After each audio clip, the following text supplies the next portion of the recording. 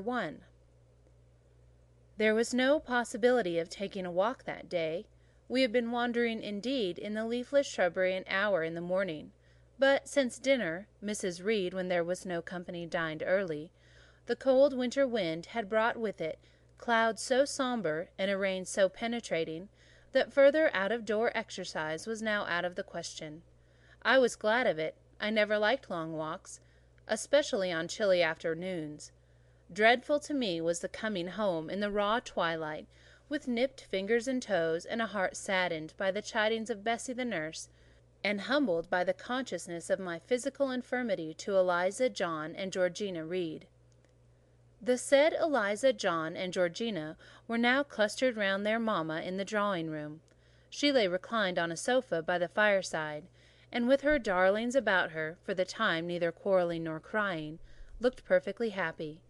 Me she had dispensed from joining the group, saying, she regretted to be under the necessity of keeping me at a distance, but that until she heard from Bessie, and could discover by her own observation that I was endeavouring in good earnest to acquire a more sociable and childlike disposition, a more attractive and sprightly manner, something lighter, franker, more natural, as it were, she must exclude me from the privileges intended for happy, contented little children.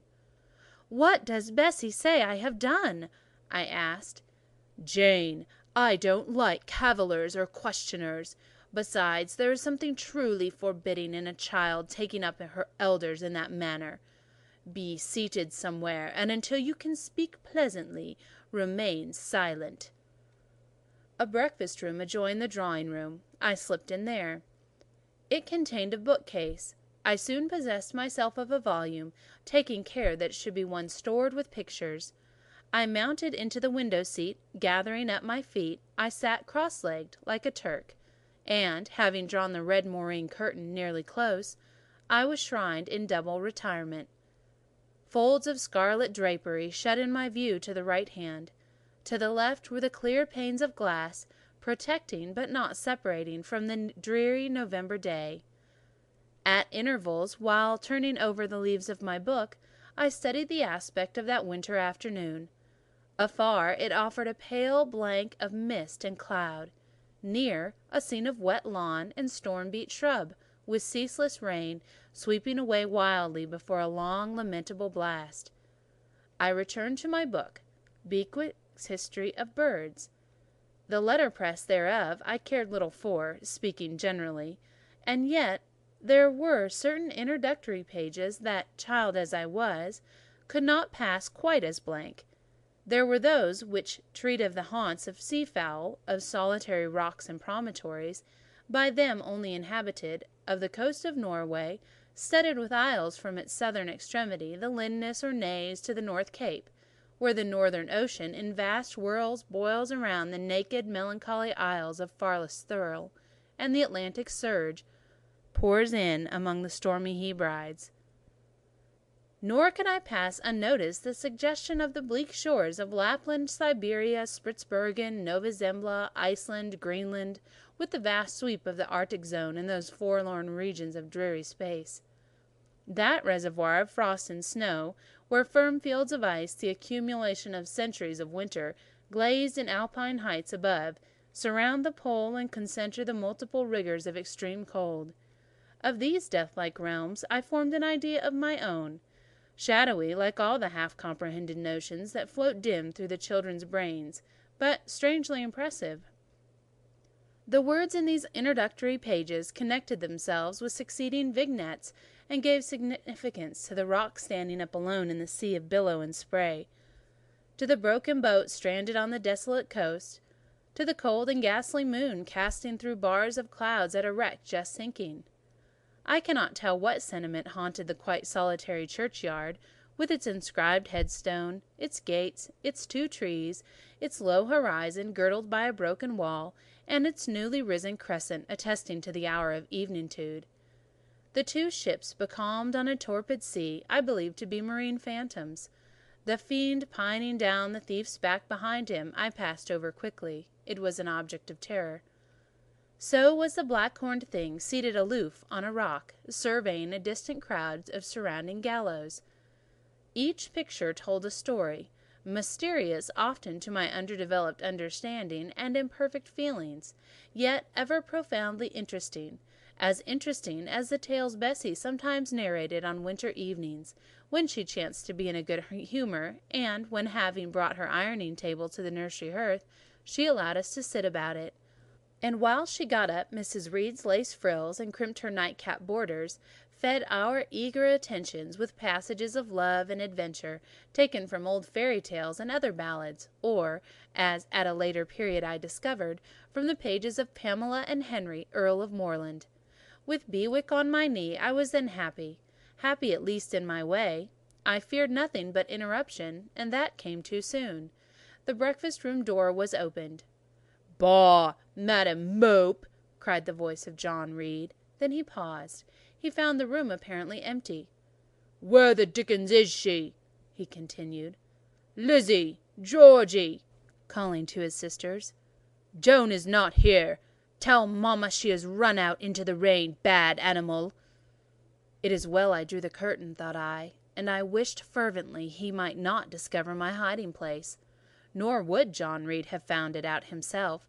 He was not quick, either of vision or conception, but Eliza just put her head in at the door and said at once, "She's at the window-seat, to be sure, Jack."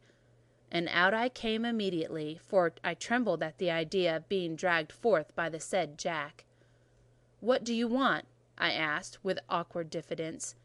"Say, what do you want, Master Reed?" was the answer. "I want you to come here," and seated himself in an armchair. He intimated by a gesture that I was to approach and stand before him. John Reed was a schoolboy of 14 years old. 4 years older than I, for I was but 10. Large and stout for his age, with a dingy and unwholesome skin, thick lineaments in a spacious visage, heavy limbs and large extremities. He gorged himself habitually at table, which made him bilious and gave him a dim, bleared eye and flabby cheeks. He ought now to have been at school, but his mamma had taken him home for a month or two on account of his delicate health. Mr. Miles, the master, affirmed that he would do very well if he had fewer cakes and sweetmeats sent to him from home; but the mother's heart turned from that opinion so harsh, and inclined rather to more the refined idea that John's sallowness was owing to over-application, and perhaps to pining after home. John had not much affection for his mother and sisters, and an antipathy to me. He bullied and punished me, not 2 or 3 times in a week, but once or twice a day, but continually. Every nerve I had feared him, and every morsel of flesh in my bones shrank when he came near. There were moments when I was bewildered by the terror he inspired, because I had no appeal whatever against either his menaces or his inflictions. The servants did not like to offend their young master by taking my part against him, and Mrs. Reed was blind and deaf on the subject. She never saw him strike or heard him abuse me, though he did both now and then in her very presence, more frequently, however, behind her back. Habitually obedient to John, I came to his chair. He spent some 3 minutes in thrusting out his tongue at me as far as he could without damaging the roots. I knew he would soon strike, and while I dreaded the blow, I mused on the disgusting and ugly appearance of him who would presently deal it. I wondered if he read that notion in my face, for, all at once, without speaking, he struck, suddenly and strongly. I tottered, and on regaining my equilibrium, retired back a step or 2 from his chair. "That was for your impudence in answering mamma a while since," he said, "and for your sneaking way of getting behind curtains, and for the look you had in your eyes 2 minutes since, you rat." Accustomed to John Reed's abuse, I never had any idea of replying to it. My care was how to endure the blow which would certainly follow the insult. "What were you doing behind the curtain?" he asked. "I was reading." "Show the book." I returned to the window and fetched it thence. "You have no business to take our books. You are a dependent, mamma says. You have no money. Your father left you none. You ought to beg, and not to live here with gentlemen's children like us, and eat the same meals we do, and wear the same clothes at our mamma's expense. Now I'll teach you to rummage my bookshelves, for they are mine. All the house belongs to me, or will do in a few years. Go and stand by the door, out of the way of the mirrors in the windows." I did so, not at first aware of what was his intention, but when I saw him lift and poise the book and stand in act to hurl it, I instinctively started aside with a cry of alarm. Not soon enough, however, the volume was flung, it hit me, and I fell, striking my head against the door and cutting it. The cut bled, the pain was sharp. My terror had passed its climax, and other feelings succeeded. "Wicked, cruel boy!" I said. "You are like a murderer. You are like a slave-driver. You are like the Roman emperors." I had read Goldsmith's History of Rome, and had formed my opinion of Nero and Caligula, and etc. Also I had drawn parallels in silence which I never thought thus to have declared aloud. "What? What?" he cried. "Did she say that to me? Do you hear her, Eliza and Georgina? Won't I tell mamma? But first—" He ran headlong at me. I felt him grasp my hair and my shoulder. He had closed with a desperate thing. I really saw him a tyrant, a murderer. I felt a drop or two of blood from my head trickle down my neck, and was sensible of somewhat pungent suffering. These sensations for the time predominated over fear, and I received him in a frantic sort. I don't very well know what I did with my hands, but he called me "Rat! Rat!" and bellowed out loud. Aid was near him. Eliza and Georgina had run for Mrs. Reed, who had gone upstairs. She now came upon the scene, followed by Bessie and her maid Abbot. We were parted, and I heard the words, "Dear, dear, what a flurry to fly at Master John! Did anyone ever see such a picture of passion?" Then Mrs. Reed subjoined, "Take her away to the Red Room, and lock her in there." 4 hands were immediately laid upon me, and I was borne upstairs. End of chapter 1.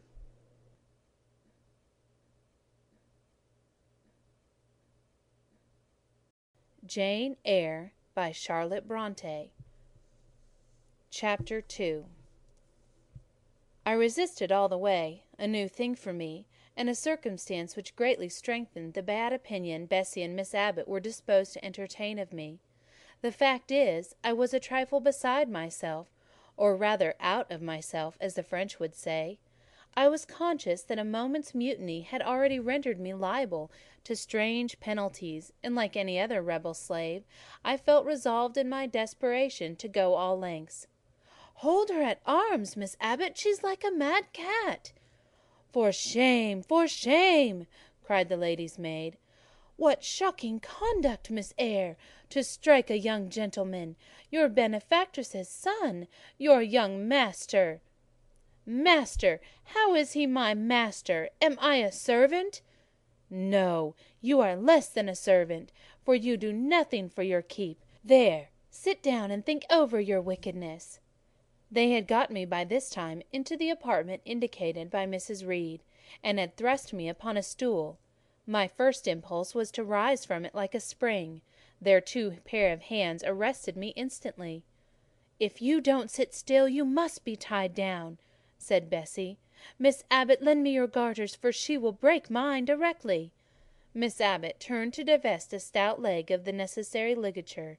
This preparation for bonds, and the additional ignominy it inferred, took a little of the excitement out of me. "Don't take them off," I cried. "I will not stir." In guarantee whereof I attached myself to the seat by my hands. "Mind you don't," said Bessie.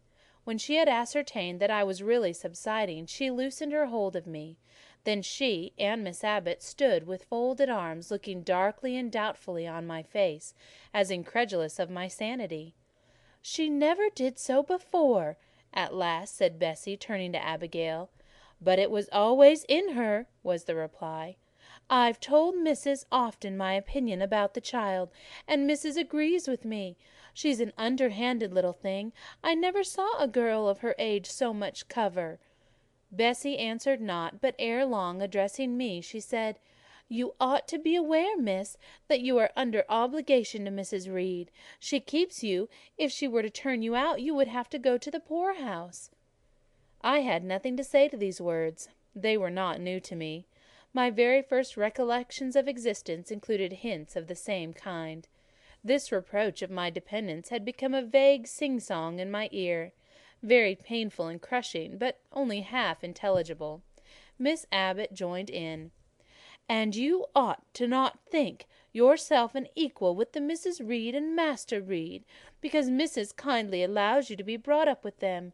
They will have a great deal of money, and you will have none. It is your place to be humble, and to try to make yourself agreeable to them."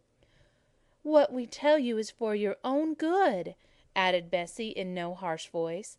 "You should try to be useful and pleasant. Then perhaps you would have a home here. But if you become passionate and rude, Missis will send you away, I'm sure." "Besides," said Miss Abbott, "God will punish her. He might strike her dead in the midst of her tantrums, and then where would she go?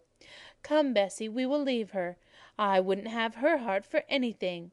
Say your prayers, Miss Eyre, when you are by yourself, for if you don't repent, something bad might be permitted to come down the chimney and fetch you away." They went, shutting the door and locking it behind them. The Red Room was a square chamber, very seldom slept in. I might say never, indeed, unless when a chance influx of visitors at Gateshead Hall rendered it necessary to turn to account all the accommodation it contained. Yet it was one of the largest and stateliest chambers in the mansion. A bed supported on massive pillars of mahogany, hung with curtains of deep red damask, stood out like a tabernacle in the centre. The two large windows, with their blinds always drawn down, were half shrouded in festoons and falls of similar drapery. The carpet was red. The table at the foot of the bed was covered with a crimson cloth. The walls were a soft fawn colour with a blush of pink in it. The wardrobe, the toilet table, the chairs were of darkly polished old mahogany. Out of these surrounding shades rose high and glared white the piled-up mattresses and pillows of the bed, spread with a snowy white Marcellus counterpane. Scarcely less prominent was an ample cushioned easy-chair near the head of the bed, also white, with a footstool before it, and looking, as I thought, like a pale throne. This room was chill, because it seldom had a fire. It was silent, because remote from the nursery and kitchen; solemn, because it was known to be so seldom entered. The housemaid alone came here on Saturdays, to wipe from the mirrors and the furniture a week's quiet dust; and Mrs. Reed herself, at far intervals, visited it to review the contents of a certain secret drawer in the wardrobe, where were stored divers parchments, her jewelled casket, and a miniature of her deceased husband; and in those last words lies the secret of the Red Room, the spell which kept it so lonely in spite of its grandeur. Mr. Reed had been dead 9 years. It was in this chamber he breathed his last. Here he lay in state, hence his coffin was borne by the undertaker's men, and since that day, in a sense of dreary consecration, had guarded it from frequent intrusion. My seat, to which Bessie and the bitter Miss Abbott had left me riveted, was a low ottoman near the marble chimney-piece. The bed rose before me; to my right hand there was a high dark wardrobe, with subdued broken reflections varying the gloss of its panels. To my left were the muffled windows. A great looking-glass between them repeated the vacant majesty of the bed and room. I was not quite sure whether they had locked the door, and when I dared move, I got up and went to see. Alas, yes! No jail was ever more secure. Returning, I had to cross before the looking-glass. My fascinated glance involuntarily explored the depth it revealed. All looked colder and darker in that visionary hollow than in reality; and the strange little figure there gazing at me, with a white face and arms speckled the gloom, and the glittering eye of fear moving where all else was still, had the effect of a real spirit.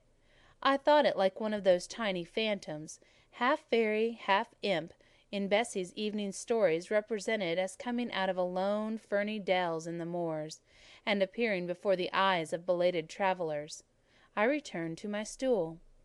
Superstition was with me at that moment, but it was not yet her hour for complete victory. My blood was still warm. The mood of the revolted slave was still bracing me with its bitter vigour. I had to stem a rapid rush of retrospective thought before I quailed to the dismal present.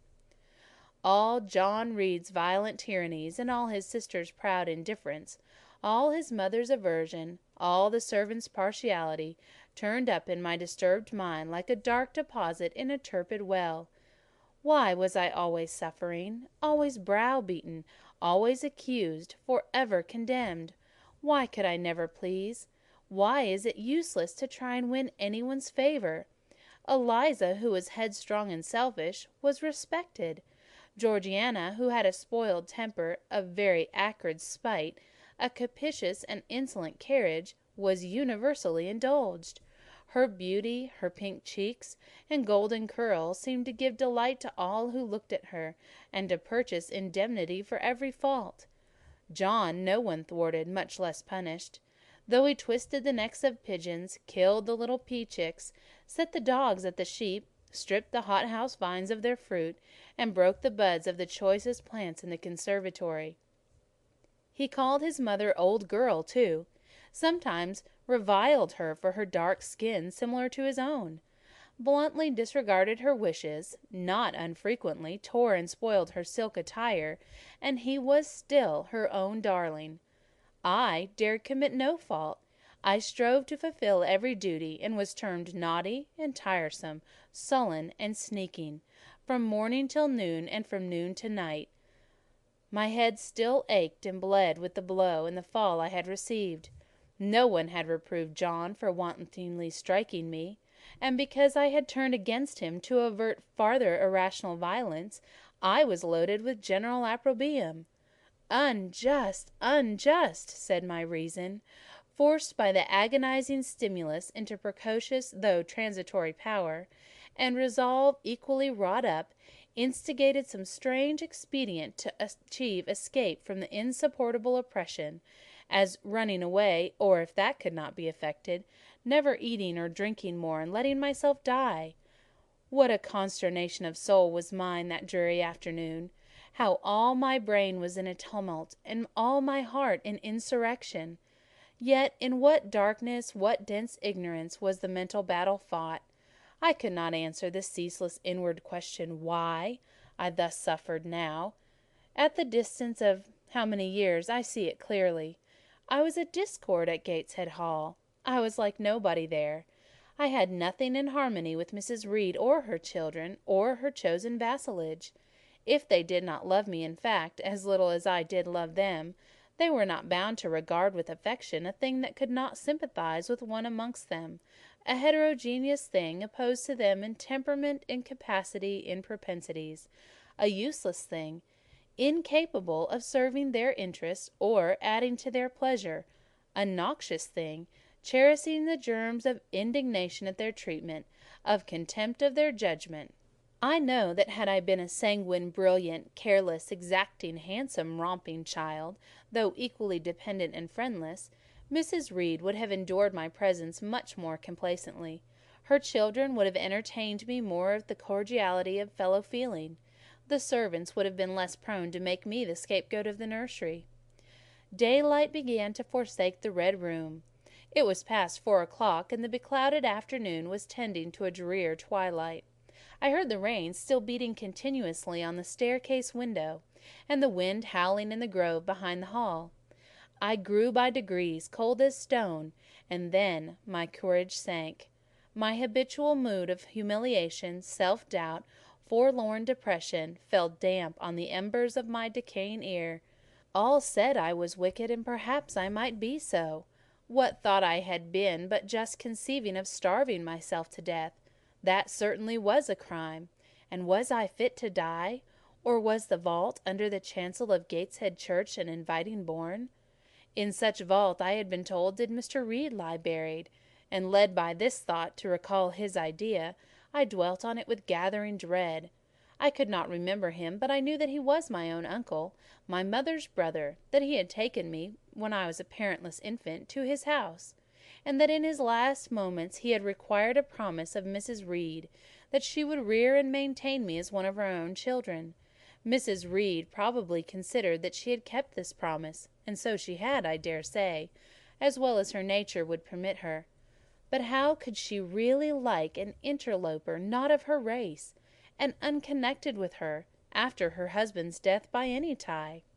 It must have been most irksome to find herself bound by a hard-wrung pledge to stand in the stead of a parent to a strange child she could not love, and to see an uncongenial alien permanently intruded on her own family group. A singular notion dawned upon me. I doubted not, never doubted, that if Mr. Reed had been alive, he would have treated me kindly.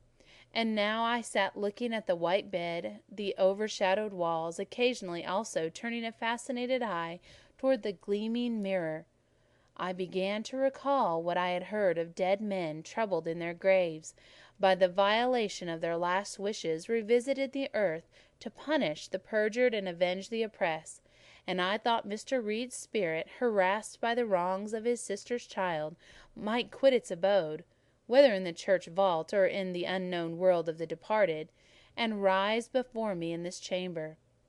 I wiped my tears and hushed my sobs, fearful lest any sign of violent grief might waken a preternatural voice to comfort me, or elicit from the gloom some hallowed face bending over me with strange pity. This idea, consolatory in theory, I felt would be terrible if realized. With all my might I endeavoured to stifle it. I endeavoured to be firm. Shaking my hair from my eyes, I lifted my head and tried to look boldly around the dark room. At this moment a light gleamed on the wall. Was it, I asked myself, a ray from the moon penetrating some aperture in the blind? No, moonlight was still, and this stirred. While I gazed, it glided up to the ceiling and quivered over my head. I can now conjecture readily that this streak of light was in all likelihood a gleam from a lantern carried by someone across the lawn. But then, prepared as my mind was for horror, shaken as my nerves were by agitation, I thought the swift darting beam was a herald of some coming vision from another world. Oh, my heart beat thick, my head grew hot. A sound filled my ears which I deemed the rushing of wings. Something seemed near me. I was oppressed, suffocated. Endurance broke down. I rushed to the door and shook the lock in desperate effort. Steps came running from the outer passage. The key turned. Bessie and Abbot entered. "Miss Eyre, are you ill?" said Bessie. "What a dreadful noise! It quite went through me!" exclaimed Abbot. "Take me out! Let me go to the nursery!" was my cry. "What for? Are you hurt? Have you seen something?" again demanded Bessie. "Oh, I saw a light, and I thought a ghost would come." I had now got hold of Bessie's hand, and she did not snatch it from me.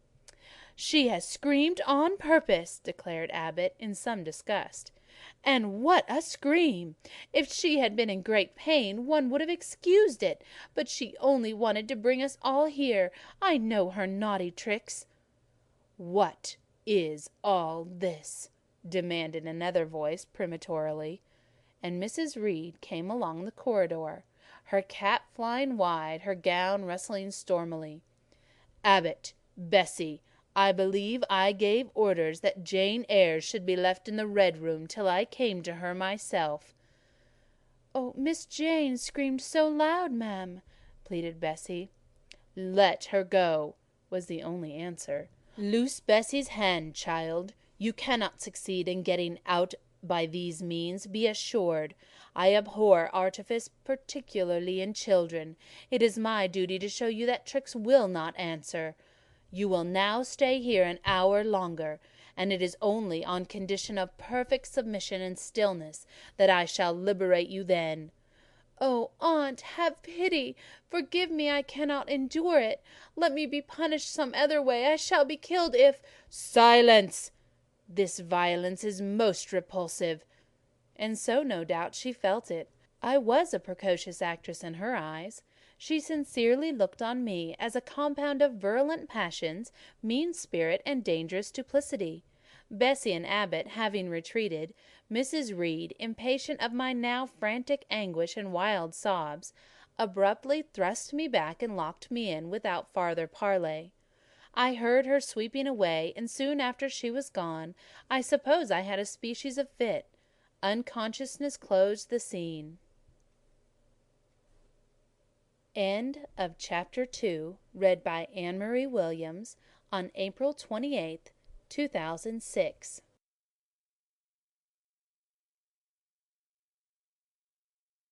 By Charlotte Bronte, Chapter 3.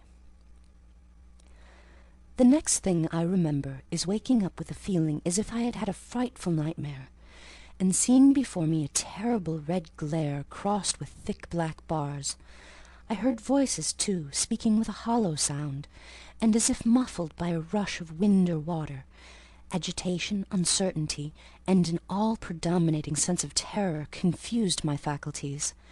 Ere long, I became aware that someone was handling me, lifting me up and supporting me in a sitting posture, and that more tenderly than I had ever been raised or upheld before. I rested my head against a pillow or an arm, and felt easy. In 5 minutes more the cloud of bewilderment dissolved.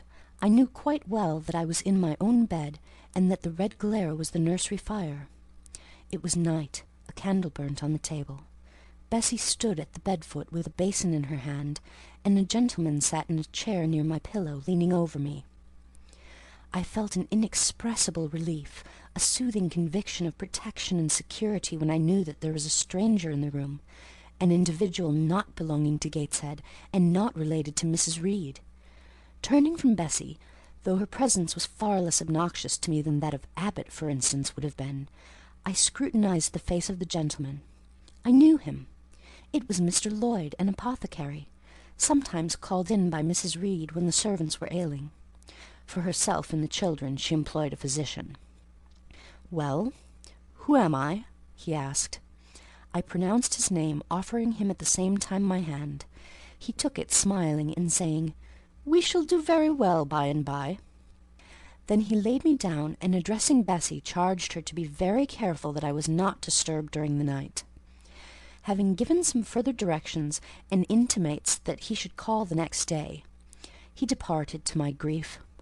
I felt so sheltered and befriended while he sat in the chair near my pillow, and as he closed the door after him, all the room darkened, and my heart again sank. Inexpressible sadness weighed it down. "Do you feel as if you should sleep, miss?" asked Bessie rather softly. Scarcely dared I answer her, for I feared the next sentence might be rough. "I will try. Would you like to drink, or could you eat anything?" "No, thank you, Bessie." "Then I think I shall go to bed, for it is past 12 o'clock. But you may call me if you want anything in the night." Wonderful civility, this! It emboldened me to ask a question. "Bessie, what is the matter with me? Am I ill?"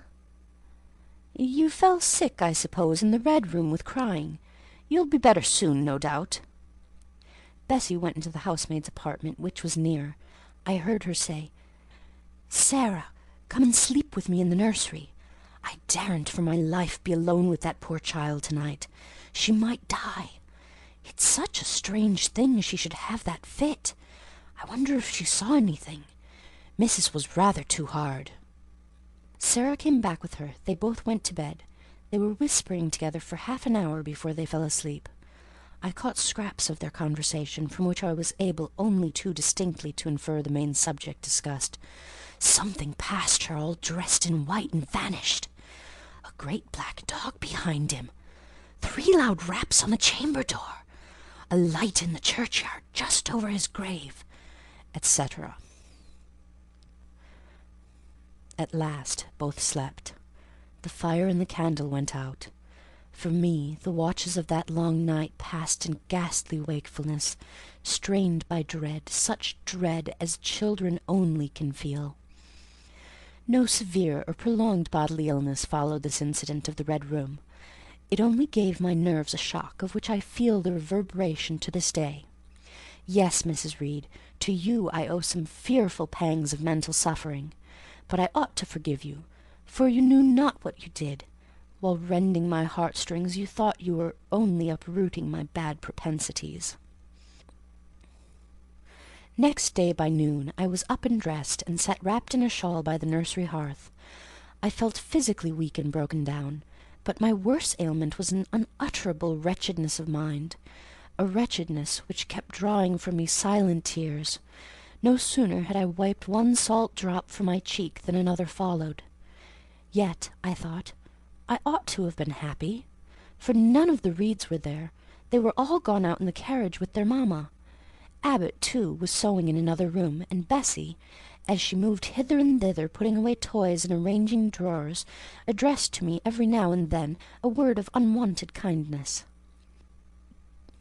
This state of things should have been to me a paradise of peace, accustomed as I was to a life of ceaseless reprimand and thankless fagging. But in fact, my racked nerves were now in such a state that no calm could soothe, and no pleasure excite them agreeably. Bessie had been down to the kitchen, and she brought up with her a tart on a certain brightly painted china plate, whose bird of paradise, nestling in a wreath of convolvuli and rosebuds, had been wont to stir in me a most enthusiastic sense of admiration, and which plate I had often petitioned to be allowed to take in my hands in order to examine it more closely, but had always hitherto been deemed unworthy of such a privilege. This precious vessel was now placed on my knee, and I was cordially invited to eat the circlet of delicate pastry upon it. Vain favour, coming, like most other favours, long deferred and often wished for, too late. I could not eat the tart, and the plumage of the bird, the tints of the flowers, seemed strangely faded. I put both plate and tart away. Bessie asked if I would have a book. The word book acted as a transient stimulus, and I begged her to fetch Gulliver's Travels from the library. This book I had again and again perused with delight. I considered it a narrative of facts, and discovered in it a vein of interest deeper than what I found in fairy tales. For as to the elves, having sought them in vain among foxglove leaves and bells, under mushrooms, and beneath the ground-ivy mantling old wall-nooks, I had at length made up my mind to the sad truth that they were all gone out of England to some savage country where the woods were wilder and thicker, and the population more scant. Whereas Lilliput and Brobdingnag being, in my creed, solid parts of the earth's surface, I doubted not that I might one day, by taking a long voyage, see with my own eyes the little fields, houses, and trees, the diminutive people, the tiny cows, sheep, and birds of the one realm, and the cornfields forest high, the mighty mastiffs, the monster cats, the tower-like men and women of the other. Yet, when this cherished volume was now placed in my hand, when I turned over its leaves and sought in its marvellous pictures the charm I had till now never failed to find, all was eerie and dreary. The giants were gaunt goblins, the pygmies malevolent and fearful imps, Gulliver a most desolate wanderer in most dread and dangerous regions. I closed the book, which I dared no longer peruse, and put it on the table beside the untasted tart. Bessie had now finished dusting and tidying the room, and having washed her hands, she opened a certain little drawer full of splendid shreds of silk and satin, and began making a new bonnet for Georgiana's doll. Meantime, she sang. Her song was, "In the days when we went gypsying a long time ago." I had often heard the song before, and always with lively delight, for Bessie had a sweet voice, at least I thought so. But now, though her voice was still sweet, I found in its melody an indescribable sadness. Sometimes, preoccupied with her work, she sang the refrain very slowly, very lingeringly. "A long time ago," came out like the saddest cadence of a funeral hymn. She passed into another ballad, this time a really doleful one. "My feet they are sore, and my limbs they are weary. Long is the way, and the mountains are wild. Soon will the twilight close moonless and dreary over the path of the poor orphan child.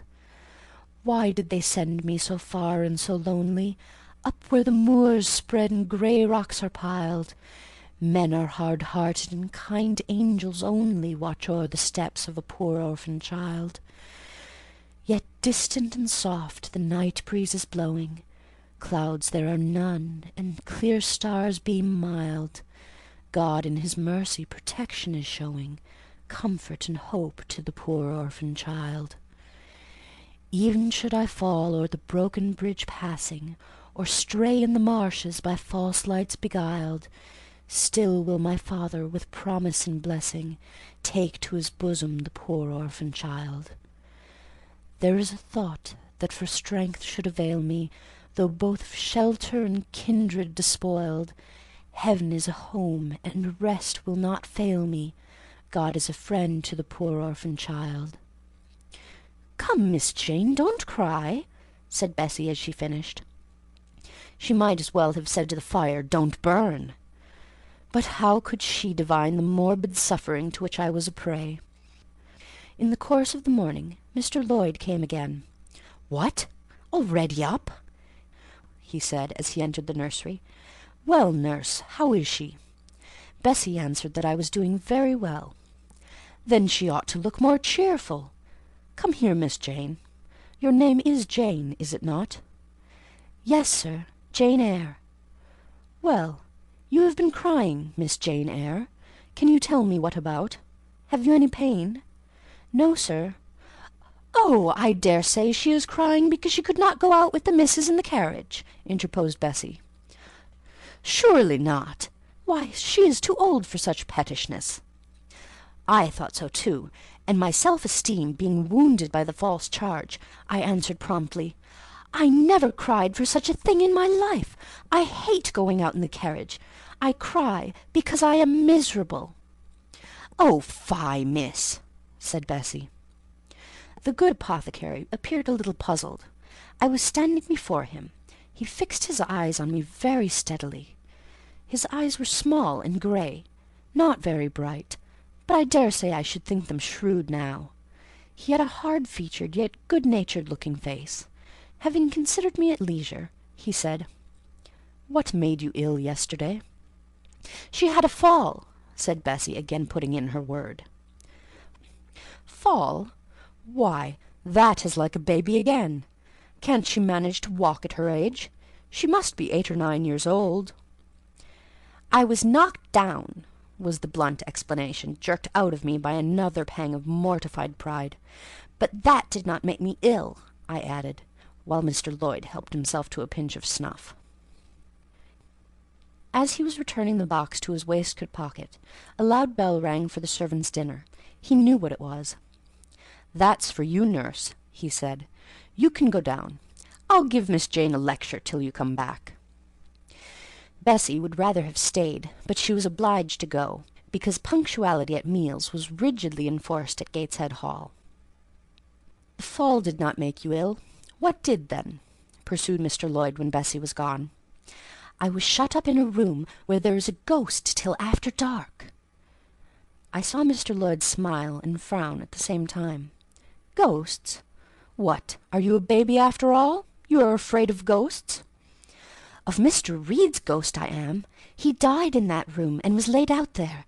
Neither Bessie nor anyone else will go into it at night, if they can help it. And it was cruel to shut me up alone without a candle, so cruel that I think I shall never forget it." "Nonsense! And is it that makes you so miserable? Are you afraid now in daylight?" "No, but night will come again before long, and besides, I am unhappy, very unhappy, for other things." "What other things? Can you tell me some of them?" How much I wished to reply fully to this question, how difficult it was to frame any answer. Children can feel, but they cannot analyse their feelings, and if the analysis is partially effected in thought, they know not how to express the results of the process in words. Fearful, however, of losing this first and only opportunity of relieving my grief by imparting it, I, after a disturbed pause, contrived to frame a meagre, though, as far as it went, true response. "For one thing, I have no father or mother, brothers or sisters." "You have a kind aunt and cousins." Again I paused, then bunglingly announced, "But John Reed knocked me down, and my aunt shut me up in the red room." Mr. Lloyd a second time produced his snuff-box. "Don't you think Gateshead Hall a very beautiful house?" he asked. "Are you not very thankful to have such a fine place to live at?" "It is not my house, sir, and Abbot says I have less right to be here than a servant." "Pooh! You can't be silly enough to wish to leave such a splendid place." "If I had anywhere else to go, I should be glad to leave it, but I can never get away from Gateshead till I am a woman." "Perhaps you may. Who knows? Have you any relations besides Mrs. Reed?" "I think not, sir." "None belonging to your father?" "I don't know. I asked Aunt Reed once, and she said possibly I might have some poor lowly relations called Eyre, but she knew nothing about them." "If you had such, would you like to go to them?" I reflected. Poverty looks grim to grown people, still more so to children. They have not much idea of industrious, working, respectable poverty. They think of the word only as connected with ragged clothes, scanty food, fireless grates, rude manners, and debasing vices. Poverty, for me, was synonymous with degradation. "No, I should not like to belong to poor people," was my reply. "Not even if they were kind to you?" I shook my head. I could not see how poor people had the means of being kind. And then to learn to speak like them, to adopt their manners, to be uneducated, to grow up like one of the poor women I saw sometimes nursing their children or washing their clothes at the cottage doors of the village of Gateshead. No, I was not heroic enough to purchase liberty at the price of caste. "But are your relatives so very poor? Are they working people?" "I cannot tell. Aunt Reed says if I have any, they must be a beggarly set. I should not like to go a-begging." "Would you like to go to school?" Again I reflected. I scarcely knew what school was. Bessie sometimes spoke of it as a place where young ladies sat in the stocks, wore backboards, and were expected to be exceedingly genteel and precise. John Reed hated his school and abused his master, but John Reed's tastes were no rule for mine. And if Bessie's accounts of school discipline, gathered from the young ladies of a family where she had lived before coming to Gateshead, were somewhat appalling, her details of certain accomplishments attained by these same young ladies were, I thought, equally attractive. She boasted of the beautiful paintings of landscapes and flowers by them executed, of songs they could sing and pieces they could play, of purses they could net, of French books they could translate, till my spirit was moved to emulation as I listened. Besides, school would be a complete change. It implied a long journey, an entire separation from Gateshead, an entrance into a new life. "I should indeed like to go to school," was the audible conclusion of my musings. "Well, well, who knows what may happen?" said Mr. Lloyd as he got up. "The child ought to have a change of air and scene," he added, speaking to himself. "Nerves not in a good state." Bessie now returned. At the same moment the carriage was heard rolling up the gravel walk. "Is that your mistress, nurse?" asked Mr. Lloyd. "I should like to speak to her before I go." Bessie invited him to walk into the breakfast-room and led the way out. In the interview which followed between him and Mrs. Reed, I presume, from after occurrences, that the apothecary ventured to recommend my being sent to school, and the recommendation was no doubt readily enough adopted, for as Abbot said in discussing the subject with Bessie when both sat sewing in the nursery one night, after I was in bed, and, as they thought, asleep, Mrs. was, she dared say, glad enough to get rid of such a tiresome, ill-conditioned child, who always looked as if she were watching everybody, and scheming plots underhand. Abbot, I think, gave me credit for being a sort of infantine Guy Fawkes. On that same occasion I learned for the first time from Miss Abbot's communications to Bessie that my father had been a poor clergyman, that my mother had married him against the wishes of her friends, who considered the match beneath her, that my grandfather Reed was so irritated at her disobedience he cut her off without a shilling, that after my mother and father had been married a year, the latter caught the typhus fever while visiting among the poor of a large manufacturing town where his curacy was situated, and where that disease was then prevalent, that my mother took the infection from him, and both died within a month of each other. Bessy, when she heard this narrative, sighed and said, "Poor Miss Jane is to be pitied too, Abbot." "Yes," responded Abbot, "if she were a nice, pretty child, one might compassionate her forlornness, but one really cannot care for such a little toad as that." "Not a great deal, to be sure," agreed Bessy. "At any rate, a beauty like Miss Georgiana would be more moving in the same condition." "Yes, I dote on Miss Georgiana," cried the fervent Abbot. "Little darling, with her long curls and her blue eyes, and such a sweet colour as she has, just as if she were painted." "Bessy, I could fancy a Welsh rabbit for supper." "So could I, with a roast onion. Come, we'll go down." They went. End of chapter 3.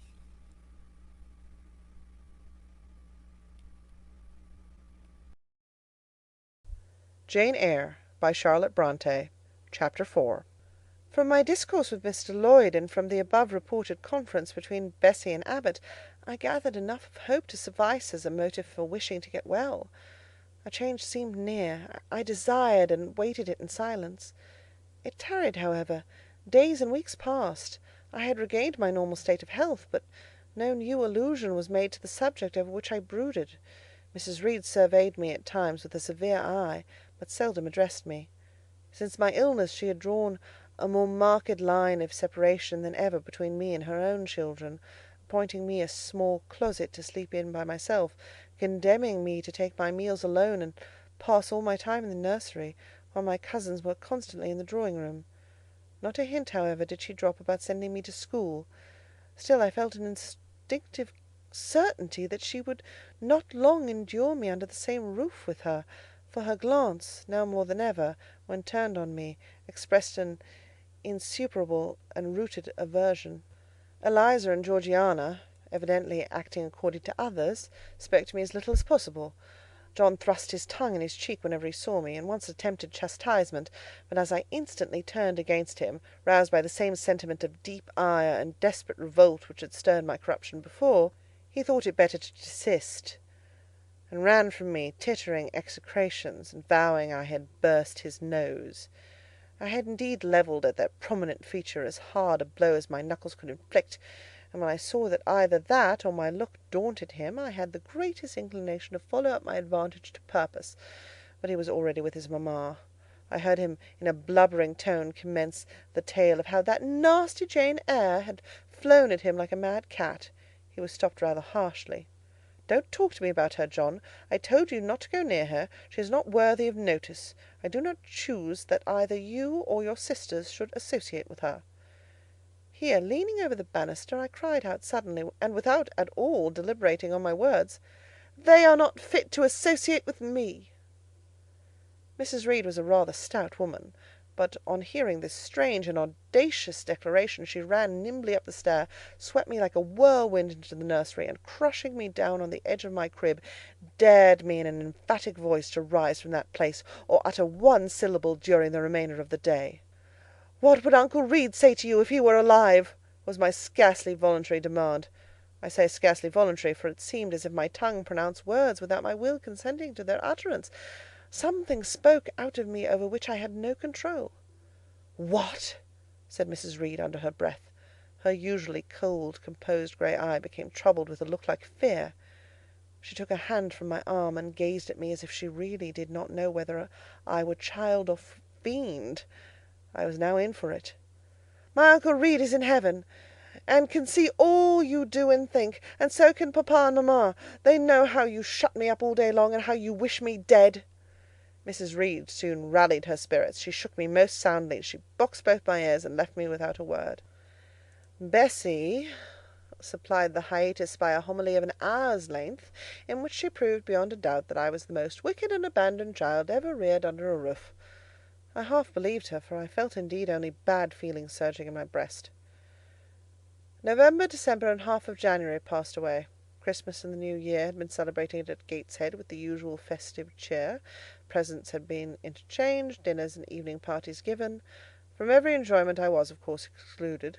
My share of the gaiety consisted in witnessing the daily apparelling of Eliza and Georgiana, and seeing them descend to the drawing-room dressed out in the thin muslin frocks and scarlet sashes, with hair elaborately ringletted, and afterwards in listening to the sound of the piano or the harp played below, to the passing to and fro of the butler and footman, to the jingling of glass and china as refreshments were handed, to the broken hum of conversation as the drawing-room door opened and closed. When tired of this occupation, I would retire from the stairhead to the solitary and silent nursery. There, though somewhat sad, I was not miserable. To speak truth, I had not the least wish to go into company, for in company I was very rarely noticed, and if Bessie had been but kind and companionable, I should have deemed it a treat to spend the evenings quietly with her, instead of passing them under the formidable eye of Mrs. Reed in a room full of ladies and gentlemen. But Bessie, as soon as she had dressed her young ladies, used to take herself off to the lively regions of the kitchen and housekeeper's room, generally bearing the candle along with her. I then sat with my doll on my knee till the fire got low, glancing round occasionally to make sure that nothing worse than myself haunted the shadowy room, and when the embers sank to a dull red, I undressed hastily, tugging at knots and strings as I best might, and sought shelter from cold and darkness in my crib. To this crib I always took my doll. Human beings must love something, and in the dearth of worthier objects of affection, I contrived to find a pleasure in loving and cherishing a faded graven image, shabby as a miniature scarecrow. It puzzles me now to remember with what absurd sincerity I doted on this little toy, half fancying it alive and capable of sensation. I could not sleep unless it was folded in my nightgown, and when it lay there safe and warm, I was comparatively happy, believing it to be happy likewise. Long did the hours seem while I waited the departure of the company, and listened for the sound of Bessie's step on the stairs. Sometimes she would come up in the interval to seek her thimble or her scissors, or perhaps to bring me something by way of supper, a bun or a cheese cake.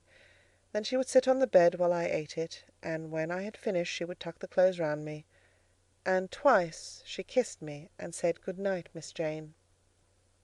When thus gentle, Bessie seemed to me the best, prettiest, kindest being in the world, and I wished most intensely that she would always be so pleasant and amiable, and never push me about, or scold, or task me unreasonably, as she was too often wont to do. Bessie Lee must, I think, have been a girl of great natural capacity, for she was smart in all she did, and had a remarkable knack of narrative. So at least I judged from the impression made on me by her nursery tales. She was pretty, too, if my recollections of her face and person are correct. I remember her as a slim young woman, with black hair, dark eyes, very nice features, and good clear complexion. But she had a capricious and hasty temper, and indifferent ideas of principle or justice. Still, such as she was, I preferred her to any one else at Gateshead Hall. It was the 15th of January, about 9 o'clock in the morning. Bessie was gone down to breakfast, my cousins had not yet been summoned to their mamma, Eliza was putting on her bonnet and warm garden coat to go and feed her poultry, an occupation of which she was fond, and not less so of selling the eggs to the housekeeper and hoarding up the money she thus obtained. She had a turn for traffic, and a marked propensity for saving, shown not only in the vending of eggs and chickens, but also in driving hard bargains with the gardener about flower roots, seeds, and slips of plants. That functionary having orders from Mrs. Reed to buy of his young lady all the products of her parterre she wished to sell, and Eliza would have sold the hair off her head if she could have made a handsome profit thereby. As to her money, she first secreted it in odd corners, wrapped in a rag or an old curl paper, but some of these hoards having been discovered by the housemaid, Eliza, fearful of one day losing her valued treasure, consented to entrust it to her mother at a usurious rate of interest, 50 or 60 per cent., which interest she exacted every quarter, keeping her accounts in a little book with anxious accuracy. Georgiana sat on a high stool, dressing her hair at the glass, and interweaving her curls with artificial flowers and faded feathers, of which she had found a store in a drawer in the attic. I was making my bed, having received strict orders from Bessie to get it arranged before she returned, for Bessie now frequently employed me as a sort of under-nursery maid to tidy the room, dust the chairs, etc. Having spread the quilt and folded my nightdress, I went to the window-seat to put in order some picture books and doll's house furniture scattered there. An abrupt command from Georgiana to let her playthings alone, for the tiny chairs and mirrors, the fairy plates and cups, were her property, stopped my proceedings. And then, for lack of other occupation, I fell to breathing on the frost flowers with which the window was fretted, and thus clearing a space in the glass through which I might look out on the grounds, where all was still and petrified under the influence of a hard frost. From this window were visible the porter's lodge and the carriage road, and just as I dissolved so much of the silver-white foliage veiling the panes as left room to look out, I saw the gates thrown open, and a carriage roll through. I watched it ascending the drive with indifference. Carriages often came to Gateshead, but none ever brought visitors in whom I was interested. It stopped in front of the house. The door-bell rang loudly. The newcomer was admitted. All this being nothing to me, my vacant attention soon found livelier attraction in the spectacle of a little hungry robin, which came and chirruped on the twigs of the leafless cherry-tree nailed against the wall near the casement. The remnants of my breakfast of bread and milk stood on the table, and having crumbled a morsel of roll, I was tugging at the sash to put out the crumbs on the window-sill, when Bessie came running upstairs into the nursery. "Miss Jane, take off your pinafore. What are you doing there? Have you washed your hands and face this morning?" I gave another tug before I answered, for I wanted the bird to be secure of its bread. The sash yielded. I scattered the crumbs, some on the stone sill, some on the cherry-tree bough. Then, closing the window, I replied, "No, Bessie, I have only just finished dusting." "Troublesome, careless child! What are you doing now? You look quite red, as if you'd been about some mischief. What were you opening the window for?" I was spared the trouble of answering, for Bessie seemed in too great a hurry to listen to explanations. She hauled me to the washstand, inflicted a merciless but happily brief scrub on my face and hands with soap, water, and a coarse towel, disciplined my head with a bristly brush, denuded me of my pinafore, and then, hurrying me to the top of the stairs, bid me go down directly, as I was wanted in the breakfast-room.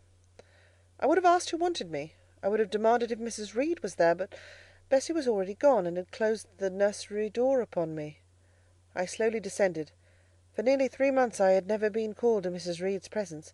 Restricted so long to the nursery, the breakfast, dining, and drawing-rooms were become for me awful regions, on which it dismayed me to intrude. I now stood in the empty hall. Before me was the breakfast-room door, and I stopped, intimidated and trembling. What a miserable little poltroon had fear, engendered of unjust punishment, made of me in those days! I feared to return to the nursery, and feared to go forward to the parlour. 10 minutes I stood in agitated hesitation. The vehement ringing of the breakfast-room bell decided me. I must enter. "Who could want me?" I asked inwardly, as with both hands I turned the stiff door-handle, which, for a second or two, resisted my efforts. What should I see besides Aunt Reed in the apartment, a man or woman? The handle turned, the door unclosed, and passing through and curtsying low, I looked up at a black pillar. Such, at least, appeared to me at first sight, the straight, narrow, sable-clad shape standing erect on the rug. The grim face at the top was like a carved mask, placed above the shaft by way of capital. Mrs. Reed occupied her usual seat by the fireside. She made a signal to me to approach. I did so, and she introduced me to the stony stranger with the words, "This is the little girl respecting whom I applied to you." He, for it was a man, turned his head slowly towards where I stood, and having examined me with the 2 inquisitive-looking grey eyes which twinkled under a pair of bushy brows, said solemnly, and in a bass voice, "Her size is small. What is her age?" 10 years. "So much?" was the doubtful answer, and he prolonged his scrutiny for some minutes. Presently he addressed me. "Your name, little girl?" "Jane Eyre, sir." In uttering these words I looked up. He seemed to me a tall gentleman, but then I was very little. His features were large, and they and all the lines of his frame were equally harsh and prim. "Well, Jane Eyre, now are you a good child?" Impossible to reply to this in the affirmative. My little world held a contrary opinion. I was silent. Mrs. Reed answered for me by an expressive shake of the head, adding soon, Perhaps the less said on that subject the better, Mr. Brocklehurst. Sorry indeed to hear it. She and I must have some talk." And bending from the perpendicular, he installed his person in the armchair opposite Mrs. Reed's. "Come here," he said. I stepped across the rug. He placed me square and straight before him. What a face he had, now that it was almost on a level with mine! What a great nose! And what a mouth! And what large, prominent teeth! "No sight so sad as that of a naughty child," he began, "especially a naughty little girl. Do you know where the wicked go after death?" "They go to hell," was my ready and orthodox answer. "And what is hell? Can you tell me that?" "A pit full of fire." "And should you like to fall into that pit and to be burning there for ever?" "No, sir." "What must you do to avoid it?" I deliberated a moment. My answer, when it did come, was objectionable. "I must keep in good health and not die." "How can you keep in good health? Children younger than you die daily. I buried a little child of 5 years old only a day or two since. A good little child, whose soul is now in heaven. It is to be feared the same could not be said of you, were you to be called hence." Not being in a condition to remove his doubt, I only cast my eyes down on the 2 large feet planted on the rug, and sighed, wishing myself far enough away. "I hope that sigh is from the heart, and that you repent of ever having been the occasion of discomfort to your excellent benefactress." "Benefactress, benefactress!" said I, inwardly. "They all call Mrs. Reed my benefactress. If so, a benefactress is a disagreeable thing." "Do you say your prayers night and morning?" continued my interrogator. "Yes, sir." "Do you read your Bible?" "Sometimes." "With pleasure? Are you fond of it?" "I like Revelations, and the book of Daniel, and Genesis, and Samuel, and a little bit of Exodus, and some parts of Kings and Chronicles, and Job and Jonah." "And the Psalms? I hope you like them." "No, sir." "No? Oh, shocking! I have a little boy younger than you, who knows 6 Psalms by heart, and when you ask him which he would rather have, a gingerbread nut to eat, or a verse of a psalm to learn, he says, 'Oh, the verse of a psalm! Angels sing psalms,' said he. 'I wish to be a little angel here below.' He then gets 2 nuts in recompense for his infant piety." "Psalms are not interesting," I remarked. "That proves you have a wicked heart, and you must pray to God to change it, to give you a new and clean one, to take away your heart of stone and give you a heart of flesh."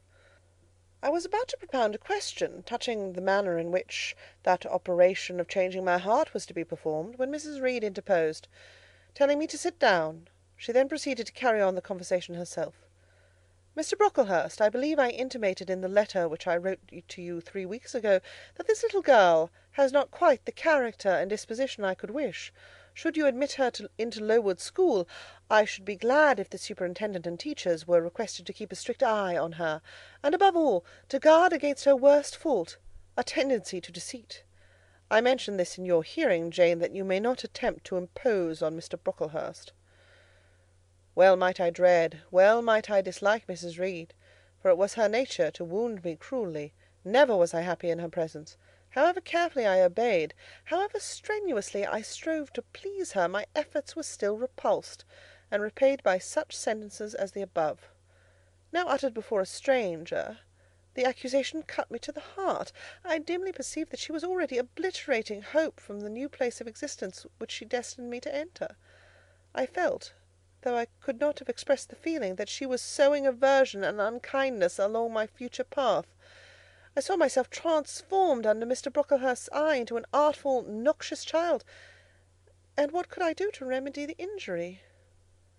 Nothing indeed, thought I, as I struggled to repress a sob, and hastily wiped away some tears, the impotent evidences of my anguish. "Deceit is, indeed, a sad fault in a child," said Mr. Brocklehurst. "It is akin to falsehood, and all liars will have their portion in the lake burning with fire and brimstone. She shall, however, be watched, Mrs. Reed. I will speak to Miss Temple and the teachers." "I should wish her to be brought up in a manner suiting her prospects," continued my benefactress, "to be made useful, to be kept humble. As for the vacations, she will, with your permission, spend them always at Lowood." "Your decisions are perfectly judicious, madam," returned Mr. Brocklehurst. "Humility is a Christian grace, and one peculiarly appropriate to the pupils of Lowood. I therefore direct that special care shall be bestowed on its cultivation amongst them. I have studied how best to mortify in them the worldly sentiment of pride, and only the other day I had a pleasing proof of my success. My second daughter, Augusta, went with her mamma to visit the school, and on her return she exclaimed, "Oh, dear papa, how quiet and plain all the girls at Lowood look, with their hair combed behind their ears, and their long pinafores, and those little holland pockets outside their frocks. They are almost like poor people's children. And," said she, "they looked at my dress and mamma's as if they had never seen a silk gown before." "This is the state of things I quite approve," returned Mrs. Reed. "Had I sought all England over, I could scarcely have found a sister more exactly fitting a child like Jane Eyre.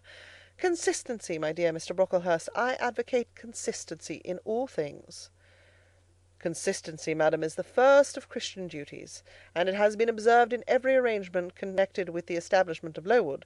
Plain fare, simple attire, unsophisticated accommodations, hardy and active habits, such is the order of the day in the house and its inhabitants."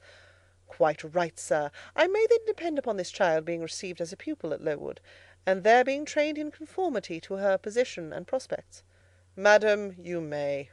She shall be placed in that nursery of chosen plants, and I trust she will show herself grateful for the inestimable privilege of her election."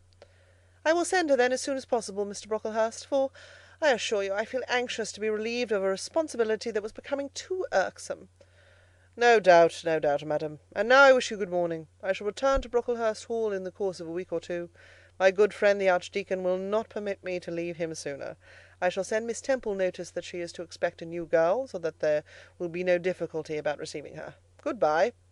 "Good-bye, Mr. Brocklehurst. Remember me to Mrs. and Miss Brocklehurst, and to Augusta and Theodore, and Master Bronte Brocklehurst." "I will, madam. Little girl, here is a book entitled The Child's Guide. Read it with prayer, especially that part containing an account of the awfully sudden death of Martha G., a naughty child, addicted to falsehood and deceit." With these words, Mr. Brocklehurst put into my hand a thin pamphlet, sewn in a cover, and having rung for his carriage, he departed. Mrs. Reed and I were left alone. Some minutes passed in silence. She was sewing. I was watching her. Mrs. Reed might be at that time some 6 or 37. She was a woman of robust frame, square-shouldered and strong-limbed, not tall, and though stout, not obese. She had a somewhat large face, the under jaw being much developed and very solid. Her brow was low, her chin large and prominent, mouth and nose sufficiently regular. Under her light eyebrows glimmered an eye devoid of ruth. Her skin was dark and opaque, her hair nearly flaxen. Her constitution was sound as a bell. Illness never came near her. She was an exact, clever manager. Her household and tenantry were thoroughly under her control. Her children only at times defied her authority and laughed it to scorn. She dressed well, and had a presence and port calculated to set off handsome attire. Sitting on a low stool a few yards from her armchair, I examined her figure. I perused her features. In my hand I held the tract containing the sudden death of the liar, to which narrative my attention had been pointed as to an appropriate warning. What had just passed, what Mrs. Reed had said concerning me to Mr. Brocklehurst, the whole tenor of their conversation, was recent, raw, and stinging in my mind. I had felt every word as acutely as I had heard it plainly, and a passion of resentment fermented now within me. Mrs. Reed looked up from her work, her eye settled on mine, her fingers at the same time suspended their nimble movements. "Go out of the room, return to the nursery," was her mandate. My look, or something else, must have struck her as offensive, for she spoke with extreme, though suppressed irritation. I got up, I went to the door, I came back again, I walked to the window, across the room, and then close up to her. Speak I must. I had been trodden on severely, and must turn, but how? What strength had I to dart retaliation at my antagonist? I gathered my energies and launched them in this blunt sentence. "I am not deceitful. If I were, I should say I loved you. But I declare I do not love you. I dislike you the worst of anybody in the world except John Reed. And this book about the liar you may give to your girl Georgiana, for it is she who tells lies, and not I." Mrs. Reed's hands still lay on her work inactive. Her eye of ice continued to dwell freezingly on mine. "What more have you to say?" she asked, rather in the tone in which a person might address an opponent of adult age than such as is ordinarily used to a child. That eye of hers, that voice, stirred every antipathy I had. Shaking from head to foot, thrilled with ungovernable excitement, I continued, "I am glad you are no relation of mine. I will never call you aunt again as long as I live. I will never come to see you when I am grown up. And if anyone asks me how I liked you, and how you treated me, I will say the very thought of you makes me sick, and that you treated me with miserable cruelty." "How dare you affirm that, Jane Eyre?" "How dare I, Mrs. Reed? How dare I? Because it is the truth. You think I have no feelings, and that I can do without one bit of love or kindness. But I cannot live so, and you have no pity. I shall remember how you thrust me back, roughly and violently thrust me back into the red room, and locked me up there to my dying day, though I was in agony, though I cried out while suffocating with distress, have mercy, Aunt Reed. And that punishment you made me suffer because your wicked boy struck me, knocked me down for nothing. I will tell anybody who asks me questions this exact tale. People think you are a good woman, but you are bad, hard-hearted. You are deceitful."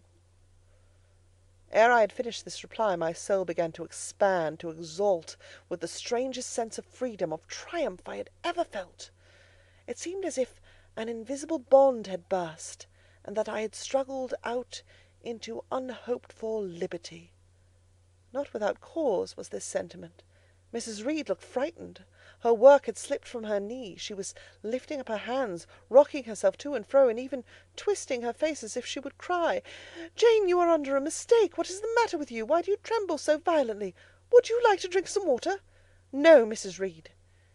"Is there anything else you wish for, Jane? I assure you I desire to be your friend." "Not you. You told Mr. Brocklehurst I had a bad character, a deceitful disposition, and I'll let everybody at Lowood know what you are and what you have done." "Jane, you don't understand these things. Children must be corrected for their faults." "Deceit is not my fault," I cried out in a savage high voice. "But you are passionate, Jane. That you must allow. And now return to the nursery, there's a dear, and lie down a little." "I am not your dear. I cannot lie down. Send me to school soon, Mrs. Reed, for I hate to live here." "I will indeed send her to school soon," murmured Mrs. Reed sotto voce, and gathering up her work, she abruptly quitted the apartment. I was left there alone, winner of the field. It was the hardest battle I had fought, and the first victory I had gained. I stood a while on the rug, where Mr. Brocklehurst had stood, and I enjoyed my conqueror's solitude. First I smiled to myself and felt elated, but this fierce pleasure subsided in me as fast as did the accelerated throb of my pulses. A child cannot quarrel with its elders as I had done, cannot give its furious feelings uncontrolled play, as I had given mine, without experiencing afterwards the pang of remorse and the chill of reaction. A ridge of lighted heath, alive, glancing, devouring, would have been a meet emblem of my mind when I accused and menaced Mrs. Reed. The same ridge, black and blasted after the flames are dead, would have represented as meetly my subsequent condition, when a half-hour's silence and reflection had shown me the madness of my conduct, and the dreariness of my hatred and hating position. Something of vengeance I had tasted for the first time. As aromatic wine it seemed, on swallowing, warm and racy.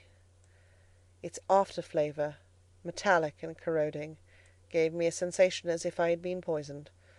Willingly would I now have gone and asked Mrs. Reed's pardon, but I knew, partly from experience and partly from instinct, that was the way to make her repulse me with double scorn, thereby re-exciting every turbulent impulse of my nature.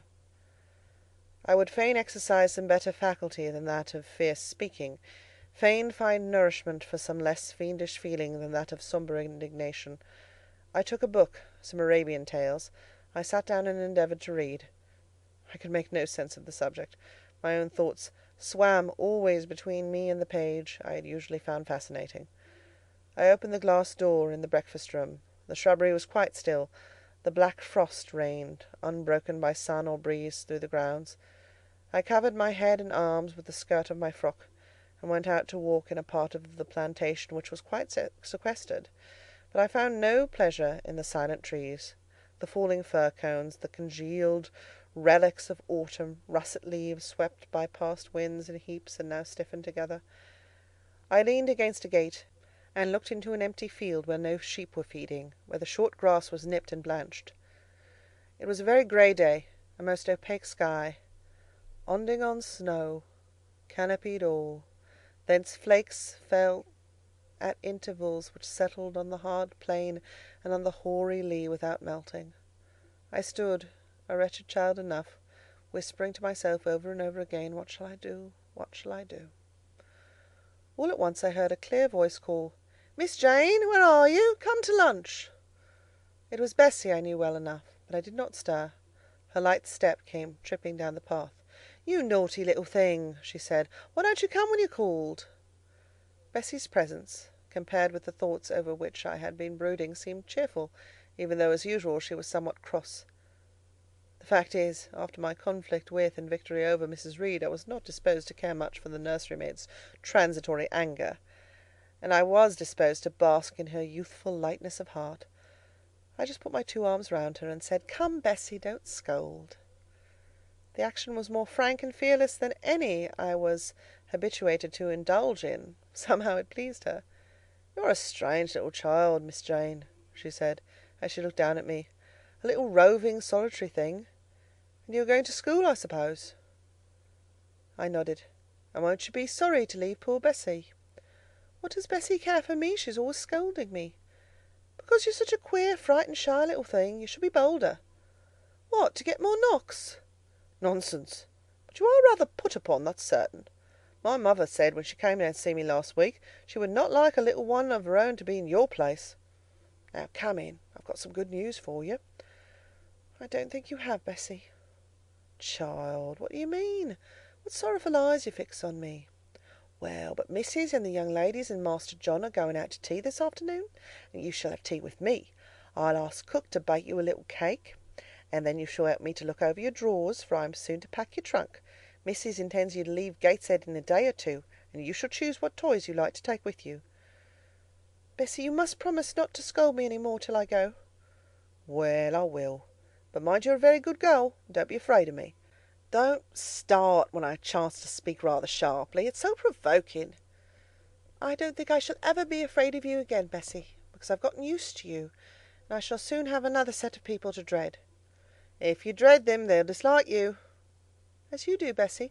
"I don't dislike you, miss. I believe I'm fonder of you than of all the others." "You don't show it." "You sharp little thing. You've got quite a new way of talking. What makes you so venturesome and hardy?" "Why, I shall soon be away from you, and besides—" I was going to say something about what had passed between me and Mrs. Reed, but on second thoughts I considered it better to remain silent on that head. "And so you're glad to leave me?" "Not at all, Bessie, indeed. Just now I'm rather sorry." "Just now? And rather? How coolly my little lady says it. I dare say now, if I were to ask you for a kiss, you wouldn't give it me. You'd say you'd rather not. I'll kiss you and welcome. Bend your head down." Bessie stooped, we mutually embraced, and I followed her into the house quite comforted.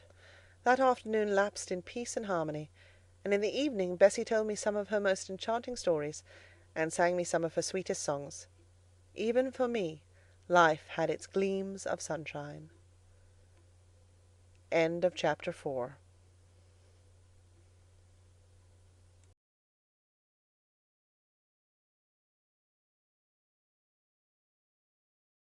Jane Eyre by Charlotte Bronte.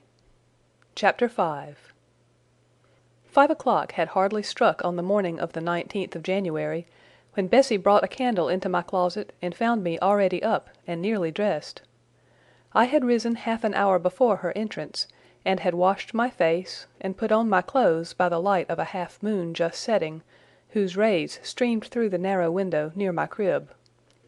I was to leave Gateshead that day by a coach which passed the lodge gates at 6 a.m. Bessie was the only person yet risen. She had lit a fire in the nursery, where she now proceeded to make my breakfast. Few children can eat when excited with the thoughts of a journey, nor could I. Bessie, having pressed me in vain to take a few spoonfuls of the boiled milk and bread she had prepared for me, wrapped up some biscuits in a paper and put them into my bag. Then she helped me on with my pelisse and bonnet, and wrapping herself in a shawl, she and I left the nursery. As we passed Mrs. Reed's bedroom, she said, "Will you go in and bid Missis good-bye?" "No, Bessie. She came to my crib last night, when you were gone down to supper, and said I need not disturb her in the morning, or my cousins either, and she told me to remember that she had always been my best friend, and to speak of her and be grateful to her accordingly." "What did you say, miss?" "Nothing. I covered my face with the bedclothes, and turned from her to the wall." "That was wrong, Miss Jane." "It was quite right, Bessie. Your missis has not been my friend. She has been my foe." "Oh, Miss Jane, don't say so." "Good-bye to Gateshead!" cried I, as we passed through the hall and went out at the front door. The moon was set, and it was very dark. Bessie carried a lantern whose light glanced on wet steps and gravel roads sodden by a recent thaw. Raw and chill was the winter morning; my teeth chattered as I hastened down the drive. There was a light in the porter's lodge. When we reached it, we found the porter's wife just kindling her fire. My trunk, which had been carried down the evening before, stood corded at the door. It wanted but a few minutes of 6, and shortly after that hour had struck, the distant roll of wheels announced the coming coach. I went to the door and watched its lamps approach rapidly through the gloom. "Is she going by herself?" asked the porter's wife. "Yes." "And how far is it?" 50 miles. "What a long way! I wonder Mrs. Reed is not afraid to trust her so far alone." The coach drew up. There it was at the gates with its 4 horses and its top laden with passengers. The guard and coachman loudly urged haste. My trunk was hoisted up. I was taken from Bessie's neck, to which I clung with kisses. "Be sure and take good care of her," cried she to the guard, as he lifted me to the inside. "Aye, aye," was the answer. The door was slapped to, a voice exclaimed, "All right," and on we drove. Thus was I severed from Bessie and Gateshead, thus whirled away to unknown, and, as I then deemed, remote and mysterious regions. I remember but little of the journey. I only know that the day seemed to me of a preternatural length, and that we appeared to travel over hundreds of miles of road. We passed through several towns, and in one, a very large one, the coach stopped. The horses were taken out, and the passengers alighted to dine. I was carried into an inn, where the guard wanted me to have some dinner, but, as I had no appetite, he left me in an immense room with a fireplace at each end, a chandelier pendant from the ceiling, and a little red gallery high up against the wall filled with musical instruments. Here I walked about for a long time, feeling very strange, and mortally apprehensive of someone coming in and kidnapping me, for I believed in kidnappers, their exploits having frequently figured in Bessie's fireside chronicles. At last the guard returned. Once more I was stowed away in the coach. My protector mounted his own seat, sounded his hollow horn, and away we rattled over the stony street of L. The afternoon came on wet and somewhat misty. As it waned into dusk, I began to feel that we were getting very far indeed from Gateshead. We ceased to pass through towns. The country changed. Great grey hills heaved up round the horizon. As twilight deepened, we descended a valley, dark with wood, and long after night had overclouded the prospect, I heard a wild wind rushing amongst trees. Lulled by the sound, I at last dropped asleep. I had not long slumbered when the sudden cessation of motion awoke me. The coach door was open, and a person like a servant was standing at it. I saw her face and dress by the light of the lamps. "Is there a little girl called Jane Eyre here?" she asked. I answered yes, and was then lifted out. My trunk was handed down, and the coach instantly drove away. I was stiff with long sitting, and bewildered with the noise and motion of the coach. Gathering my faculties, I looked about me. Rain, wind, and darkness filled the air. Nevertheless, I dimly discerned a wall before me, and a door open in it. Through this door I passed with my new guide. She shut and locked it behind her. There was now visible a house or houses, for the building spread far, with many windows, and lights burning in some. We went up a broad pebbly path, splashing wet, and were admitted at a door. Then the servant led me through a passage into a room with a fire, where she left me alone. I stood and warmed my numbed fingers over the blaze. Then I looked round. There was no candle, but the uncertain light from the hearth showed, by intervals, papered walls, carpet, curtains, shining mahogany furniture. It was a parlour, not so spacious or splendid as the drawing-room at Gateshead, but comfortable enough. I was puzzling to make out the subject of a picture on the wall, when the door opened, and an individual carrying a light entered. Another followed close behind. The first was a tall lady with dark hair, dark eyes, and a pale and large forehead. Her figure was partly enveloped in a shawl, her countenance was grave, her bearing erect. "The child is very young to be sent alone," said she, putting her candle down on the table. She considered me attentively for a minute or two, then further added, "She had better be put to bed soon. She looks tired. Are you tired?" she asked, placing her hand on my shoulder. "A little, ma'am." "And hungry too, no doubt. Let her have some supper before she goes to bed, Miss Miller. Is this the first time you have left your parents to come to school, my little girl?" I explained to her that I had no parents.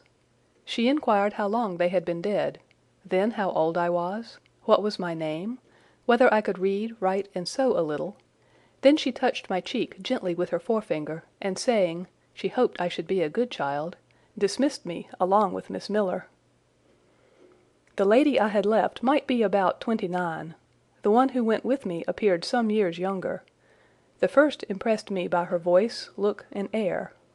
Miss Miller was more ordinary, ruddy in complexion, though of a careworn countenance, hurried in gait and action, like one who had always a multiplicity of tasks on hand. She looked, indeed, what I afterwards found she really was, an under-teacher.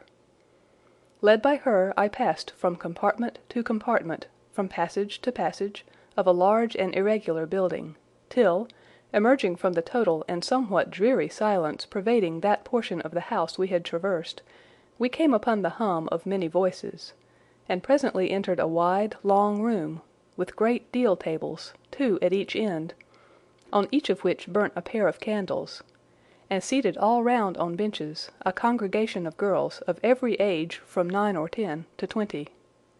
Seen by the dim light of the dips, their number to me appeared countless, though not in reality exceeding 80. They were uniformly dressed in brown stuff frocks of quaint fashion, and long holland pinafores. It was the hour of study. They were engaged in conning over their tomorrow's task, and the hum I had heard was the combined result of their whispered repetitions. Miss Miller signed to me to sit on a bench near the door. Then, walking up to the top of the long room, she cried out, "Monitors, collect the lesson books and put them away." 4 tall girls arose from different tables, and going round, gathered the books and removed them. Miss Miller again gave the word of command. "Monitors, fetch the supper trays." The tall girls went out and returned presently, each bearing a tray, with portions of something, I knew not what, arranged thereon, and a pitcher of water and mug in the middle of each tray. The portions were handed round. Those who liked took a draught of the water, the mug being common to all. When it came to my turn, I drank, for I was thirsty, but did not touch the food, excitement and fatigue rendering me incapable of eating. I now saw, however, that it was a thin oaten cake shaved into fragments. The meal over, prayers were read by Miss Miller, and the classes filed off, 2 and 2, upstairs. Overpowered by this time with weariness, I scarcely noticed what sort of a place the bedroom was, except that, like the schoolroom, I saw it was very long. Tonight I was to be Miss Miller's bedfellow. She helped me to undress. When laid down, I glanced at the long rows of beds, each of which was quickly filled with 2 occupants. In 10 minutes the single light was extinguished, and amidst silence and complete darkness, I fell asleep. The night passed rapidly. I was too tired even to dream. I only once awoke to hear the wind rave in furious gusts, and the rain fall in torrents, and to be sensible that Miss Miller had taken her place by my side. When I again unclosed my eyes, a loud bell was ringing. The girls were up and dressing. Day had not yet begun to dawn, and a rushlight or 2 burned in the room. I, too, rose reluctantly. It was bitter cold, and I dressed as well as I could for shivering, and washed when there was a basin at liberty, which did not occur soon, as there was but one basin to 6 girls, on the stands down the middle of the room. Again the bell rang. All formed in file, 2 and 2, and in that order descended the stairs and entered the cold and dimly lit schoolroom. Here prayers were read by Miss Miller. Afterwards she called out, "Form classes." A great tumult succeeded for some minutes, during which Miss Miller repeatedly exclaimed, "Silence!" and "Order!" When it subsided, I saw them all drawn up in 4 semicircles, before 4 chairs, placed at the 4 tables. All held books in their hands, and a great book, like a Bible, lay on each table, before the vacant seat. A pause of some seconds succeeded, filled up by the low, vague hum of numbers. Miss Miller walked from class to class, hushing this indefinite sound. A distant bell tinkled. Immediately 3 ladies entered the room, each walked to a table and took her seat. Miss Miller assumed the 4th vacant chair, which was that nearest the door, and around which the smallest of the children were assembled. To this inferior class I was called, and placed at the bottom of it. Business now began. The day's collect was repeated. Then certain texts of Scripture were said, and to these succeeded a protracted reading of chapters in the Bible, which lasted an hour. By the time that exercise was terminated, day had fully dawned. The indefatigable bell now sounded for the 4th time. The classes were marshalled and marched into another room to breakfast. How glad I was to behold a prospect of getting something to eat! I was now nearly sick from inanition, having taken so little the day before. The refectory was a great, low-ceiled, gloomy room. On 2 long tables smoked basins of something hot, which, however, to my dismay, sent forth an odour far from inviting. I saw a universal manifestation of discontent when the fumes of the repast met the nostrils of those destined to swallow it. From the van of the procession, the tall girls of the 1st class, rose the whispered words, "Disgusting! The porridge is burnt again!" "Silence!" ejaculated a voice. Not that of Miss Miller, but one of the upper teachers, a little and dark personage, smartly dressed, but of somewhat morose aspect, who installed herself at the top of one table, while a more buxom lady presided at the other. I looked in vain for her I had first seen the night before. She was not visible. Miss Miller occupied the foot of the table where I sat, and a strange, foreign-looking, elderly lady, the French teacher, as I afterwards found, took the corresponding seat at the other board. A long grace was said, and a hymn sung. Then a servant brought in some tea for the teachers, and the meal began. Ravenous, and now very faint, I devoured a spoonful or 2 of my portion without thinking of its taste. But the first edge of hunger blunted, I perceived that I had got in hand a nauseous mess. Burnt porridge is almost as bad as rotten potatoes. Famine itself soon sickens over it. The spoons were moved slowly. I saw each girl taste her food and try to swallow it, but in most cases the effort was soon relinquished. Breakfast was over, and none had breakfasted. Thanks being returned for what we had not got, and a second hymn chanted, the refectory was evacuated for the schoolroom. I was one of the last to go out, and in passing the tables I saw one teacher take a basin of the porridge and taste it. She looked at the others, all their countenances expressed displeasure, and one of them, the stout one, whispered, "Abominable stuff! How shameful!" A quarter of an hour passed before lessons again began, during which the schoolroom was in a glorious tumult. For that space of time it seemed to be permitted to talk loud and more freely, and they used their privilege. The whole conversation ran on the breakfast, which one and all abused roundly. Poor things, it was the sole consolation they had. Miss Miller was now the only teacher in the room. A group of great girls standing about her spoke with serious and sullen gestures.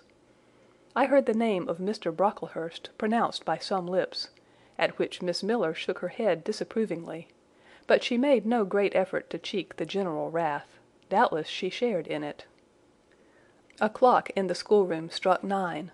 Miss Miller left her circle, and standing in the middle of the room cried, "Silence! To your seats!" Discipline prevailed.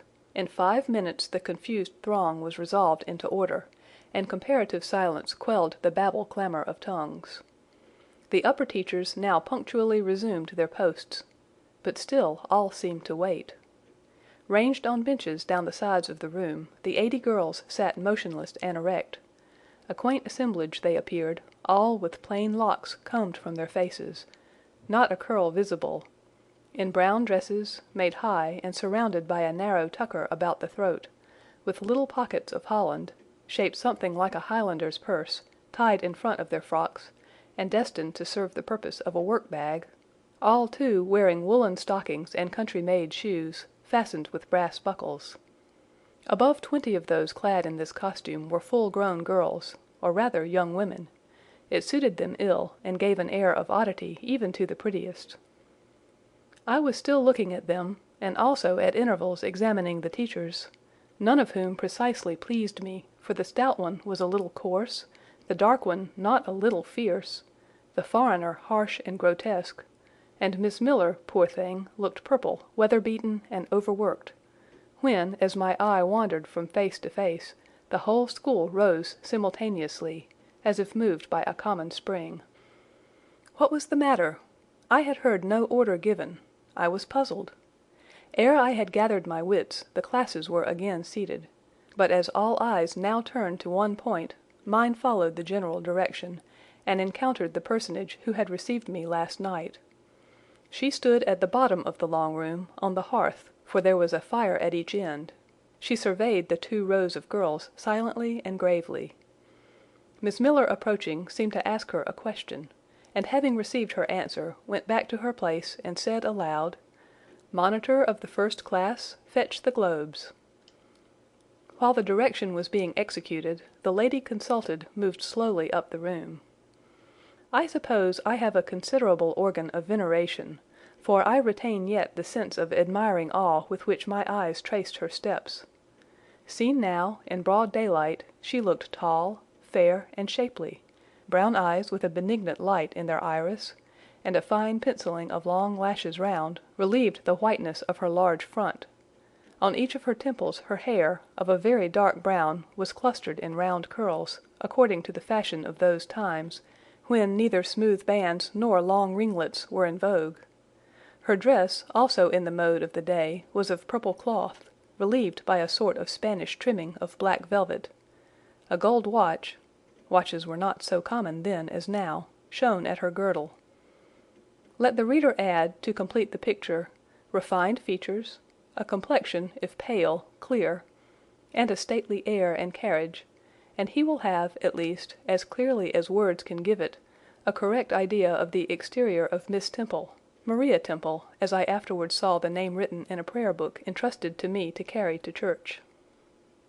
The superintendent of Lowood, for such was this lady, having taken her seat before a pair of globes placed on one of the tables, summoned the first class round her, and commenced giving a lesson on geography. The lower classes were called by the teachers. Repetitions in history, grammar, etc., went on for an hour. Writing and arithmetic succeeded, and music lessons were given by Miss Temple to some of the elder girls. The duration of each lesson was measured by the clock, which at last struck 12. The superintendent rose. "I have a word to address to the pupils," said she. The tumult of cessation from lessons was already breaking forth, but it sank at her voice. She went on, "You had this morning a breakfast which you could not eat. You must be hungry. I have ordered that a lunch of bread and cheese shall be served to all." The teachers looked at her with a sort of surprise. "It is to be done on my responsibility," she added, in an explanatory tone to them, and immediately afterwards left the room. The bread and cheese was presently brought in and distributed, to the high delight and refreshment of the whole school. The order was now given, "To the garden." Each put on a coarse straw bonnet, with strings of colored calico, and a cloak of gray frieze. I was similarly equipped, and, following the stream, I made my way into the open air. The garden was a wide enclosure, surrounded with walls so high as to exclude every glimpse of prospect. A covered veranda ran down one side, and broad walks bordered a middle space divided into scores of little beds. These beds were assigned as gardens for the pupils to cultivate, and each bed had an owner. When full of flowers they would doubtless look pretty, but now, at the latter end of January, all was wintry blight and brown decay. I shuddered as I stood and looked round me. It was an inclement day for outdoor exercise, not positively rainy, but darkened by a drizzling yellow fog. All underfoot was still soaking wet with the floods of yesterday. The stronger among the girls ran about and engaged in active games, but sundry pale and thin ones herded together for shelter and warmth in the veranda, and amongst these, as the dense mist penetrated to their shivering frames, I heard frequently the sound of a hollow cough. As yet I had spoken to no one, nor did anybody seem to take notice of me. I stood lonely enough, but to that feeling of isolation I was accustomed. It did not oppress me much. I leant against a pillar of the veranda, drew my grey mantle close about me, and, trying to forget the cold which nipped me without, and the unsatisfied hunger which gnawed me within, delivered myself up to the employment of watching and thinking. My reflections were too undefined and fragmentary to merit record. I hardly yet knew where I was. Gateshead and my past life seemed floated away to an immeasurable distance. The present was vague and strange, and of the future I could form no conjecture. I looked round the convent-like garden, and then up at the house, a large building, half of which seemed grey and old, the other half quite new. The new part, containing the schoolroom and dormitory, was lit by mullioned and latticed windows, which gave it a church-like aspect. A stone tablet over the door bore this inscription: Lowood Institution. This portion was rebuilt A.D. by Naomi Brocklehurst, of Brocklehurst Hall, in this county. Let your light so shine before men, that they may see your good works, and glorify your Father which is in heaven. St. Matthew, verse 16. I read these words over and over again. I felt that an explanation belonged to them, and was unable fully to penetrate their import. I was still pondering the signification of institution, and endeavouring to make out a connection between the first words and the verse of Scripture, when the sound of a cough close behind me made me turn my head. I saw a girl sitting on a stone bench near. She was bent over a book, on the perusal of which she seemed intent. From where I stood I could see the title. It was Rasselas, a name that struck me as strange and consequently attractive.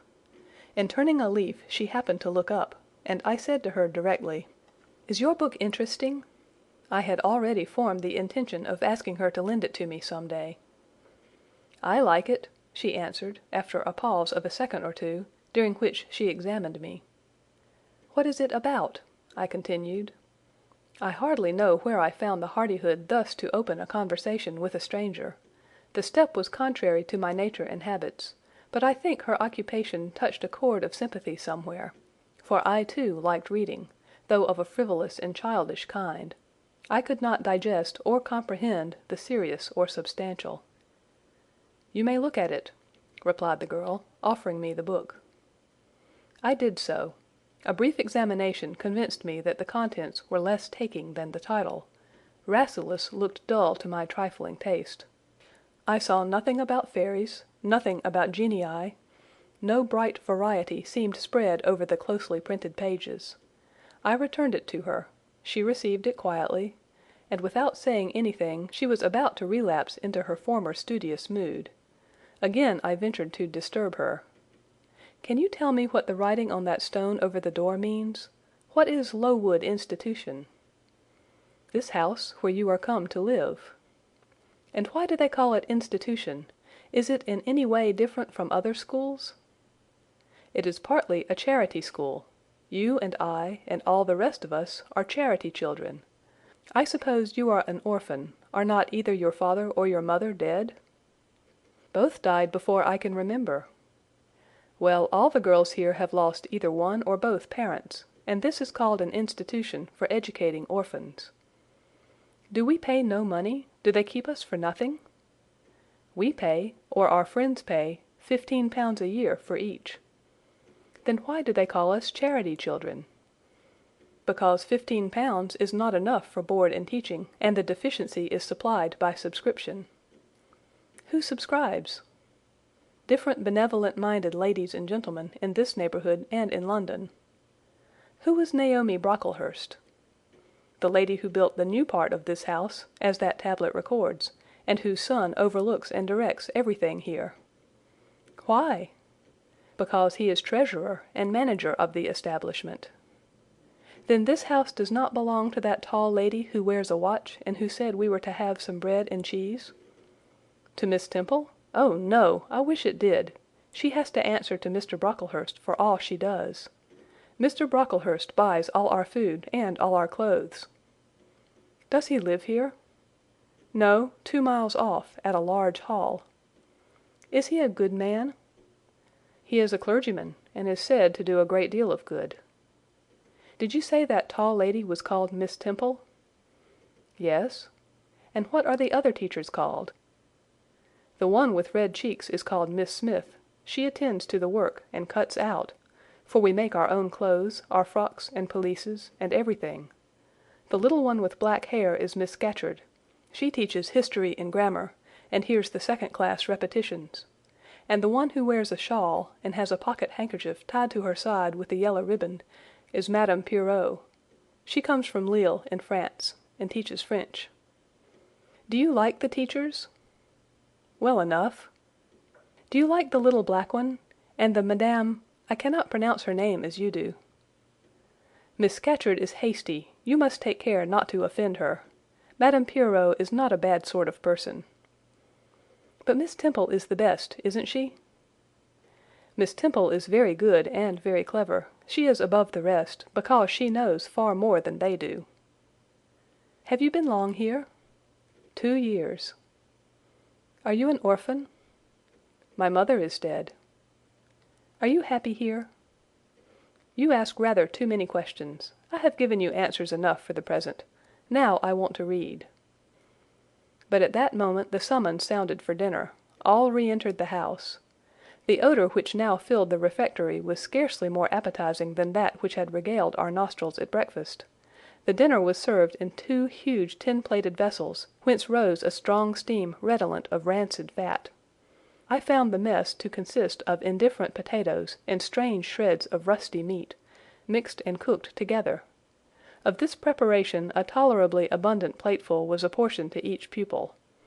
I ate what I could, and wondered within myself whether every day's fare would be like this. After dinner we immediately adjourned to the schoolroom. Lessons recommenced, and were continued till 5 o'clock. The only marked event of the afternoon was, that I saw the girl with whom I had conversed in the veranda dismissed in disgrace by Miss Scatcherd from a history class, and sent to stand in the middle of the large schoolroom. The punishment seemed to me in a high degree ignominious, especially for so great a girl. She looked 13 or upwards. I expected she would show signs of great distress and shame, but to my surprise she neither wept nor blushed. Composed, though grave, she stood, the central mark of all eyes. But how can she bear it so quietly, so firmly? I asked of myself. Were I in her place, it seems to me I should wish the earth to open and swallow me up. She looks as if she were thinking of something beyond her punishment, beyond her situation, of something not round her nor before her. I have heard of daydreams. Is she in a daydream now? Her eyes are fixed on the floor, but I am sure they do not see it. Her sight seems turned in, gone down into her heart. She is looking at what she can remember, I believe, not at what is really present. I wonder what sort of a girl she is, whether good or naughty. Soon after 5 p.m. we had another meal, consisting of a small mug of coffee and half a slice of brown bread. I devoured my bread and drank my coffee with relish, but I should have been glad of as much more. I was still hungry. Half an hour's recreation succeeded, then study, then the glass of water and the piece of oat-cake, prayers, and bed. Such was my first day at Lowood. End of chapter 5.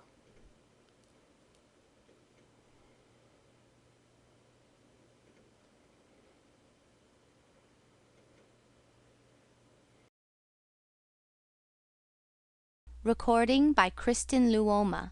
greenkri.com. Jane Eyre by Charlotte Bronte. Chapter 6. The next day commenced as before, getting up and dressing by rushlight, but this morning we were obliged to dispense with the ceremony of washing. The water in the pitchers was frozen. A change had taken place in the weather the preceding evening, and a keen north-east wind, whistling through the crevices of our bedroom windows all night long, had made us shiver in our beds, and turned the contents of the ewers to ice. Before the long hour and a half of prayers and Bible reading was over, I felt ready to perish with the cold. Breakfast time came at last, and this morning the porridge was not burnt. The quality was eatable, the quantity small. How small my portion seemed! I wished it had been doubled. In the course of the day I was enrolled a member of the 4th class, and regular tasks and occupations were assigned me. Hitherto I had only been a spectator of the proceedings at Lowood. I was now to become an actor therein. At first, being little accustomed to learn by heart, the lessons appeared to me both long and difficult. The frequent change from task to task, too, bewildered me, and I was glad when about 3 o'clock in the afternoon Miss Smith put into my hands a border of muslin 2 yards long, together with needle, thimble, etc., and sent me to sit in a quiet corner of the schoolroom, with directions to hem the same. At that hour most of the others were sewing likewise, but one class still stood round Miss Scatcherd's chair reading, and as all was quiet the subject of their lessons could be heard, together with the manner in which each girl acquitted herself, and the animadversions or commendations of Miss Scatcherd on the performance. It was English history. Among the readers I observed my acquaintance of the veranda. At the commencement of the lesson her place had been at the top of the class, but for some error of pronunciation or some inattention to stops, she was suddenly sent to the very bottom. Even in that obscure position Miss Scatcherd continued to make her an object of constant notice. She was continually addressing to her such phrases as the following: Burns, such it seems was her name. The girls here were all called by their surnames, as boys are elsewhere. Burns, you are standing on the side of your shoe. Turn your shoes out immediately. Burns, you poke your chin most unpleasantly. Draw it in. Burns, I insist on your holding your head up. I will not have you before me in that attitude, etc., etc.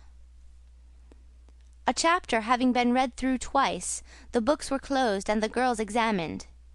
The lesson had comprised part of the reign of Charles I, and there were sundry questions about tonnage and poundage and ship money, which most of them appeared unable to answer.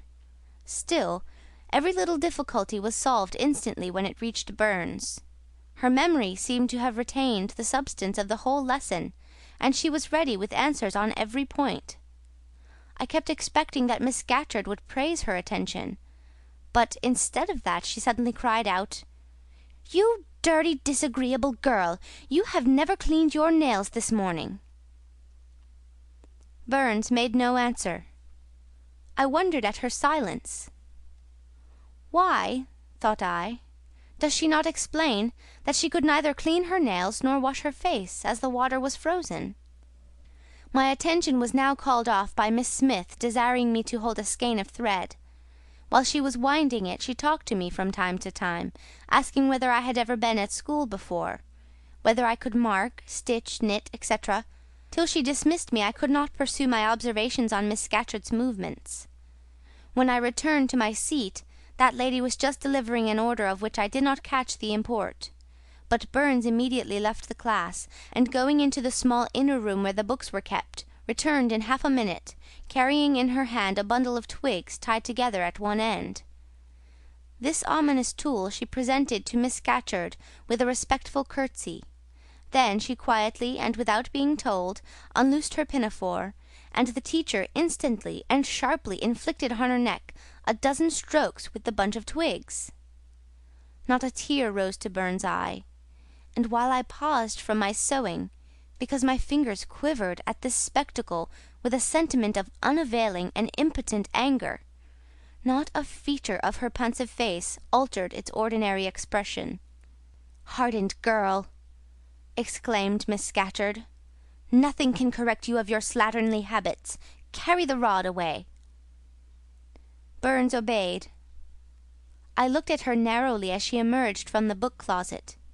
She was just putting back her handkerchief into her pocket, and the trace of a tear glistened on her thin cheek. The play-hour in the evening I thought the pleasantest fraction of the day at Lowood. The bit of bread, the draught of coffee swallowed at 5 o'clock, had revived vitality, if it had not satisfied hunger. The long restraint of the day was slackened. The schoolroom felt warmer than in the morning, its fires being allowed to burn a little more brightly to supply in some measure the place of candles not yet introduced. The ruddy gloaming, the licensed uproar, the confusion of many voices gave one a welcome sense of liberty. On the evening of the day which I had seen Miss Scatcherd flog her pupil, Burns, I wandered as usual among the forms and tables and laughing groups without a companion, yet not feeling lonely. When I passed the windows, I now and then lifted a blind and looked out. It snowed fast. A drift was already forming against the lower panes. Putting my ear close to the window, I could distinguish from the gleeful tumult within the disconsolate moan of the wind outside. Probably if I had lately left a good home and kind parents, this would have been the hour when I should most keenly have regretted the separation. That wind would then have saddened my heart. This obscure chaos would have disturbed my peace. As it was, I derived from both a strange excitement, and reckless and feverish, I wished the wind to howl more wildly, the gloom to deepen to darkness, and the confusion to rise to clamour. Jumping over forms and creeping under tables, I made my way to one of the fireplaces.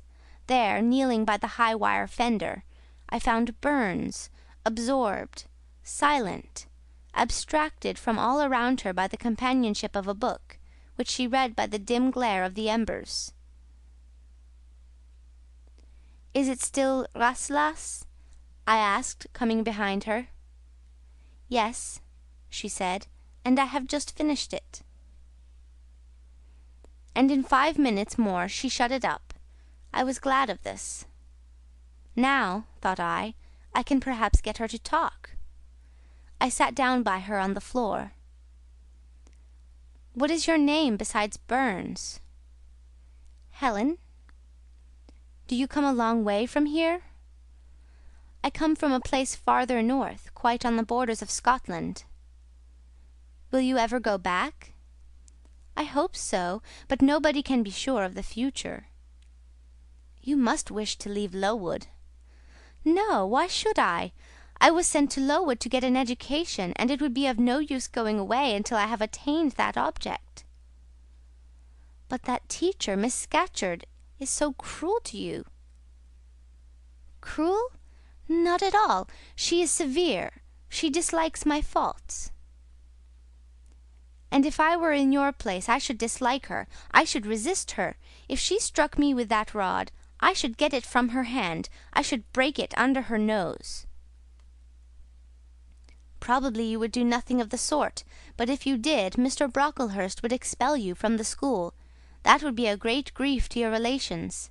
It is far better to endure patiently a smart which nobody feels but yourself, than to commit a hasty action whose evil consequences will extend to all connected with you.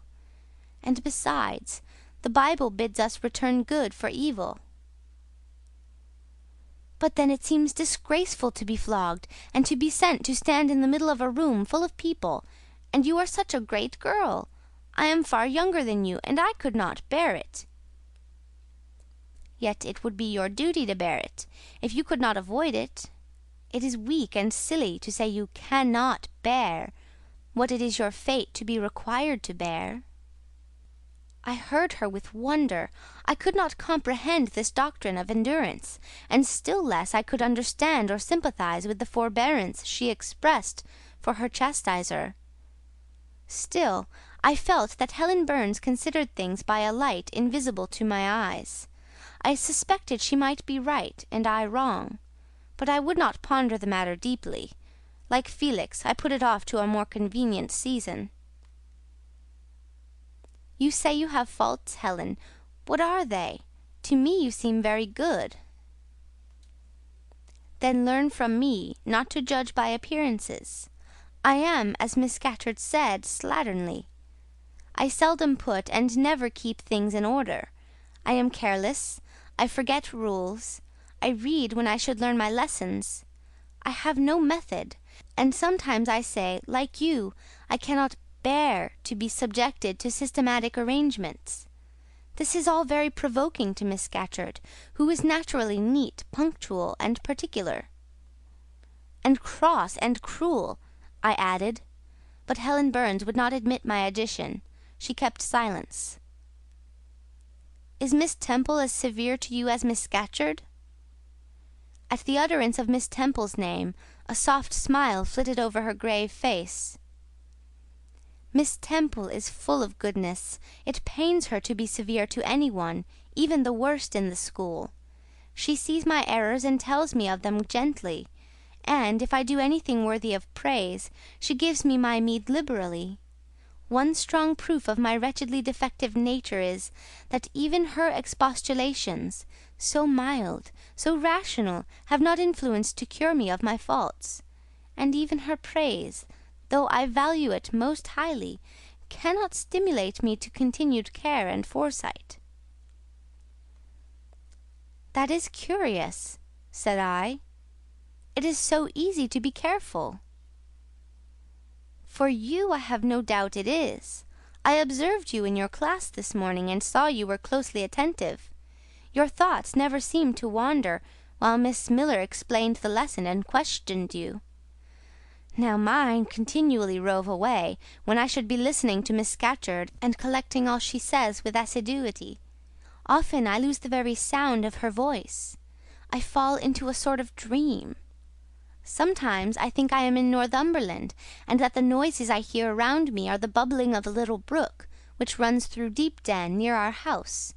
Then, when it comes to my turn to reply, I have to be awakened, and having heard nothing of what was read for listening to the visionary brook, I have no answer ready." "Yet how well you replied this afternoon!" "It was mere chance. The subject on which we had been reading had interested me. This afternoon, instead of dreaming of Deepen, I was wondering how a man who wished to do right could act so unjustly and unwisely as Charles I sometimes did, and I thought what a pity it was that, with his integrity and conscientiousness, he could see no farther than the prerogatives of the crown. If he had but been able to look at a distance and see how what they call the spirit of the age was tending! Still, I like Charles. I respect him. I pity him, poor murdered king. Yet his enemies were the worst. They shed blood they had no right to shed. How dared they kill him?" Helen was talking to herself now. She had forgotten I could not very well understand her, that I was ignorant, or nearly so, of the subject she discussed. I recalled her to my level. "And when Miss Temple teaches you, do your thoughts wander then?" "No, certainly not often, because Miss Temple has generally something to say which is newer than my own reflections. Her language is singularly agreeable to me, and the information she communicates is often just what I wished to gain." "Well, then, with Miss Temple you are good?" "Yes, in a passive way. I make no effort. I follow as inclination guides me. There is no merit in such goodness." "A great deal. You are good to those who are good to you. It is all I ever desire to be. If people were always kind and obedient to those who are cruel and unjust, the wicked people would have it all their own way. They would never feel afraid, and so they would never alter, but would grow worse and worse. When we are struck at without a reason, we should strike back again very hard. I am sure we should, so hard as to teach the person who struck us never to do it again." "You will change your mind, I hope, when you grow older. As yet you are but a little untaught girl. But I feel this, Helen. I must dislike those who, whatever I do to please them, persist in disliking me. I must resist those who punish me unjustly. It is as natural as that I should love those who show me affection, or submit to punishment when I feel it is deserved. Heathens and savage tribes hold that doctrine, but Christians and civilized nations disown it. How? I don't understand. It is not violence that best overcomes hate, nor vengeance that most certainly heals injury. What then? Read the New Testament, and observe what Christ says, and how he acts. Make his word your rule, and his conduct your example. What does he say? Love your enemies, bless them that curse you, do good to them that hate you, and despitefully use you. Then I should love Mrs. Reed, which I cannot do. I should bless her son John, which is impossible. In her turn, Helen Burns asked me to explain, and I proceeded forthwith to pour out, in my own way, the tale of my sufferings and resentments. Bitter and truculent when excited, I spoke as I felt, without reserve or softening. Helen heard me patiently to the end. I expected she would then make a remark, but she said nothing. "Well," I asked impatiently, "is not Mrs. Reed a hard-hearted, bad woman?" "She has been unkind to you, no doubt, because you see she dislikes your cast of character, as Miss Scatcherd does mine. But how minutely you remember all she has done and said to you! What a singularly deep impression her injustice seems to have made on your heart! No ill usage so brands its record on my feelings. Would you not be happier if you tried to forget her severity, together with the passionate emotions it excited? Life appears to me too short to be spent in nursing animosity, or registering wrongs. We are, and must be, one and all, burdened with faults in this world. But the time will soon come when, I trust, we shall put them off in putting off our corruptible bodies. When debasement and sin will fall from us with this cumbrous frame of flesh, and only the spark of the spirit will remain. The impalpable principle of light and thought, pure as when it left the Creator to inspire the Creator. Whence it came, it will return, perhaps again to be communicated to some being higher than man, perhaps to pass through gradations of glory from the pale human soul to brighten to the seraph. Surely it will never, on the contrary, be suffered to degenerate from man to fiend. No, I cannot believe that. I hold another creed, which no one ever taught me, and which I seldom mention, but in which I delight, and to which I cling, for it extends hope to all. It makes eternity a rest, a mighty home, not a terror and an abyss. Besides, with this creed I can so clearly distinguish between the criminal and his crime. I can so sincerely forgive the first, while I abhor the last. With this creed revenge never worries my heart. The degradation never too deeply disgusts me. Injustice never crushes me too low. I live in calm, looking to the end. Helen's head, always drooping, sank a little lower as she finished this sentence. I saw by her look she wished no longer to talk to me, but rather to converse with her own thoughts. She was not allowed much time for meditation. A monitor, a great rough girl, presently came up, exclaiming in a strong Cumberland accent, "Helen Burns, if you don't go and put your drawer in order, and fold up your work this minute, I'll tell Miss Scatcherd to come and look at it." Helen sighed as her reverie fled, and, getting up, obeyed the monitor without reply, as without delay. End of chapter 6.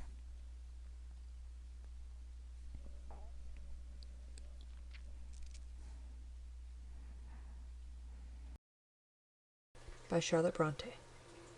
Chapter 7. My first quarter at Lowood seemed an age, and not the golden age either. It comprised an irksome struggle with difficulties in habituating myself to new rules and unwonted tasks. The fear of failure in these points harassed me worse than the physical hardships of my lot, though these were no trifles.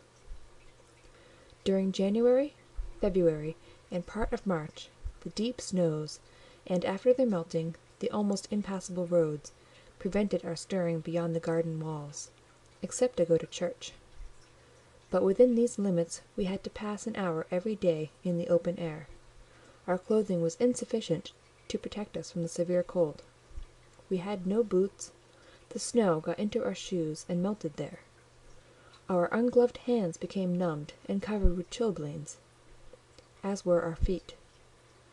I remember well the distracting irritation I endured from this cause every evening, when my feet inflamed, and the torture of thrusting the swelled, raw, and stiff toes into my shoes in the morning.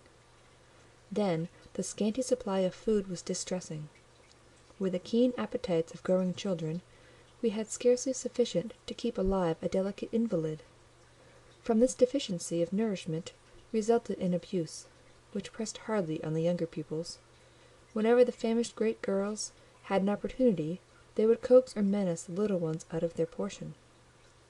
Many a time I have shared between two claimants the precious morsel of brown bread distributed at tea-time, and after relinquishing to a third half the contents of a mug of coffee, I have swallowed the remainder with an accompaniment of secret tears, forced from me by the exigency of hunger.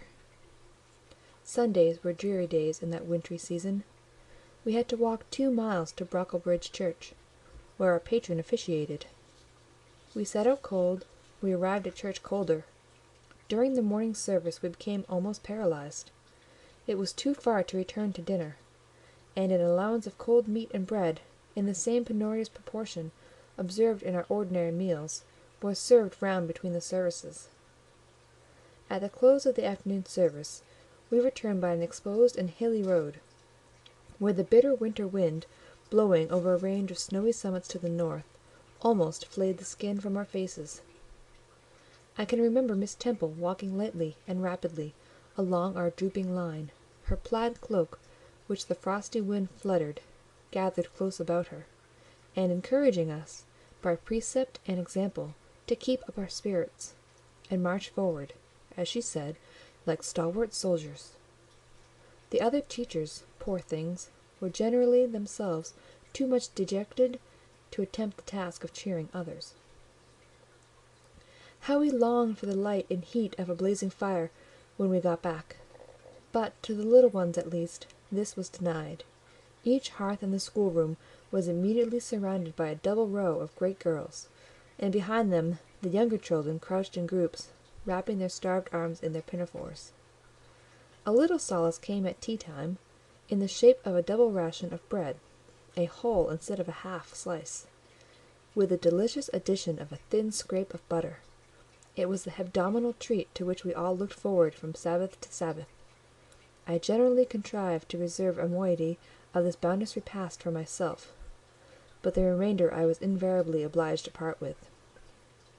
The Sunday evening was spent in repeating by heart the church catechism, and the 5th, 6th, and 7th chapters of St. Matthew, and in listening to a long sermon read by Miss Miller, whose irrepressible yawns attested her weariness.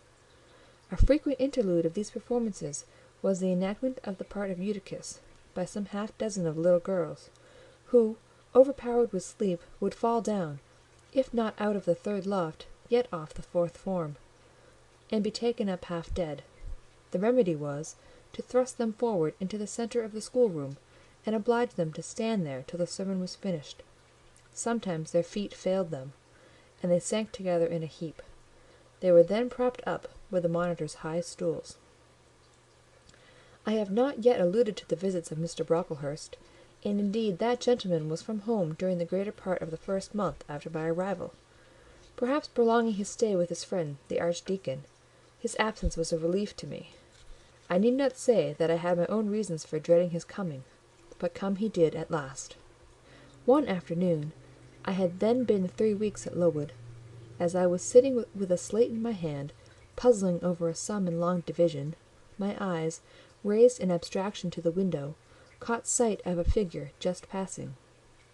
I recognized almost instinctively that gaunt outline, and when, 2 minutes after, all the school, teachers included, rose en masse, it was not necessary for me to look up in order to ascertain whose entrance they thus greeted. A long stride measured the schoolroom, and presently beside Miss Temple, who herself had risen, stood the same black column which had frowned on me so ominously from the hearthrug of Gateshead. I now glanced sideways at this piece of architecture. Yes, I was right. It was Mr. Brocklehurst, buttoned up in a surtout, and looking longer, narrower, and more rigid than ever. I had my own reasons for being dismayed at this apparition. Too well I remembered the perfidious hints given by Mrs. Reed about my disposition, etc., the promise pledged by Mr. Brocklehurst to apprise Miss Temple and the teachers of my vicious nature. All along I had been dreading the fulfilment of this promise. I had been looking out daily for the coming man, whose information respecting my past life and conversation was to brand me as a bad child for ever. Now, there he was. He stood at Miss Temple's side. He was speaking low in her ear. I did not doubt he was making disclosures of my villainy, and I watched her eye with painful anxiety, expecting every moment to see its dark orb turn on me a glance of repugnance and contempt. I listened too, and as I happened to be seated quite at the top of the room, I caught most of what he said. Its import relieved me from immediate apprehension. "I suppose, Miss Temple, the thread I bought at Lowton will do. It struck me that it would be just of the quality for the calico chemises, and I sorted the needles to match. You may tell Miss Smith that I forgot to make a memorandum of the darning needles, but she shall have some papers sent in next week, and she is not on any account to give out more than one at a time to each pupil. If they have more, they are apt to be careless and lose them. And, oh, ma'am, I wish the woollen stockings were better looked to. When I was here last, I went into the kitchen garden and examined the clothes drying on the line. There was a quantity of black hose in a very bad state of repair. From the size of the holes in them, I was sure they had not been well mended from time to time." He paused. "Your directions shall be attended to, sir," said Miss Temple. "And, ma'am," he continued, "the laundress tells me some of the girls have 2 clean tuckers in the week. It is too much. The rules limit them to 1. "I think I can explain that circumstance, sir.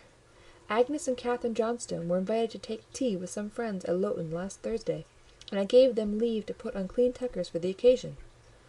Mr. Brocklehurst nodded. "Well, for once it may pass, but please not to let the circumstance occur too often. And there is another thing which surprised me. I find, in settling accounts with the housekeeper, that a lunch, consisting of bread and cheese, has twice been served out to the girls during the past fortnight. How is this? I looked over the regulations, and I find no such meal as lunch mentioned. Who introduced this innovation, and by what authority?" "I must be responsible for the circumstance, sir," replied Miss Temple. "The breakfast was so ill prepared that the pupils could not possibly eat it, and I dared not allow them to remain fasting till dinner time." "Madam, allow me an instant. You are aware that my plan in bringing up these girls is, not to accustom them to habits of luxury and indulgence, but to render them hardy, patient, self-denying. Should any little accidental disappointment of the appetite occur, such as the spoiling of a meal, the under or the overdressing of a dish, the incident ought not to be neutralized by replacing with something more delicate the comfort lost, thus pampering the body and obviating the sum of this institution. It ought to be improved to the spiritual edification of the pupils, by encouraging them to evince fortitude under temporary privation. A brief address on those occasions would not be mistimed, wherein a judicious instructor would take the opportunity of referring to the sufferings of the primitive Christians, to the torments of martyrs, to the exhortations of our blessed Lord himself, calling upon his disciples to take up their cross and follow him, to his warnings that man should not live by bread alone, but by every word that proceedeth out of the mouth of God, to his divine consolations. If ye suffer hunger or thirst for my sake, happy are ye.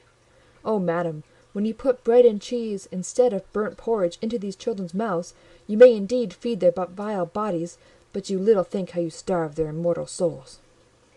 Mr. Brocklehurst again paused. perhaps overcome by his feelings. Miss Temple had looked down when he first began to speak to her, but she now gazed straight before her, and her face, naturally pale as marble, appeared to be assuming also the coldness and fixity of that material, especially her mouth, closed as if it would have required a sculptor's chisel to open it, and her brow settled gradually into petrified severity. Meantime, Mr. Brocklehurst, standing on the hearth, with his hands behind his back, majestically surveyed the whole school. Suddenly, his eyes gave a blink, as if it had met something that either dazzled or shocked its pupil.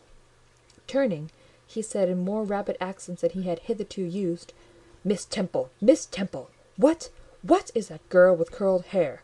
Red hair, ma'am, curled all over."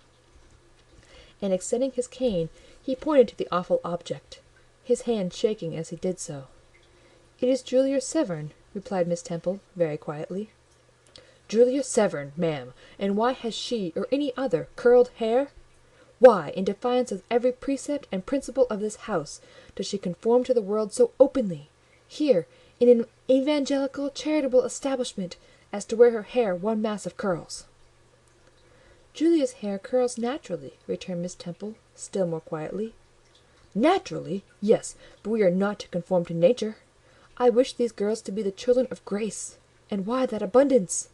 I have again and again intimated that I desire the hair to be arranged closely, modestly, plainly. Miss Temple, that girl's hair must be cut off entirely. I will send a barber to-morrow, and I see others who have far too much of the excrescence. That tall girl, tell her to turn round. Tell all the first form to rise up and direct their faces to the wall." Miss Temple passed her handkerchief over her lips, as if to smooth away the involuntary smile that curled them. She gave the order, however, and when the first class could take in what was required of them, they obeyed. Leaning a little back on my bench, I could see the looks and grimaces with which they commented on this manoeuvre. It was a pity Mr. Brocklehurst could not see them too. He would perhaps have felt that, whatever he might do with the outside of the cup and platter, the inside was farther beyond his interference than he imagined. He scrutinized the reverse of these living metals some 5 minutes, then pronounced sentence. These words fell like the knell of doom. "All those top knots must be cut off." Miss Temple seemed to remonstrate. "Madam," he pursued, "I have a master to serve, whose kingdom is not of this world. My mission is to mortify in these girls the lust of the flesh, to teach them to clothe themselves with shamefacedness and sobriety, not with braided hair and costly apparel, and each of the young persons before us has a string of hair twisted in plaits, which vanity itself might have woven. These, I repeat, must be cut off. Think of the time wasted, of—" Mr. Brocklehurst was here interrupted. 3 other visitors, ladies, now entered the room. They ought to have come a little sooner to have heard his lecture on dress, for they were splendidly attired in velvet, silk, and furs. The 2 younger of the trio, fine girls of 16 and 17, had grey beaver hats, then in fashion, shaded with ostrich plumes, and from under the brim of this graceful head-dress fell a profusion of light tresses, elaborately curled. The elder lady was enveloped in a costly velvet shawl, trimmed with ermine, and she wore a false front of French curls. These ladies were deferentially received by Miss Temple as Mrs. and Mrs. Brocklehurst, and conducted to seats of honour at the top of the room. It seems they had come in the carriage with their reverend relative, and had been conducting a rummaging scrutiny of the room upstairs, while he transacted business with the housekeeper, questioned the laundress, and lectured the superintendent.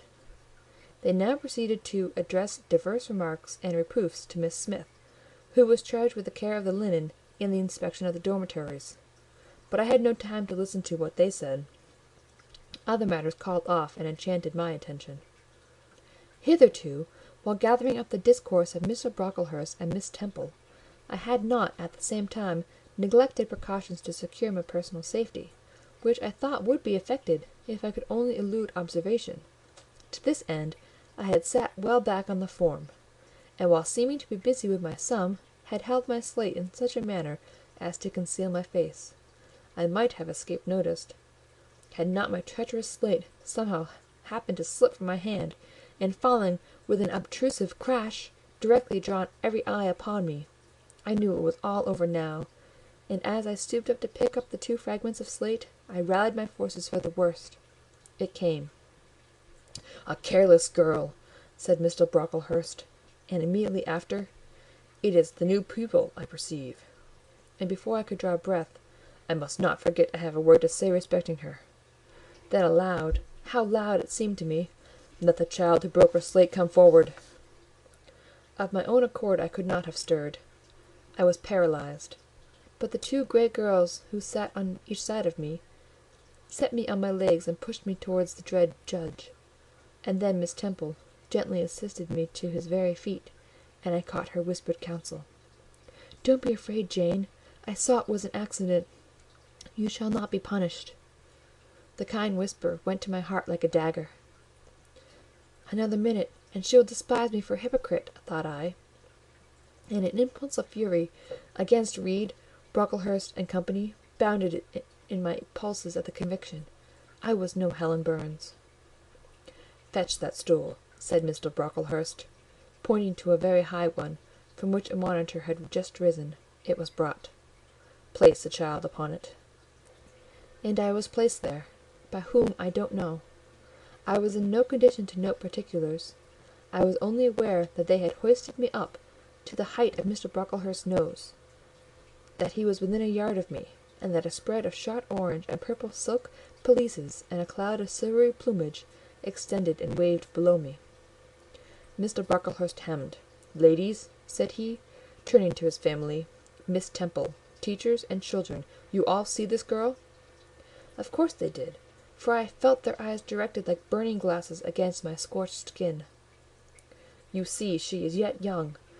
You observe that she possesses the ordinary form of childhood. God has graciously given her the shape that he has given to all of us. No signal deformity points her out as a marked character. Who would think that the evil one has already found a servant and agent in her? Yet such, I grieve to say, is the case." A pause, in which I began to steady the palsy of my nerves, and to feel that the Rubicon had passed, and that the trial, no longer to be shirked, must be firmly sustained. "My dear children," pursued the black marble clergyman, with pathos, "this is a sad, a melancholy occasion, for it becomes my duty to warn you that this girl, who might be one of God's own lambs, is a little castaway, not a member of the true flock, but evidently an interloper and an alien. You must be on your guard against her. You must shun her example. If necessary, avoid her company.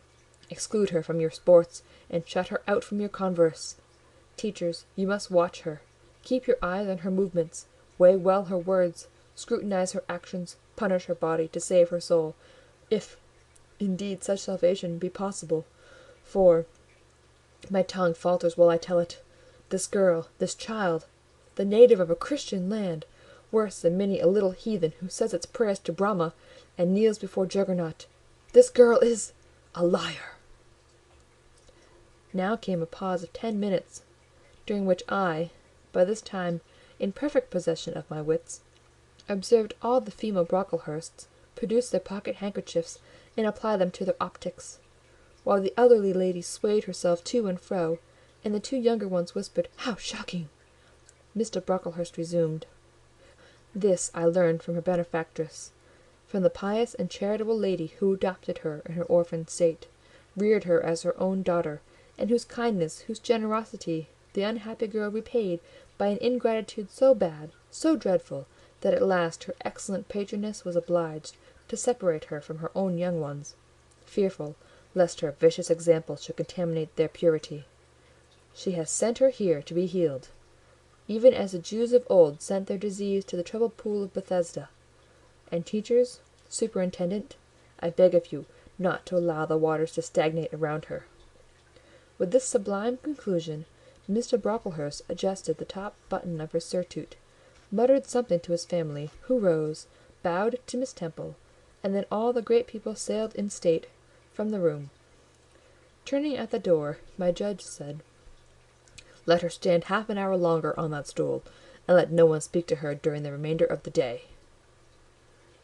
There was I, then, mounted aloft. I, who had said I could not bear the shame of standing on my natural feet in the middle of the room, was now exposed to general view on a pedestal of infamy. What my sensations were no language can describe; but just as they all rose, stifling my breath and constricting my throat, a girl came up and passed me. In passing, she lifted her eyes. What a strange light inspired them! What an extraordinary sensation that ray sent through me! How the new feeling bore me up! It was as if a martyr, a hero, had passed a slave or victim, and imparted strength in the transit. I mastered the rising hysteria, lifted up my head, and took a firm stand on the stool. Helen Burns asked some slight question about her work, of Miss Smith, was chidden for the triviality of the inquiry, returned to her place, and smiled at me as she again went by. What a smile! I remember it now, and I know that it was the effluence of fine intellect, of true courage. It lit up her marked lineaments, her thin face, her sunken grey eye, like a reflection from the aspect of an angel. Yet at that moment Helen Burns wore on her arm the untidy badge. Scarcely an hour ago I had heard her condemned by Miss Scatcherd to a dinner of bread and water on the morrow, because she had blotted an exercise in copying it out. Such is the imperfect nature of man. Such spots are there on the disk of the clearest planet, and eyes like Miss Scatcherd's can only see those minute defects, and are blind to the full brightness of the orb. End of chapter 7.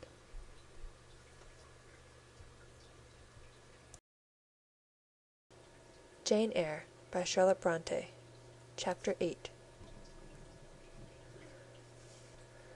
Ere the half-hour ended, 5 o'clock struck. School was dismissed, and all were gone into the refectory for tea. I now ventured to descend. It was deep dusk. I retired into a corner and sat down on the floor. The spell by which I had been so far supported began to dissolve. Reaction took place, and soon, so overwhelming was the grief that seized me, I sank prostrate with my face to the ground. Now I wept. Helen Burns was not here. Nothing sustained me. Left to myself, I abandoned myself, and my tears watered the boards. I had meant to be so good, and to do so much at Lowood, to make so many friends, to earn respect and win affection. Already I had made visible progress. That very morning I had reached the head of my class. Miss Miller had praised me warmly. Miss Temple had smiled approbation. She had promised to teach me drawing, and to let me learn French, if I continued to make similar improvement 2 months longer. And then I was well received by my fellow pupils, treated as an equal by those of my own age, and not molested by any. Now, here I lay again, crushed and trodden on, and could I ever rise more? Never, I thought, and ardently I wished to die. While sobbing out this wish in broken accents, some one approached. I started up. Again Helen Burns was near me. The fading fires just showed her coming up the long, vacant room. She brought my coffee and bread. "Come, eat something," she said, but I put both away from me, feeling as if a drop or a crumb would have choked me in my present condition. Helen regarded me, probably with surprise. I could not now abate my agitation, though I tried hard. I continued to weep aloud. She sat down on the ground near me, embraced her knees with her arms, and rested her head upon them. In that attitude she remained silent as an Indian. I was the first who spoke. "Helen, why do you stay with a girl whom everyone believes to be a liar?" "Everybody, Jane?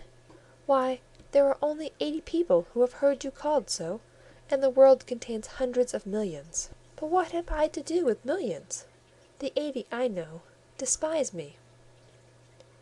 "Jane, you are mistaken. Probably not one in the school either despises or dislikes you. Many, I am sure, pity you much." "How can they pity me after what Mr. Brocklehurst has said?"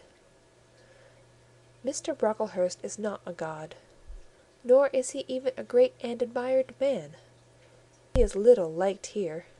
He never took steps to make himself liked. Had he treated you as an especial favourite, you would have found enemies, declared or covert, all around you. As it is, the greater number would offer you sympathy, if they dared.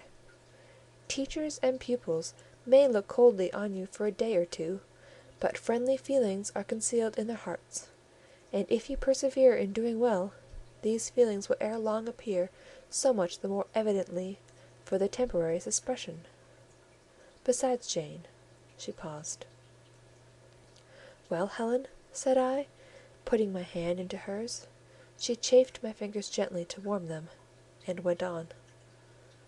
"If all the world hated you, and believed you wicked, while your own conscience approved you, and absolved you from guilt, you would not be without friends. No, I know I should think well of myself, but that is not enough. If others don't love me, I would rather die than live. I cannot bear to be solitary and hated, Helen. Look here. To gain some real affection from you, or Miss Temple, or any other whom I truly love, I would willingly submit to have the bone of my arm broken, or to let a bull toss me, or to stand behind a kicking horse, and let it dash its hoof at my chest. Hush, Jane! You think too much of the love of human beings. You are too impulsive, too vehement. The sovereign hand that created your frame, and put life into it, has provided you with other resources than your feeble self, or than creatures feeble as you. Besides this earth, and besides the race of men, there is an invisible world and a kingdom of spirits. That world is round us, for it is everywhere, and those spirits watch us, for they are commissioned to guard us. And if we were dying in pain and shame, if scorn smote us on all sides, and hatred crushed us, angels see our tortures, recognize our innocence. If innocent we be, as I know you are of this charge which Mr. Brocklehurst has weakly and pompously repeated at second hand from Mrs. Reed, for I read a sincere nature in your ardent eyes and on your clear front. And God waits only the separation of spirit from flesh to crown us with a full reward. Why, then, should we ever sink overwhelmed with distress, when life is so soon over, and death is so certain an entrance to happiness, to glory?" I was silent. Helen had calmed me, but in the tranquillity she imparted there was an alloy of inexpressible sadness. I felt the impression of woe as she spoke, but I could not tell whence it came; and when, having done speaking, she breathed a little fast, and coughed a short cough, I momentarily forgot my own sorrows, to yield to a vague concern for her.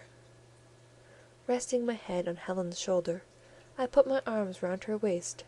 She drew me to her, and we reposed in silence. We had not sat long thus, when another person came in.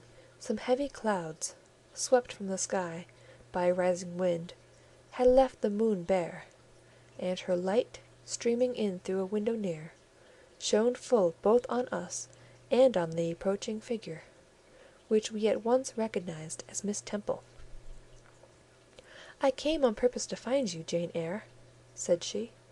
"I want you in my room, and as Helen Burns is with you, she may come too." We went, following the superintendent's guidance. We had to thread some intricate passages, and mount a staircase before we reached her apartment.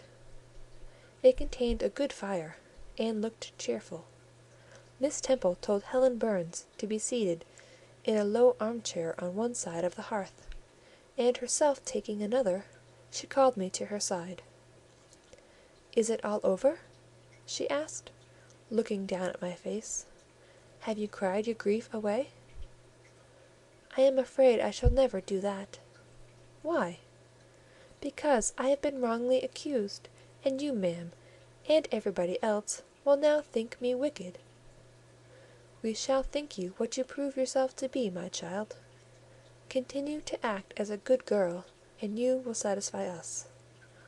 Shall I, Miss Temple?" "You will," said she, passing her arm round me. "And now tell me who is the lady whom Mr. Brocklehurst calls your benefactress?" "Mrs. Reed, my uncle's wife. My uncle is dead, and he left me to her care." "Did she not, then, adopt you of her own accord?" "No, ma'am. She was sorry to have to do it; but my uncle, as I have often heard the servants say, got her to promise before he died that she would always keep me." "Well now, Jane, you know, or at least I will tell you, that when a criminal is accused, he is always allowed to speak in his own defence. You have been charged with falsehood. Defend yourself to me as well as you can. Say whatever your memory suggests is true, but add nothing and exaggerate nothing." I resolved in the depth of my heart that I would be most moderate, most correct; and having reflected a few minutes in order to arrange coherently what I had to say, I told her all the story of my sad childhood. Exhausted by emotion, my language was more subdued than it generally was when it developed that sad theme; and mindful of Helen's warnings against the indulgence of resentment, I infused into the narrative far less of gall and wormwood than ordinary. Thus restrained and simplified, it sounded more credible. I felt as I went on that Miss Temple fully believed me. In the course of the tale I had mentioned Mr. Lloyd as having come to see me after the fit, for I never forgot that, to me, frightful episode of the Red Room, in detailing which my excitement was sure, in some degree, to break bounds, for nothing could soften in my recollection the spasm of agony which clutched my heart when Mrs. Reed spurned my wild supplication for pardon, and locked me a second time in the dark and haunted chamber. I had finished. Miss Temple regarded me a few minutes in silence. She then said— "I know something of Mr. Lloyd. I shall write to him. If his reply agrees with your statement, you shall be publicly cleared from every imputation. To me, Jane, you are clear now." She kissed me, and still keeping me at her side, where I was well contented to stand, for I derived a child's pleasure from the contemplation of her face, her dress, her one or two ornaments, her white forehead, her clustered and shining curls, and beaming dark eyes, she proceeded to address Helen Burns. "How are you to-night, Helen? Have you coughed much to-day?" "Not quite so much, I think, ma'am."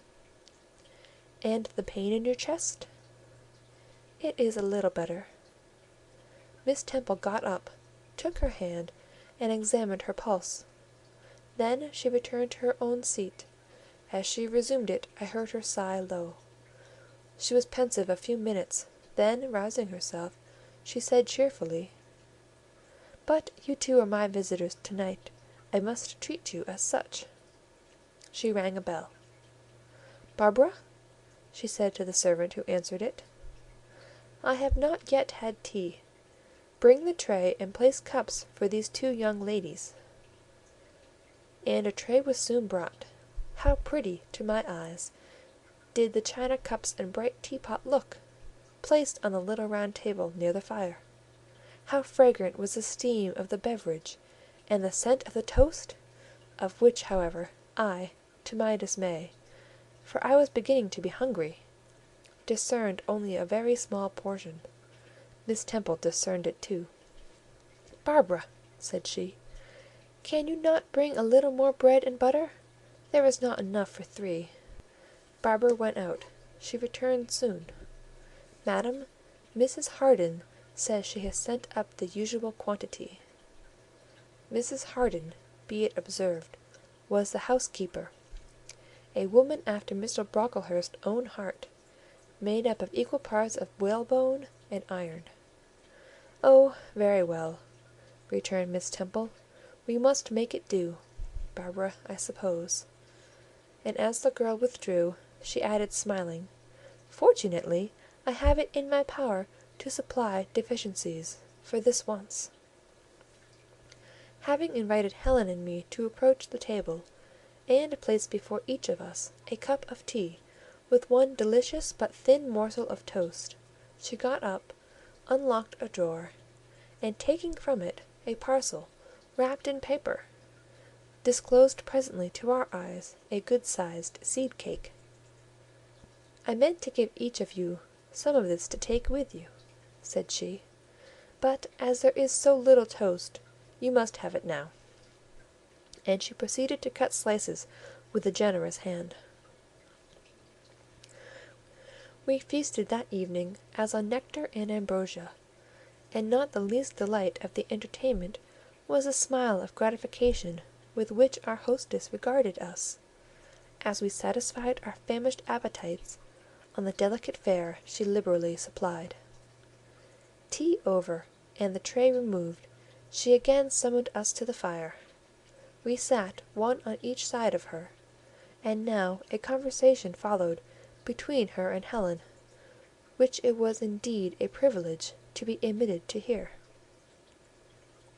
Miss Temple had always something of serenity in her air, of state in her mien, of refined propriety in her language, which precluded deviation into the ardent, the excited, the eager; something which chastened the pleasure of those who looked on her and listened to her, by a controlling sense of awe; and such was my feeling now, but as to Helen Burns, I was struck with wonder. The refreshing meal, the brilliant fire, the presence and kindness of her beloved instructress, or perhaps more than all these, something in her own unique mind had roused her powers within her. They woke, they kindled. First, they glowed in the bright tint of her cheek, which till this hour I had never seen but pale and bloodless.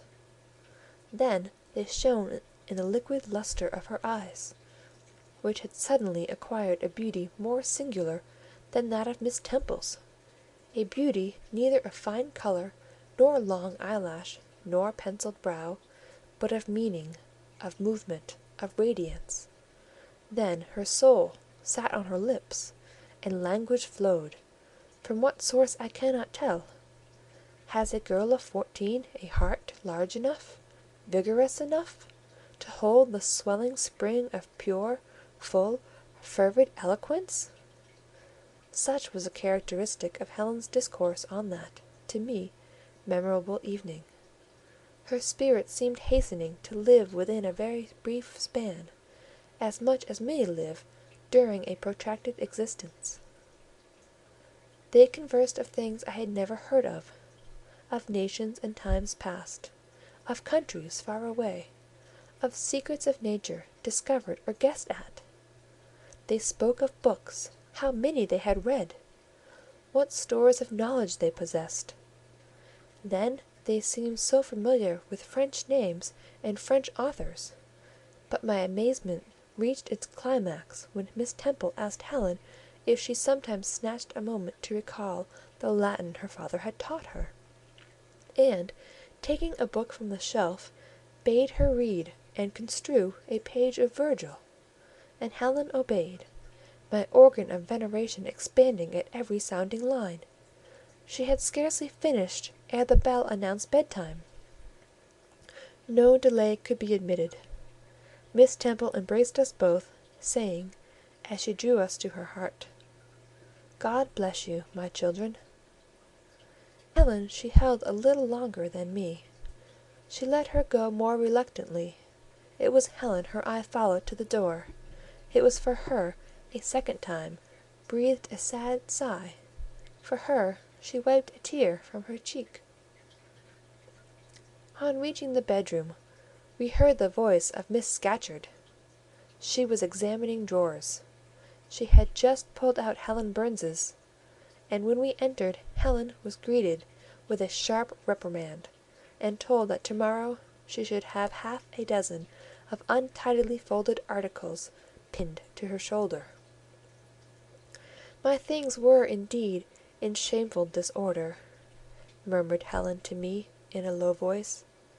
"I intended to have arranged them, but I forgot." Next morning Miss Scatcherd wrote in conspicuous characters on a piece of pasteboard the word "slattern," and bound it like a phylactery round Helen's large, mild, intelligent, and benign-looking forehead. She wore it till evening, patient, unresentful, regarding it as a deserved punishment. The moment Miss Scatcherd withdrew after afternoon school, I ran to Helen, tore it off, and thrust it into the fire.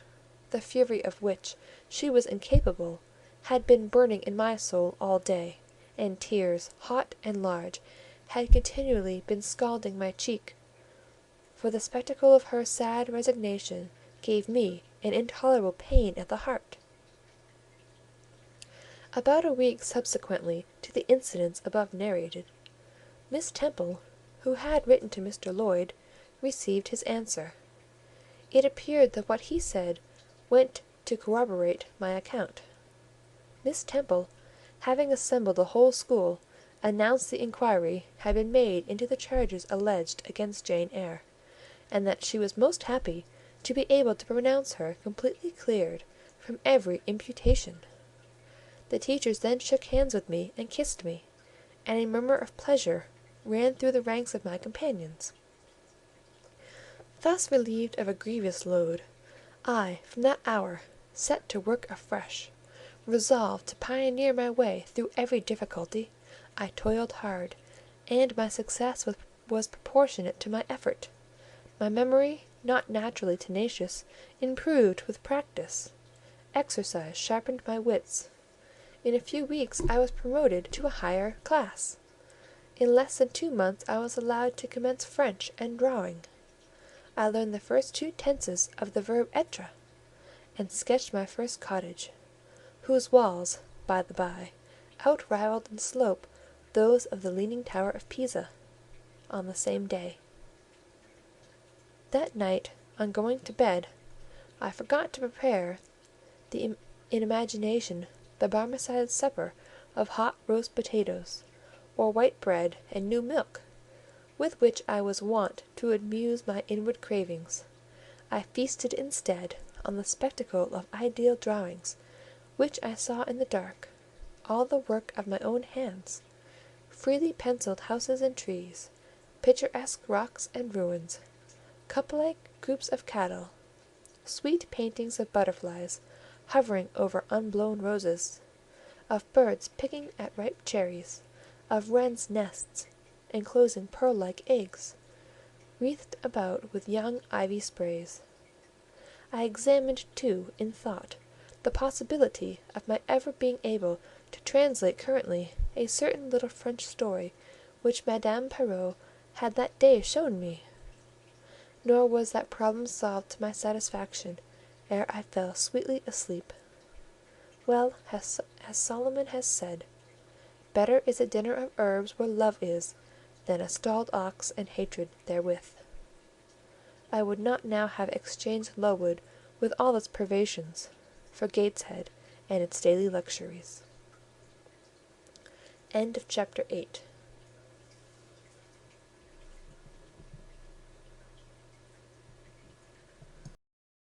Jane Eyre by Charlotte Bronte.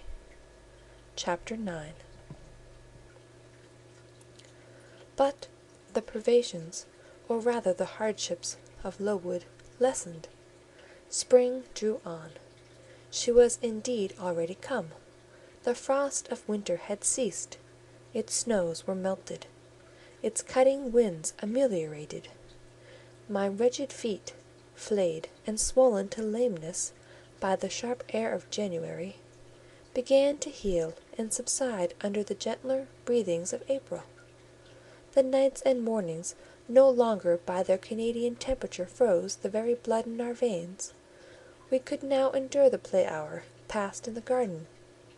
Sometimes, on a sunny day, it began even to be pleasant and genial, and a greenness grew over those brown beds, which, freshening daily, suggested the thought that hope traversed them at night, and left each morning brighter traces of her steps.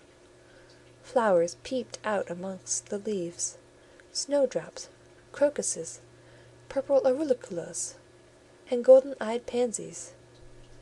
On Thursday afternoons, half-holidays, we now took walks, and found still sweeter flowers opening by the wayside, under the hedges. I discovered, too, that a great pleasure, an enjoyment which the horizon only bounded, lay all outside the high and spiked guarded walls of our garden. This pleasure consisted in prospect of noble summits girdling a great hill hollow, rich in verdure and shadow, in a bright beck, full of dark stones and sparkling eddies. How different had this scene looked when I viewed it laid out beneath the iron sky of winter, stiffened in frost, shrouded with snow! When mist as chill as death wandered to the impulse of east winds along those purple peaks, and rolled down Ing and Holm till they blended with the frozen fog of the beck. That beck itself was then a torrent, turbid and curbless. It tore asunder the wood, and sent a raving sound through the air, often thickened with wild rain or whirling sleet; and for the forest on its banks, that showed only ranks of skeletons. April advanced to May. A bright serene May it was. Days of blue sky, placid sunshine, and soft western or southern gales filled up its duration. And now vegetation matured with vigour. Lowood shook loose its tresses; it became all green, all flowery; its great elm, ash, and oak skeletons were restored to majestic life. Woodland plants sprang up profusely in its recesses; unnumbered varieties of moss filled its hollows, and it made a strange ground sunshine out of the wealth of its wild primrose plants. I have seen their pale gold gleam in overshadowed spots like scatterings of the sweetest lustre. All this I enjoyed often and fully, free, unwatched, and almost alone.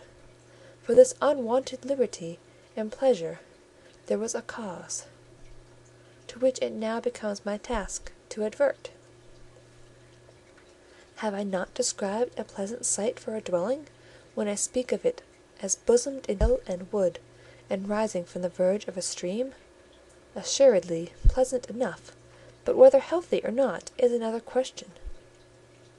That forest dell, where Lowood lay, was the cradle of fog and fog-bred pestilence, which, quickening with the quickening spring, crept into the orphan asylum, breathed typhus through its crowded schoolroom and dormitory, and ere May arrived, transformed the seminary into a hospital. Semi-starvation and neglected colds had predisposed most of the pupils to receive infection.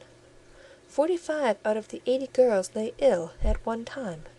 Classes were broken up, rules relaxed. The few who continued well were allowed almost unlimited license, because the medical attendant insisted on the necessity of frequent exercise to keep them in health, and had it been otherwise, no one had leisure to watch or restrain them. Miss Temple's whole attention was absorbed by the patients. She lived in the sick room, never quitting it except to snatch a few hours' rest at night. The teachers were fully occupied with packing up and making other necessary preparations for the departure of those girls who were fortunate enough to have friends and relations able and willing to remove them from the seat of contagion. Many, already smitten, went home only to die. Some died at the school, and were buried quietly and quickly, the nature of the malady forbidding delay. While disease had thus become an inhabitant of Lowood, and death its frequent visitor; while there was gloom and fear within its walls; while its rooms and passages steamed with hospital smells, the drug and the pastille striving vainly to overcome the effluvia of mortality, that bright May shone unclouded over the bold hills and beautiful woodland out of doors. Its garden, too, glowed with flowers. Hollyhocks had sprung up tall as trees, lilies had opened, tulips and roses were in bloom. The borders of the little beds were gay with pink thrift and crimson double daisies. The sweetbriars gave out, morning and evening, their scent of spice and apples. For these fragrant treasures were all useless for most of the inmates of Lowood, except to furnish now and then a handful of herbs and blossoms to put in a coffin. But I, and the rest who continued well, enjoyed fully the beauties of the scene and season. They let us ramble in the wood, like gipsies, from morning till night. We did what we liked, went where we liked. We lived better, too. Mr. Brocklehurst and family never came near Lowood now. Household matters were not scrutinized into. The cross housekeeper was gone, driven away by the fear of infection. Her successor, who had been matron at the Lowton dispensary, unused to the ways of her new abode, provided with comparative liberality. Besides, there were fewer to feed. The sick could eat little. Our breakfast basins were better filled. When there was no time to prepare a regular dinner, which often happened, she would give us a large piece of cold pie, or a thick slice of bread and cheese, and this we carried away with us to the wood, where we each chose the spot we liked best, and dined sumptuously. My favourite seat was a smooth and broad stone, rising white and dry from the very middle of the beck, and only to be got at by wading through the water, a feat I accomplished barefoot. The stone was just broad enough to accommodate comfortably another girl and me, at that time my chosen comrade, one Mary Ann Wilson, a shrewd, observant personage, whose society I took pleasure in, partly because she was witty and original, and partly because she had a manner which set me at my ease. Some years older than I, she knew more of the world, and could tell me many things I liked to hear. With her my curiosity found gratification. To my faults also she gave ample indulgence, never imposing curb or rein on anything I said. She had a turn for narrative, I for analysis. She liked to inform, I to question. So we got on swimmingly together, deriving much entertainment, if not much improvement, from our mutual intercourse. And where, meantime, was Helen Burns? Why did I not spend these sweet days of liberty with her? Had I forgotten her? Or was I so worthless as to have grown tired of her pure society? Surely the Mary Ann Wilson I have mentioned was inferior to my first acquaintance. She could only tell me amusing stories, and reciprocate any racy and pungent gossip I chose to indulge in, while, if I had spoken truth of Helen, she was qualified to give those who enjoyed the privilege of her converse a taste of far higher things. True, reader, and I knew and felt this. And though I am a defective being, with many faults and few redeeming points, yet I never tired of Helen Burns, nor even ceased to cherish for her a sentiment of attachment, as strong, tender, and respectful as any that ever animated my heart. How could it be otherwise, when Helen, at all times and under all circumstances, evinced for me a quiet and faithful friendship, which ill humour never soured, nor irritation never troubled? But Helen was ill at present. For some weeks she had been removed from my sight to I knew not what room upstairs. She was not, I was told, in the hospital portion of the house with the fever patients, for her complaint was consumption, not typhus, and by consumption I, in my ignorance, understood something mild, which time and care would be sure to alleviate. I was confirmed in this idea by the fact of her once or twice coming downstairs on very warm, sunny afternoons, and being taken by Miss Temple into the garden. But on these occasions I was not allowed to go and speak to her. I only saw her from the schoolroom window, and then not distinctly, for she was much wrapped up, and sat at a distance under the veranda. One evening in the beginning of June, I had stayed out very late with Mary Ann in the wood. We had, as usual, separated ourselves from the others, and had wandered off far, so far that we lost our way, and had to ask it at a lonely cottage, where a man and woman lived, who looked after a herd of half-wild swine that fed on the mast in the wood. When we got back, it was after moonrise. A pony, which we knew to be the surgeon's, was standing at the garden door. Mary Ann remarked that she supposed someone must be very ill, as Mr. Bates had been sent for at that time of the evening. She went into the house. I stayed behind a few minutes to plant in my garden a handful of roots I had dug up in the forest, and which I feared would wither if I left them till the morning. This done, I lingered yet a little longer. The flowers smelt so sweet as the dew fell. It was such a pleasant evening, so serene, so warm. The still glowing west promised so fairly another fine day on the morrow. The moon rose with such majesty in the grave east. I was noting these things and enjoying them as a child might, when it entered my mind, as it had never done before, "How sad to be lying now on a sick bed, and to be in danger of dying! This world is pleasant; it would be dreary to be called from it, and to have to go who knows where." And then my mind made its first earnest effort to comprehend what had been infused into it concerning heaven and hell, and for the first time it recoiled, baffled, and for the first time glancing behind, on each side, and before it, it saw all round an unfathomed gulf.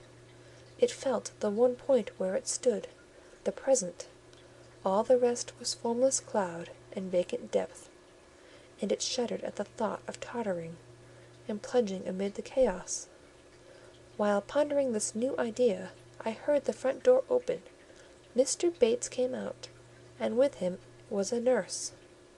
After she had seen him mount his horse and depart, she was about to close the door, but I ran up to her. "How is Helen Burns?" "Very poorly," was the answer. "Is it her Mr. Bates has been to see?" "Yes." "And what does he say about her?" "He says she'll not be here long." This phrase, uttered in my hearing yesterday, would have only conveyed the notion that she was about to be removed to Northumberland, to her own home. I should not have suspected that it meant she was dying, but I knew instantly now. It opened clear on my comprehension that Helen Burns was numbering her last days in this world, and that she was going to be taken to the region of spirits, if such region there were. I experienced a shock of horror, then a strong thrill of grief, then a desire, a necessity to see her, and I asked in what room she lay. "She is in Miss Temple's room," said the nurse. "May I go up and speak to her?" "Oh no, child, it is not likely; and now it is time for you to come in. You'll catch the fever if you stop out when the dew is falling." The nurse closed the front door. I went in by the side entrance which led to the schoolroom. I was just in time. It was 9 o'clock, and Miss Miller was calling the pupils to go to bed.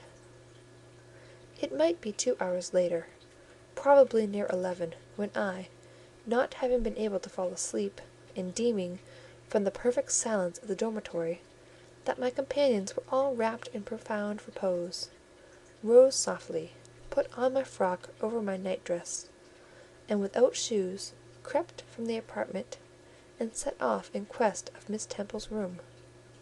It was quite at the other end of the house, but I knew my way, and the light of the unclouded summer moon, entering here and there at passage windows, enabled me to find it without difficulty.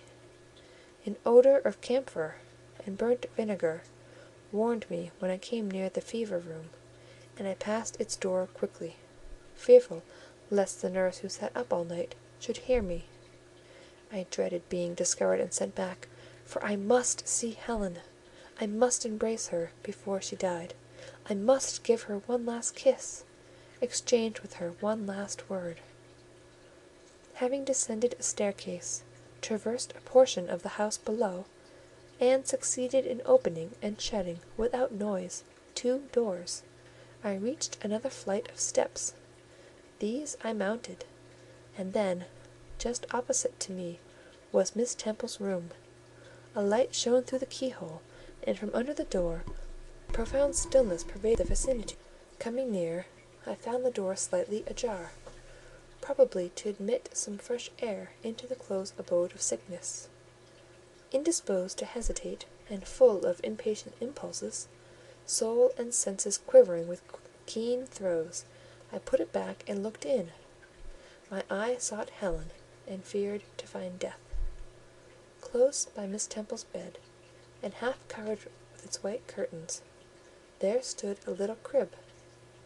I saw the outline of a form under the clothes, but the face was hid by the hangings. The nurse I had spoken to in the garden sat in an easy-chair, asleep. An unsnuffed candle burnt dimly on the table. Miss Temple was not to be seen. I knew afterwards that she had been called to a delirious patient in the fever room. I advanced, then paused by the crib side. My hand was on the curtain, but I preferred speaking before I withdrew it. I still recoiled at the dread of seeing a corpse. "Helen," I whispered softly, "are you awake?" She stirred herself, put back the curtain, and I saw her face, pale, wasted, but quite composed. She looked so little changed that my fear was instantly dissipated. "Can it be you, Jane?" she asked in her own gentle voice. "Oh," I thought, "she is not going to die. They are mistaken. She could not speak and look so calmly if she were." I got on to her crib and kissed her. Her forehead was cold, and her cheek both cold and thin, and so were both her hand and wrist, but she smiled as of old. "Why are you come here, Jane? It is past 11 o'clock. I heard it strike some minutes since." "I came to see you, Helen. I heard you were very ill, and I could not sleep till I had spoken to you." "You came to bid me good-bye, then? You were just in time, probably." "Are you going somewhere, Helen? Are you going home?" "Yes, to my long home, my last home." "No, no, Helen!" I stopped, distressed. While I tried to devour my tears, a fit of coughing seized Helen. It did not, however, wake the nurse. When it was over, she lay some minutes exhausted. Then she whispered, "Jane, your little feet are bare. Lie down and cover yourself with my quilt." I did so. She put her arm over me, and I nestled close to her. After a long silence, she resumed, still whispering, "I am very happy, Jane, and when you hear that I am dead, you must be sure, and not grieve. There is nothing to grieve about. We all must die one day, and the illness which is removing me is not painful. It is gentle and gradual. My mind is at rest. I leave no one to regret me much. I have only a father, and he is lately married, and will not miss me. By dying young I shall escape great sufferings. I had not qualities or talents to make my way very well in the world. I should have been continually at fault." "But where are you going to, Helen? Can you see? Do you know?" "I believe. I have faith. I am going to God." "Where is God? What is God?" "My Maker and yours, who will never destroy what He created. I rely implicitly on His power, and confide wholly in His goodness. I count the hours till that eventful one arrives, which shall restore me to Him, reveal Him to me. You are sure then, Helen, that there is such a place as heaven, and that our souls can get to it when we die?" "I am sure there is a future state. I believe God is good. I can resign my immortal part to Him, without any misgiving. God is my father. God is my friend. I love him.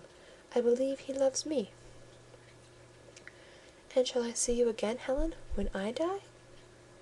You will come to the same region of happiness, be received by the same mighty, universal parent, no doubt, dear Jane. Again I questioned, but this time only in thought. Where is that region? Does it exist? And I clasped my arms closer round Heaven. She seemed dearer to me than ever. I felt as if I could not let her go. I lay with my face hidden on her neck. Presently she said in the sweetest tone, "How comfortable I am! That last fit of coughing has tired me a little. I feel as if I could sleep. But don't leave me, Jane. I like to have you near me. I'll stay with you, dear Helen. No one shall take me away." "Are you warm, darling?" "Yes. Good night, Jane. Good night, Helen." She kissed me, and I her, and we both soon slumbered. When I awoke it was day. An unusual movement roused me. I looked up. I was in somebody's arms. The nurse held me. She was carrying me back through the passage to the dormitory. I was not reprimanded for leaving my bed. People had something else to think about. No explanation was afforded then to my many questions, but a day or two afterwards I learned that Miss Temple, on returning to her own room at dawn, had found me laid in the little crib, my face against Helen Burns's shoulders, my arm round her neck. I was asleep, and Helen was dead. Her grave is in Brocklebridge churchyard. For 15 years after her death, it was only covered by a grassy mound, but now a grey marble tablet marks the spot, inscribed with her name and the word Resurgam. End of chapter 9.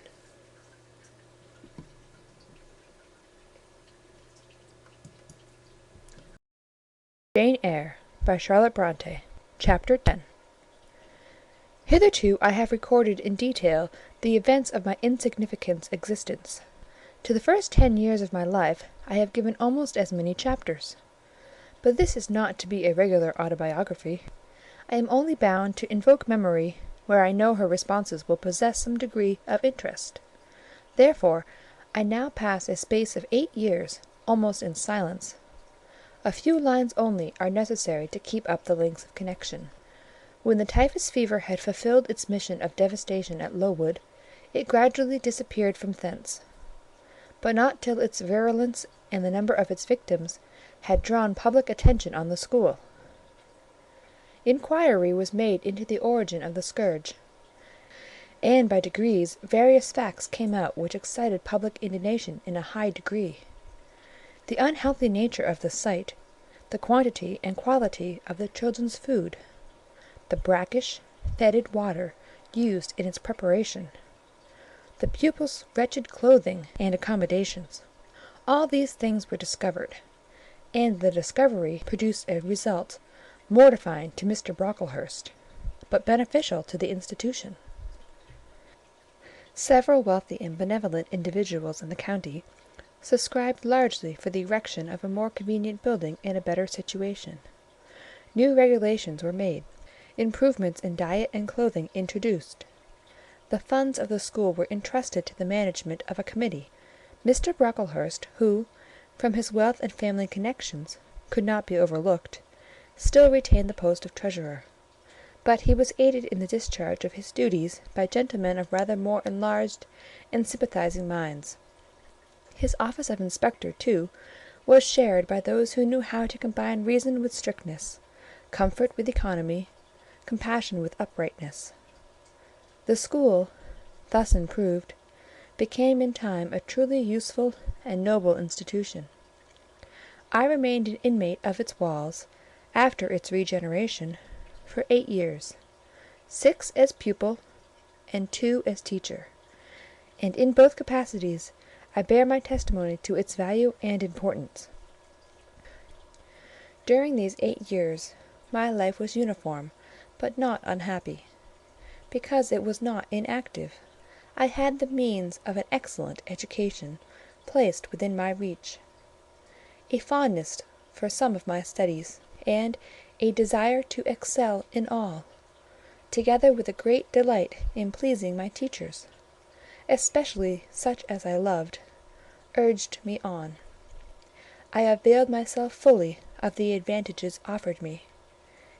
In time I rose to be the first girl of the first class. Then I was invested with the office of teacher, which I discharged with zeal for 2 years. But at the end of that time I altered. Miss Temple, through all changes, had thus far continued superintendent of the seminary. To her instruction I owed the best part of my acquirements. Her friendship and society had been my continual solace. She had stood me in the stead of mother, governess, and latterly companion. At this period she married, removed with her husband, a clergyman, an excellent man, almost worthy of such a wife, to a distant county, and consequently was lost to me. From the day she left I was no longer the same. With her was gone every settled feeling, every association that had made Lowood in some degree a home to me. I had imbibed from her something of her nature and much of her habits. More harmonious thoughts, what seemed better regulated feelings had become the inmates of my mind. I had given in allegiance to duty and order. I was quiet.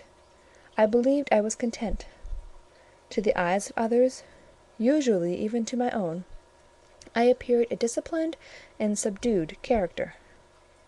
But destiny, in the shape of the Reverend Mr. Nasmyth, came between me and Miss Temple. I saw her in her travelling dress step into a post-chaise. Shortly after the marriage ceremony, I watched the chaise mount the hill and disappear beyond its brow, and then retired to my own room, and there spent in solitude the greatest part of the half-holiday granted in honour of the occasion. I walked about the chamber most of the time.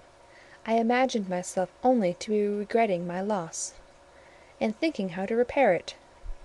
But when my reflections were concluded, and I looked up and found that the afternoon was gone, and evening far advanced, another discovery dawned on me, namely, that in the interval I had undergone a transforming process, that my mind had put off all it had borrowed from Miss Temple, or rather that she had taken with her the serene atmosphere I had been breathing in her vicinity, and that now I was left in my natural element, and beginning to feel the stirring of old emotions. It did not seem as if a prop were withdrawn, but rather as if a motive were gone. It was not the power to be tranquil which had failed me, but the reason for tranquillity was no more. My world had for some years been in Lowood. My experience had been of its rules and systems.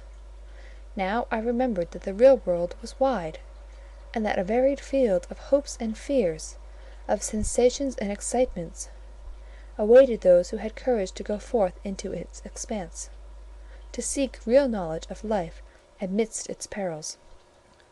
I went to my window, opened it, and looked out. There were the 2 wings of the building. There was the garden. There were the skirts of Lowood. There was the hilly horizon. My eye passed all other objects to rest on those most remote, the blue peaks. It was those I longed to surmount. All within their boundary of rock and heath seemed prison ground, exile limits. I traced the white road winding round the base of one mountain, and vanishing in a gorge between 2. How I longed to follow it farther! I recalled the time when I had travelled that very road in a coach. I remembered descending that hill at twilight. An age seemed to have elapsed since the day which brought me first to Lowood, and I had never quitted it since. My vacations had all been spent at school. Mrs. Reed had never sent for me to Gateshead. Neither she nor any of her family had ever been to visit me. I had had no communication by letter or message with the outer world. School rules, school duties, school habits and notions, and voices, and faces, and phrases, and costumes, and preferences, and antipathies, such was what I knew of existence. And now I felt that it was not enough. I tired of the routine of 8 years in one afternoon. I desired liberty. For liberty I gasped. For liberty I uttered a prayer. It seemed scattered on the wind, then faintly blowing. I abandoned it, and framed a humbler supplication. For change, stimulus. That petition, too, seemed swept off into vague space. "Then," I cried, half desperate, "grant me at least a new servitude." Here a bell, ringing the hour of supper, called me downstairs. I was not free to resume the interrupted chain of my reflections till bedtime. Even then a teacher, who occupied the same room with me, kept me from the subject to which I longed to recur, by a prolonged effusion of small talk. How I wished sleep would silence her! It seemed as if, could I but go back to the idea which had last entered my mind as I stood at the window, some inventive suggestion would rise for my relief. Miss Gryce snored at last. She was a heavy Welshwoman, and till now her habitual nasal strains had never been regarded by me in any other light than as a nuisance. To-night I hailed the first deep notes with satisfaction. I was debarrassed of interruption. My half-effaced thought instantly revived. "A new servitude! There is something in that," I soliloquized, mentally, be it understood. I did not talk aloud. "I know there is, because it does not sound too sweet. It is not like such words as liberty, excitement, enjoyment. Delightful sounds truly, but no more than sounds for me, and so hollow and fleeting that it is mere waste of time to listen to them. But servitude! That must be matter of fact. Any one may serve. I have served here 8 years. Now all I want is to serve elsewhere. Can I not get so much of my own will? Is not the thing feasible? Yes, yes, the end is not so difficult, if I had only a brain active enough to ferret out the means of attaining it." I sat up in bed, by way of arousing the said brain. It was a chilly night. I covered my shoulders with a shawl, and then I proceeded to think again with all my might. What do I want? A new place, in a new house, amongst new faces, under new circumstances. I want this because it is of no use wanting anything better. How do people do to get a new place? They apply to friends, I suppose. I have no friends. There are many others who have no friends, who must look about for themselves and be their own helpers. And what is their resource? I could not tell. Nothing answered me. I then ordered my brain to find a response, and quickly. It worked and worked faster. I felt the pulses throb in my head and temples, but for nearly an hour it worked in chaos, and no result came of its efforts. Feverish with vain labour, I got up and took a turn in the room, undrew the curtain, noted a star or two, shivered with cold, and again crept to bed. A kind fairy, in my absence, had surely dropped the required suggestion on my pillow, for as I lay down it came quietly and naturally to my mind. Those who want situations advertise. You must advertise in the shire Herald. How? I know nothing about advertising.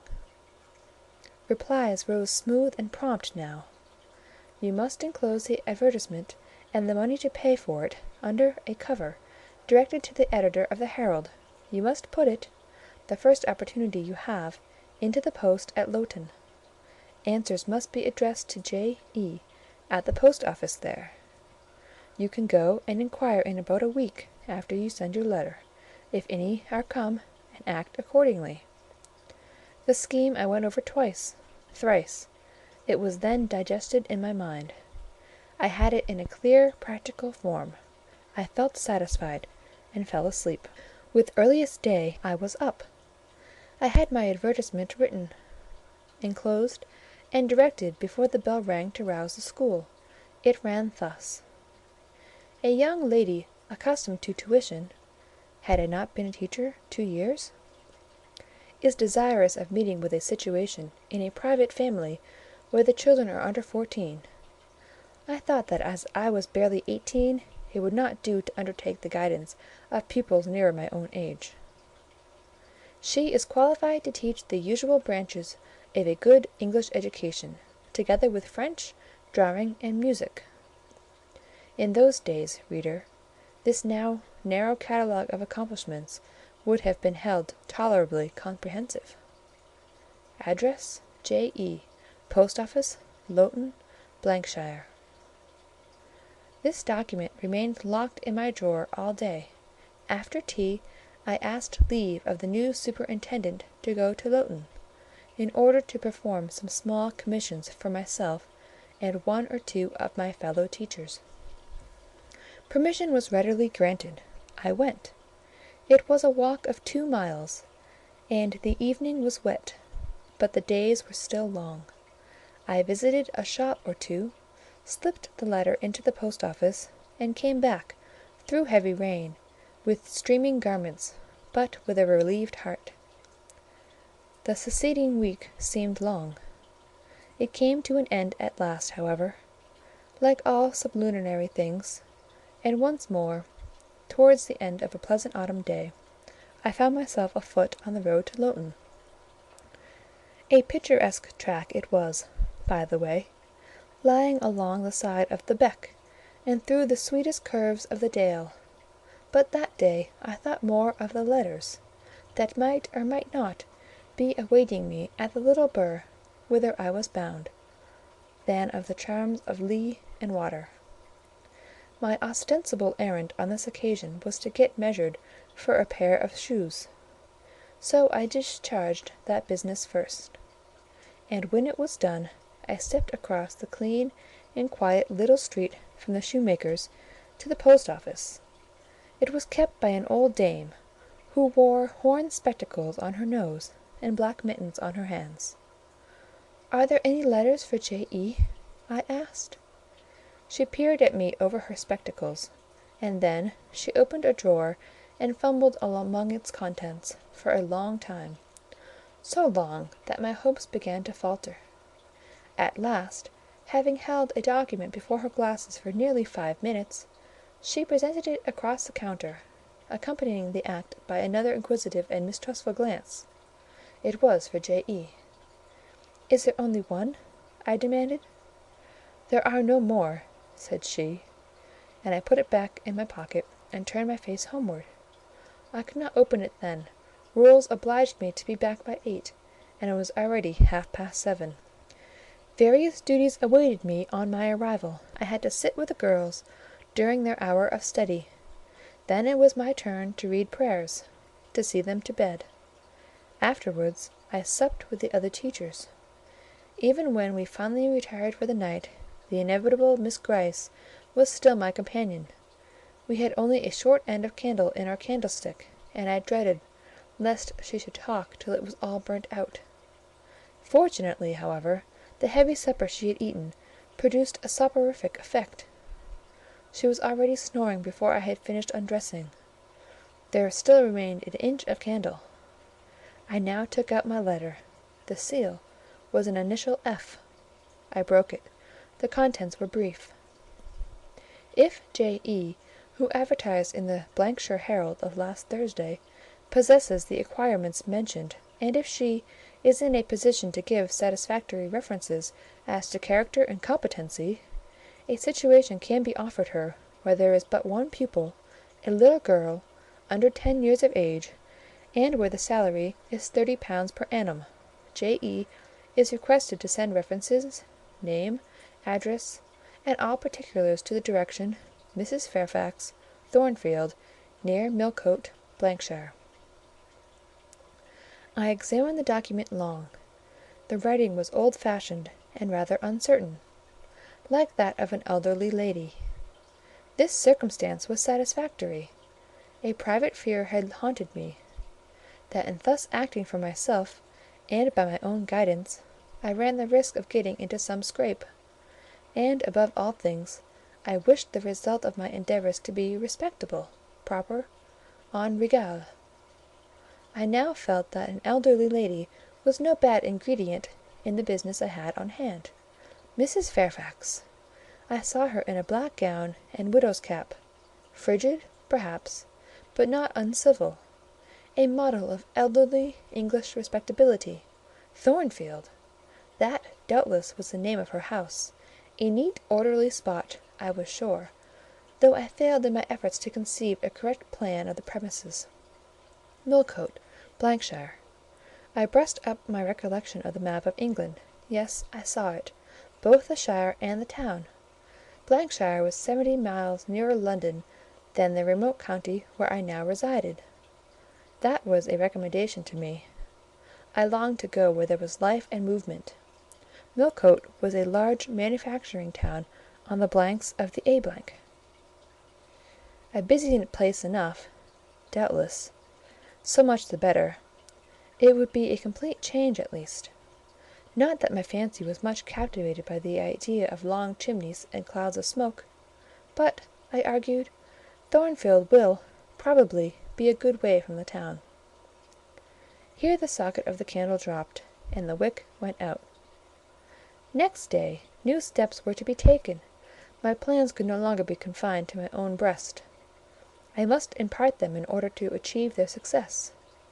Having sought and obtained an audience of the superintendent during the noontide recreation, I told her I had a prospect of getting a new situation, where the salary would be double what I now received, for at Lowood I got only £15 per annum, and requested she would break the matter for me to Mr. Brocklehurst, or some of the committee, and ascertain whether they would permit me to mention them as references.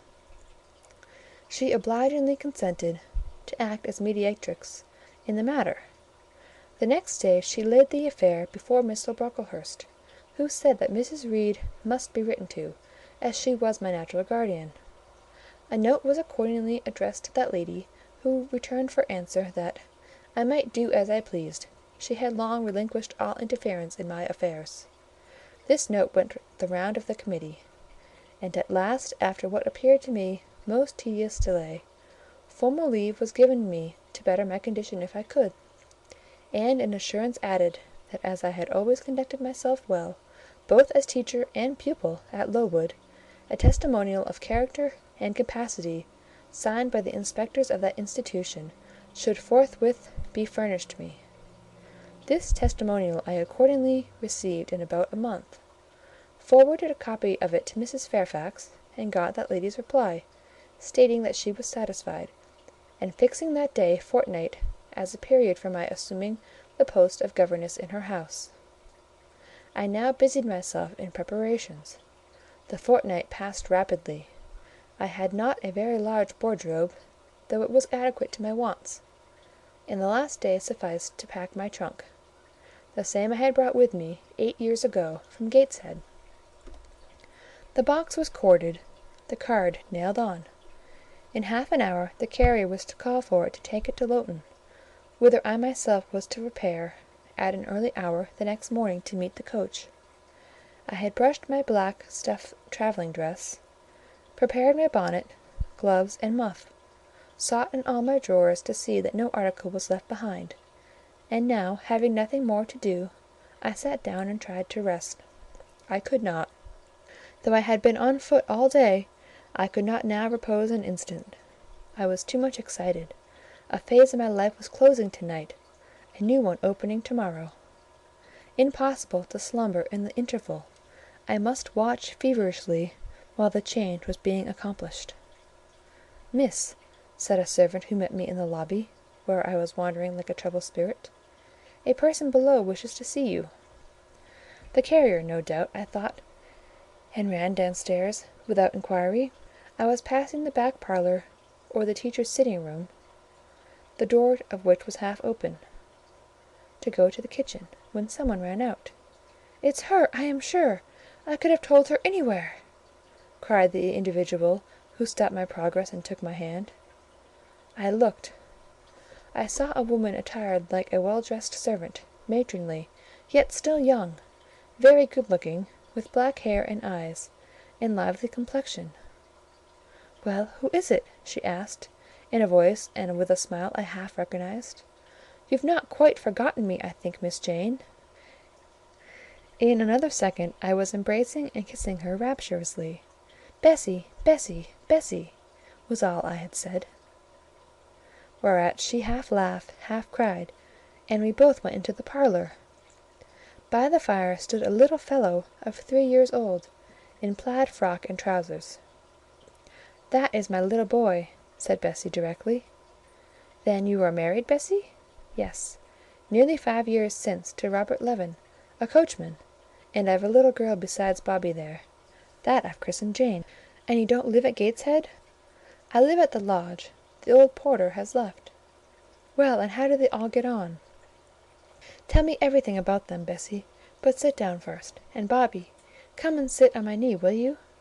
But Bobby preferred sliding over to his mother. "You're not grown so very tall, Miss Jane, nor so very stout," continued Mrs. Levin. "I dare say they've not kept you too well at school. Miss Reed is the head and shoulders taller than you are, and Miss Georgiana would make 2 of you in breadth. Georgiana is handsome, I suppose, Bessie?" "Very. She went up to London last winter with her mamma, and there everybody admired her, and a young lord fell in love with her; but his relations were against the match, and, what do you think? He and Miss Georgiana made it up to run away, but they were found out and stopped. It was Miss Reed that found them out. I believe she was envious, and now she and her sister lead a cat-and-dog life together. They are always quarrelling." "Well, and what of John Reed?" "Oh, he is not doing so well as his mamma could wish. He went to college, and he got plucked, I think they call it; and then his uncles wanted him to be a barrister, and study the law; but he is such a dissipated young man, they will never make much of him, I think." "What does he look like?" "He is very tall. Some people call him a fine-looking young man, but he has such thick lips." "And Mrs. Reed?" "Mrs. looks stout and well enough in the face, but I think she's not quite easy in her mind. Mr. John's conduct does not please her; he spends a deal of money." "Did she send you here, Bessie?" "No, indeed; but I have long waited to see you, and when I heard that there had been a letter from you, and that you were going to another part of the country, I thought I'd just set off and get a look at you before you were quite out of my reach." "I am afraid you are disappointed in me, Bessie." I said this laughing. I perceived that Bessie's glance, though it expressed regard, did in no shape denote admiration. "No, Miss Jane, not exactly. You are genteel enough; you look like a lady, and it is as much as I ever expected of you. You were no beauty as a child." I smiled at Bessie's frank answer. I felt that it was correct, but I confess I was not quite indifferent to its import. At 18 most people wish to please, and the conviction that they have not an exterior likely to second that desire brings anything but gratification. "I dare say you are clever, though," continued Bessie, by way of solace. "What can you do? Can you play on the piano?" "A little." There was one in the room. Bessie went and opened it, and then asked me to sit down and give her a tune. I played a waltz or 2, and she was charmed. "The Miss Reeds could not play as well," said she exultingly. "I always said you would surpass them in learning. And can you draw?" "That is one of my paintings over the chimney-piece." It was a landscape in water-colours, of which I had made a present to the superintendent, in acknowledgment of her obliging mediation with the committee on my behalf, in which she had framed and glazed. "Well, that is beautiful, Miss Jane. It is as fine a picture as any Miss Reed's drawing-master could paint, let alone the fine young ladies themselves, who could not come near it. And you have learnt French?" "Yes, Bessie. I can both read it and speak it. And you can work on muslin and canvas? I can. Oh, you are quite a lady, Miss Jane. I knew you would be.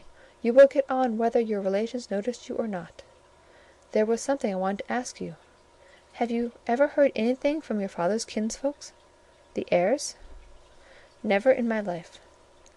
Well, you know, Missus always said they were poor and quite despicable, and they may be poor, but I believe they are as much gentry as the Reeds are.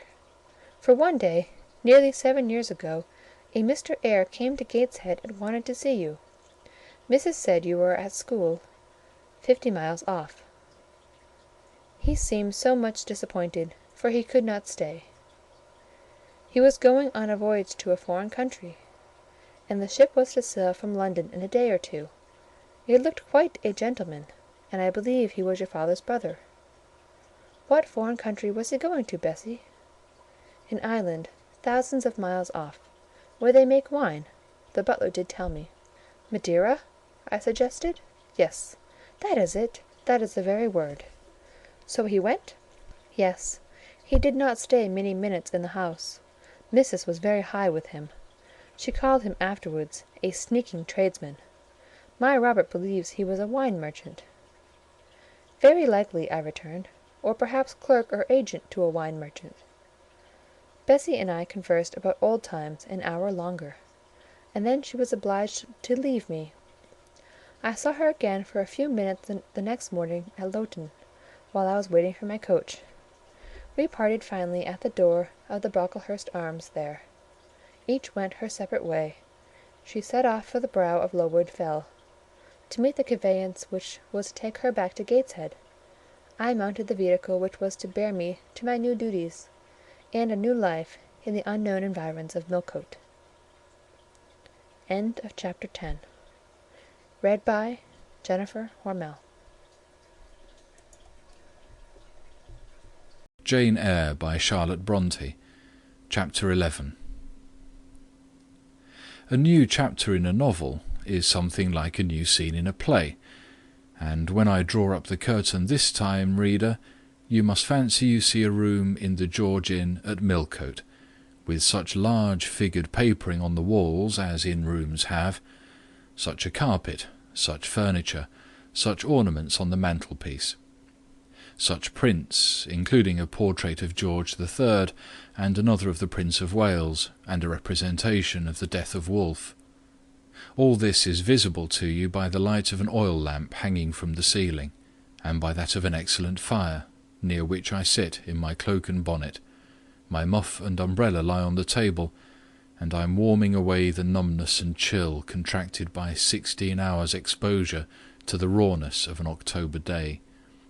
I left Lowton at 4 o'clock a.m., and the Millcote town clock is now just striking 8. Reader, though I look comfortably accommodated, I am not very tranquil in my mind. I thought when the coach stopped here there would be someone to meet me. I looked anxiously around as I descended the wooden steps the boots placed for my convenience, expecting to hear my name pronounced and to see some description of carriage waiting to convey me to Thornfield.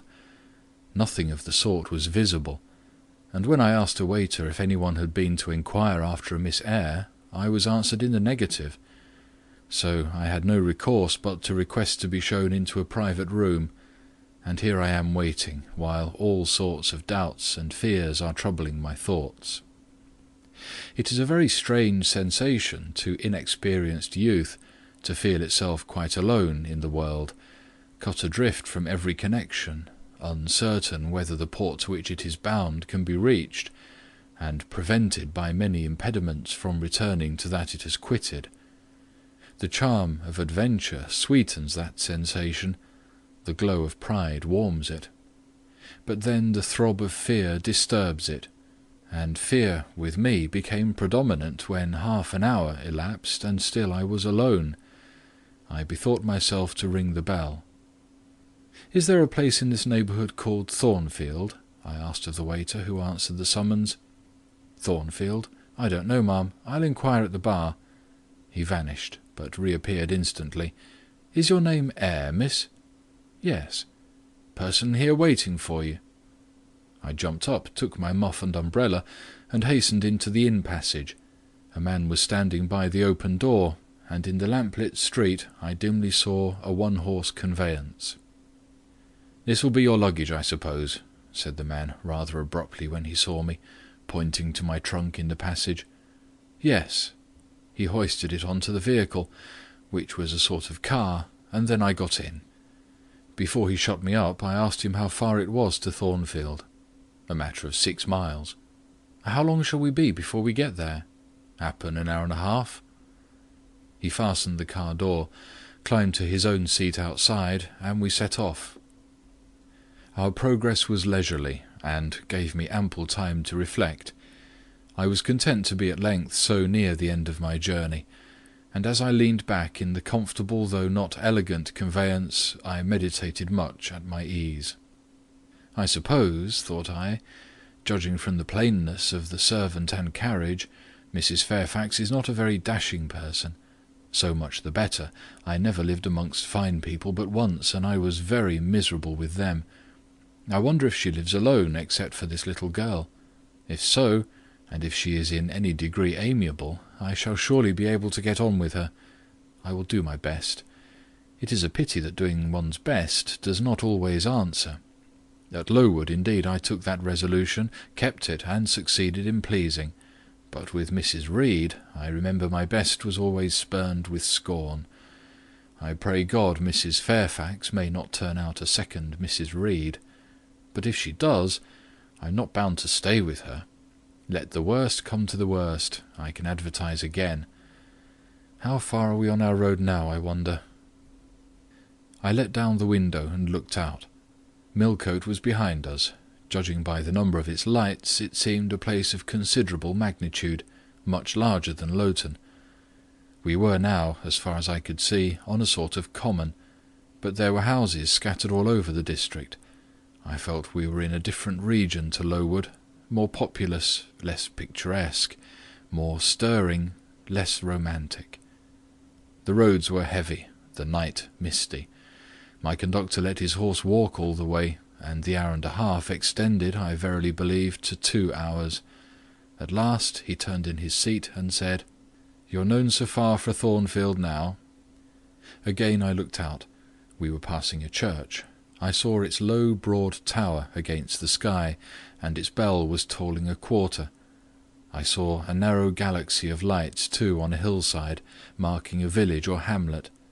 About 10 minutes after, the driver got down and opened a pair of gates. We passed through, and they clashed to behind us. We now slowly ascended a drive, and came upon the long front of a house. Candlelight gleamed from one curtained bow window. All the rest were dark. The car stopped at the front door. It was opened by a maidservant. I alighted and went in.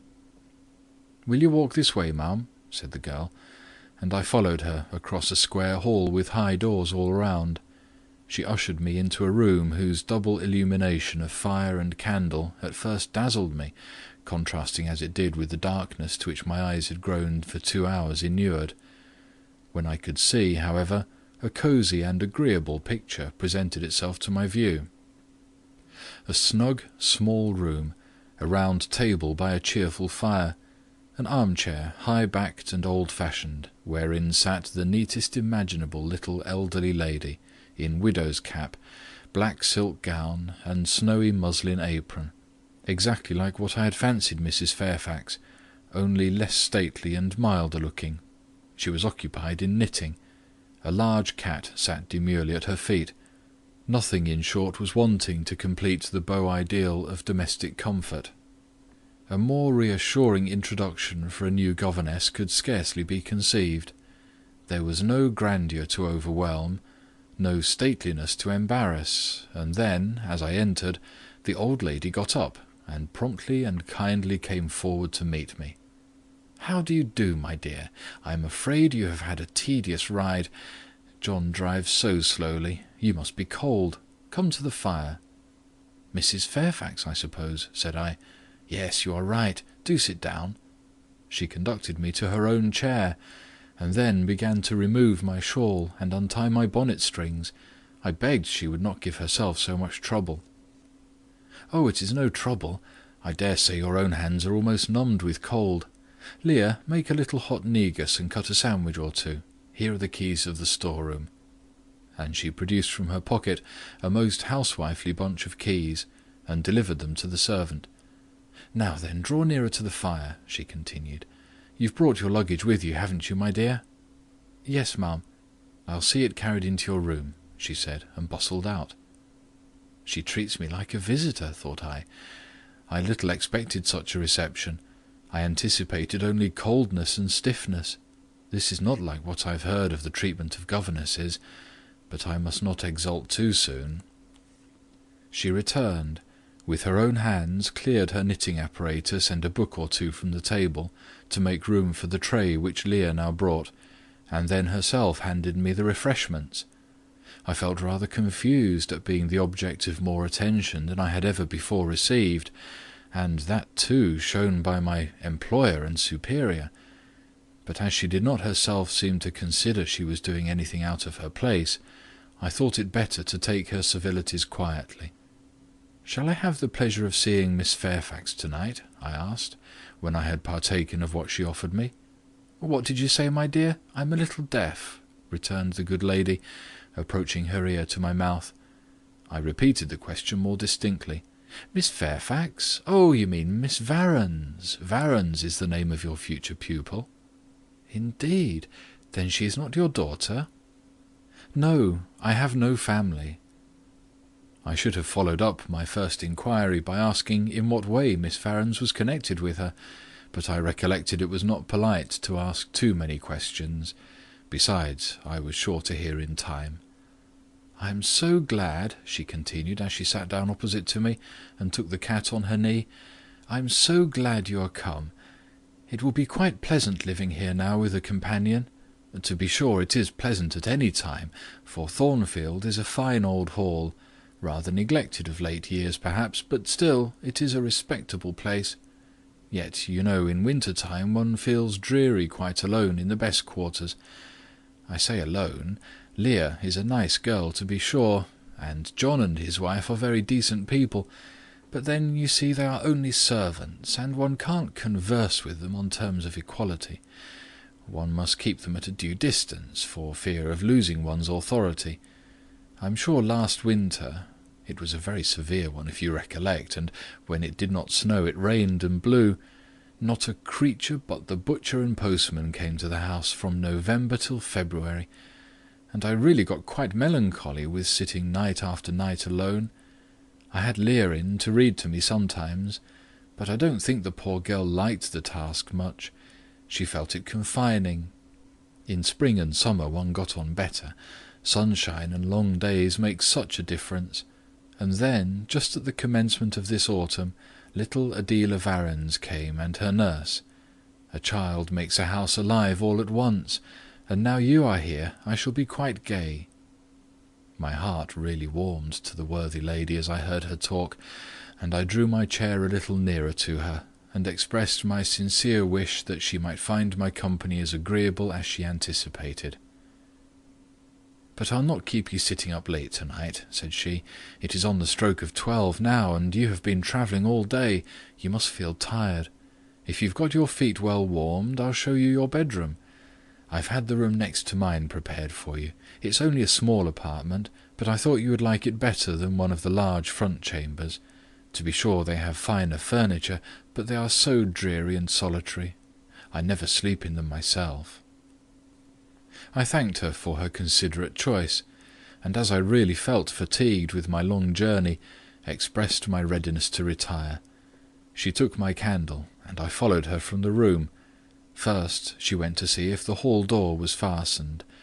Having taken the key from the lock, she led the way upstairs. The steps and banisters were of oak.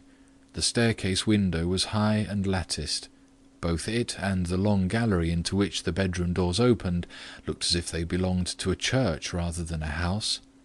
A very chill and vault-like air pervaded the stairs and gallery, suggesting cheerless ideas of space and solitude, and I was glad, when finally ushered into my chamber, to find it of small dimensions and furnished in ordinary modern style. When Mrs. Fairfax had bidden me a kind good night, and I had fastened my door, gazed leisurely around, and in some measure effaced the eerie impression made by that wide hall, that dark and spacious staircase, and that long cold gallery, by the livelier aspect of my little room, I remembered that, after a day of bodily fatigue and mental anxiety, I was now at last in safe haven. The impulse of gratitude swelled my heart, and I knelt down at the bedside and offered up thanks where thanks were due, not forgetting, ere I rose, to implore aid on my further path, and the power of meriting the kindness which seemed so frankly offered me before it was earned. My couch had no thorns in it that night, my solitary room no fears. At once weary and content, I slept soon and soundly. When I awoke, it was broad day.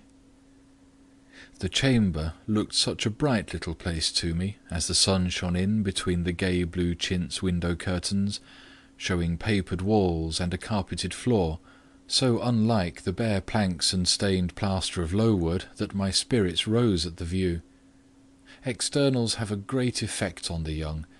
I thought that a fairer era of life was beginning for me, one that was to have its flowers and pleasures as well as its thorns and toils.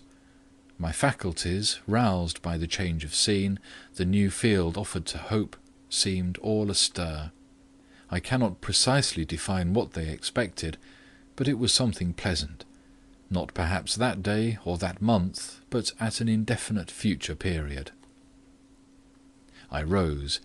I dressed myself with care, obliged to be plain, for I had no article of attire that was not made with extreme simplicity. I was still by nature solicitous to be neat. It was not my habit to be disregardful of appearance or careless of the impression I made.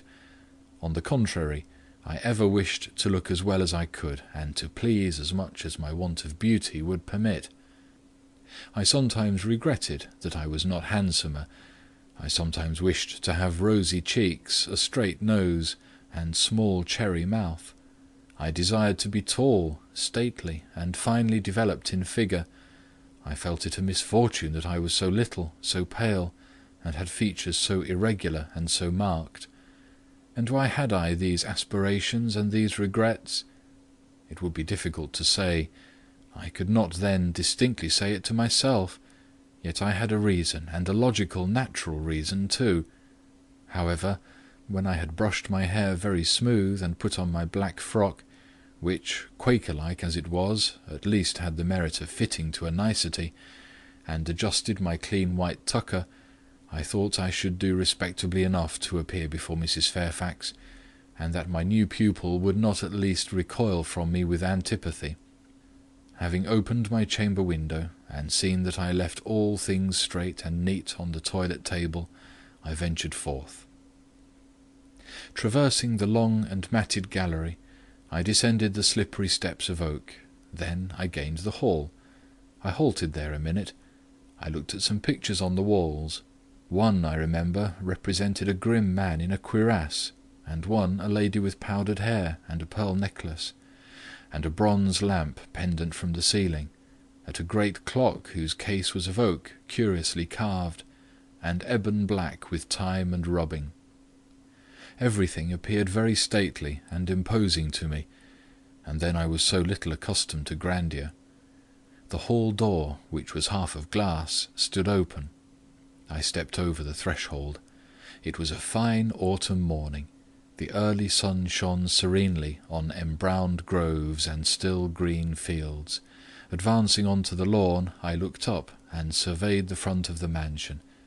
It was 3 stories high, of proportions not vast, though considerable. A gentleman's manor house, not a nobleman's seat. Battlements round the top gave it a picturesque look. Its grey front stood out well from the background of a rookery, whose cawing tenants were now on the wing. They flew over the lawn and grounds to alight in a great meadow, from which these were separated by a sunk fence, and where an array of mighty old thorn trees, strong, knotty, and broad as oaks, at once explained the etymology of the mansion's designation. Farther off were hills, not so lofty as those around Lowood, nor so craggy, nor so like barriers of separation from the living world, but yet quiet and lonely hills enough, and seeming to embrace Thornfield with a seclusion I had not expected to find existent so near the stirring locality of Millcote. A little hamlet whose roofs were blent with trees straggled up the side of one of these hills. The church of the district stood nearer Thornfield. Its old tower top looked over a knoll between the house and gates. I was yet enjoying the calm prospect and pleasant fresh air, yet listening with delight to the cawing of the rooks, yet surveying the wide hoary front of the hall, and thinking what a great place it was for one lonely little dame like Mrs. Fairfax to inhabit, when that lady appeared at the door. "What, out already?" said she. "I see you are an early riser." I went up to her, and was received with an affable kiss and shake of the hand.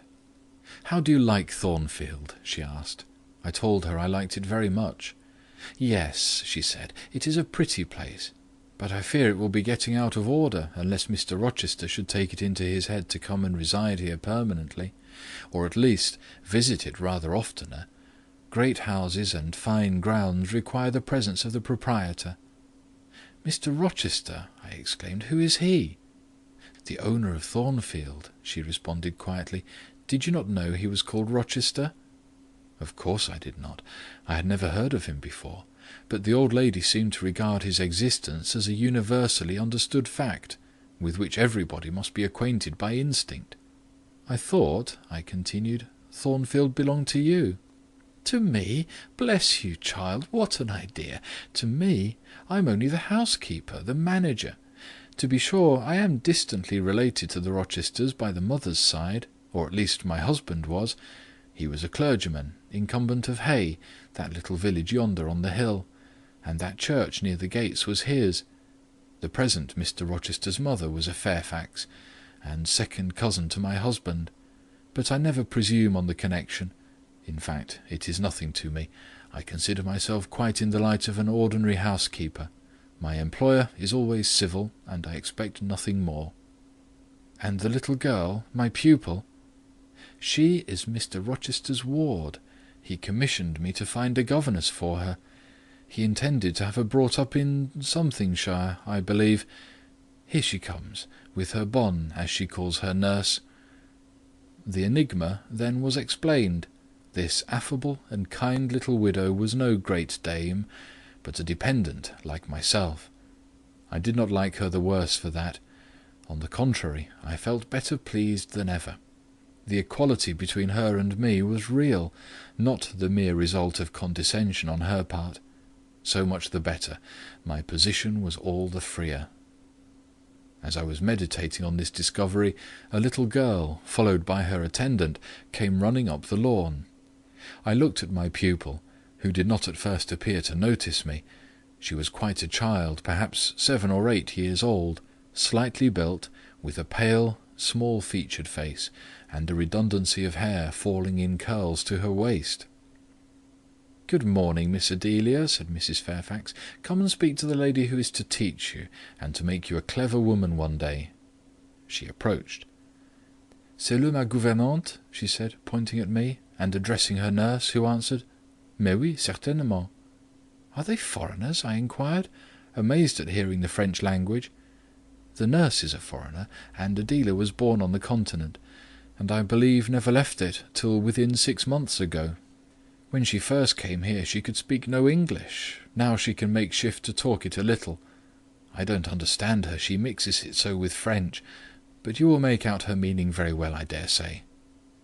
Fortunately, I had had the advantage of being taught French by a French lady, and as I had always made a point of conversing with Madame Pierrot as often as I could, and had besides during the last 7 years learnt a portion of French by heart daily, applying myself to take pains with my accent, and imitating as closely as possible the pronunciation of my teacher, I had acquired a certain degree of readiness and correctness in the language, and was not likely to be much at a loss with Mademoiselle Adela. She came and shook hands with me when she heard that I was her governess. and as I led her into breakfast I addressed some phrases to her in her own tongue. She replied briefly at first, but after we were seated at the table, and she had examined me some 10 minutes with her large hazel eyes, she suddenly commenced chattering fluently. "Ah," cried she in French, "you speak my language as well as Mr. Rochester does. I can talk to you as I can to him, and so can Sophie. She will be glad. Nobody here understands her. Madame Fairfax is all English. Sophie is my nurse. She came with me over the sea in a great ship with a chimney that smoked. How it did smoke! And I was sick, and so was Sophie, and so was Mr. Rochester. Mr. Rochester lay down on a sofa in a pretty room called the salon, and Sophie and I had little beds in another place. I nearly fell out of mine. It was like a shelf. And Mademoiselle— what is your name?" "Eyre, Jane Eyre." "Eyre? Bah! I cannot say it. Well, our ship stopped in the morning, before it was quite daylight, at a great city, a huge city, with very dark houses and all smoky, not at all like the pretty clean town I came from. And Mr. Rochester carried me in his arms over a plank to the land, and Sophie came after, and we all got into a coach which took us to a beautiful large house, larger than this and finer, called an hotel. We stayed there nearly a week. I and Sophie used to walk every day in a great green place full of trees called the park, and there were many children there besides me, and a pond with beautiful birds in it that I fed with crumbs." "Can you understand her when she runs on so fast?" asked Mrs. Fairfax. I understood her very well, for I had been accustomed to the fluent tongue of Madame Pierrot. "I wish," continued the good lady, "you could ask her a question or two about her parents. I wonder if she remembers them. Adèle," I inquired, "with whom did you live when you were in that pretty clean town you spoke of?" "I lived long ago with mamma, but she is gone to the Holy Virgin. Mamma used to teach me to dance and sing and to say verses. A great many gentlemen and ladies came to see mamma, and I used to dance before them, or to sit on their knees and sing to them. I liked it. Shall I let you hear me sing now?" She had finished her breakfast, so I permitted her to give a specimen of her accomplishments. Descending from her chair, she came and placed herself on my knee. Then, folding her little hands demurely before her, shaking back her curls and lifting her eyes to the ceiling, she commenced singing a song from some opera. It was the strain of a forsaken lady, who, after bewailing the perfidy of her lover, calls pride to her aid, desires her attendant to deck her in her brightest jewels and richest robes, and resolves to meet the false one that night at a ball, and prove to him by the gaiety of her demeanour how little his desertion has affected her. The subject seemed strangely chosen for an infant singer, but I suppose the point of the exhibition lay in hearing the notes of love and jealousy warbled with the lisp of childhood, and in very bad taste that point was, at least I thought so. Adèle sang the canzonette tunefully enough and with the naivety of her age. This achieved, she jumped from my knee and said, "Now, mademoiselle, I will repeat you some poetry." Assuming an attitude, she began, "La Ligue des Rats, Fable de La Fontaine," and then, declaiming the little piece with an attention to punctuation and emphasis, a flexibility of voice, and an appropriateness of gesture very unusual indeed at her age, and which proved she had been carefully trained. "Was it your mamma who taught you that piece?" I asked. "Yes, and she just used to say it in this way, 'Qu'avez-vous donc?' lui dit un de ces rats, 'Parlez!' And she made me lift my hand, so, to remind me to raise my voice at the question. Now shall I dance for you? No, that will do. But after your mamma went to the Holy Virgin, as you say, with whom did you live then?" "With Madame Frédéric and her husband. She took care of me, but she is nothing related to me. I think she is poor, for she had not so fine a house as mamma. I was not long there. Mr. Rochester asked me if I would like to go and live with him in England, and I said yes, for I knew Mr. Rochester before I knew Madame Frédéric, and he was always kind to me and gave me pretty dresses and toys. But you see he has not kept his word, for he has brought me to England, and now he is gone back again himself, and I never see him." After breakfast, Adele and I withdrew to the library, which room, it appears, Mr. Rochester had directed should be used as the schoolroom.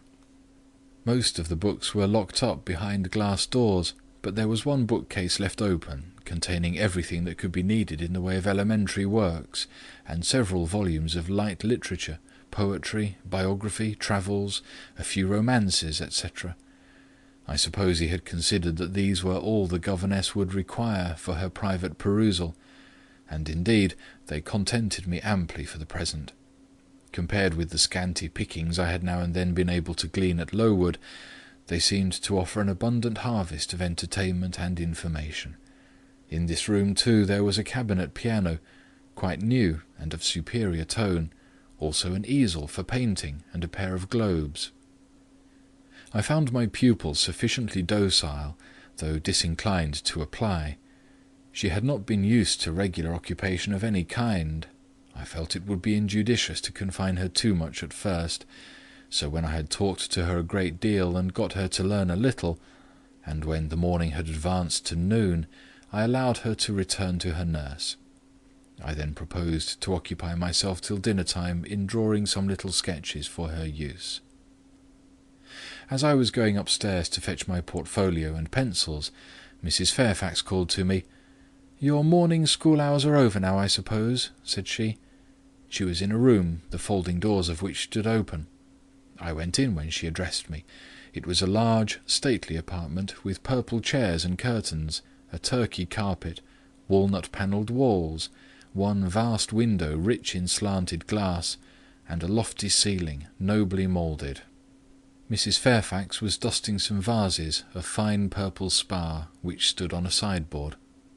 "What a beautiful room!" I exclaimed as I looked round, for I had never before seen any half so imposing. "Yes, this is the dining-room. I have just opened the window to let in a little air and sunshine, for everything gets so damp in apartments that are seldom inhabited. The drawing-room yonder feels like a vault." She pointed to a wide arch corresponding to the window, and hung like it with a Tyrian-dyed curtain, now looped up.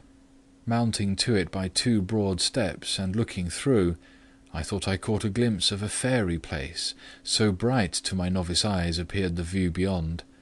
Yet it was merely a very pretty drawing-room, and within it a boudoir, both spread with white carpets, on which seemed laid brilliant garlands of flowers, both sealed with snowy mouldings of white grapes and vine leaves, beneath which glowed in rich contrast crimson couches and ottomans, while the ornaments on the pale Parisian mantelpiece were of sparkling Bohemian glass, ruby red, and between the windows large mirrors repeated the general blending of snow and fire. "In what order you keep these rooms, Mrs. Fairfax," said I. "No dust, no canvas coverings. Except that the air feels chilly, one would think they were inhabited daily." "Why, Miss Eyre, though Mr. Rochester's visits here are rare, they are always sudden and unexpected, and as I observed that it put him out to find everything swathed up, and to have a bustle of arrangement on his arrival, I thought it best to keep the rooms in readiness." "Is Mr. Rochester an exacting, fastidious sort of man?" "Not particularly so, but he has a gentleman's tastes and habits, and he expects to have things managed in conformity to them." "Do you like him? Is he generally liked?" "Oh yes, the family have always been respected here. Almost all the land in this neighbourhood, as far as you can see, has belonged to the Rochesters time out of mind." "Well, but leaving his land out of the question, do you like him? Is he liked for himself?" "I have no cause to do otherwise than like him, and I believe he is considered a just and liberal landlord by his tenants, but he has never lived much among them."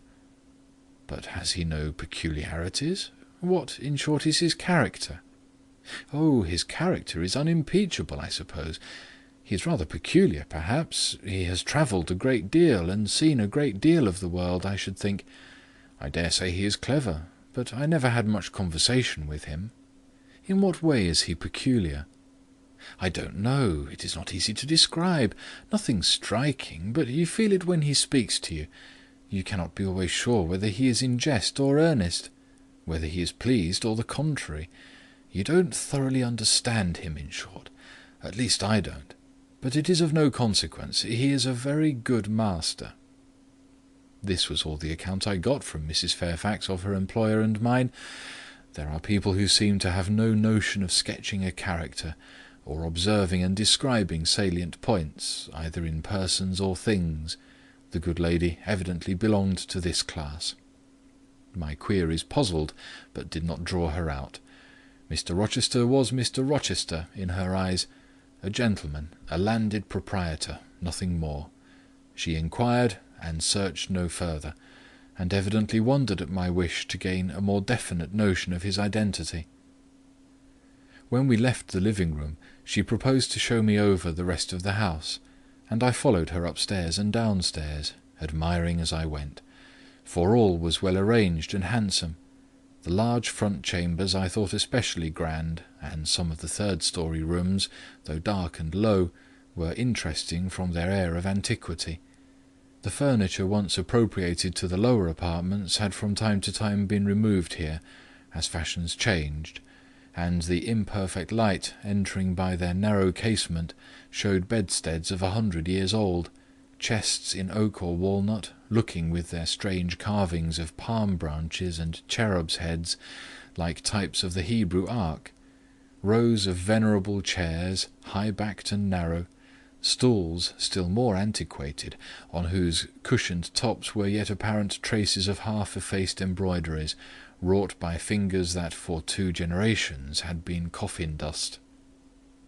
All these relics gave to the third story of Thornfield Hall the aspect of a home of the past, a shrine of memory.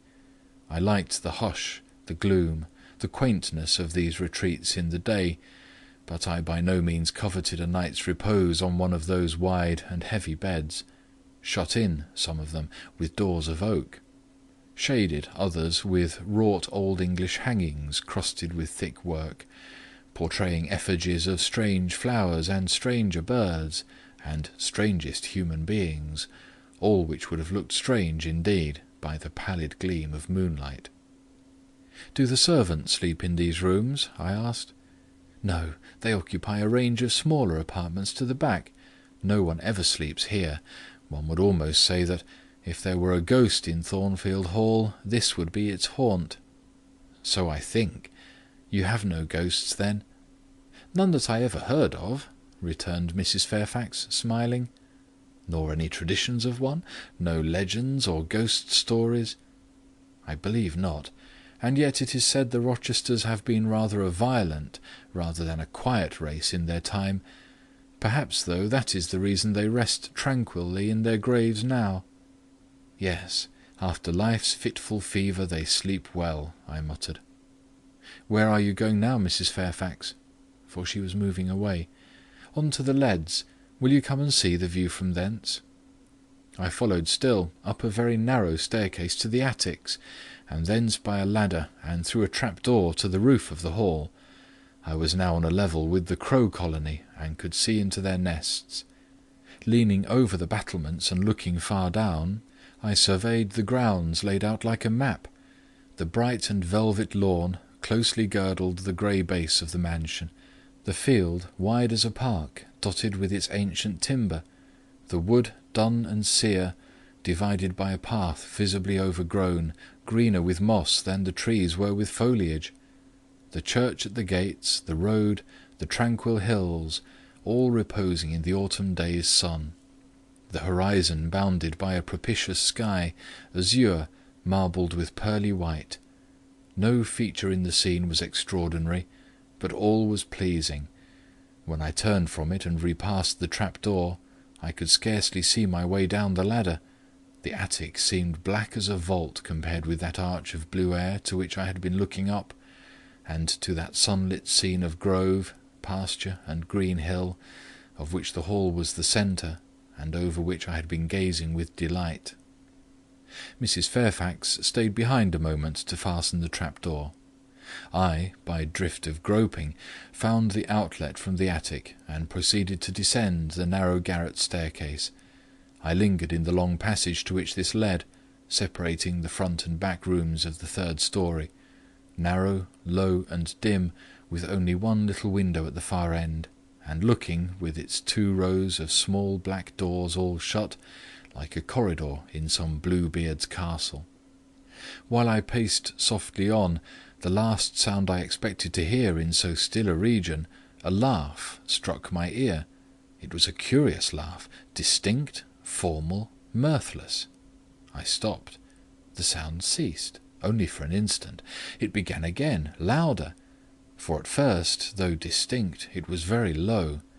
It passed off in a clamorous peal that seemed to wake an echo in every lonely chamber, though it originated but in one, and I could have pointed out the door whence the accents issued. "Mrs. Fairfax," I called out, for I now heard her descending the great stairs, "did you hear that loud laugh? Who is it?" "Some of the servants, very likely," she answered. "Perhaps Grace Poole." "Did you hear it?" I again inquired. "Yes, plainly. I often hear her.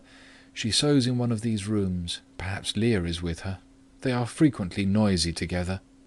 The laugh was repeated in its low syllabic tone, and terminated in an odd murmur. "Grace!" exclaimed Mrs. Fairfax.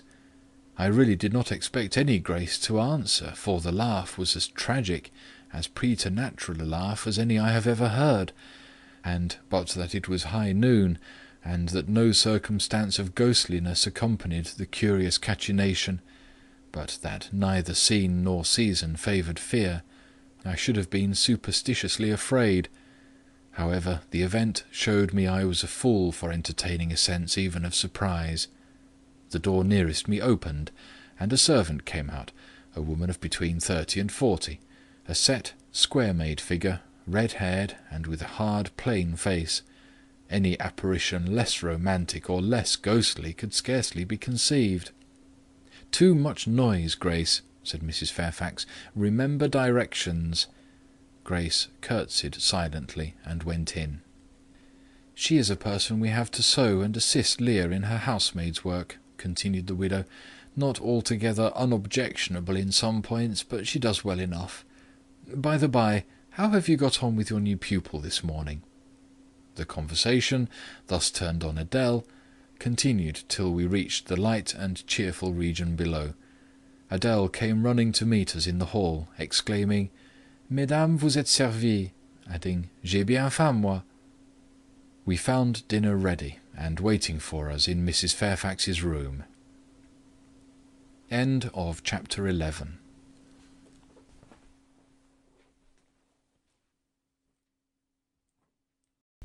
Jane Eyre by Charlotte Bronte. Chapter 12.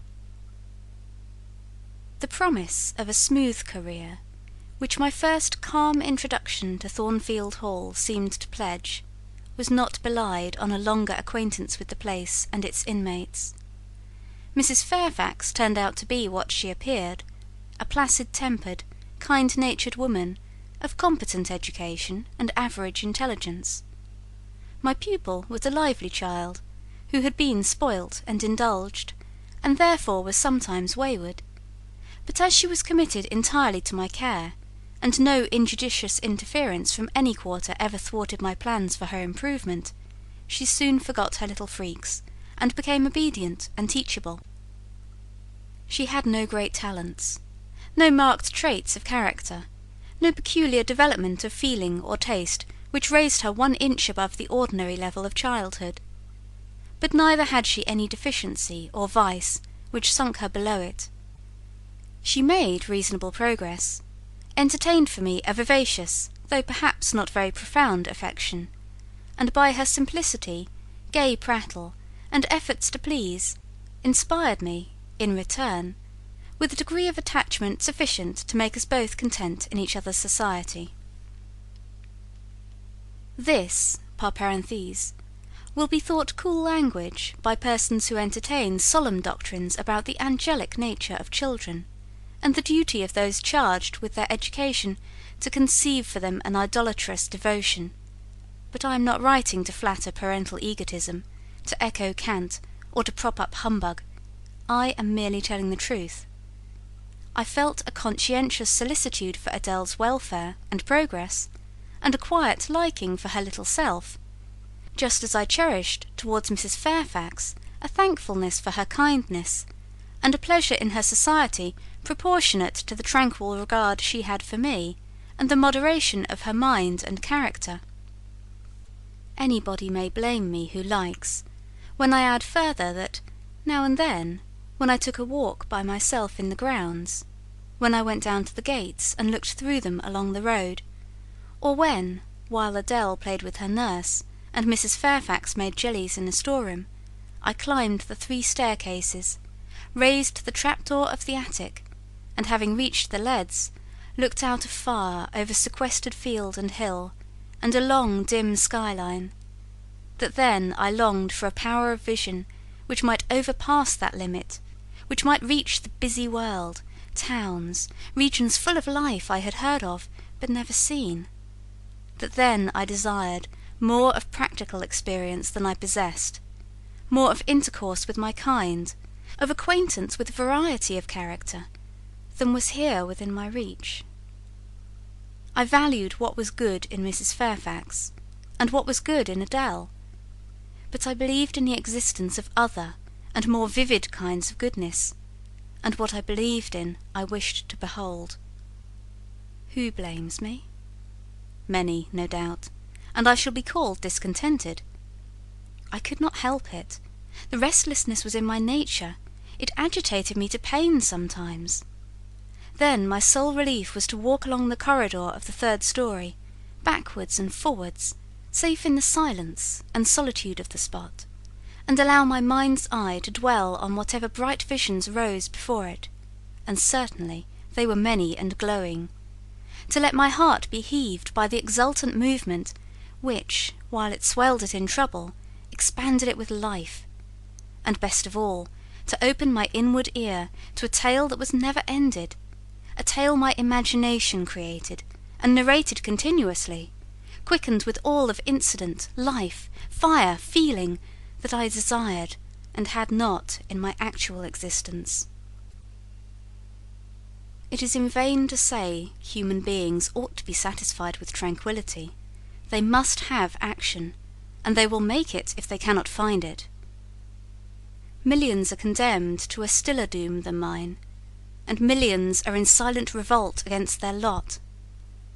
Nobody knows how many rebellions, besides political rebellions, ferment in the masses of life which people earth. Women are supposed to be very calm generally, but women feel just as men feel. They need exercise for their faculties, and a field for their efforts, as much as their brothers do. They suffer from too rigid a restraint, too absolute a stagnation, precisely as men would suffer, and it is narrow-minded in their more privileged fellow-creatures to say that they ought to confine themselves to making puddings and knitting stockings, to playing on the piano and embroidering bags. It is thoughtless to condemn them, or laugh at them, if they seek to do more, or learn more, than custom has pronounced necessary for their sex. When thus alone, I not unfrequently heard Grace Poole's laugh, the same peal, the same low, slow ha-ha, which when first heard had thrilled me. I heard too her eccentric murmurs, stranger than her laugh. There were days when she was quite silent, but there were others when I could not account for the sounds she made. Sometimes I saw her. She would come out of her room with a basin, or a plate, or a tray in her hand, go down to the kitchen, and shortly return, generally, O romantic reader, forgive me for telling the plain truth, bearing a pot of porter. Her appearance always acted as a damper to the curiosity raised by her oral oddities. Hard-featured and staid, she had no point to which interest could attach. I made some attempts to draw her into conversation, but she seemed a person of few words. A monosyllabic reply usually cut short every effort of that sort. The other members of the household, viz. John and his wife, Leah the housemaid, and Sophie the French nurse, were decent people, but in no respect remarkable. With Sophie I used to talk French, and sometimes I asked her questions about her native country, but she was not of a descriptive or narrative turn, and generally gave such vapid and confused answers as were calculated rather to check than encourage inquiry. October, November, December passed away. One afternoon in January, Mrs. Fairfax had begged a holiday for Adele because she had a cold, and as Adele seconded the request with an ardour that reminded me how precious occasional holidays had been to me in my own childhood, I accorded it, deeming that I did well in showing pliability on the point. It was a fine, calm day, though very cold. I was tired of sitting still in the library through a whole long morning. Mrs. Fairfax had just written a letter which was waiting to be posted, so I put on my bonnet and cloak and volunteered to carry it to Hay. The distance, 2 miles, would be a pleasant winter afternoon walk. Having seen Adele comfortably seated in her little chair by Mrs. Fairfax's parlour fireside, and given her her best wax doll, which I usually kept enveloped in silver paper in a drawer, to play with, and a storybook for change of amusement, and having replied to her, "Revenez bientôt, ma bonne amie, ma chère Mademoiselle Jeannette," with a kiss, I set out. The ground was hard, the air was still, my road was lonely. I walked fast till I got warm, and then I walked slowly to enjoy and analyse the species of pleasure brooding for me in the hour and situation. It was 3 o'clock. The church bell tolled as I passed under the belfry. The charm of the hour lay in its approaching dimness, in the low gliding and pale beaming sun. I was a mile from Thornfield, in a lane noted for wild roses in summer, for nuts and blackberries in autumn, and even now possessing a few coral treasures in hips and haws, but whose best winter delight lay in its utter solitude and leafless repose. If a breath of air stirred, it made no sound here, for there was not a holly, not an evergreen to rustle, and the stripped hawthorn and hazel bushes were as still as the white, worn stones which causewayed the middle of the path. Far and wide, on each side, there were only fields, where no cattle now browsed, and the little brown birds, which stirred occasionally in the hedge, looked like single russet leaves that had forgotten to drop. This lane inclined uphill all the way to Hay. Having reached the middle, I sat down on a stile which led thence into a field.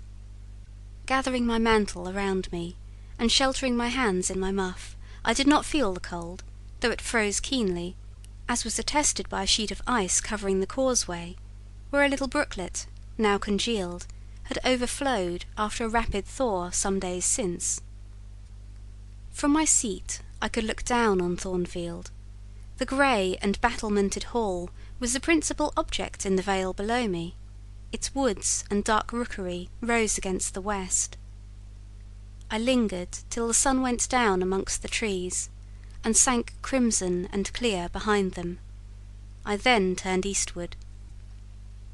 On the hilltop above me sat the rising moon, pale yet as a cloud, but brightening momentarily. She looked over Hay, which, half lost in trees, sent up a blue smoke from its few chimneys. It was yet a mile distant, but in the absolute hush I could hear plainly its thin murmurs of life. My ear, too, felt the flow of currents, in what dales and depths I could not tell, but there were many hills beyond Hay, and doubtless many becks threading their passes. That evening calm betrayed alike the tinkle of the nearest streams, the sough of the most remote. A rude noise broke on these fine ripplings and whisperings, at once so far away and so clear. A positive tramp, tramp, a metallic clatter, which effaced the soft wave wanderings, as, in a picture, the solid mass of a crag, or the rough boles of a great oak, drawn in dark and strong on the foreground, efface the aerial distance of azure hill, sunny horizon, and blended clouds, where tint melts into tint. The din was on the causeway, a horse was coming, the windings of the lane yet hid it, but it approached. I was just leaving the stile, yet, as the path was narrow, I sat still to let it go by. In those days I was young, and all sorts of fancies, bright and dark, tenanted my mind. The memories of nursery stories were there amongst other rubbish, and when they recurred, maturing youth added to them a vigour and vividness beyond what childhood could give.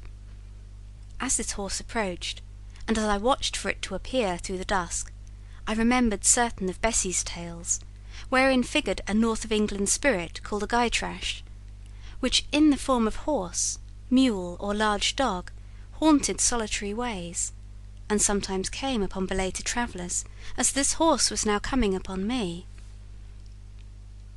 It was very near, but not yet in sight, when in addition to the tramp, tramp, I heard a rush under the hedge, and close down by the hazel stems glided a great dog, whose black and white colour made him a distinct object against the trees.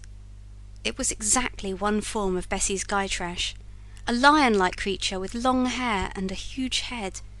It passed me, however, quietly enough, not staying to look up, with strange pretercanine eyes, in my face, as I half expected it would. The horse followed, a tall steed, and on its back a rider. The man, the human being, broke the spell at once. Nothing ever rode the gytrash. It was always alone, and goblins, to my notions, though they might tenant the dumb carcasses of beasts, could scarce covet shelter in the commonplace human form. No gytrash was this, only a traveller taking the short cut to Millcote. He passed, and I went on, a few steps, and I turned.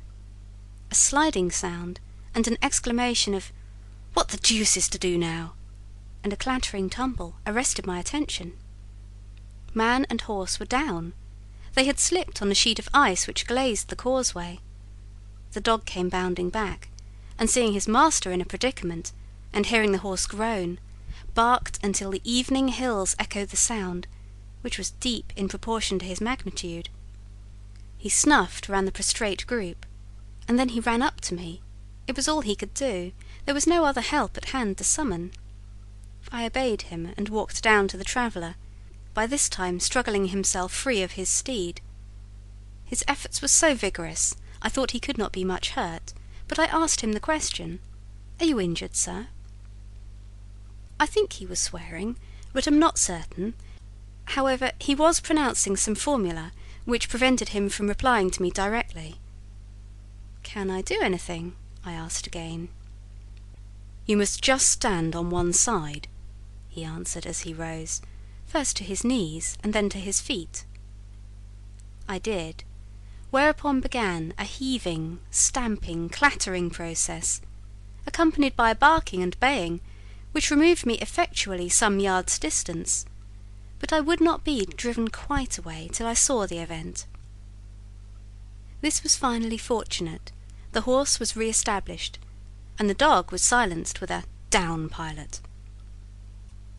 The traveller now, stooping, felt his foot and leg, as if trying whether they were sound.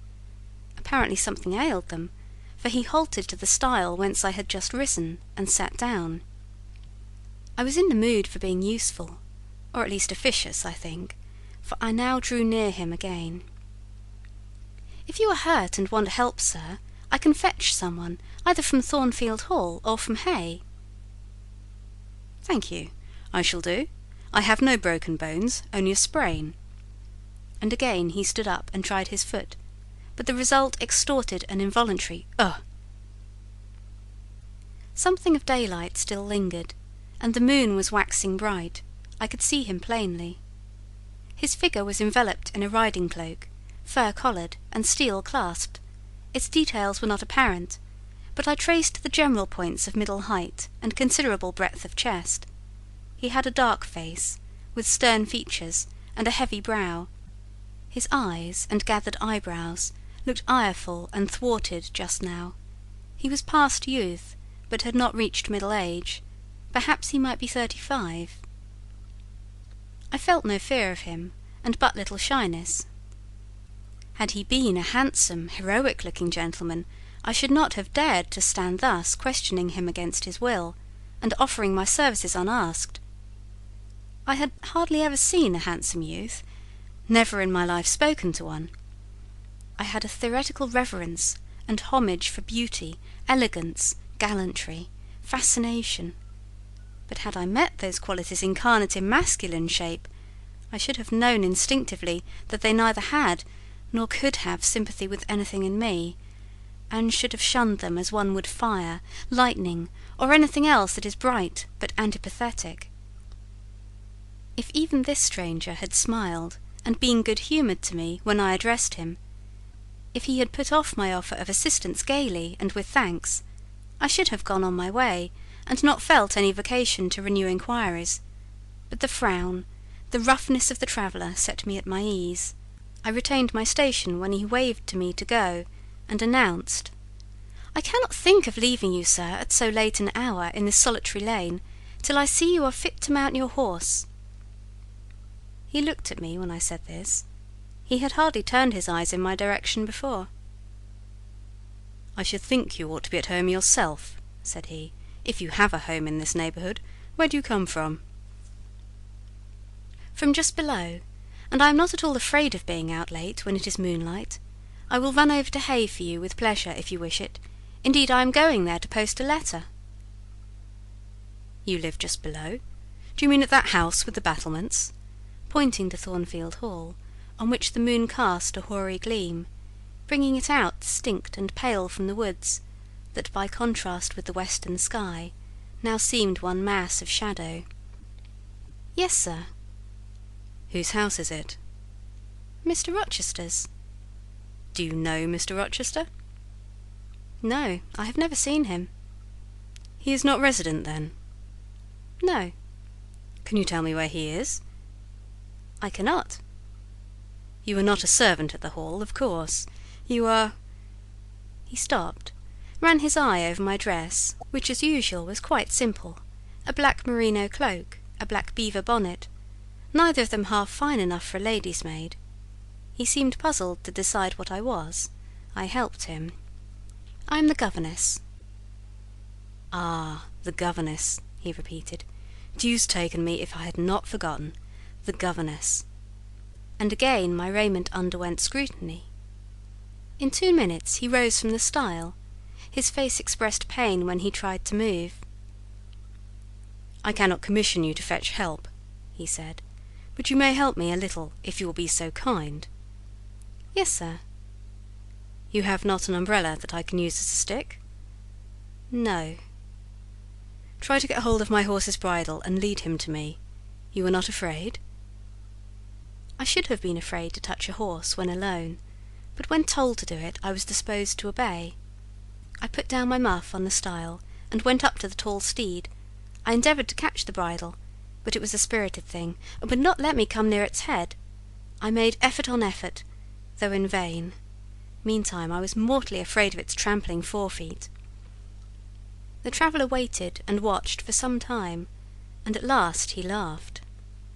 "I see," he said, "the mountain will never be brought to Mahomet, so all you can do is to aid Mahomet to go to the mountain. I must beg of you to come here." I came. "Excuse me," he continued, "necessity compels me to make you useful." He laid a heavy hand on my shoulder, and leaning on me with some stress, limped to his horse. Having once caught the bridle, he mastered it directly, and sprang to his saddle, grimacing grimly as he made the effort, for it wrenched his sprain. "Now," said he, releasing his underlip from a hard bite, "just hand me my whip. It lies there under the hedge." I sought it and found it. "Thank you. Now make haste with the letter to Hay, and return as fast as you can." A touch of a spurred heel made his horse first start and rear, and then bound away. The dog rushed in his traces. All three vanished, like heath that in the wilderness the wild wind whirls away. I took up my muff and walked on. The incident had occurred and was gone for me. It was an incident of no moment, no romance, no interest in the sense, yet it marked with change one single hour of a monotonous life. My help had been needed and claimed, I had given it. I was pleased to have done something. Trivial, transitory though the deed was, it was yet an active thing, and I was weary of an existence all passive. The new face, too, was like a new picture introduced to the gallery of memory, and it was dissimilar to all the others hanging there, firstly because it was masculine, and secondly because it was dark, strong, and stern. I had it still before me when I entered Hay, and slipped the letter into the post office. I saw it as I walked fast downhill all the way home. When I came to the stile, I stopped a minute, looked round and listened, with an idea that a horse's hoofs might ring on the causeway again, and that a rider in a cloak, and a Gytrash-like Newfoundland dog might again be apparent. I saw only the hedge, and a pollard willow before me, rising up still and straight to meet the moonbeams. I heard only the faintest waft of wind roaming fitful among the trees round Thornfield, a mile distant, and when I glanced down in the direction of the murmur, my eye, traversing the hall front, caught a light kindling in a window. It reminded me that I was late, and I hurried on. I did not like re-entering Thornfield. To pass its threshold was to return to stagnation, to cross the silent hall, to ascend the darksome staircase, to seek my own lonely little room, and then to meet tranquil Mrs. Fairfax, and spend the long winter evening with her, and her only, was to quell wholly the faint excitement wakened by my walk, to slip again, over my faculties, the viewless fetters of a uniform and too still existence, of an existence whose very privileges of security and ease I was becoming incapable of appreciating. What good it would have done me, at that time, to have been tossed in the storms of an uncertain, struggling life, and to have been taught by rough and bitter experience to long for the calm amidst which I now repined. Yes, just as much good as it would do a man tired of sitting still in a too easy chair, to take a long walk, and just as natural was the wish to stir, under my circumstances, as it would be under his. I lingered at the gates, I lingered on the lawn, I paced backwards and forwards on the pavement.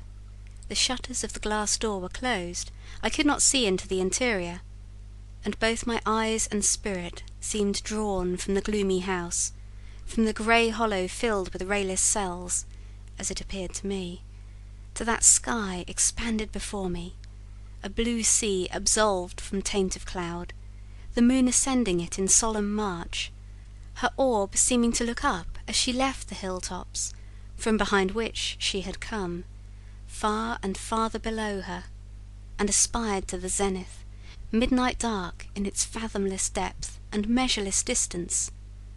And for those trembling stars that followed her course, they made my heart tremble, my veins glow when I viewed them. Little things recall us to earth. The clock struck in the hall. That sufficed. I turned from moon and stars, opened a side door, and went in.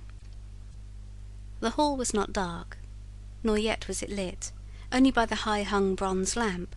A warm glow suffused both it and the lower steps of the oak staircase. This ruddy shine issued from the great dining-room, whose two-leaved door stood open, and showed a genial fire in the grate, glancing on marble hearth and brass fire-irons, and revealing purple draperies and polished furniture in the most pleasant radiance. It revealed, too, a group near the mantelpiece. I had scarcely caught it, and scarcely become aware of a cheerful mingling of voices, amongst which I seemed to distinguish the tones of Adele, when the door closed. I hastened to Mrs. Fairfax's room. There was a fire there too, but no candle and no Mrs. Fairfax. Instead, all alone, sitting upright on the rug, and gazing with gravity at the blaze, I beheld a great black and white long-haired dog, just like the Gytrash of the lane. It was so like it that I went forward and said, "Pilot," and the thing got up and came to me and snuffed me. I caressed him, and he wagged his great tail, but he looked an eerie creature to be alone with, and I could not tell whence he had come. I rang the bell, for I wanted a candle, and I wanted too to get an account of this visitant. Leah entered. "What dog is this?" "He came with master." "With whom?" "With master, Mr. Rochester. He has just arrived." "Indeed! And is Mrs. Fairfax with him?" "Yes, and Miss Adele. They are in a dining-room, and John is gone for a surgeon, for master has had an accident. His horse fell, and his ankle is sprained." "Did the horse fall in Hay Lane?" "Yes, coming downhill it slipped on some ice." "Ah." "Bring me a candle, will you, Leah?" Leah brought it. She entered, followed by Mrs. Fairfax, who repeated the news, adding that Mr. Carter, the surgeon, was come, and was now with Mr. Rochester. Then she hurried out to give orders about tea, and I went upstairs to take off my things. End of chapter 12.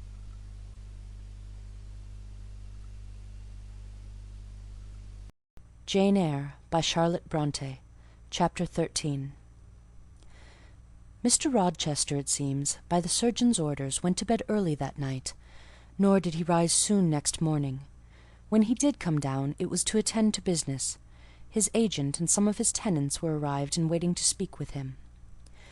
Adele and I had now to vacate the library. It would be in daily requisition as a reception-room for callers. A fire was lit in an apartment upstairs, and there I carried our books and arranged it for the future schoolroom. I discerned in the course of the morning that Thornfield Hall was a changed place. No longer silent as a church, it echoed every hour or two to a knock at the door or a clang of the bell. Steps, too, often traversed the hall, and new voices spoke in different keys below. A rill from the outer world was flowing through it. It had a master. For my part, I liked it better. Adele was not easy to teach that day. She could not apply. She kept running to the door and looking over the banister to see if she could get a glimpse of Mr. Rochester. Then she coined pretexts to go downstairs in order, as I shrewdly suspected, to visit the library, where I knew she was not wanted. Then, when I got a little angry and made her sit still, she continued to talk incessantly of her ami, Monsieur Edward Fairfax de Rochester, as she dubbed him. I had not before heard his praenomen, and to conjecture what presents he had brought her, for it appears that he had intimated the night before that when his luggage came from Millcote, there would be found amongst it a little box in whose contents she had an interest. "Et cela doit signifier," she said, "qu'il y aura là-dedans un cadeau pour moi, et peut-être pour vous aussi, mademoiselle. Monsieur a parlé de vous. Il m'a demandé le nom de ma gouvernante. Et si elle n'était pas une petite personne, assez mince et un peu pâle? J'ai dit que oui, car c'est vrai, n'est-ce pas, mademoiselle?" I and my pupil dined as usual in Mrs. Fairfax's parlour. The afternoon was wild and snowy, and we passed it in the schoolroom. At dark I allowed Adele to put away books and work, and to run downstairs, for from the comparative silence below, and from the cessation of appeals to the door-bell, I conjectured that Mr. Rochester was now at liberty. Left alone, I walked to the window, but nothing was to be seen thence. Twilight and snowflakes together thickened the air, and hid the very shrubs on the lawn. I let down the curtain, and went back to the fireside. In the clear embers I was tracing a view, not unlike a picture I remembered to have seen of the castle of Heidelberg on the Rhine, when Mrs. Fairfax came in, breaking up by her entrance the fiery mosaic I had been piecing together, and scattering too some heavy unwelcome thoughts that were beginning to throng on my solitude. "Mr. Rochester would be glad if you and your pupil would take tea with him in the drawing-room this evening," she said. "He has been so much engaged all day that he could not ask to see you before." "When is his tea-time?" I inquired. "Oh, at 6 o'clock. He keeps early hours in the country. You had better change your frock now. I will go with you and fasten it. Here is a candle." "Is it necessary to change my frock?" "Yes, you had better. I always dress for the evening when Mr. Rochester is here." This additional ceremony seemed somewhat stately. However, I repaired to my room, and with Mrs. Fairfax's aid replaced my black stuff dress by one of black silk. the best and the only additional one I had, except for one of light grey, which, in my Lowood notion of the toilette, I thought too fine to be worn, except on first-rate occasions. "You want a brooch," said Mrs. Fairfax. I had a single little pearl ornament which Miss Temple gave me as a parting keepsake. I put it on, and then we went downstairs. Unused as I was to strangers, it was rather a trial to appear thus formally summoned in Mr. Rochester's presence. I let Mrs. Fairfax precede me into the dining-room, and kept in her shade as we crossed that apartment, and passing the arch whose curtain was now dropped, entered the elegant recess beyond. 2 wax candles stood lighted on the table, and 2 on the mantelpiece. Basking in the light and heat of a superb fire lay Pilot. Adele knelt near him. Half reclined on a couch appeared Mr. Rochester, his foot supported by the cushion. He was looking at Adele and the dog. The fire shone full on his face. I knew my traveller, with his broad and jetty eyebrows, his square forehead made squarer by the horizontal sweep of his black hair. I recognized his decisive nose, more remarkable for character than beauty, his full nostrils denoting, I thought, choler, his grim mouth, chin, and jaw. Yes, all 3 were very grim, and no mistake. His shape, now divested of cloak, I perceived harmonized in squareness with his physiognomy. I suppose it was a good figure in the athletic sense of the term, broad-chested and thin-flanked, though neither tall nor graceful. Mr. Rochester must have been aware of the entrance of Mrs. Fairfax and myself, but it appeared he was not in the mood to notice us, for he never lifted his head as we approached. "Here is Miss Eyre, sir," said Mrs. Fairfax in her quiet way. He bowed, still not taking his eyes from the group of the dog and child. "Let Miss Eyre be seated," he said, and there was something in the forced, stiff bow, in the impatient yet formal tone, which seemed further to express, "What the deuce is it to me whether Miss Eyre be there or not? At this moment I am not disposed to accost her."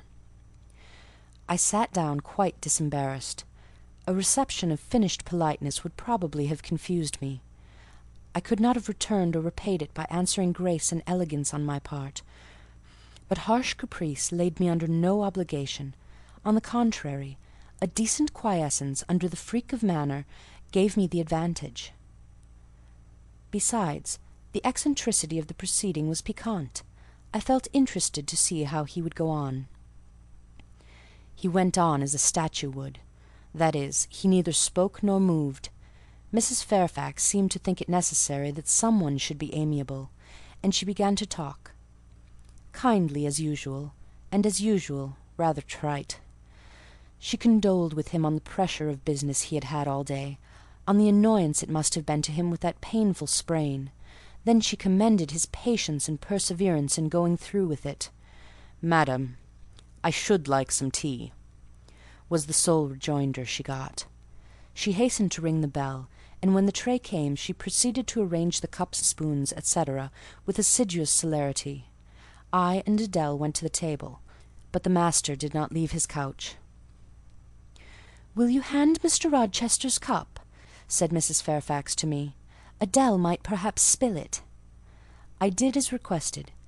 As he took the cup from my hand, Adele, thinking the moment propitious for making a request in my favour, cried out, "N'est-ce pas, monsieur, qu'il y a un cadeau pour Mademoiselle Eyre dans votre petit coffre?" "Who talks of cadeau?" he said gruffly. "Did you expect a present, Miss Eyre? Are you fond of presents?" And he searched my face with eyes that I saw were dark, irate, and piercing. "I hardly know, sir. I have little experience of them.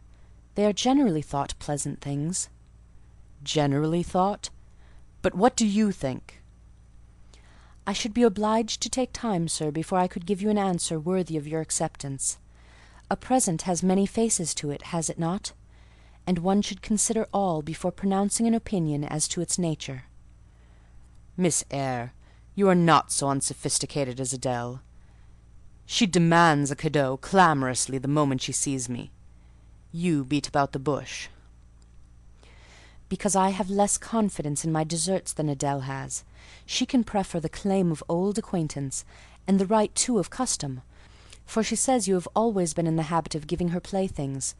But if I had to make out a case, I should be puzzled, since I am a stranger, and have done nothing to entitle me to an acknowledgment." "Oh, don't fall back on over-modesty. I have examined Adele, and find you have taken great pains with her. She is not bright. She has no talents. Yet in a short time she has made much improvement." "Sir, you have now given me my cadeau. I am obliged to you. It is the meed teachers most covet, praise of their pupils' progress." "Humph!" said Mr. Rochester, and he took his tea in silence. "Come to the fire," said the master, when the tray was taken away, and Mrs. Fairfax had settled into a corner with her knitting, while Adele was leading me by the hand round the room, showing me the beautiful books and ornaments on the consoles and chiffonières. We obeyed, as in duty bound. Adele wanted to take a seat on my knee, but she was ordered to amuse herself with Pilot. "You have been resident in my house 3 months?" "Yes, sir." "And you came from—" "From Lowood School in Blankshire." "Ah, a charitable concern. How long were you there?" 8 years. 8 years! You must be tenacious of life. I thought half the time in such a place would have done up any constitution. No wonder you have rather the look of another world. I marvelled where you had got that sort of face. When you came on me in Hay Lane last night, I thought unaccountably of fairy tales, and had half a mind to demand whether you had bewitched my horse. I am not sure yet." "Who are your parents?" "I have none." "Nor ever had, I suppose. Do you remember them?" "No." "I thought not. And so you were waiting for your people when you sat on that stile." "For whom, sir?" "For the men in green. It was a proper moonlight evening for them. Did I break through one of your rings that you spread that damned ice on the causeway?" I shook my head. "The men in green all forsook England 100 years ago," I said, speaking as seriously as he had done, "and not even in Hay Lane or the fields about it could you find a trace of them. I don't think either summer or harvest or winter moon will ever shine on their revels more." Mrs. Fairfax had dropped her knitting, and with raised eyebrows seemed wondering what sort of talk this was. "Well," resumed Mr. Rochester, "if you disown parents, you must have some sort of kinsfolk.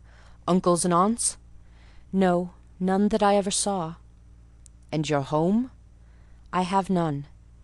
"Where do your brothers and sisters live?" "I have no brothers or sisters." "Who recommended you to come here?" "I advertised, and Mrs. Fairfax answered my advertisement." "Yes," said the good lady, who now knew what ground we were upon, "and I am daily thankful for the choice Providence led me to make. Miss Eyre has been an invaluable companion to me, and a kind and careful teacher to Adele." "Don't trouble yourself to give her a character," returned Mr. Rochester. "Eulogiums will not bias me. I shall judge for myself. She began by felling my horse." "Sir?" said Mrs. Fairfax. "I have to thank her for this sprain." The widow looked bewildered. "Miss Eyre, have you ever lived in a town?" "No, sir." "Have you seen much society?" "None but the pupils and teachers of Lowood, and now the inmates of Thornfield." "Have you read much?" "Only such books as came in my way, and they have not been numerous or very learned." "You have lived the life of a nun. No doubt you are well drilled in religious forms. Brocklehurst, who I understand directs Lowood, is a parson, is he not?" "Yes, sir." "And you girls probably worshipped him, as a convent full of religieuses would worship their director." "Oh, no." "You are very cool. No? What, a novice not worship her priest? That sounds blasphemous." "I disliked Mr. Brocklehurst, and I was not alone in the feeling. He is a harsh man, at once pompous and meddling. He cut off our hair, and for economy's sake bought us bad needles and thread with which we could hardly sew." "That was very false economy," remarked Mrs. Fairfax, who now again caught the drift of the dialogue. "And was that the head and front of his offending?" demanded Mr. Rochester. "He starved us when he had the sole superintendence of the provision department, before the committee was appointed, and he bored us with long lectures once a week, and with evening readings from books of his own inditing about sudden deaths and judgments, which made us afraid to go to bed." "What age were you when you went to Lowood?" "About 10. "And you stayed there 8 years. You are now then 18? I assented. "Arithmetic, you see, is useful. Without its aid, I should hardly have been able to guess your age. It is a point difficult to fix, where the features and countenance are so much at variance as in your case. And now, what did you learn at Lowood? Can you play?" "A little." "Of course. That is the established answer. Go into the library. I mean, if you please. Excuse my tone of command. I am used to say do this, and it is done. I cannot alter my customary habits for one new inmate. Go, then, into the library. Take a candle with you. Leave the door open, sit down to the piano, and play a tune." I departed, obeying his directions. "Enough," he called out in a few minutes. "You play a little, I see, like any other English schoolgirl. Perhaps rather better than some, but not well." I closed the piano and returned. Mr. Rochester continued. "Adele showed me some sketches this morning, which she said were yours. I don't know whether they were entirely of your doing. Probably a master aided you?" "No, indeed," I interjected. "Ah, that pricks pride. Well, fetch me your portfolio, if you can vouch for its contents being original. But don't pass your word unless you are certain. I can recognise patchwork." "Then I will say nothing, and you shall judge for yourself, sir." I brought the portfolio from the library. "Approach the table," he said, and I wheeled it to his couch. Adele and Mrs. Fairfax drew near to see the pictures. "No crowding," said Mr. Rochester. "Take the drawings from my hand as I finish with them, but don't push your faces up to mine." He deliberately scrutinized each sketch and painting. 3 he laid aside; the others, when he had examined them, he swept from him. "Take them off to the other table, Mrs. Fairfax," said he, "and look at them with Adele. You," glancing at me, "resume your seat and answer my questions. I perceive those pictures were done by one hand. Was that hand yours?" "Yes." "And when did you find time to do them? They have taken much time and some thought." "I did them in the last 2 vacations I spent at Lowood, when I had no other occupation." "Where did you get your copies?" "Out of my head."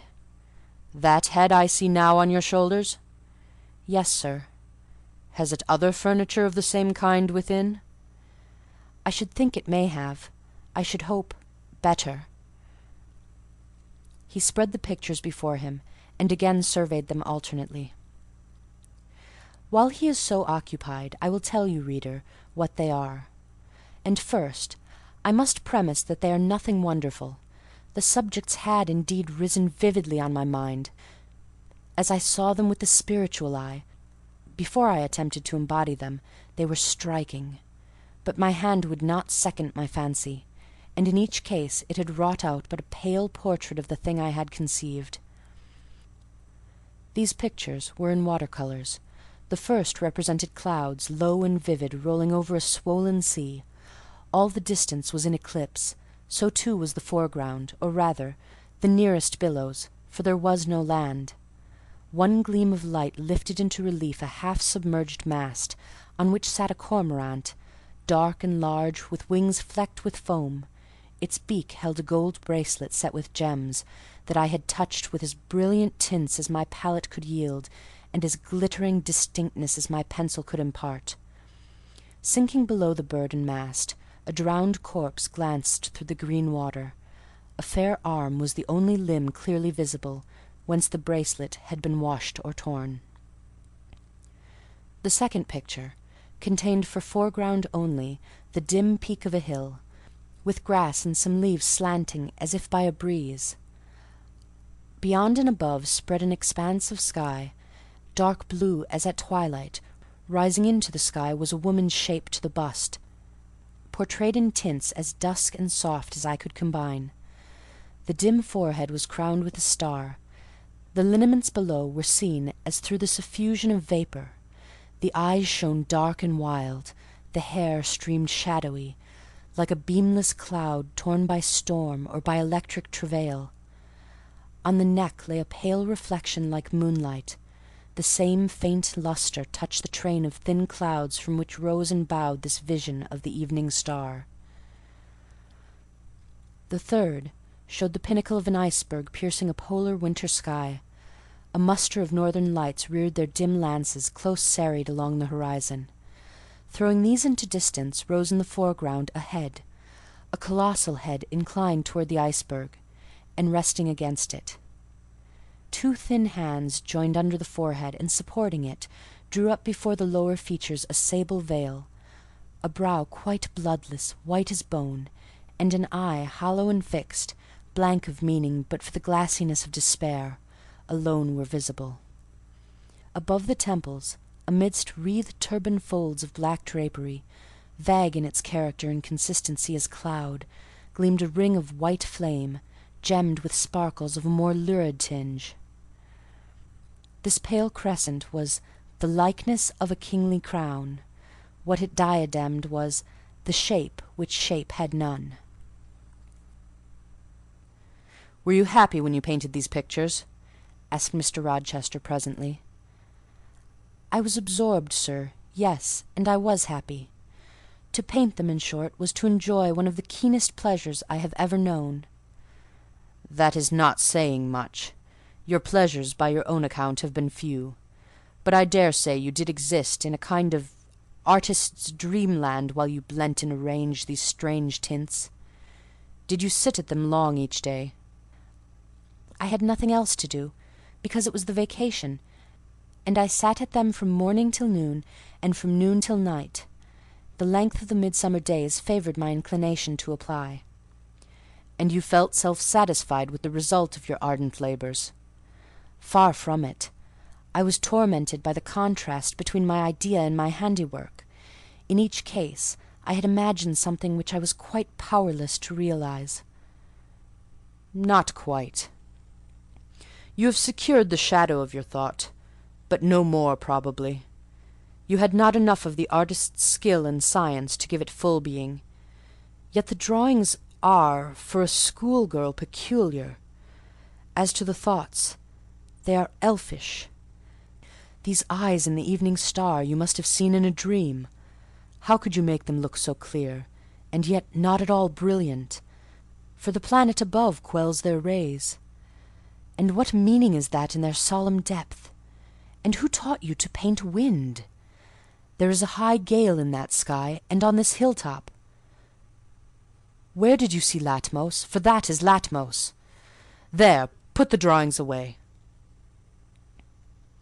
I had scarce tied the strings of the portfolio, when, looking at his watch, he said abruptly, "It is 9 o'clock. What are you about, Miss Eyre, to let Adèle sit up so long? Take her to bed." Adèle went to kiss him before quitting the room. He endured the caress, but scarcely seemed to relish it more than Pilate would have done, nor so much. "I wish you all good night now," said he, making a movement of the hand toward the door, in token that he was tired of our company, and wished to dismiss us. Mrs. Fairfax folded up her knitting. I took my portfolio. We curtsied to him, received a frigid bow in return, and so withdrew. "You said Mr. Rochester was not strikingly peculiar, Mrs. Fairfax," I observed, when I rejoined her in her room after putting Adèle to bed. "Well, is he?" "I think so. He is very changeful and abrupt." "True. No doubt he may appear so to a stranger. But I am so accustomed to his manner, I never think of it. And then, if he has peculiarities of temper, allowance should be made." "Why?" "Partly because it is his nature, and we can none of us help our nature. and partly because he has painful thoughts, no doubt, to harass him and make his spirits unequal." "What about?" "Family troubles, for one thing." "But he has no family." "Not now, but he has had, or at least relatives. He lost his elder brother a few years since." "His elder brother?" "Yes. The present Mr. Rochester has not been very long in possession of the property, only about 9 years." "9 years is a tolerable time. Was he so very fond of his brother as to still be inconsolable for his loss?" "Why, no!" "Perhaps not. I believe there were some misunderstandings between them. Mr. Rowland Rochester was not quite just to Mr. Edward, and perhaps he prejudiced his father against him. The old gentleman was fond of money, and anxious to keep the family estate together. He did not like to diminish the property by division, and yet he was anxious that Mr. Edward should have wealth too, to keep up the consequence of the name, and soon after he was of age, some steps were taken that were not quite fair, and made a great deal of mischief.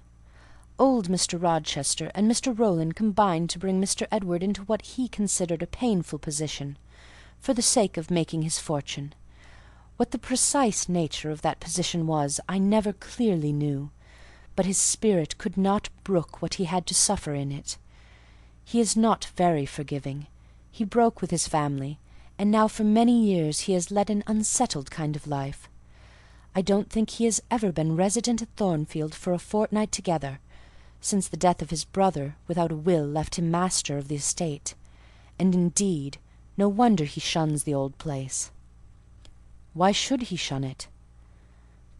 "Perhaps he thinks it gloomy." The answer was evasive. I should have liked something clearer, but Mrs. Fairfax either could not or would not give me more explicit information of the origin and nature of Mr. Rochester's trials. She averred they were a mystery to herself, and that what she knew was chiefly from conjecture. It was evident, indeed, that she wished me to drop the subject, which I did accordingly. End of chapter 13.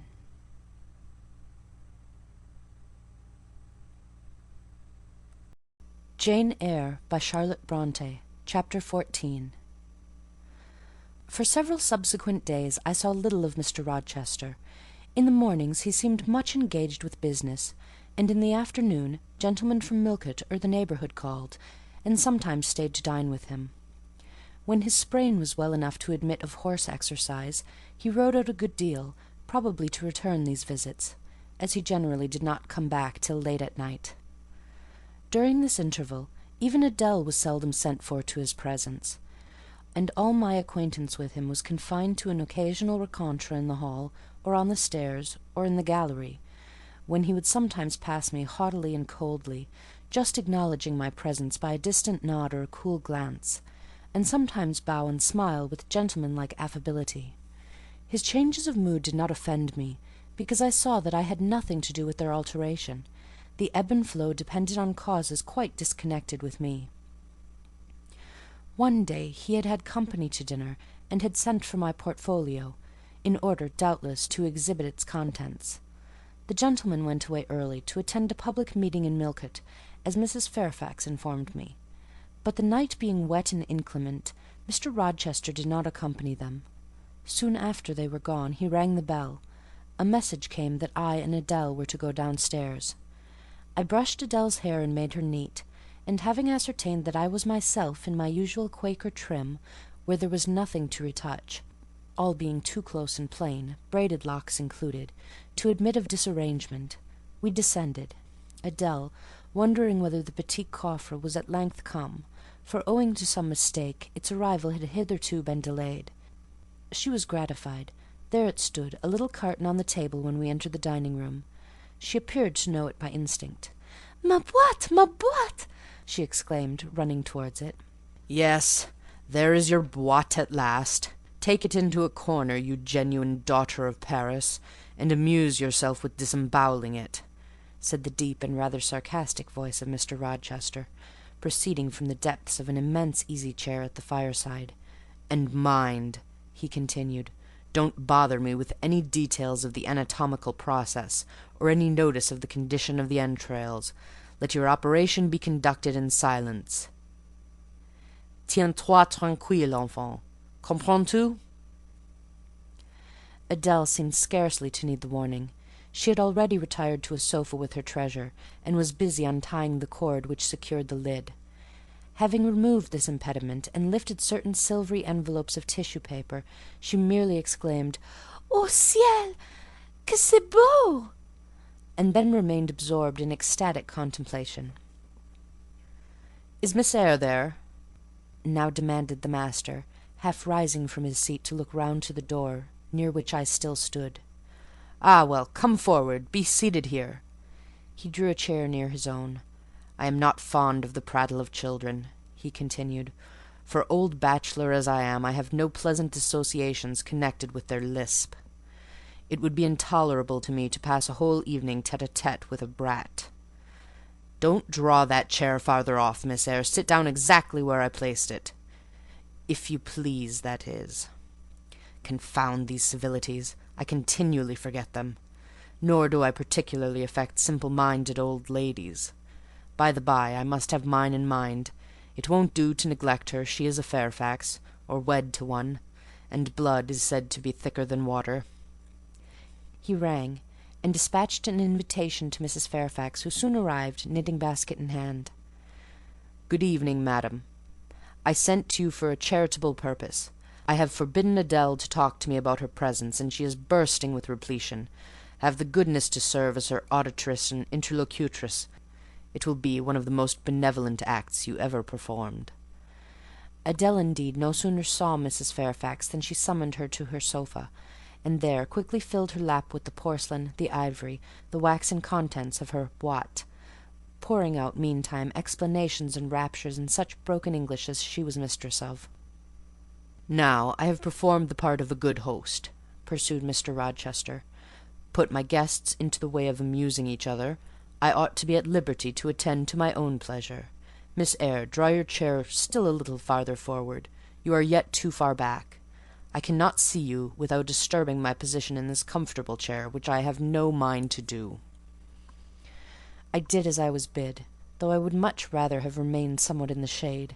But Mr. Rochester had such a direct way of giving orders, it seemed a matter of course to obey him promptly. We were, as I have said, in the dining-room. The lustre, which had been lit for dinner, filled the room with a festal breadth of light. The large fire was all red and clear. The purple curtains hung rich and ample before the lofty window and loftier arch. Everything was still, save the subdued chat of Adèle. She dared not speak loud. And filling up each pause, the beating of winter rain against the panes. Mr. Rochester, as he sat in his damask-covered chair, looked different to what I had seen him look before. Not quite so stern, much less gloomy. There was a smile on his lips, and his eyes sparkled. Whether with wine or not, I am not sure, but I think it very probable.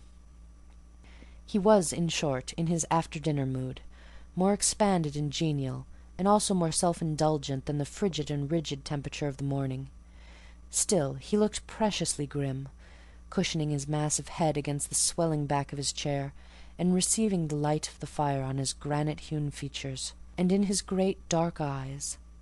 For he had great dark eyes, and very fine eyes too, not without a certain change in their depth sometimes, which, if it was not softness, reminded you, at least, of that feeling.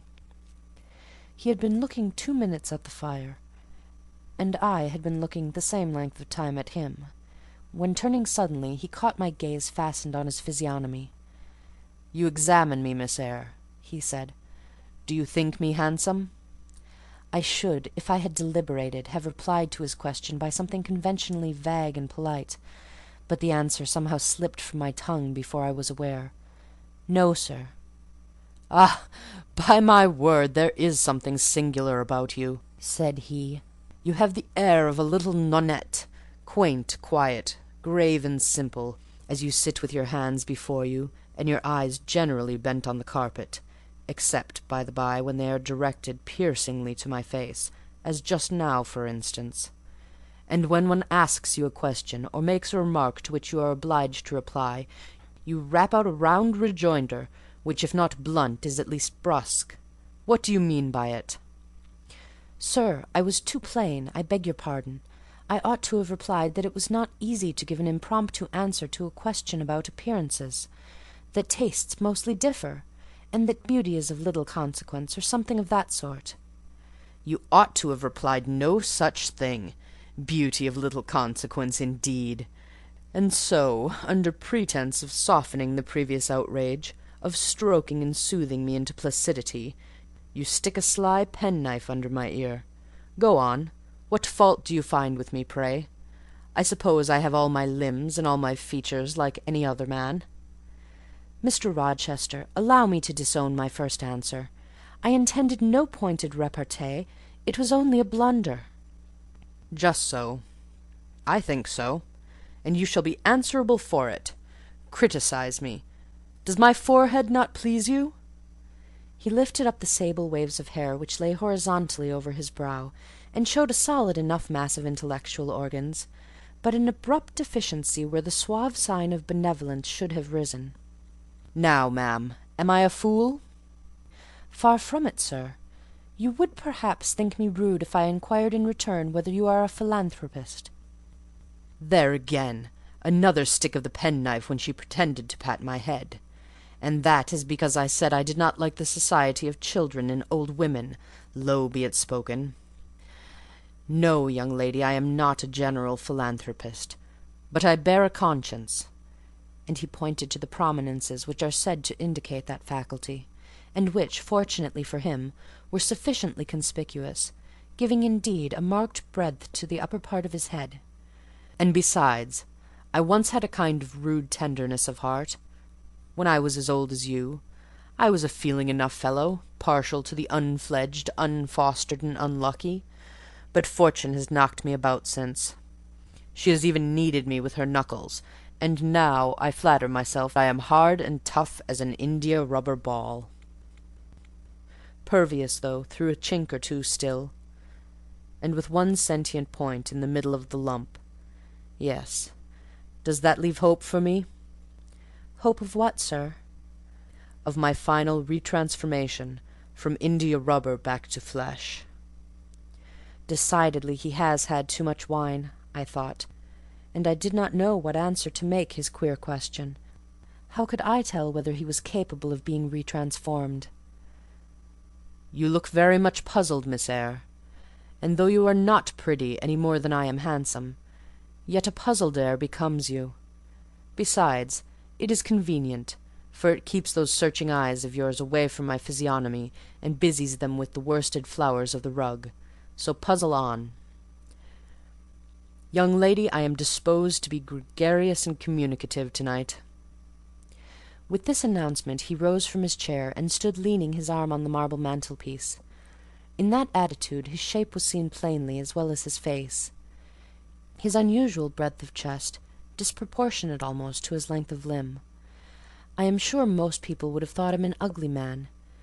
Yet there was so much unconscious pride in his port, so much ease in his demeanour, such a look of complete indifference to his own external appearance, so haughty a reliance on the power of other qualities, intrinsic or adventitious, to atone for the lack of mere personal attractiveness, that in looking at him one inevitably shared the indifference, and even in a blind, imperfect sense, put faith in the confidence. "I am disposed to be gregarious and communicative to-night," he repeated, "and that is why I sent for you. The fire and the chandelier were not sufficient company for me, nor would Pilot have been, for none of these can talk. Adele is a degree better, but still far below the mark. Mrs. Fairfax ditto. You, I am persuaded, can suit me if you will. You puzzled me the first evening I invited you down here. I have almost forgotten you since. Other ideas have driven yours from my head, but to-night I am resolved to be at ease, to dismiss what importunes and recall what pleases. It would please me now to draw you out, to learn more of you. Therefore speak." Instead of speaking, I smiled, and not a very complacent or submissive smile either. "Speak," he urged. "What about, sir?" "Whatever you like. I leave both the choice of subject and the manner of treating it entirely to yourself." Accordingly, I sat and said nothing. If he expects me to talk for the mere sake of talking and showing off, he will find he has addressed himself to the wrong person, I thought. "You are dumb, Miss Eyre." I was dumb still. He bent his head a little toward me, and with a single hasty glance seemed to dive into my eyes. "Stubborn," he said. "And annoyed. Ah, it is consistent. I put my request in an absurd, almost insolent form. Miss Eyre, I beg your pardon. The fact is, once for all, I don't wish to treat you like an inferior. That is," correcting himself, "I claim only such superiority as must result from 20 years' difference in age and a century's advance in experience. This is legitimate, et je tiens, as Adele would say, and it is by virtue of this superiority, and this alone, that I desire you to have the goodness to talk to me a little now and divert my thoughts, which are galled with dwelling on one point, cankering as a rusty nail." He had deigned an explanation, almost an apology, and I did not feel insensible to his condescension, and would not seem so. "I am willing to amuse you if I can, sir, quite willing. But I cannot introduce a topic, because how do I know what will interest you? Ask me questions, and I will do my best to answer them." "Then, in the first place, do you agree with me that I have a right to be a little masterful, abrupt, perhaps exacting sometimes, on the grounds I stated, namely, that I am old enough to be your father, and that I have battled through a varied experience with many men of many nations, and roamed over half the globe, while you have lived quietly with one set of people in one house?" "Do as you please, sir." "That is no answer, or rather it is a very irritating, because a very evasive one. Reply clearly." "I don't think, sir, you have a right to command me merely because you are older than I, or because you have seen more of the world than I have. Your claim to superiority depends on the use you have made of your time and experience." "Humph! Promptly spoken. But I won't allow that, seeing as it would never suit my case, as I have made an indifferent, not to say bad, use of both advantages. Leaving superiority out of the question, then, you must still agree to receive my orders now and then, without being piqued or hurt by the tone of command. Will you?" I smiled. I thought to myself, Mr. Rochester is peculiar. He seems to forget that he pays me £30 per annum for receiving his orders. "The smile is very well," said he, catching instantly the passing expression. "But speak, too." "I was thinking, sir, that very few masters would trouble themselves to inquire whether or not their paid subordinates were piqued and hurt by their orders." "Paid subordinate! What? You are my paid subordinate, are you?" "Oh, yes, I had forgotten the salary. Well, then, on that mercenary ground, will you agree to let me hector a little?" "No, sir, not on that ground, but on the ground that you did forget it, and that you care whether or not a dependent is comfortable in his dependency. I agree heartily." "And will you consent to dispense with a great many conventional forms and phrases, without thinking that the omission arises from insolence?" "I am sure, sir, I would never mistake informality for insolence. One I rather like, the other nothing free-born would submit to, even for a salary." "Humbug! Most things free-born will submit to anything for a salary. Therefore keep to yourself, and don't venture on generalities of which you are intensely ignorant. However, I mentally shake hands with you for your answer, despite its inaccuracy, and as much for the manner in which it was said, as for the substance of the speech. The manner was frank and sincere. One does not often see such a manner. No, on the contrary, affectation, or coldness, or stupid coarse-minded misapprehension of one's meaning are the usual rewards of candour. Not 3 in 3,000 raw schoolgirl governesses would have answered me as you have just done. But I don't mean to flatter you. If you are cast in a different mould to the majority, it is no merit of yours. Nature did it. And then, after all, I go too fast in my conclusions. For what I yet know, you may be no better than the rest. You may have intolerable defects to counterbalance your few good points. And so may you, I thought. My eyes met his as the idea crossed my mind. He seemed to read the glance, answering as if its import had been spoken as well as imagined. Yes, you are right," said he. "I have plenty of faults of my own, I know it, and I don't wish to palliate them, I assure you. God wot I need not be too severe about others. I have a past existence, a series of deeds, a colour of life to contemplate within my own breast, which might well call my sneers and censures from my neighbours to myself. I started, or rather, for like other defaulters I like to lay half the blame on ill fortune and adverse circumstances, was thrust on to a wrong track at the age of 21, and have never recovered the right course since. But I might have been very different. I might have been as good as you, wiser, almost as stainless. I envy you your peace of mind, your clean conscience, your unpolluted memory. Little girl, a memory without blot or contamination must be an exquisite treasure, an inexhaustible source of pure refreshment, is it not? How was your memory when you were 18, sir? All right then. Limpid, salubrious. No gush of bilge water had turned it to a fetid puddle. I was your equal at 18, quite your equal. Nature meant me to be, on the whole, a good man, Miss Eyre, one of the better kind, and you see I am not so. You would say you don't see it. At least I flatter myself I read as much in your eyes. Beware, by the way, what you express with that organ. I am quick at interpreting its language. Then take my word for it. I am not a villain. You are not to suppose that, not to attribute to me any such bad eminence, but owing, I verily believe, rather to circumstances than to my natural bent. I am a trite, commonplace sinner, hackneyed in all the poor petty dissipations with which the rich and worthless try to put on life. Do you wonder that I avow this to you? Know that in the course of your future life you will often find yourself elected the involuntary confidant of your acquaintances' secrets. People will instinctively find out, as I have done, that it is not your forte to tell of yourself, but to listen while others talk of themselves.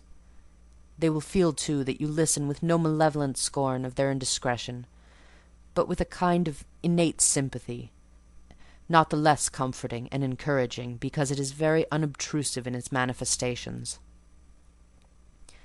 How do you know? How can you guess all this, sir? I know it well. Therefore I proceed almost as freely as if I were writing my thoughts in a diary. You would say I should have been superior to circumstances. So I should, but you see I was not. When fate wronged me, I had not the wisdom to remain cool. I turned desperate. Then I degenerated. Now, when any vicious simpleton excites my disgust by his paltry ribaldry, I cannot flatter myself that I am better than he. I am forced to confess that he and I are on a level. I wish I had stood firm. God knows I do. Dread remorse when you are tempted to err, Miss Eyre. Remorse is the poison of life. Repentance is said to be its cure, sir. It is not its cure. Reformation may be its cure, and I could reform. I have strength yet for that, if... But where is the use of thinking of it? Hampered, burdened, cursed as I am. Besides, since happiness is irrevocably denied me, I have a right to get pleasure out of life, and I will get it, cost what it may. Then you will degenerate still more, sir. Possibly. Yet why should I, if I can get sweet, fresh pleasure? And I may get it as sweet and fresh as the wild honey the bee gathers on the moor. It will sting. It will taste bitter, sir. How do you know? You never tried it. How very serious, how very solemn you look, and you are as ignorant of the matter as this cameo head.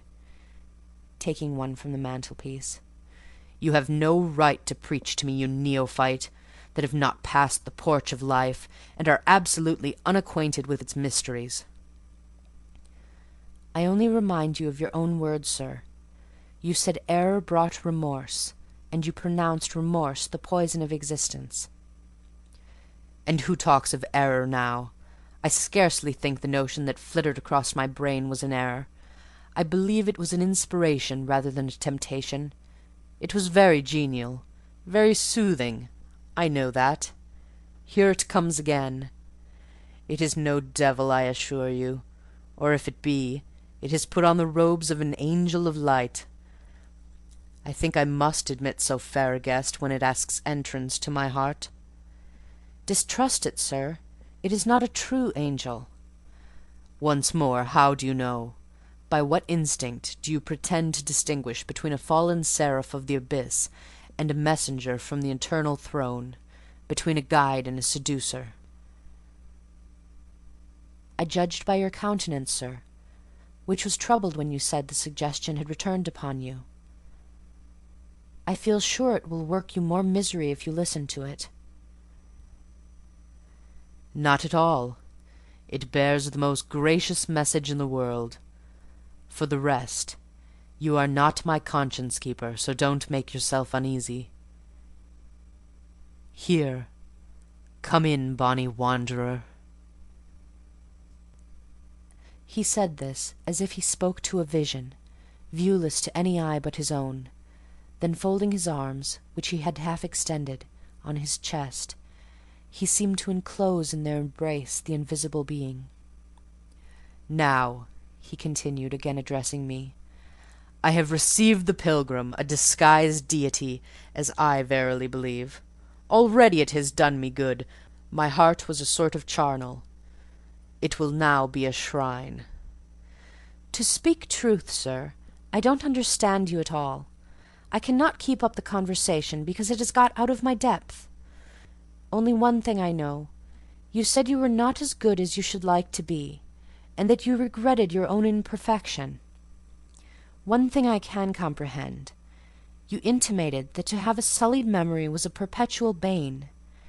It seems to me that if you tried hard, you would in time find it possible to become what you yourself would approve, and that if from this day you began with resolution to correct your thoughts and actions, you would in a few years have laid up a new and stainless store of recollections, to which you might revert with pleasure. Justly thought, rightly said, Miss Eyre, and at this moment I am paving hell with energy. Sir? I am laying down good intentions, which I believe durable as flint. Certainly, my associates and pursuits shall be other than they have been. And better? And better. So much better as pure ore is than foul dross. You seem to doubt me. I don't doubt myself. I know what my aim is, what my motives are, and at this moment I pass a law, unalterable as that of the Medes and Persians, that both are right. They cannot be, sir, if they require a new statute to legalize them. They are, Miss Eyre, though they absolutely require a new statute. Unheard-of combinations of circumstances demand unheard-of rules. That sounds a dangerous maxim, sir, because one can see at once that it is liable to abuse. Sententious sage! So it is, but I swear by my household gods not to abuse it. You are human and fallible. I am. So are you. What then? The human and fallible should not arrogate a power with which the divine and perfect alone can be safely entrusted. What power? That of saying of any strange, unsanctioned line of action, let it be right. Let it be right, the very words you have pronounced them. May it be right, then, I said as I rose, deeming it useless to continue a discourse which was all darkness to me, and besides, sensible that the character of my interlocutor was beyond my penetration, at least beyond its present reach, and feeling the uncertainty, the vague sense of insecurity which accompanies a conviction of ignorance. Where are you going?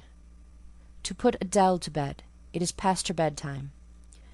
You are afraid of me because I talk like a sphinx." "Your language is enigmatical, sir; but though I am bewildered, I am certainly not afraid." "You are afraid.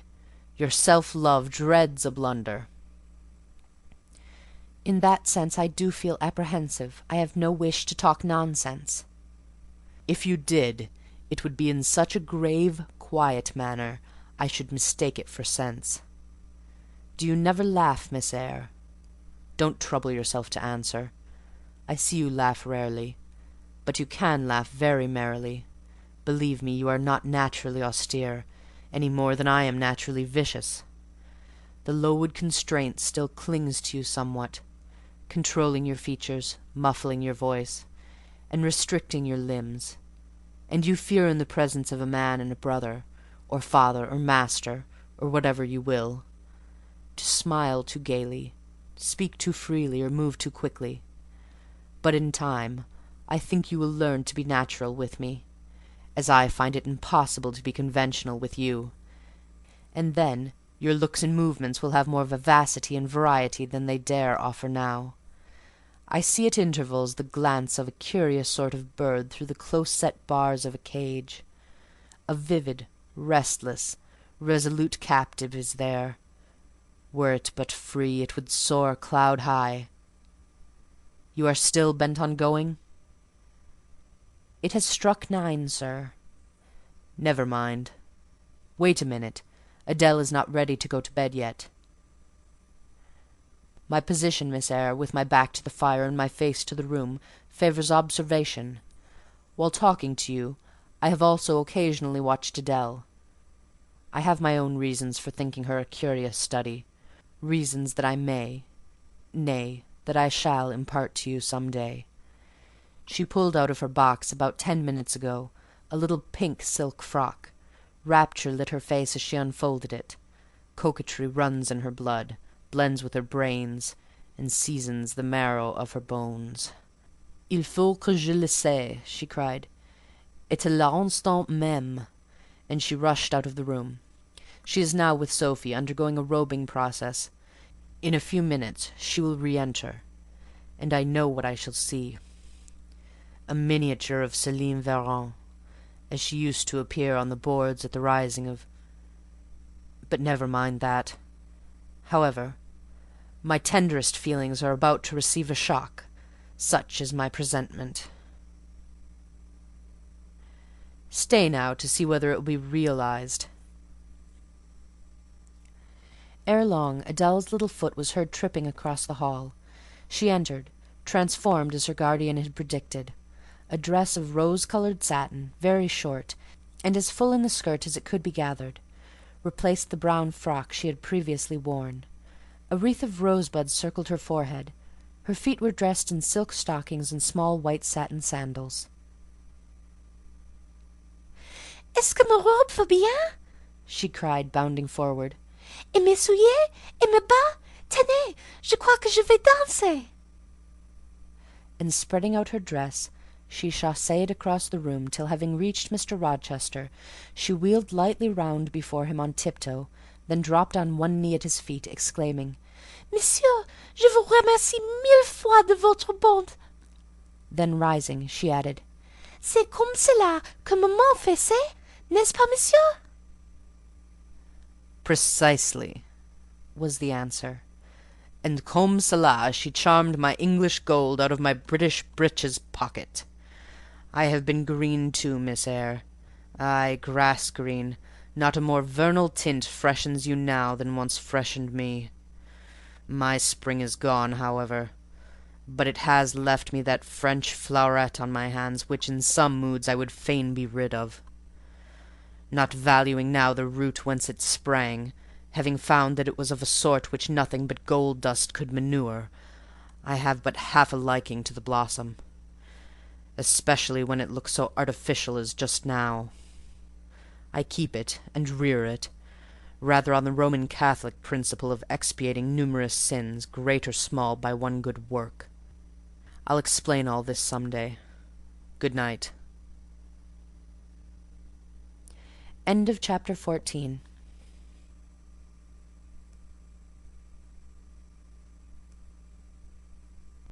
Jane Eyre by Charlotte Bronte. Chapter 15. Mr. Rochester did, on a future occasion, explain it.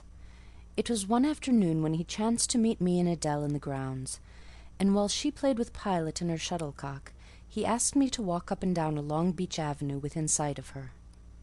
He then said that she was the daughter of a French opera dancer, Céline Varens, toward whom he had once cherished what he called a grande passion. This passion Céline had professed to return with even superior ardour. He thought himself her idol, ugly as he was. He believed, as he said, that she preferred his taille d'athlète to the elegance of the Apollo Belvedere. And, Miss Eyre, so much was I flattered by this preference of the Gallic sylph for her British gnome, that I installed her in an hotel, gave her a complete establishment of servants, a carriage, cashmeres, diamonds, dentelles, etc. In short, I began the process of ruining myself in the received style, like any other spoony. I had not, it seems, the originality to chalk out a new road to shame and destruction, but trode the old track with stupid exactness, not to deviate an inch from the beaten centre. I had, as I deserved to have, the fate of all other spoonies. Happening to call one evening when Céline did not expect me, I found her out. But it was a warm night, and I was tired of strolling through Paris, so I sat down in her boudoir, happy to breathe the air consecrated so lately by her presence. No, I exaggerate. I never thought there was any consecrating virtue about her. It was rather a sort of pastille perfume she had left, a scent of musk and amber, than an odour of sanctity. I was just beginning to stifle with the fumes of conservatory flowers and sprinkled essences, when I bethought myself to open the window and step out onto the balcony. It was moonlight and gaslight besides, and very still and serene. The balcony was furnished with a chair or two. I sat down and took out a cigar. I will take one now, if you will excuse me. Here ensued a pause, filled up by the producing and lighting of a cigar. Having placed it to his lips and breathed a trail of Havana incense on the freezing and sunless air, he went on. I liked bonbons too in those days, Miss Eyre, and I was croquant, overlook the barbarism, croquant chocolate comfits, and smoking alternately, watching meantime the equipages that rolled along the fashionable streets toward the neighbouring opera house, when in an elegant closed carriage drawn by a beautiful pair of English horses, and distinctly seen in the brilliant city night, I recognized the voiture I had given Céline. She was returning. Of course my heart thumped with impatience against the iron rails I leant upon. The carriage stopped, as I had expected, at the hotel door. My flame, that is the very word for an opera inamorata, alighted. Though muffled in a cloak, an unnecessary encumbrance, by the by, on so warm a June evening, I knew her instantly by her little foot seen peeping from the skirt of her dress, as she skipped from the carriage step. Bending over the balcony, I was about to murmur "Mon ange," in a tone, of course, which should be audible to the ear of love alone, when a figure jumped from the carriage after her, cloaked also. But that was a spurred heel which had rung on the pavement, and that was a hatted head which now passed under the arched porte-cochere of the hotel. You never felt jealousy, did you, Miss Eyre? Of course not. I need not ask you, because you never felt love. You have both sentiments yet to experience. Your soul sleeps. The shock is yet to be given which shall awaken it. You think all existence lapses in as quiet a flow as that in which your youth has hitherto slid away. Floating on with closed eyes and muffled ears, you neither see the rocks bristling not far off in the bed of the flood, nor hear the breakers boil at their base. But I tell you, and you may mark my words, you will come some day to a craggy pass in the Channel, where the whole of life's stream will be broken up into whirl and tumult, foam and noise. Either you will be dashed to atoms on crag points, or lifted up and borne on by some master wave into a calmer current, as I am now. I like this day. I like that sky of steel. I like the sternness and stillness of the world under this frost. I like Thornfield, its antiquity, its retirement, its old crow trees and thorn trees, its grey facade, and lines of dark windows reflecting that metal welkin. And yet how long have I abhorred the very thought of it, shunned it like a great plague-house! How I do still abhor!" He ground his teeth and was silent. He arrested his step and struck his boot against the hard ground. Some hated thought seemed to have him in its grip, and to hold him so tightly that he could not advance. We were ascending the avenue when he thus paused. The hall was before us. Lifting his eyes to its battlements, he cast over them such a glare as I never saw before or since. Pain, shame, ire, impatience, disgust, detestation seemed momentarily to hold a quivering conflict in the large pupil dilating under his ebon eyebrow. Wild was the wrestle which should be paramount, but another feeling rose and triumphed, something hard and cynical, self-willed and resolute. It settled his passion and petrified his countenance. He went on. "During the moment I was silent, Miss Eyre, I was arranging a point with my destiny. She stood there, by that beech trunk, a hag, like one of those who appeared to Macbeth on the heath of Forres. 'You like Thornfield?' she said, lifting her finger, and then she wrote in the air a memento which ran in lurid hieroglyphics all along the house front, between the upper and lower row of windows. 'Like it if you can, like it if you dare.' 'I will like it,' said I. 'I dare like it, and,' he subjoined moodily, 'I will keep my word. I will break obstacles to happiness, to goodness. Yes, goodness. I wish to be a better man than I have been, than I am.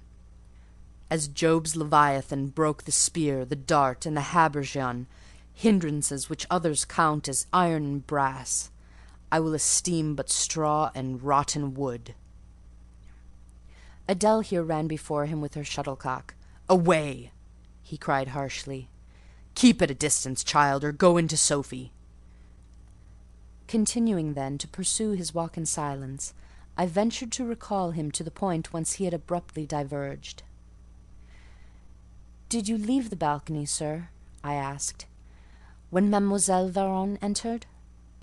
I almost expected a rebuff for this hardly well-timed question, but on the contrary, waking out of his scowling abstraction, he turned his eyes towards me, and the shade seemed to clear off his brow. "Oh, I had forgotten, Céline.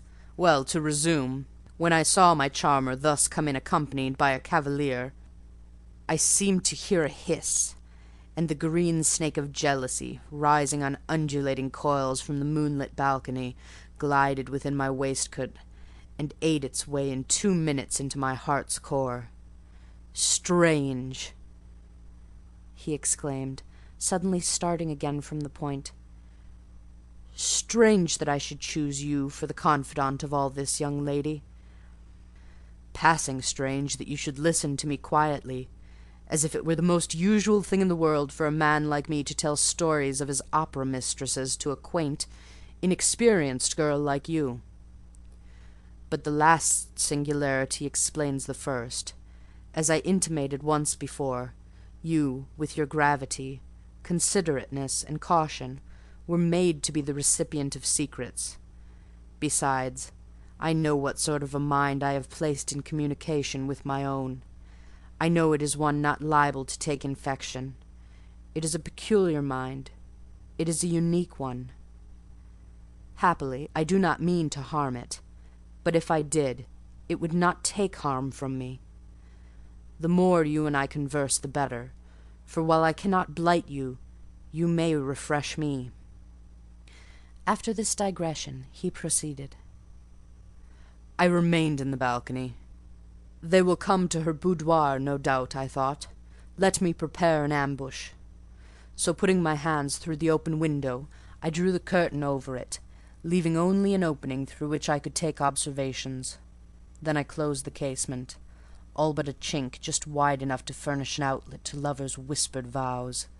Then I stole back to my chair, and as I resumed it, the pair came in.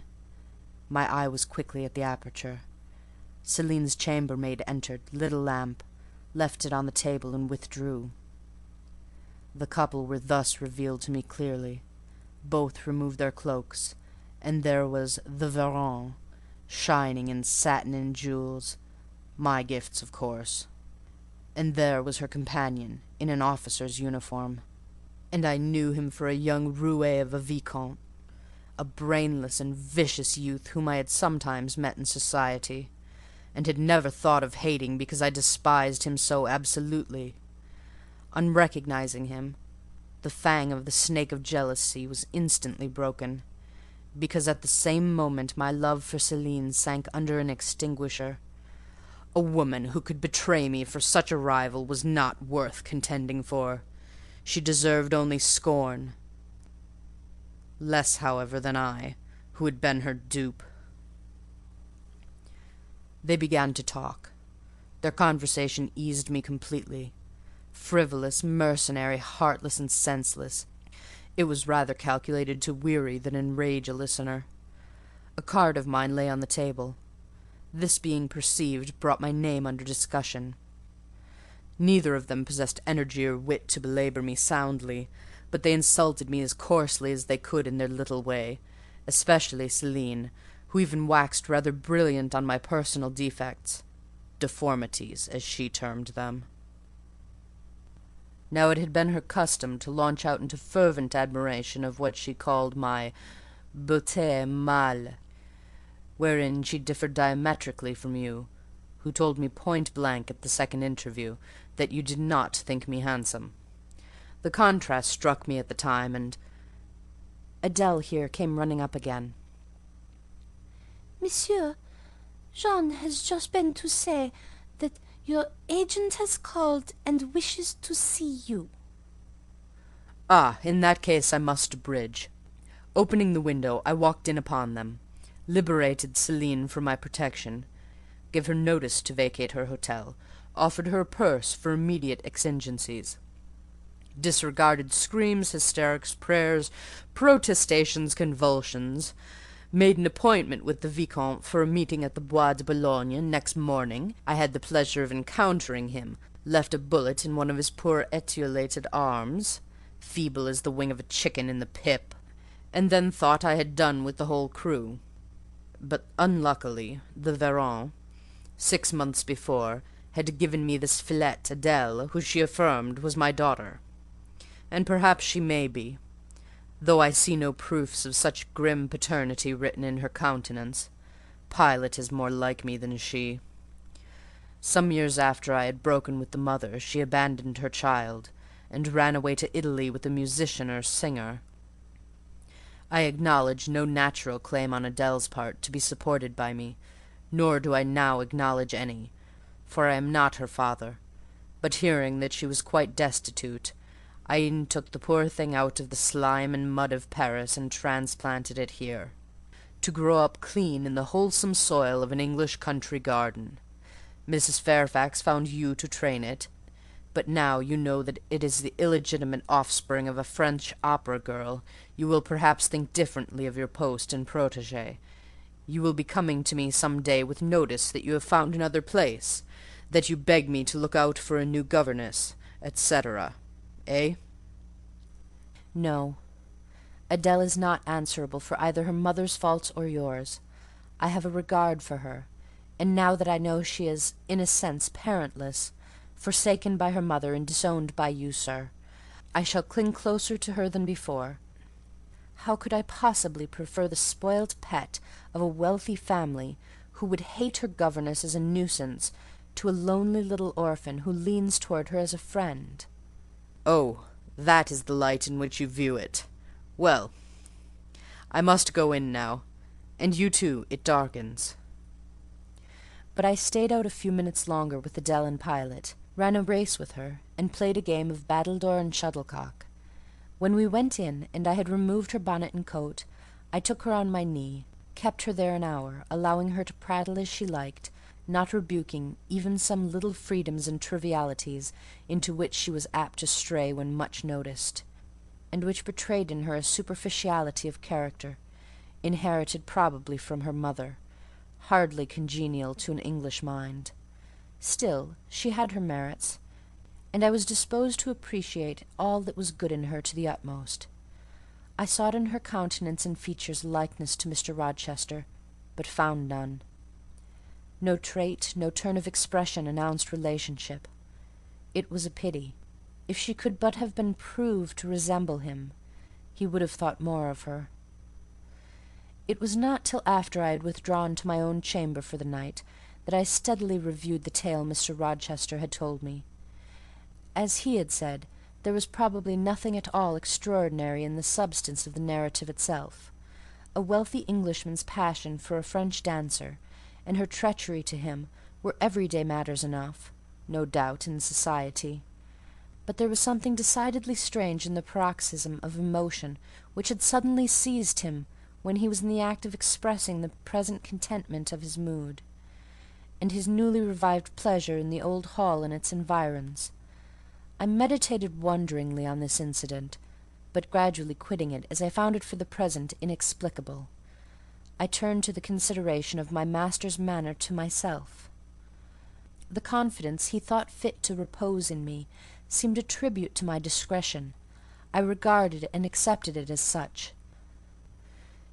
His deportment had now for some weeks been more uniform toward me than at the first. I never seemed in his way. He did not take fits of chilling hauteur. When he met me unexpectedly, the encounter seemed more welcome. He had always a word and sometimes a smile for me. When summoned by formal invitation to his presence, I was honoured by a cordiality of reception that made me feel I really possessed the power to amuse him, and that these evening conferences were sought as much for his pleasure as for my benefit. I indeed talked comparatively little, but I heard him talk with relish. It was his nature to be communicative. He liked to open to a mind unacquainted with the world glimpses of its scenes and ways. I do not mean its corrupt scenes and wicked ways, but such as derived their interest from the great scale on which they were acted, the strange novelty by which they were characterized. And I had a keen delight in receiving the new ideas he offered, in imagining the new pictures he portrayed, and following him in thought through the new regions he disclosed, never startled or troubled by one noxious illusion. The ease of his manner freed me from painful restraint. The friendly frankness, as correct as cordial, with which he treated me, drew me to him. I felt at times as if he were my relation rather than my master. Yet he was imperious sometimes still, but I did not mind that. I saw it was his way. So happy, so gratified did I become with this new interest added to life, that I ceased to pine after kindred. My thin crescent destiny seemed to enlarge. The blanks of existence were filled up. My bodily health improved. I gathered flesh and strength. And was Mr. Rochester now ugly in my eyes? No, reader. Gratitude, and many associations, all pleasurable and genial, made his face the object I best liked to see. His presence in a room was more cheering than the brightest fire. Yet I had not forgotten his faults. Indeed, I could not, for he brought them frequently before me. He was proud, sardonic, harsh to inferiority of every description. In my secret soul I knew that his great kindness to me was balanced by unjust severity to many others. He was moody, too, unaccountably so. I more than once, when sent for to read to him, found him sitting in his library alone, with his head bent on his folded arms, and when he looked up, a morose, almost a malignant scowl blackened his features. But I believed that his moodiness, his harshness, and his former faults of morality, I say former, for now he seemed corrected of them, had their source in some cruel cross of fate. I believed he was naturally a man of better tendencies, higher principles, and purer tastes than such as circumstances had developed, education instilled, or destiny encouraged. I thought there were excellent materials in him, though for the present they hung together somewhat spoiled and tangled. I cannot deny that I grieved for his grief, whatever that was, and would have given much to assuage it. Though I had now extinguished my candle and was laid down in bed, I could not sleep for thinking of his look when he paused in the avenue, and told how his destiny had risen up before him, and dared him to be happy at Thornfield. Why not? I asked myself.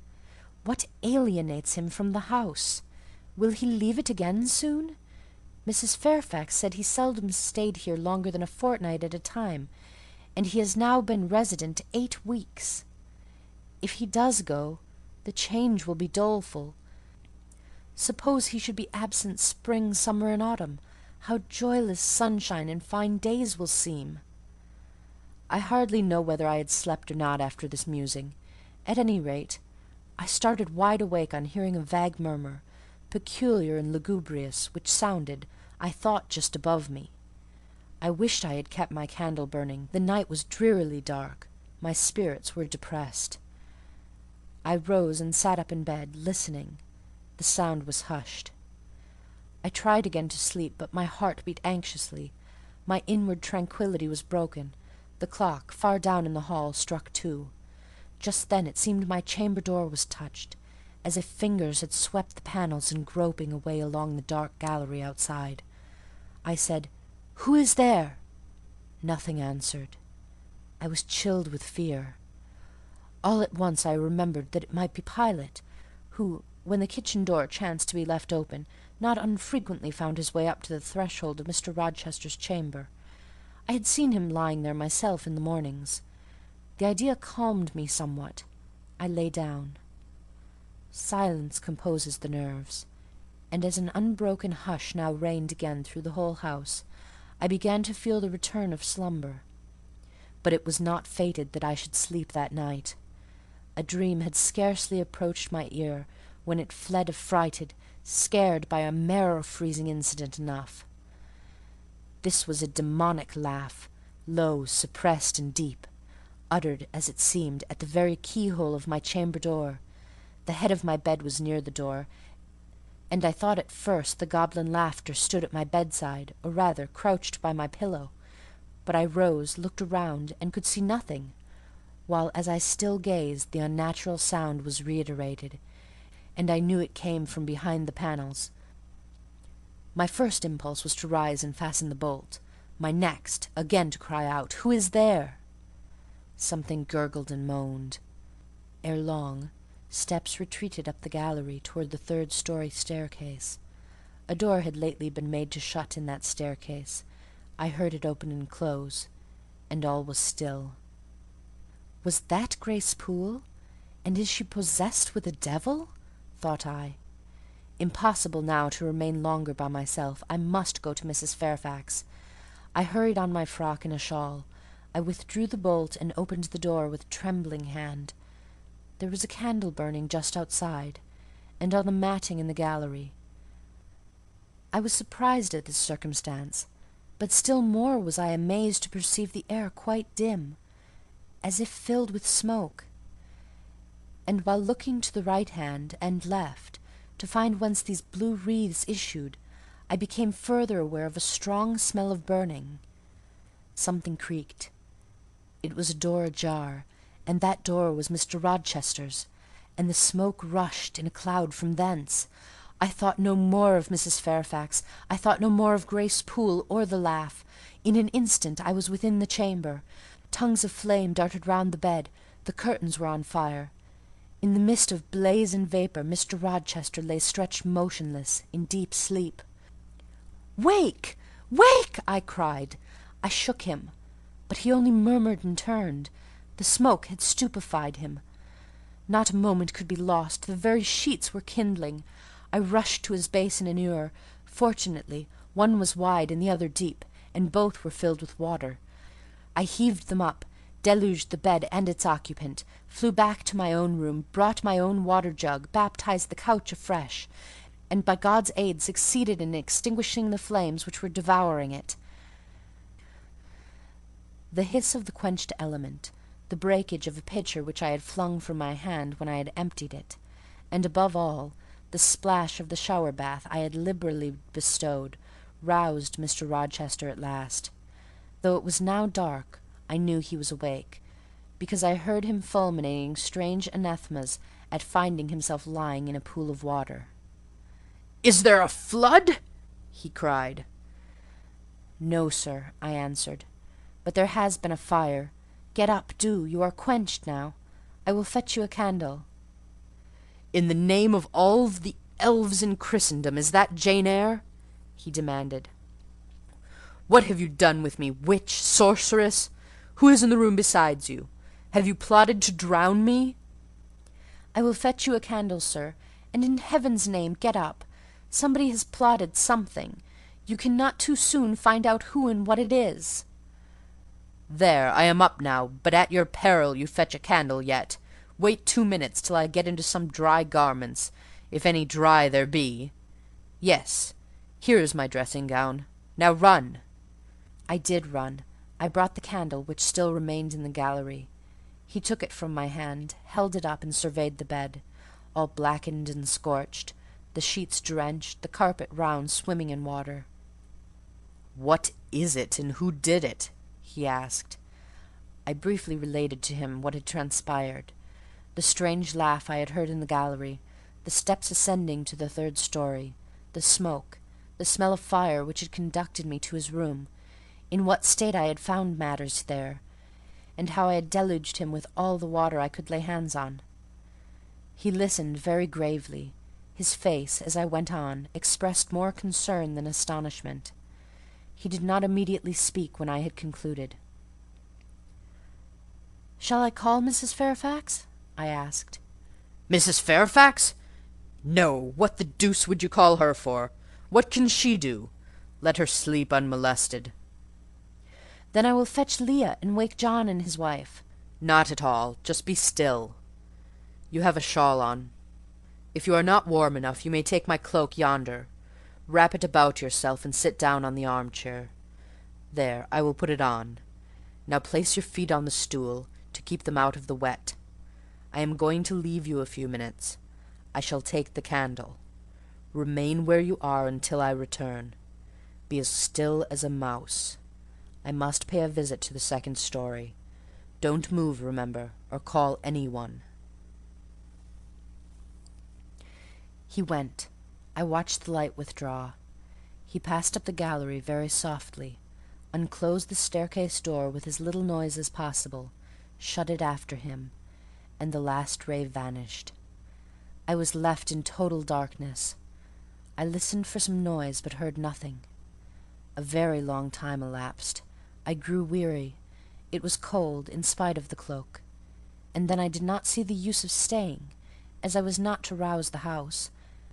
I was on the point of risking Mr. Rochester's displeasure by disobeying his orders, when the light once more gleamed dimly on the gallery wall, and I heard his unshod feet tread the matting.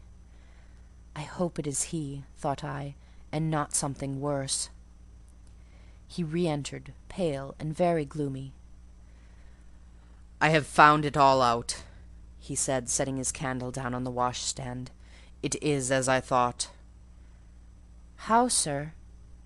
He made no reply, but stood with his arms folded, looking on the ground. At the end of a few minutes he inquired in a rather peculiar tone, "I forget whether you said you saw anything when you opened your chamber door."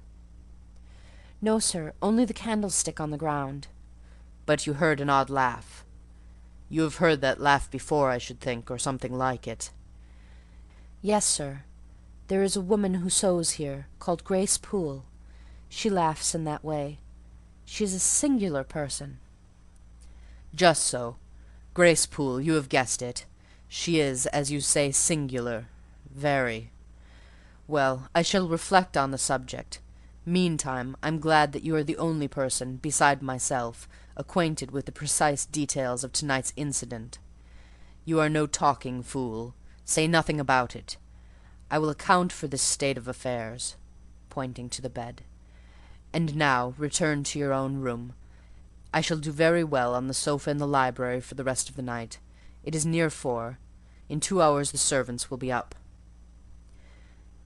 "Good night, then, sir," said I, departing. He seemed surprised, very inconsistently so, as he had just told me to go. "What!" he exclaimed. "Are you quitting me already, and in that way?" "You said I might go, sir." "But not without taking leave? Not without a word or two of acknowledgment and good-will? Not, in short, in that brief, dry fashion? Why, you have saved my life, snatched me from a horrible and excruciating death, and you walk past me as if we were mutual strangers. At least shake hands." He held out his hand. I gave him mine. He took it first in one, then in both of his own. "You have saved my life. I have a pleasure in owing you so immense a debt. I cannot say more. Nothing else that has being would have been tolerable to me in the character of creditor for such an obligation. But you, it is different.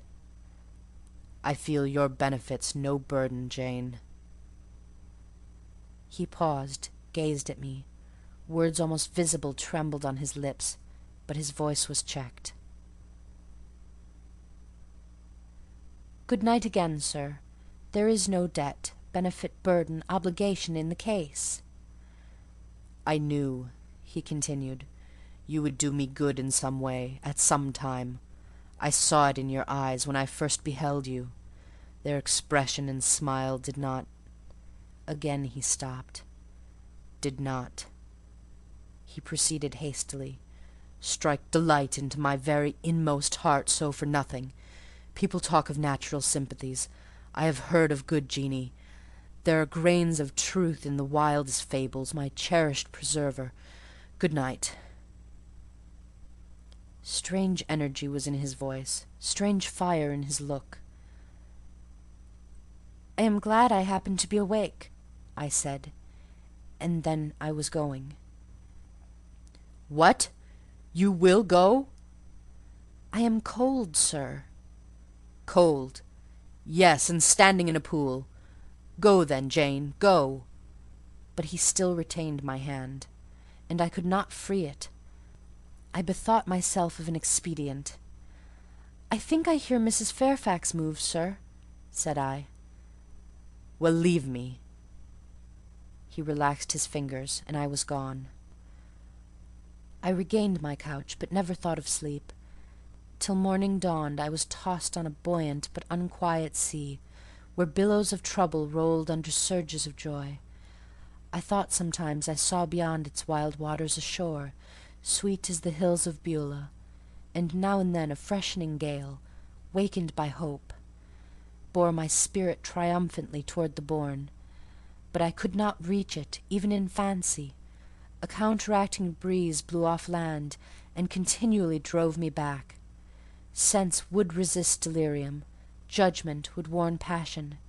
Too feverish to rest, I rose as soon as day dawned.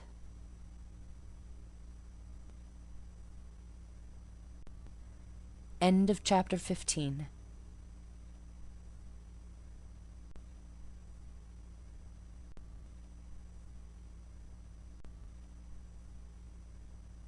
Jane Eyre by Charlotte Bronte. Chapter 16. I both wished and feared to see Mr. Rochester on the day which followed this sleepless night. I wanted to hear his voice again, yet feared to meet his eye. During the early part of the morning, I momentarily expected his coming.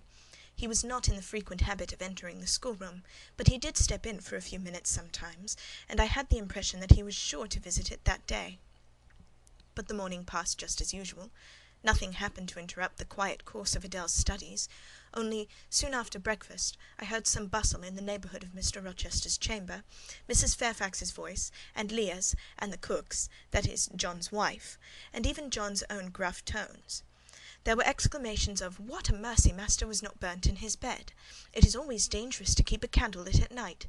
How providential that he had presence of mind to think of the water-jug! I hope he waked nobody. It is to be hoped that he will not take cold with sleeping on the library sofa," etc. To much confabulation succeeded a sound of scrubbing and setting to rights, and when I passed the room in going downstairs to dinner, I saw through the open door that all was again restored to complete order, only the bed was stripped of its hangings. Leah stood up in the window-seat, rubbing the panes of glass dimmed with smoke. I was about to address her, for I wished to know what account had been given of the affair, but on advancing I saw a second person in the chamber, a woman sitting on a chair by the bedside and sewing rings to new curtains. That woman was no other than Grace Poole. There she sat, staid and taciturn looking as usual in her brown stuff gown, her check apron, white handkerchief, and cap. She was intent on her work, in which her whole thoughts seemed absorbed.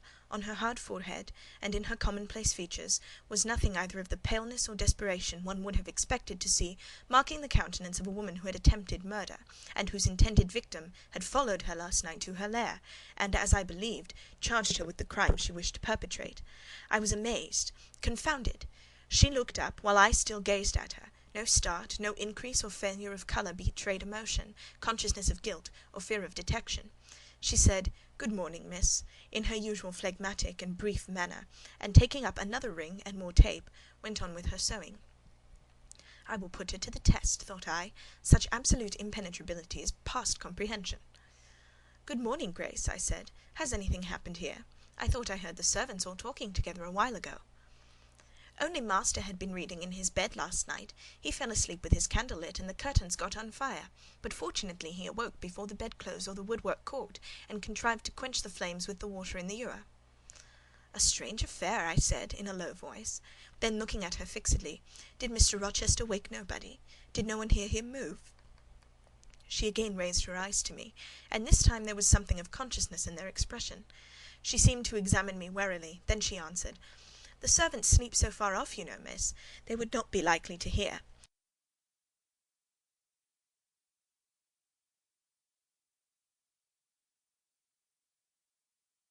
"Mrs. Fairfax's room and yours are the nearest to master's, but Mrs. Fairfax said she heard nothing. When people get elderly, they often sleep heavy." She paused, then added, with a sort of assumed indifference, but still in a marked and significant tone, "But you are young, miss, and I should say a light sleeper. Perhaps you may have heard a noise." "I did," said I, dropping my voice, so that Leah, who was still polishing the panes, could not hear me, "and at first I thought it was Pilot. But Pilot cannot laugh, and I am certain I heard a laugh, and a strange one." She took a new needleful of thread, waxed it carefully, threaded her needle with a steady hand, and then observed with perfect composure, "It is hardly likely master would laugh, I should think, miss, when he was in such danger. You must have been dreaming." "I was not dreaming," I said, with some warmth, for her brazen coolness provoked me. Again she looked at me, and with the same scrutinizing and conscious eye. "Have you told master that you heard a laugh?" she inquired. "I have not had the opportunity of speaking with him this morning." "You did not think of opening your door and looking out into the gallery?" she further asked. She appeared to be cross-questioning me, attempting to draw from me information unawares. The idea struck me that if she discovered I knew or suspected her guilt, she would be playing of some of her malignant pranks on me. I thought it advisable to be on my guard. "On the contrary," said I bolted my door. "Then you are not in the habit of bolting your door every night before you get into bed?" "Fiend! She wants to know my habits, that she may lay her plans accordingly." Indignation again prevailed over prudence. I replied sharply, "Hitherto I have often omitted to fasten the bolt. I did not think it necessary. I was not aware any danger or annoyance was to be dreaded at Thornfield Hall. But in future," and I laid marked stress on the words, "I shall take good care to make all secure before I venture to lie down." "It would be wise to do so," was her answer. "This neighbourhood is as quiet as any I know, and I have never heard of the Hall being attempted by robbers since it was a house, though there are hundreds of pounds worth of plate in the plate closet, as is well known. And you see, for such a large house there are very few servants, because master has never lived here much, and when he does come, being a bachelor, he needs little waiting upon. But I always think it is best to err on the safe side. A door is soon fastened, and it is as well to have a drawn bolt between one and any mischief that may be about. A deal of people, miss, are for trusting all to Providence, but I say, Providence will not dispense with the means, though he often blesses them when they are used discreetly."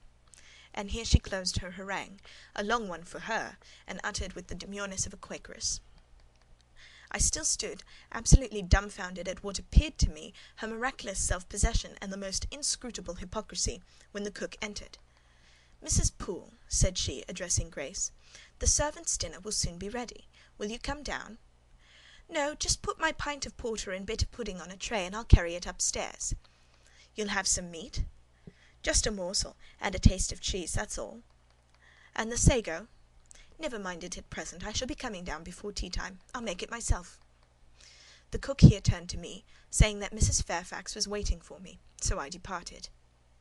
I hardly heard Mrs. Fairfax's account of the curtain conflagration during dinner, so much was I occupied in puzzling my brains over the enigmatic character of Grace Poole, and still more in pondering the problem of her position at Thornfield, and questioning why she had not been given into custody that morning, or at the very least dismissed from her master's service.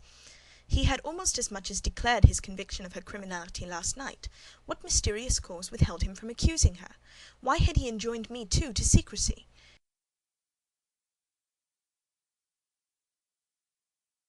It was strange. A bold, vindictive, and haughty gentleman seemed somehow in the power of one of the meanest of his dependents; so much in her power, that even when she lifted her hand against his life, he dared not openly charge her with the attempt, much less punish her for it. Had Grace been young and handsome, I should have been tempted to think that tenderer feelings than prudence or fear influenced Mr. Rochester in her behalf; but hard-favoured and matronly as she was, the idea could not be admitted. Yet, I reflected, she has been young once. Her youth would be contemporary with her master's. Mrs. Fairfax told me once she had lived here for many years. I don't think she could ever have been pretty, but for aught I know, she may possess originality and strength of character to compensate for want of personal advantages. Mr. Rochester is an amateur of the decided and eccentric. Grace is eccentric at least. What if a former caprice, a freak very possible to a nature so sudden and headstrong as his, has delivered him into her power, and she now exercises over his actions a secret influence, the result of his own indiscretion, which he cannot shake off and dare not disregard? But having reached this point of conjecture, Mrs. Poole's square, flat figure, and uncomely, dry, even coarse face, recurred so distinctly to my mind's eye, that I thought, no, impossible, my supposition cannot be correct. "Yet," suggested the secret voice which talks to us in our own hearts, "you are not beautiful either, and perhaps Mr. Rochester approves you. At any rate, you have often felt as if he did, and last night, remember his words, remember his look, remember his voice." I well remembered all. Language, glance, and tone seemed at the moment vividly renewed. I was now in the schoolroom. Adèle was drawing. I bent over her, and directed her pencil. She looked up with a sort of start. "Qu'avez-vous, mademoiselle?" said she.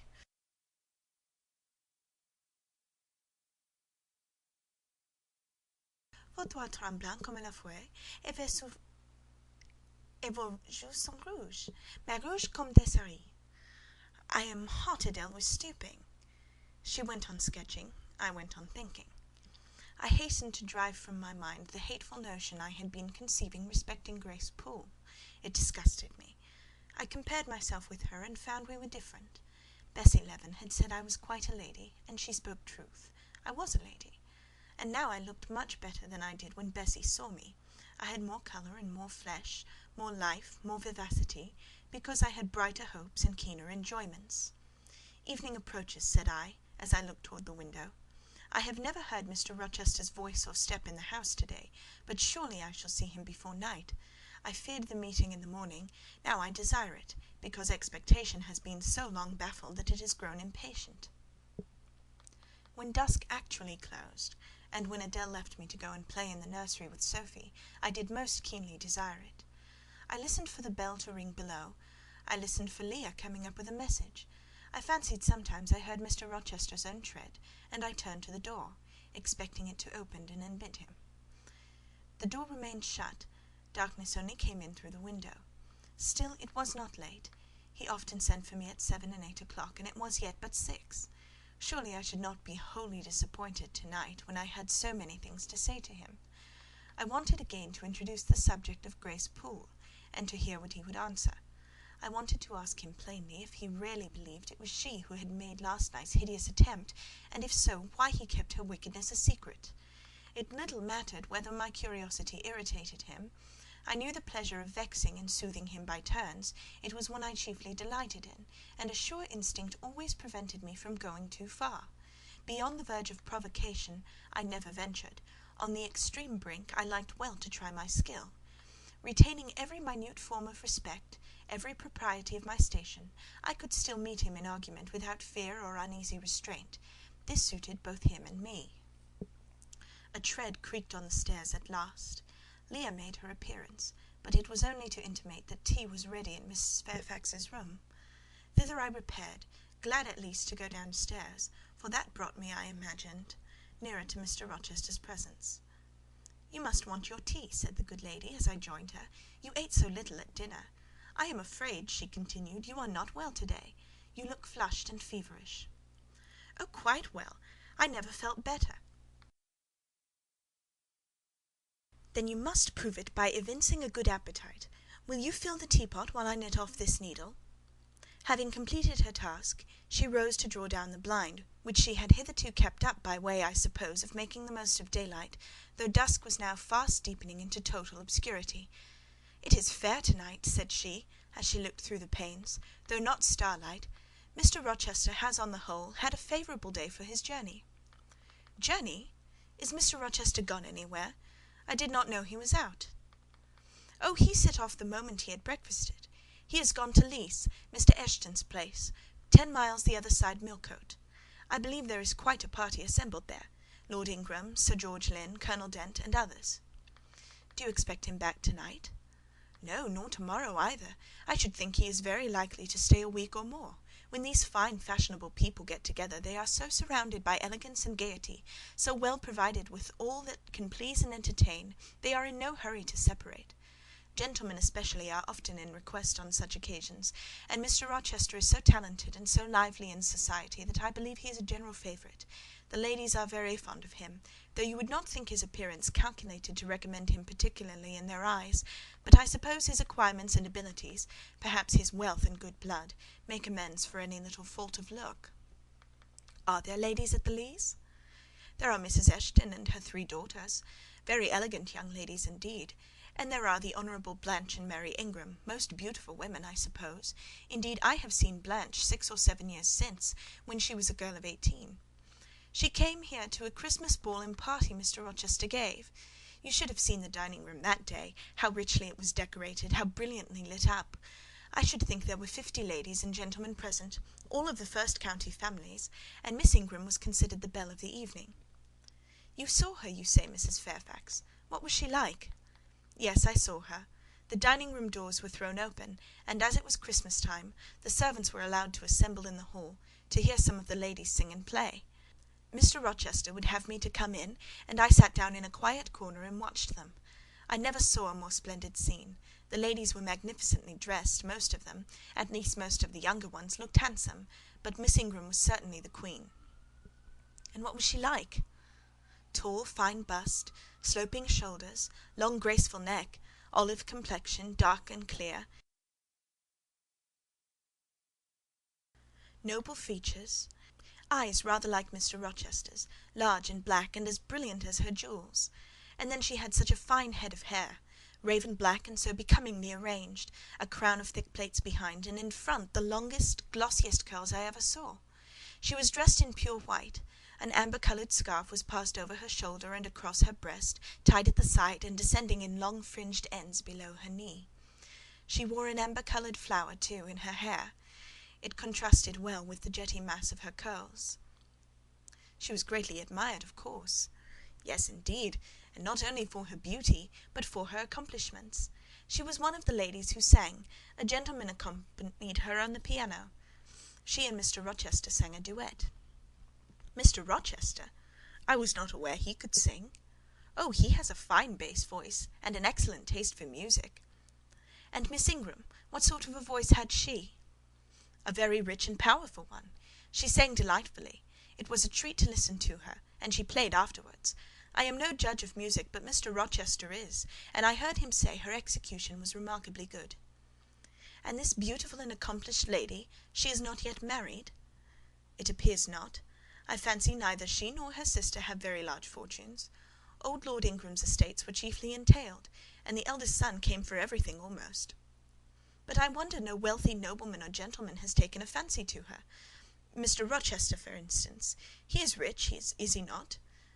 "Oh, yes; but you see there is a considerable difference in age. Mr. Rochester is nearly 40. She is but 25. What of that? More unequal matches are made every day. True, yet I should scarcely fancy Mr. Rochester would entertain any idea of the sort. But you eat nothing. You have scarcely tasted since you began tea. No, I am too thirsty to eat. Will you let me have another cup? I was about to revert again to the probability of a union between Mr. Rochester and the beautiful Blanche, but Adèle came in, and the conversation was turned into another channel.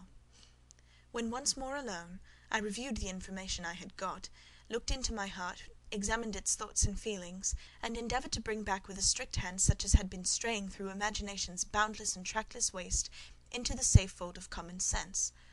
Arraigned at my own bar, memory having given her evidence of the hopes, wishes, sentiments I had been cherishing since last night, of the general state of mind in which I had indulged for nearly a fortnight past, reason having come forward and told, in her own quiet way, a plain unvarnished tale, showing how I had rejected the real and rabidly devoured the ideal, I pronounced judgment to this effect: that a greater fool than Jane Eyre had never breathed the breath of life, that a more fantastic idiot had never surfeited herself on sweet lies, and swallowed poison as if it were nectar. You, I said, a favourite with Mr. Rochester, you gifted with the power of pleasing him, you of importance to him in any way, go, your folly sickens me, and you have derived pleasure from occasional tokens of preference, equivocal tokens, shown by a gentleman of family and a man of the world to a dependent and a novice. How dared you, poor stupid dupe? Could not even self-interest make you wiser? You repeated to yourself this morning the brief scene of last night. Cover your face and be ashamed. He said something in praise of your eyes, did he?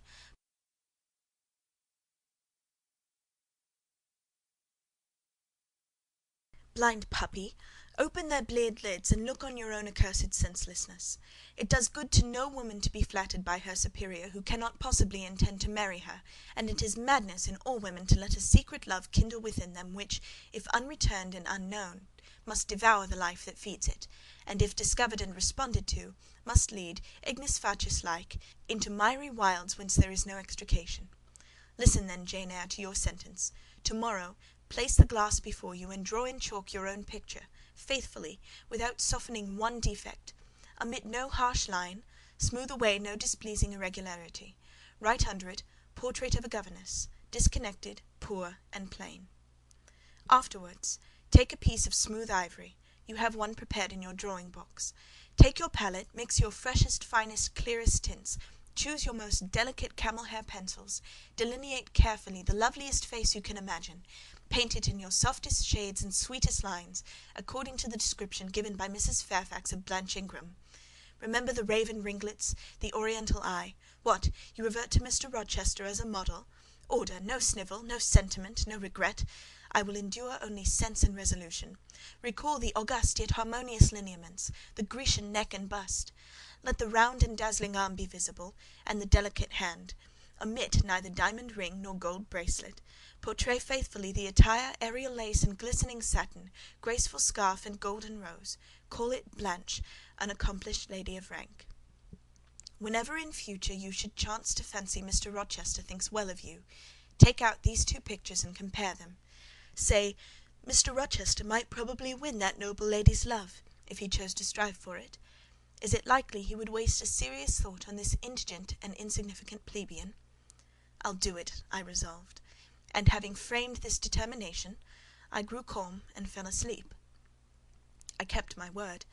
An hour or two sufficed to sketch my own portrait in crayons, and in less than a fortnight I had completed an ivory miniature of an imaginary Blanche Ingram. It looked like a lovely face enough, and when compared with the real head in chalk, the contrast was as great as self-control could desire. I derived benefit from the task. It had kept my head and hands employed, and had given force and fixedness to the new impressions I wished to stamp indelibly on my heart. Ere long, I had reason to congratulate myself on the course of wholesome discipline to which I had thus forced my feelings to submit. Thanks to it, I was able to meet subsequent occurrences with a decent calm, which, had they found me unprepared, I should probably have been unequal to maintain, even externally. End of chapter 16. Jane Eyre, by Charlotte Bronte. Chapter 17. A week passed, and no news arrived of Mr. Rochester. 10 days, and still he did not come. Mrs. Fairfax said she should not be surprised if he were to go straight from the Leas to London, and thence to the Continent, and not show his face again at Thornfield for a year to come. He had not infrequently quitted it in a manner quite as abrupt and unexpected. When I heard this, I was beginning to feel a strange chill, and failing at the heart.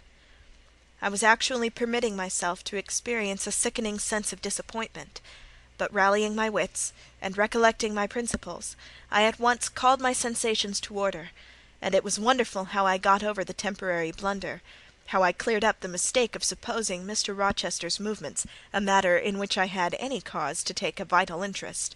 Not that I humbled myself by a slavish notion of inferiority.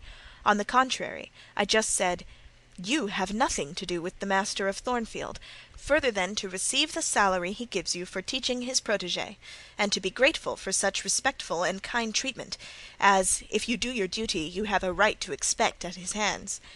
Be sure that is the only tie he seriously acknowledges between you and him, so don't make him the object of your fine feelings, your raptures, agonies, and so forth. He is not of your order. Keep to your caste, and be too self-respecting to lavish the love of the whole heart, soul, and strength, where such a gift is not wanted, and would be despised." I went on with my day's business tranquilly, but ever and anon vague suggestions kept wandering across my brain, of reasons why I should quit Thornfield, and I kept involuntarily framing advertisements, and pondering conjectures about new situations. These thoughts I did not think to check. They might germinate and bear fruit if they could. Mr. Rochester had been absent upwards of a fortnight when the post brought Mrs. Fairfax a letter. "It is from the master," said she, as she looked at the direction. "Now, I suppose, we shall know whether we are to expect his return or not." And while she broke the seal and perused the document, I went on taking my coffee. We were at breakfast. It was hot, and I attributed to that circumstance a fiery glow which suddenly rose to my face. Why my hand shook, and why I involuntarily spilt half the contents of my cup into my saucer, I did not choose to consider. "Well, I sometimes think we are too quiet, but we run a chance of being busy enough now, for a little while at least," said Mrs. Fairfax, still holding the note before her spectacles. Ere I permitted myself to request an explanation, I tied the string of Adèle's pinafore, which happened to be loose. Having helped her also to another bun, and refilled her mug with milk, I said nonchalantly, "Mr. Rochester is not likely to return soon, I suppose?" "Indeed he is. In 3 days, he says. That will be next Thursday, and not alone either. I don't know how many of the fine people at the Leas are coming with him. He sends directions for all the best bedrooms to be prepared, and the library and drawing rooms are to be cleaned out. I am to get more kitchen hands from the George Inn, at Millcote, and from wherever else I can, and the ladies will bring their maids, and the gentlemen their valets, so we shall have a full house of it." And Mrs. Fairfax swallowed her breakfast, and hastened away to commence operations. The 3 days were, as she had foretold, busy enough. I had thought all the rooms at Thornfield beautifully clean and well arranged, but it appears I was mistaken. 3 women were got to help, and such scrubbing, such brushing, such washing of paint and beating of carpets, such taking down and putting up of pictures, such polishing of mirrors and lustres, such lighting of fires in bedrooms, such airing of sheets and feather beds on hearths, I never beheld either before or since. Adèle ran quite wild in the midst of it. The preparations for company and the prospect of their arrival seemed to throw her into ecstasies. She would have Sophie to look over all her toilettes, as she called frocks, to furbish up any that were passé, and to air and arrange the new. For herself, she did nothing but caper about in the front chambers, jump on and off of the bedsteads, and lie on the mattresses and piled up bolsters and pillows before the enormous fires roaring in the chimneys. From school duties she was exonerated. Mrs. Fairfax had pressed me into her service, and I was all day in the storeroom, helping or hindering her and the cook, learning to make custards and cheesecakes and French pastry, to truss game and garnish dessert dishes. The party were expected to arrive on Thursday afternoon, in time for dinner at 6. During the intervening period I had no time to nurse chimeras, and I believe I was as active and gay as anybody, Adèle excepted. Still, now and then I received a damping check to my cheerfulness, and was, in spite of myself, thrown back on the region of doubts and portents, and dark conjectures. This was when I chanced to see the third-story staircase door, which of late had always been kept locked, open slowly and give passage to the form of Grace Poole, in prim cap, white apron, and handkerchief; when I watched her glide along the gallery, her quiet tread muffled in a list slipper; when I saw her look into the bustling, topsy-turvy bedrooms, just to say a word, perhaps, to the charwoman about the proper way to polish a grate, or clean a marble mantelpiece, or take stains from papered walls, and then pass on. She would thus descend to the kitchen once a day, eat her dinner, smoke a moderate pipe on the hearth, and go back, carrying her pot of porter with her for her private solace in her own gloomy upper haunt. Only 1 hour in all the 24 did she pass with her fellow servants below. All the rest of her time was spent in some low-ceiled oaken chamber of the second story. There she sat, and sewed, and probably laughed drearily to herself, as companionless as a prisoner in his dungeon. The strangest thing of all was that not a soul in the house except me noticed her habits, or seemed to marvel at them. No one discussed her position or her employment. No one pitied her solitude or isolation. I once indeed overheard part of a dialogue between Leah and one of the charwomen, of which Grace formed the subject. Leah had been saying something I had not caught, and the charwoman remarked, "She gets good wages, I guess." "Yes," said Leah, "I wish I had as good. Not that mine are to complain of. There's no stinginess at Thornfield, but they are not 1/5 of the sum Mrs. Poole receives. And she is laying by. She goes every quarter to the bank at Millcote.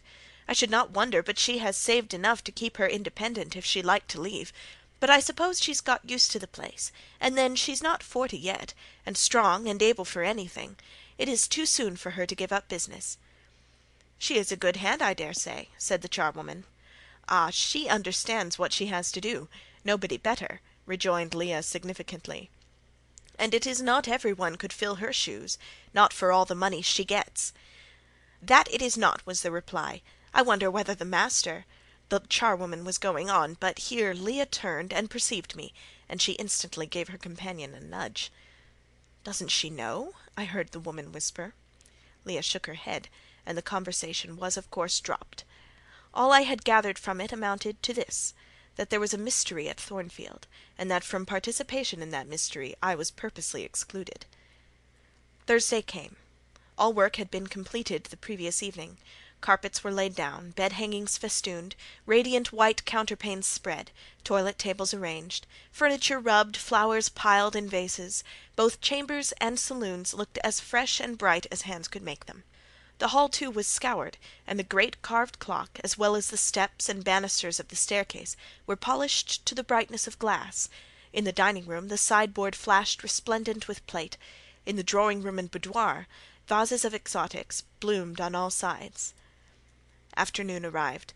Mrs. Fairfax assumed her best black satin gown, her gloves, and her gold watch, for it was her part to receive the company, to conduct the ladies to their rooms, etc. Adèle too would be dressed, though I thought she had little chance of being introduced to the party, that day at least.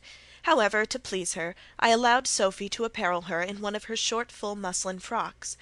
For myself, I had no need to make any change. I should not be called upon to quit my sanctum of the schoolrooms, for a sanctum it was now become to me, a very pleasant refuge in time of trouble. It had been a mild, serene spring day, one of those days which toward the end of March or the beginning of April rise shining over the earth as heralds of summer. It was drawing to an end now, but the evening was even warm, and I sat at work in the schoolroom with the window open. "It gets late," said Mrs. Fairfax, entering in rustling state. "I am glad I ordered dinner an hour after the time Mr. Rochester mentioned, for it is past 6 now. I have sent John down to the gates to see if there is anything on the road. One can see a long way from thence in the direction of Millcote." She went to the window. "Here he is," said she. "Well, John," leaning out, "any news?" "They're coming, ma'am," was the answer. "They'll be here in 10 minutes." Adèle flew to the window. I followed, taking care to stand on one side, so that, screened by the curtain, I could see without being seen. The 10 minutes John had given seemed very long, but at last wheels were heard, 4 equestrians galloped up the drive, and after them came 2 open carriages. Fluttering veils and waving plumes filled the vehicles. 2 of the cavaliers were young, dashing-looking gentlemen. The third was Mr. Rochester, on his black horse, Mesrour. Pilot bounding before him. At his side rode a lady, and he and she were the first of the party. Her purple riding habit almost swept the ground, her veil streamed long on the breeze, mingling with its transparent folds, and gleaming through them, shone rich raven ringlets. "Miss Ingram!" exclaimed Mrs. Fairfax, and away she hurried to her post below. The cavalcade, following the sweep of the drive, quickly turned the angle of the house, and I lost sight of it. Adèle now petitioned to go down, but I took her on my knee and gave her to understand that she must not on any account think of venturing in sight of the ladies, either now or at any other time, unless expressly sent for; that Mr. Rochester would be very angry, etc. Some natural tears she shed on being told this, but as I began to look very grave, she consented at last to wipe them. A joyous stir was now audible in the hall. Gentlemen's deep tones and ladies' silvery accents blent harmoniously together, and distinguishable above all, though not loud, was the sonorous voice of the master of Thornfield Hall, welcoming his fair and gallant guests under its roof. Then light steps ascended the stairs, and there was a tripping through the gallery, and soft cheerful laughs, and opening and closing doors, and for a time a hush. "Elle est changeante de toilettes," said Adèle, who, listening attentively, had followed every movement, and she sighed. "Chez maman," said she, "quand il y avait du monde, je la suivais partout, au salon et les douze chambres. Souvent je regardais les femmes de chambre coiffer et habiller les dames, et c'était si amusant, comme cela on apprend."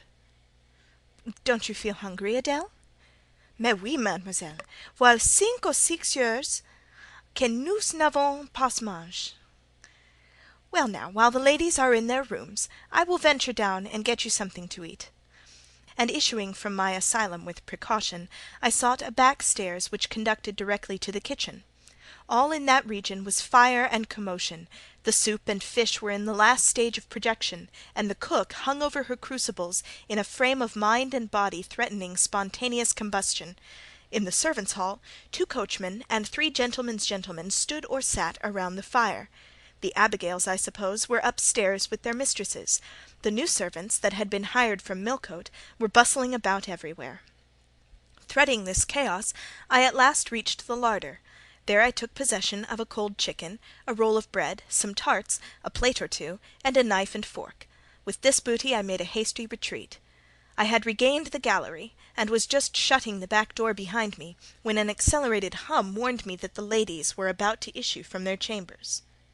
I could not proceed to the schoolroom without passing some of their doors, and running the risk of being surprised with my cargo of victuallage, so I stood still at the end, which being windowless, was dark, quite dark now, for the sun was set, and twilight gathering. Presently the chambers gave up their fair tenants one after another; each came out gaily and airily, with dress that gleamed lustrous through the dark. For a moment they stood grouped together at the other extremity of the gallery, conversing in a key of sweet subdued vivacity. They then descended down the staircase almost as noiselessly as a bright mist rolls down a hill. Their collective appearance had left on me an impression of high-born elegance, such as I had never before received. I found Adèle peeping through the schoolroom door, which she held ajar. "What beautiful ladies!" cried she in English. "Oh, I wish I might go to them! Do you think Mr. Rochester will send for us by and by, after dinner?" "No, indeed, I don't. Mr. Rochester has something else to think about. Never mind the ladies to-night; perhaps you will see them to-morrow. Here is your dinner." She was really hungry, so the chicken and tarts served to divert her attention for a time. It was well I secured this forage, or both she, I, and Sophie, to whom I conveyed a share of our repast, would have run a chance of getting no dinner at all. Every one downstairs was too much engaged to think of us. The dessert was not carried out until after 9, and at 10 footmen were still running to and fro with trays and coffee-cups. I allowed Adèle to sit up much later than usual, for she declared she could not possibly go to sleep while the doors kept opening and shutting below, and people bustling about. Besides, she added, a message might possibly come from Mr. Rochester when she was undressed, et alors quel dommage! I told her stories as long as she would listen to them, and then for a change I took her out into the gallery. The hall lamp was now lit, and it amused her to look over the balustrade and watch the servants passing backwards and forwards. When the evening was far advanced, a sound of music issued from the drawing-room, whither the piano had been removed. Adèle and I sat down on the top step of the stairs to listen. Presently a voice blent with the rich tones of the instrument. It was a lady who sang, and sweet her notes were. The solo over, a duet followed, and then a glee. A joyous conversational murmur filled up the intervals. I listened long. Suddenly I discovered that my ear was wholly intent on analysing the mingled sounds, and trying to discriminate amidst the confusion of accents those of Mr. Rochester. And when it caught them, which it soon did, it found a further task in framing the tones, rendered by distance inarticulate, into words. The clock struck 11. I looked at Adèle, whose head leant against my shoulder. Her eyes were waxing heavy, so I took her up in my arms and carried her off to bed. It was near 1 before the gentlemen and ladies sought their chambers. The next day was as fine as its predecessor. It was devoted by the party to an excursion to some site in the neighbourhood. They set out early in the forenoon, some on horseback, the rest in carriages. I witnessed both the departure and the return. Miss Ingram, as before, was the only lady equestrian, and as before, Mr. Rochester galloped at her side.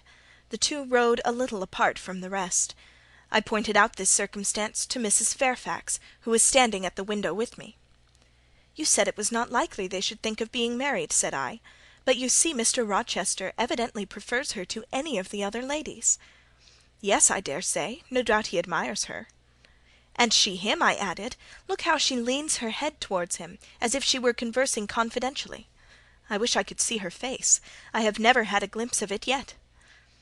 "You will see her this evening," answered Mrs. Fairfax. "I happened to remark to Mr. Rochester how much Adèle wished to be introduced to the ladies, and he said, 'Oh, let her come into the drawing-room after dinner, and request Miss Eyre to accompany her.'" "Yes, he said that from mere politeness. I need not go, I am sure," I answered. "Well, I observed to him that as you were unused to company, I did not think you would like appearing before so gay a party, all strangers, and he replied in his quick way, 'Nonsense! If she objects, tell her it is my particular wish, and if she resists, say I shall come and fetch her in case of contumacy.' 'I will not give him that trouble,' I answered. 'I will go, if no better may be, but I don't like it.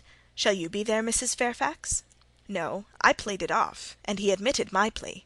I'll tell you how to manage, so as to avoid the embarrassment of making a formal entrance, which is the most disagreeable part of the business.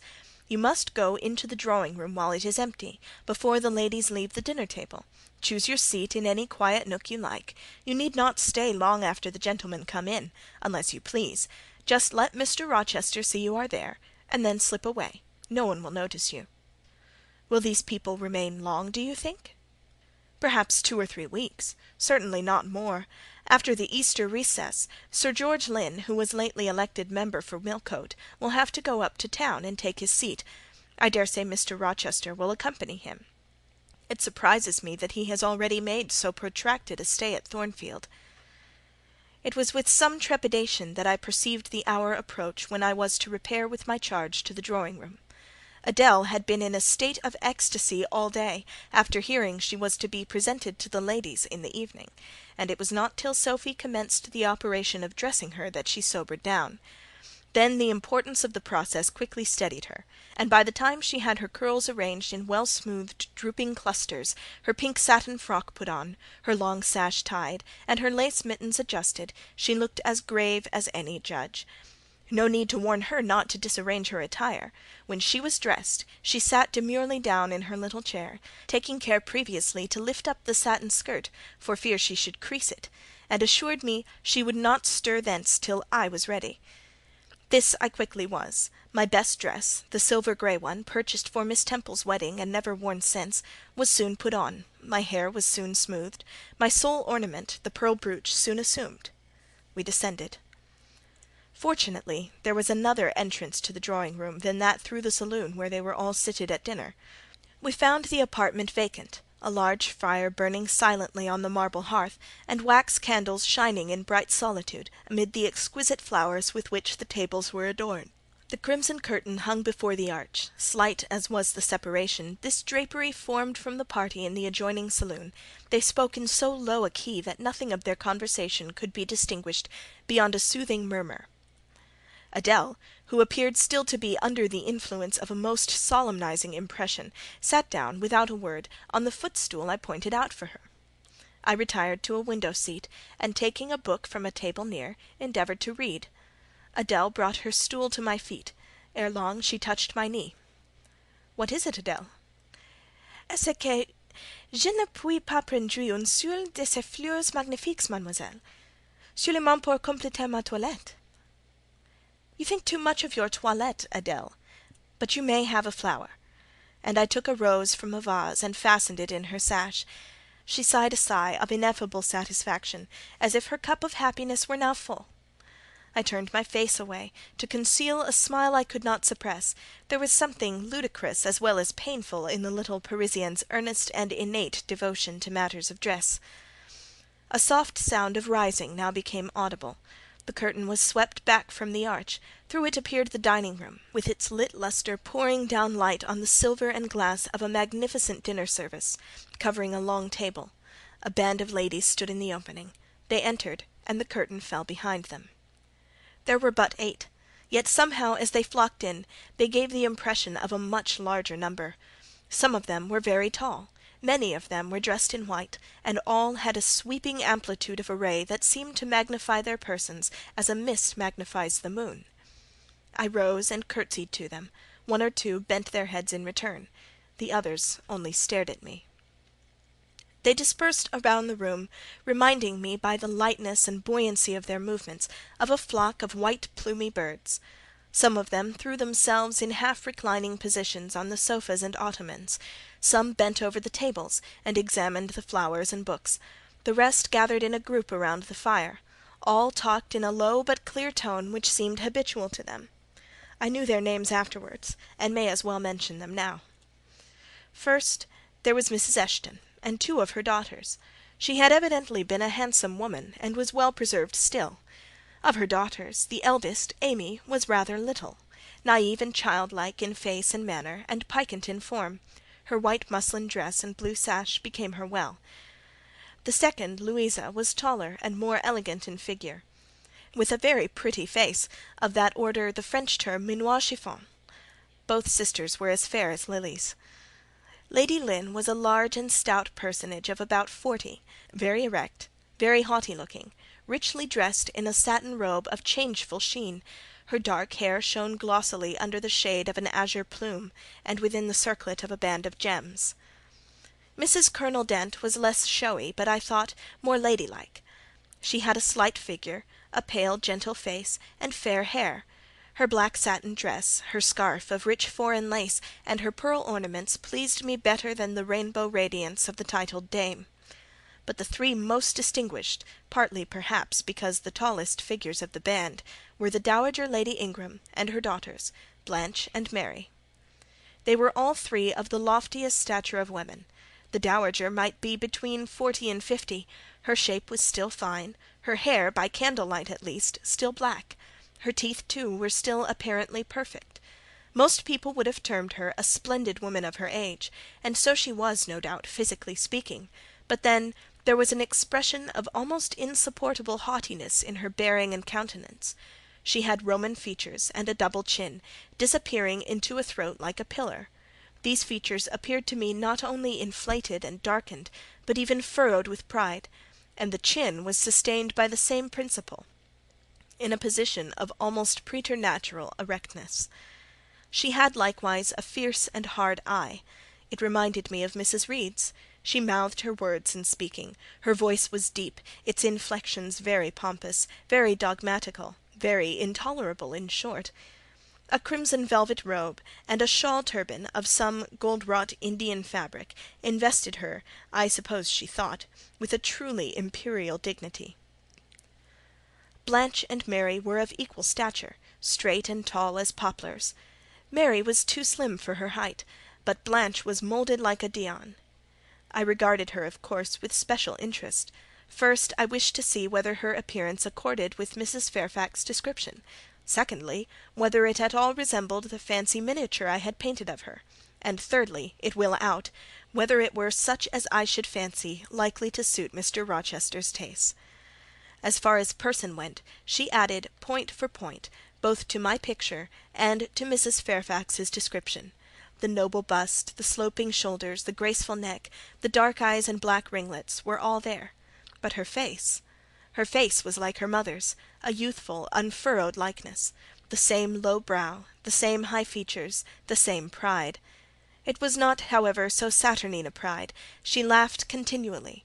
Her laugh was satirical, and so was the habitual expression of her arched and haughty lip. Genius is said to be self-conscious. I cannot tell whether Miss Ingram was a genius, but she was self-conscious, remarkably self-conscious indeed. She entered into a discourse on botany with the gentle Mrs. Dent. It seemed Mrs. Dent had not studied that science, though, as she said, she liked flowers, especially wild ones. Miss Ingram had, and she ran over its vocabulary with an air. I presently perceived she was what is vernacularly termed trailing Mrs. Dent, that is, playing on her ignorance. Her trail might be clever, but it was decidedly not good-natured. She played, her execution was brilliant. She sang, her voice was fine. She talked French apart to her mamma, and she talked it well, with fluency, and with a good accent. Mary had a milder and more open countenance than Blanche, softer features too, and a skin some shades fairer. Miss Ingram was dark as a Spaniard, but Mary was deficient in life. Her face lacked expression, her eye lustre. She had nothing to say, and having once taken her seat, remained fixed like a statue in its niche. The sisters were both attired in spotless white. And did I now think Miss Ingram such a choice as Mr. Rochester would be likely to make? I could not tell. I did not know his taste in female beauty. If he liked the majestic, she was the very type of majesty. Then she was accomplished, sprightly. Most gentlemen would admire her, I thought, and that he did admire her I seem already to have obtained proof. To remove the last shade of doubt, it remained but to see them together. You are not to suppose, reader, that Adèle has all this time been sitting motionless on the stool at my feet.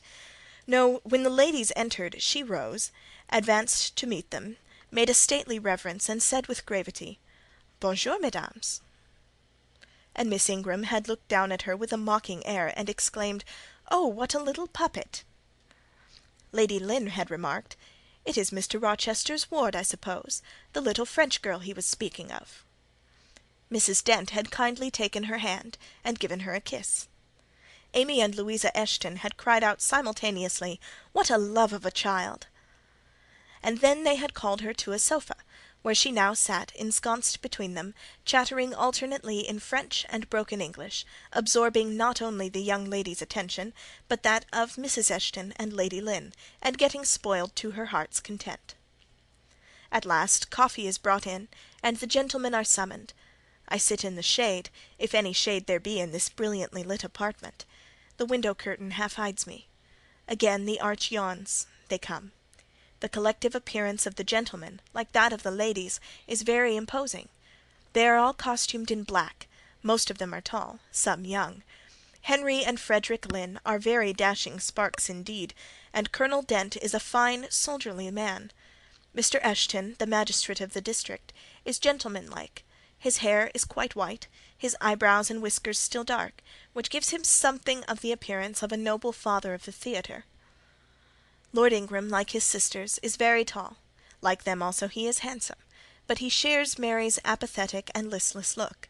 He seems to have more length of limb than vivacity of blood or vigour of brain. And where is Mr. Rochester? He comes in last. I am not looking at the arch, yet I see him enter. I try to concentrate my attention on the netting needles, on the meshes of the purse I am forming.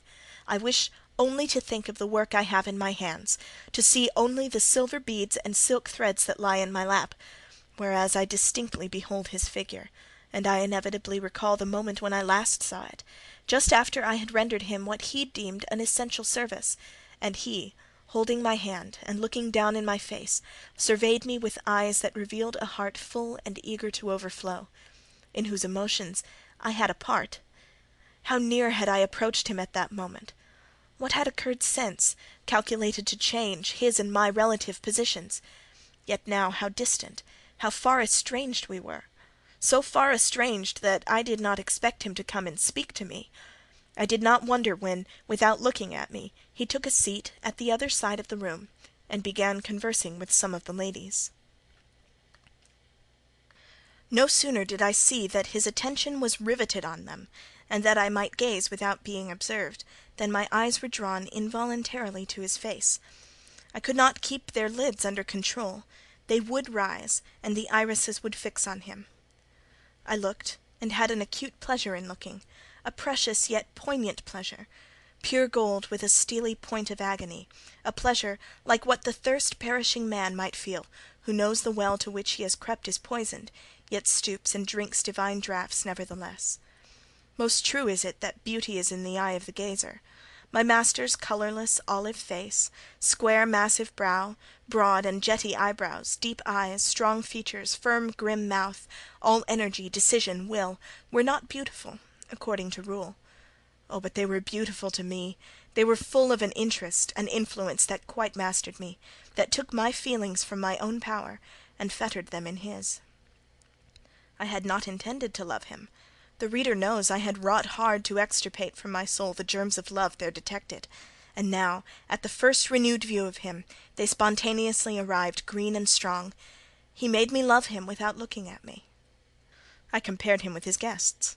What was the gallant grace of the Lynns, the languid elegance of Lord Ingram, even the military distinction of Colonel Dent, contrasted with his look, of native pith and genuine power? I had no sympathy in their appearance, their expression, yet I could imagine that most observers would call them attractive, handsome, imposing, while they would pronounce Mr. Rochester at once harsh-featured and melancholy-looking. I saw them smile, laugh; it was nothing; the light of the candles had as much soul in it as their smile, the tinkle of the bell as much significance as their laugh. I saw Mr. Rochester smile; his stern features softened, his eye grew both brilliant and gentle, its ray both searching and sweet. He was talking at the moment to Louisa and Amy Eshton. I wondered to see them receive with calm that look which seemed to me so penetrating. I expected their eyes to fall, their colour to rise under it; yet I was glad when I found that they were in no sense moved. He is not to them what he is to me, I thought. He is not of their kind. I believe he is of mine. I am sure he is. I feel akin to him. I understand the language of his countenance and movements. Though rank and wealth sever us widely, I have something in my brain and heart, in my blood and nerves, that assimilates me mentally to him. Did I say, a few days since, that I had nothing to do with him but to receive my salary at his hands? Did I forbid myself to think of him in any other light than as a paymaster? Blasphemy against nature! Every good, true, vigorous feeling I have gathers impulsively around him. I know I must conceal my sentiments, I must smother hope, I must remember that he cannot care much for me. For when I say that I am of his kind, I do not mean that I have his force to influence, and his spell to attract. I mean only that I have certain tastes and feelings in common with him. I must then repeat continually that we are for ever sundered, and yet, while I breathe and think, I must love him. Coffee is handed. The ladies, since the gentlemen entered, have become lively as larks. Conversation waxes brisk and merry. Colonel Dent and Mrs. Eshton argue on politics. Their wives listen. The two proud dowagers, Lady Lynn and Lady Ingram, confabulate together. Sir George, whom by the by I have forgotten to describe, a very big and very fresh-looking country gentleman, stands before their sofa, coffee-cup in hand, and occasionally puts in a word. Mr. Frederick Lynn has taken a seat beside Mary Ingram, and is showing her the engravings of a splendid volume. She looks, smiles now and then, but apparently says little. The tall and phlegmatic Lord Ingram leans with folded arms on the chair-back of the little and lively Amy Eshton. She glances up at him, and chatters like a wren. She likes him better than she does Mr. Rochester. Henry Lynn has taken possession of an ottoman at the feet of Louisa. Adèle shares it with him. He is trying to talk French with her, and Louisa laughs at his blunders. With whom will Blanche Ingram pair? She is standing alone at the table, bending gracefully over an album. She seems waiting to be sought, but she will not wait too long. She herself selects a mate. Mr. Rochester, having quitted the Eshtons, stands on the hearth as solitary as she stands by the table. She confronts him, taking her station on the opposite side of the mantelpiece. Mr. Rochester, I thought you were not fond of children." "Nor am I." "Then what induced you to take charge of such a little doll as that?" pointing to Adèle. "Where did you pick her up?" "I did not pick her up. She was left on my hands." "You should have sent her to school." "I could not afford it. Schools are so dear." "Why, I suppose you have a governess for her. I saw a person with her just now. Is she gone? Oh no, there she is still, behind the window curtain. You pay her, of course. I should think it quite as expensive. More so, for you have them both to keep in addition." I feared, or should I say I hoped, the allusion to me would make Mr. Rochester glance in my way, and I involuntarily shrank further into the shade, but he never turned his eyes. "I have not considered the subject," said he indifferently, looking straight before him. "No, you men never do consider economy and good sense. You should hear mamma on the chapter of governesses. Mary and I have had, I should think, a dozen at least in our day, half of them detestable, and the rest ridiculous, and all incubi. Were they not, mamma?" "Did you speak, my own?" The young lady, thus claimed as the dowager's special property, reiterated her question with an explanation. "Oh, my dearest, don't mention governesses. The word makes me nervous. I have suffered a martyrdom from their incompetency and caprice. I thank heaven I have now done with them." Mrs. Dent here bent over to the pious lady and whispered something in her ear.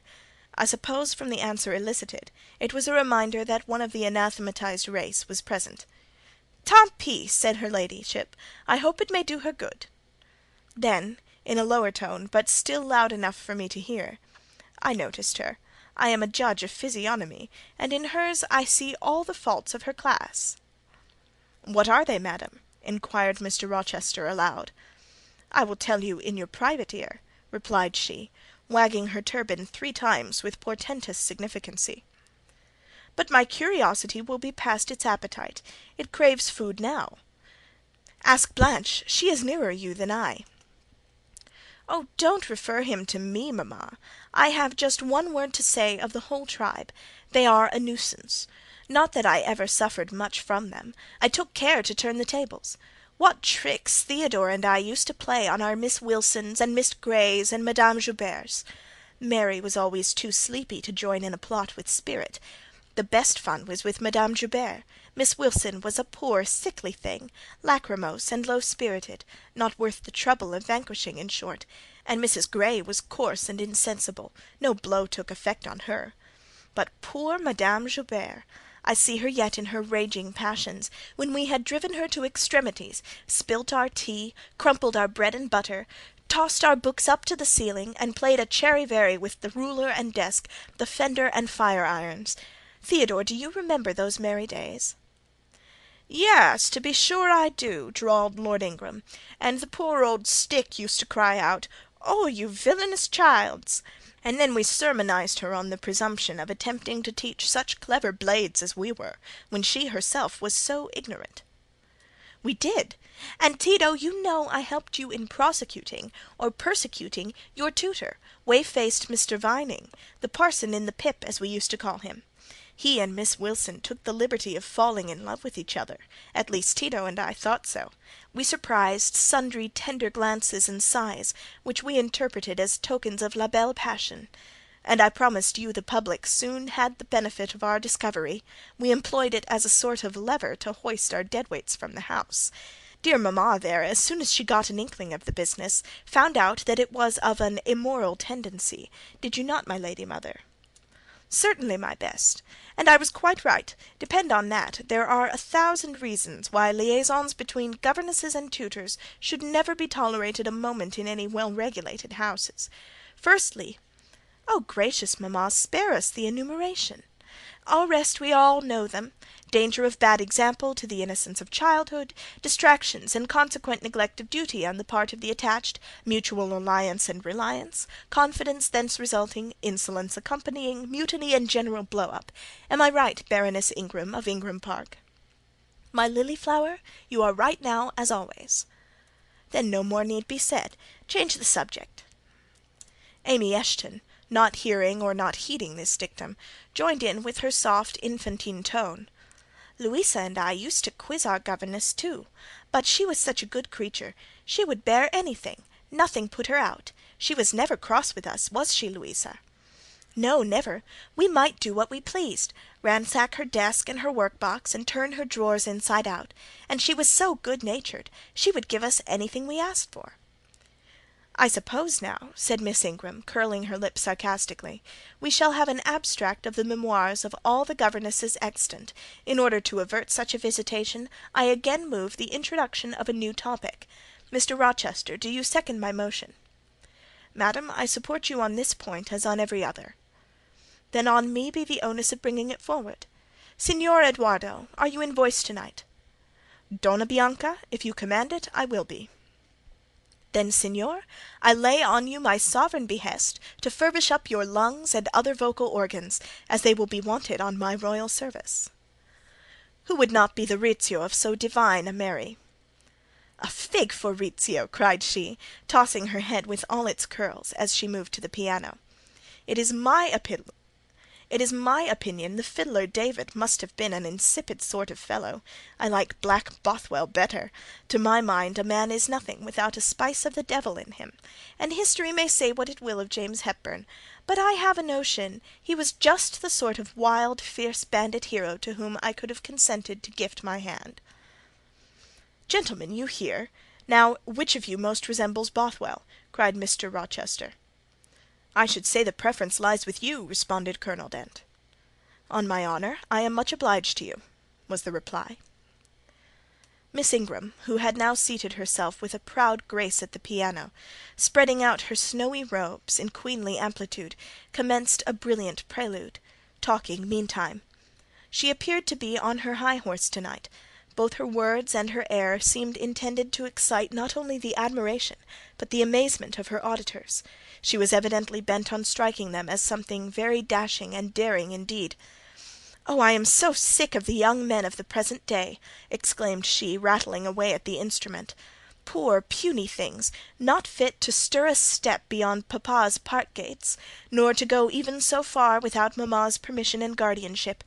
Creatures so absorbed in care about their pretty faces, and their white hands, and their small feet, as if a man had anything to do with beauty, as if loveliness were not the special prerogative of woman, her legitimate appanage and heritage. I grant an ugly woman is a blot on the fair face of creation, but as to gentlemen, let them be solicitous to possess only strength and valour. Let their motto be, hunt, shoot, and fight, the rest is not worth a fillip. Such should be my device, were I a man. Whenever I marry," she continued, after a pause which none interrupted, "I am resolved my husband shall be not a rival, but a foil to me. I will suffer no competitor near the throne. I shall exact an undivided homage. His devotions shall not be shared between me and the shape he sees in his mirror. Mr. Rochester, now sing, and I will play for you." "I am all obedience," was the response. "Here, then, is a Corsair song. Know that I dote on Corsairs, and for that reason sing it con spirito. Commands from Miss Ingram's lips would put spirit into a mug of milk and water. Take care, then. If you don't please me, I will shame you by showing you how things should be done. That is offering a premium on incapacity. I shall now endeavour to fail. Gardez vous en bien. If you err wilfully, I shall devise a proportionate punishment. Miss Ingram ought to be clement, for she has it in her power to inflict a chastisement beyond mortal endurance. Ha! Explain, commanded the lady. Pardon me, madame, no need of explanation. Your own fine sense must inform you that one of your frowns would be a sufficient substitute for capital punishment. Sing, said she, and again touching the piano, she commenced an accompaniment in spirited style. Now is my time to slip away, thought I, but the tones that then severed the air arrested me. Mrs. Fairfax had said Mr. Rochester possessed a fine voice. He did, a mellow, powerful bass, into which he threw his own feeling, his own force, finding a way through the ear to the heart, and there waking sensation strangely. I waited till the last deep and full vibration had expired, till the tide of talk, checked an instant, had resumed its flow. I then quitted my sheltered corner, and made my exit by the side door, which was fortunately near. Thence a narrow passage led into the hall. In crossing it, I perceived my sandal was loose. I stepped to tie it, kneeling down for that purpose on the mat at the floor of the staircase. I heard the dining-room door unclose, a gentleman come out. Rising hastily, I stood face to face with him. It was Mr. Rochester. "How do you do?" he asked. "I am very well, sir." "Why did you not come and speak to me in the room?" I thought I might have retorted the question on him who put it, but I would not take that freedom. I answered, "I did not wish to disturb you, as you seemed engaged, sir." "What have you been doing in my absence?" "Nothing particular. Teaching Adele as usual." "And getting a good deal paler than you were, as I saw at first sight. What is the matter?" "Nothing at all, sir." "Did you take any cold that night you half drowned me?" "Not in the least." "Return to the drawing-room. You are deserting too early." "I am tired, sir." He looked at me for a minute. "And a little depressed," he said. "What about? Tell me." "Nothing, nothing, sir. I am not depressed." "But I affirm that you are. So much depressed that a few more words would bring tears to your eyes. Indeed, they are there now, shining and swimming, and a bead has slipped from the lash and fallen on to the flag." If I had time, and was not in mortal dread of some prating prig of a servant passing, I would know what all this means. Well, to-night I excuse you, but understand that, so long as my visitors stay, I expect you to appear in the drawing-room every evening. It is my wish. Don't neglect it. Now go, and send Sophie for Adele. Good night, my—" He stopped, bit his lip, and abruptly left me. End of chapter 17.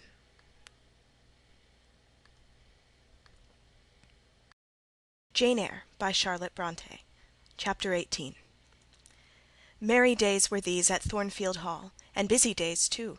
How different from the first 3 months of stillness, monotony, and solitude I had passed beneath its roof.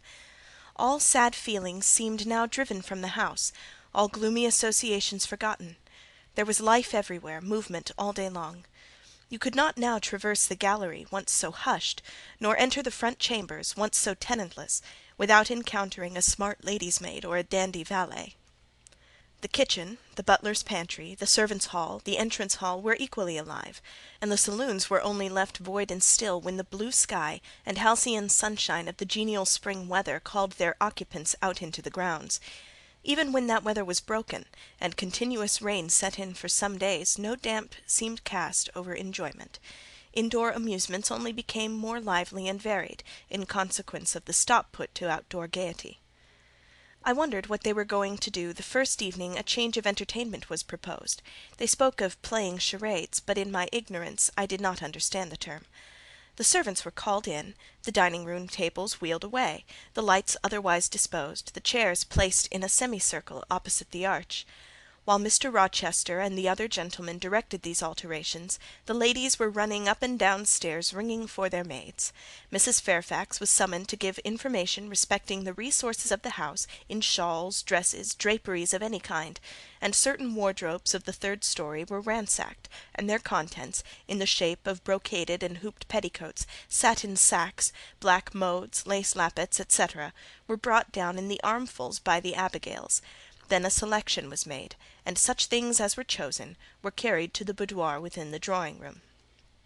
Meantime, Mr. Rochester had again summoned the ladies around him, and was selecting certain of their number to be of his party. "Miss Ingram is mine, of course," said he. Afterwards he named the 2 Misses Eshton and Mrs. Dent. He looked at me. I happened to be near him, as I had been fastening the clasp of Mrs. Dent's bracelet, which had gotten loose. "Will you play?" he asked. I shook my head. He did not insist, which I rather feared he would have done. He allowed me to return quietly to my usual seat. He and his aides now withdrew behind the curtain. The other party, which was headed by Colonel Dent, sat down on the crescent of chairs. One of the gentlemen, Mr. Eshton, observing me, seemed to propose that I should be asked to join them, but Lady Ingram instantly negatived the notion. "No," I heard her say, "she looks too stupid for any game of the sort." Ere long a bell tinkled, and the curtain drew up. Within the arch, the bulky figure of Sir George Lynn, whom Mr. Rochester had likewise chosen, was seen enveloped in a white sheet. Before him, on a table, lay open a large book, and at his side stood Amy Eshton, draped in Mr. Rochester's cloak, and holding a book in her hand. Somebody unseen rang a bell merrily. Then Adèle, who had insisted on being one of her guardian's party, bounded forward, scattering round her the contents of a basket of flowers she carried on her arm. Then appeared the magnificent figure of Miss Ingram, clad in white, a long veil on her head, and a wreath of roses round her brow. By her side walked Mr. Rochester, and together they drew near the table. They knelt, while Mrs. Dent and Louisa Eshton, dressed also in white, took up their stations behind them. A ceremony followed, in dumb show, in which it was easy to recognize the pantomime of a marriage. At its termination, Colonel Dent and his party consulted in whispers for 2 minutes. Then the colonel called out, "Bride!" Mr. Rochester bowed, and the curtain fell.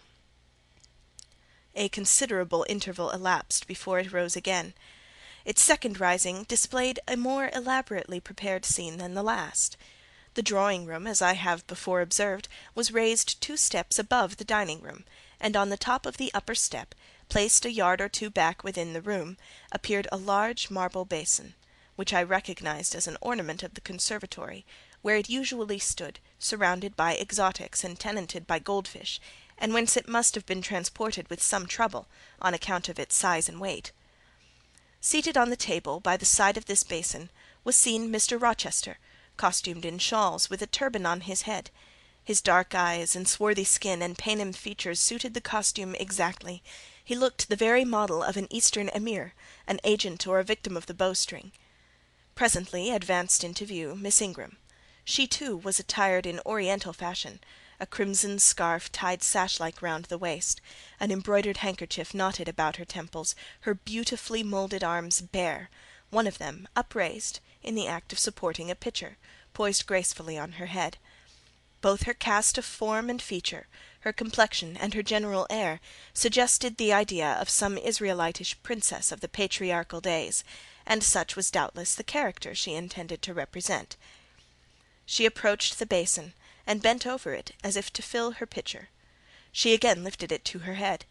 The personage on the well-brink now seemed to accost her to make some request. She hasted, let down her pitcher on her hand, and gave him to drink. From the bosom of his robe, then produced a casket, opened it, and showed magnificent bracelets and earrings. She acted astonishment and admiration. Kneeling, he laid the treasure at her feet. Incredulity and delight were expressed by her looks and gestures. The stranger fastened the bracelets on her arms, and the rings in her ears. It was Eleazar and Rebecca. The camels only were wanting. The divining party again laid their heads together. Apparently they could not agree about the word or syllable the scene illustrated. Colonel Dent, their spokesman, demanded the tableau of the whole, whereupon the curtain again descended. On its third rising, only a portion of the drawing-room was disclosed, the rest being concealed by a screen, hung with some sort of dark and coarse drapery.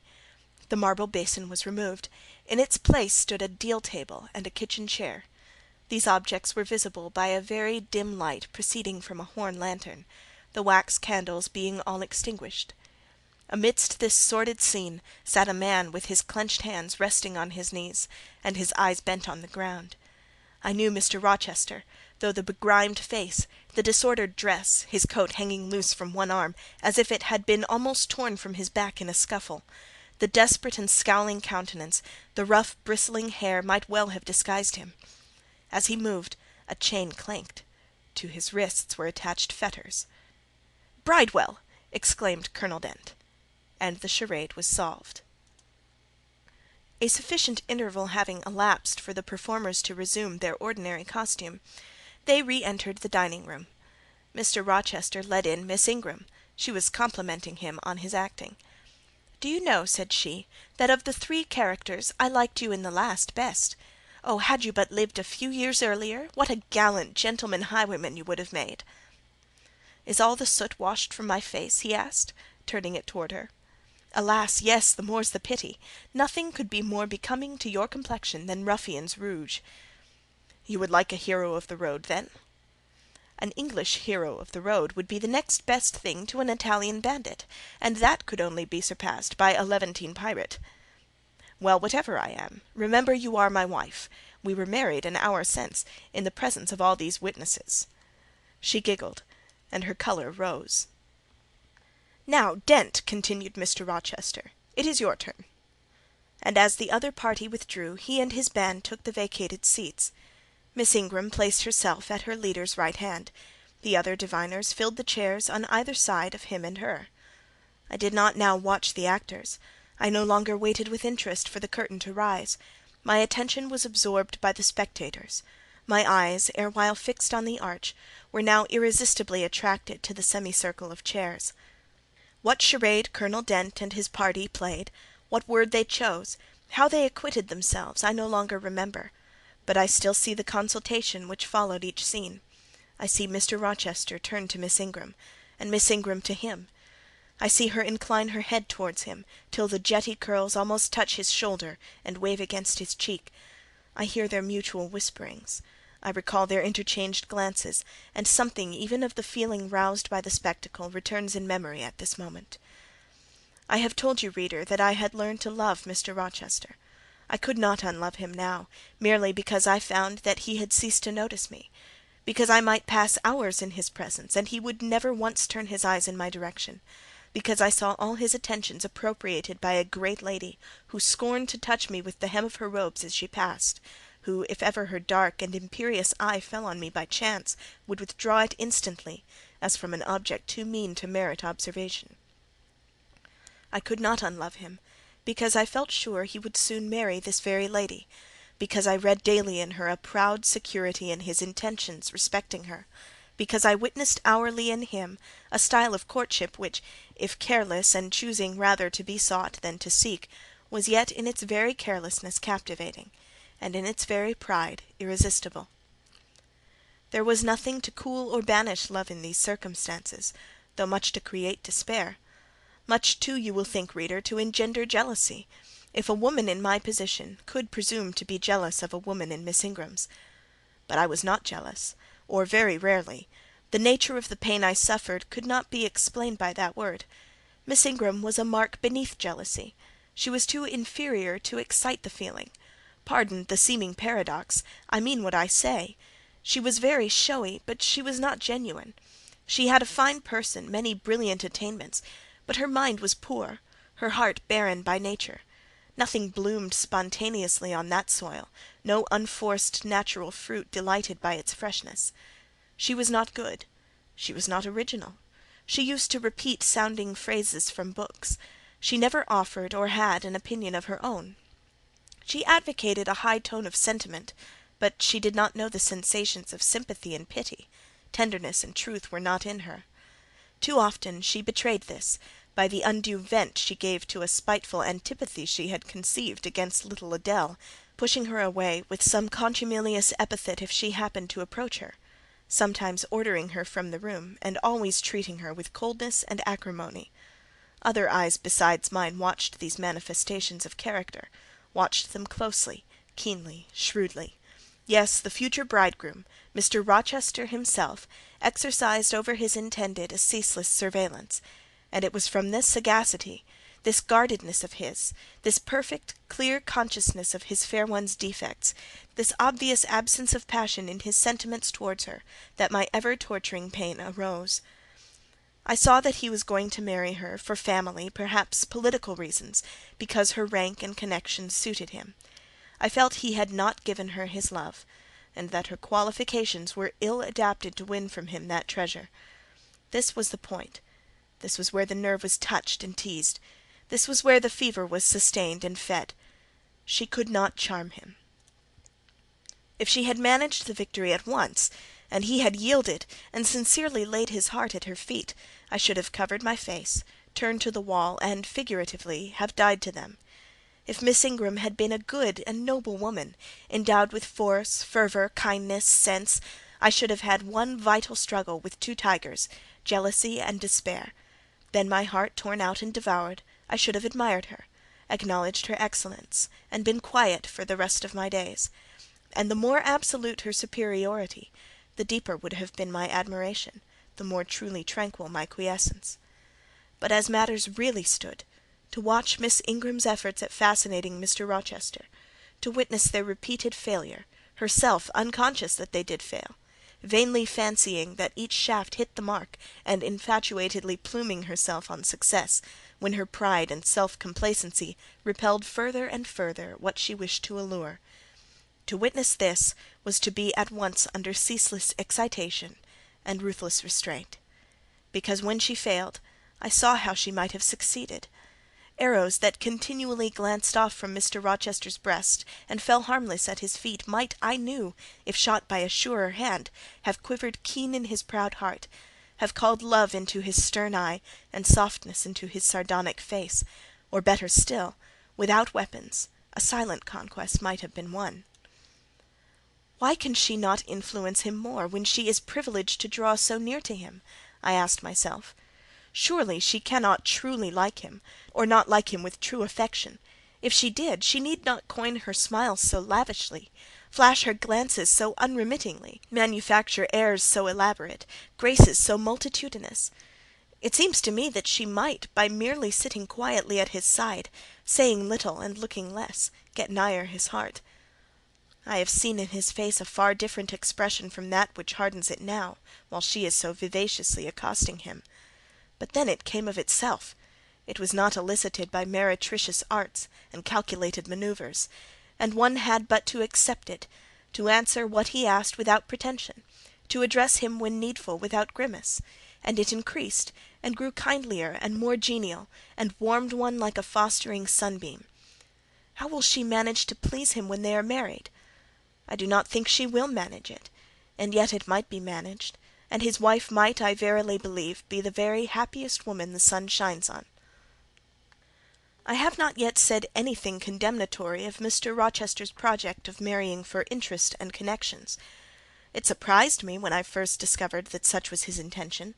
I had thought him a man unlikely to be influenced by motives so commonplace in his choice of a wife, but the longer I considered the position, education, etc., of the parties, the less I felt justified in judging and blaming either him or Miss Ingram for acting in conformity to ideas and principles instilled into them, doubtless, from their childhood.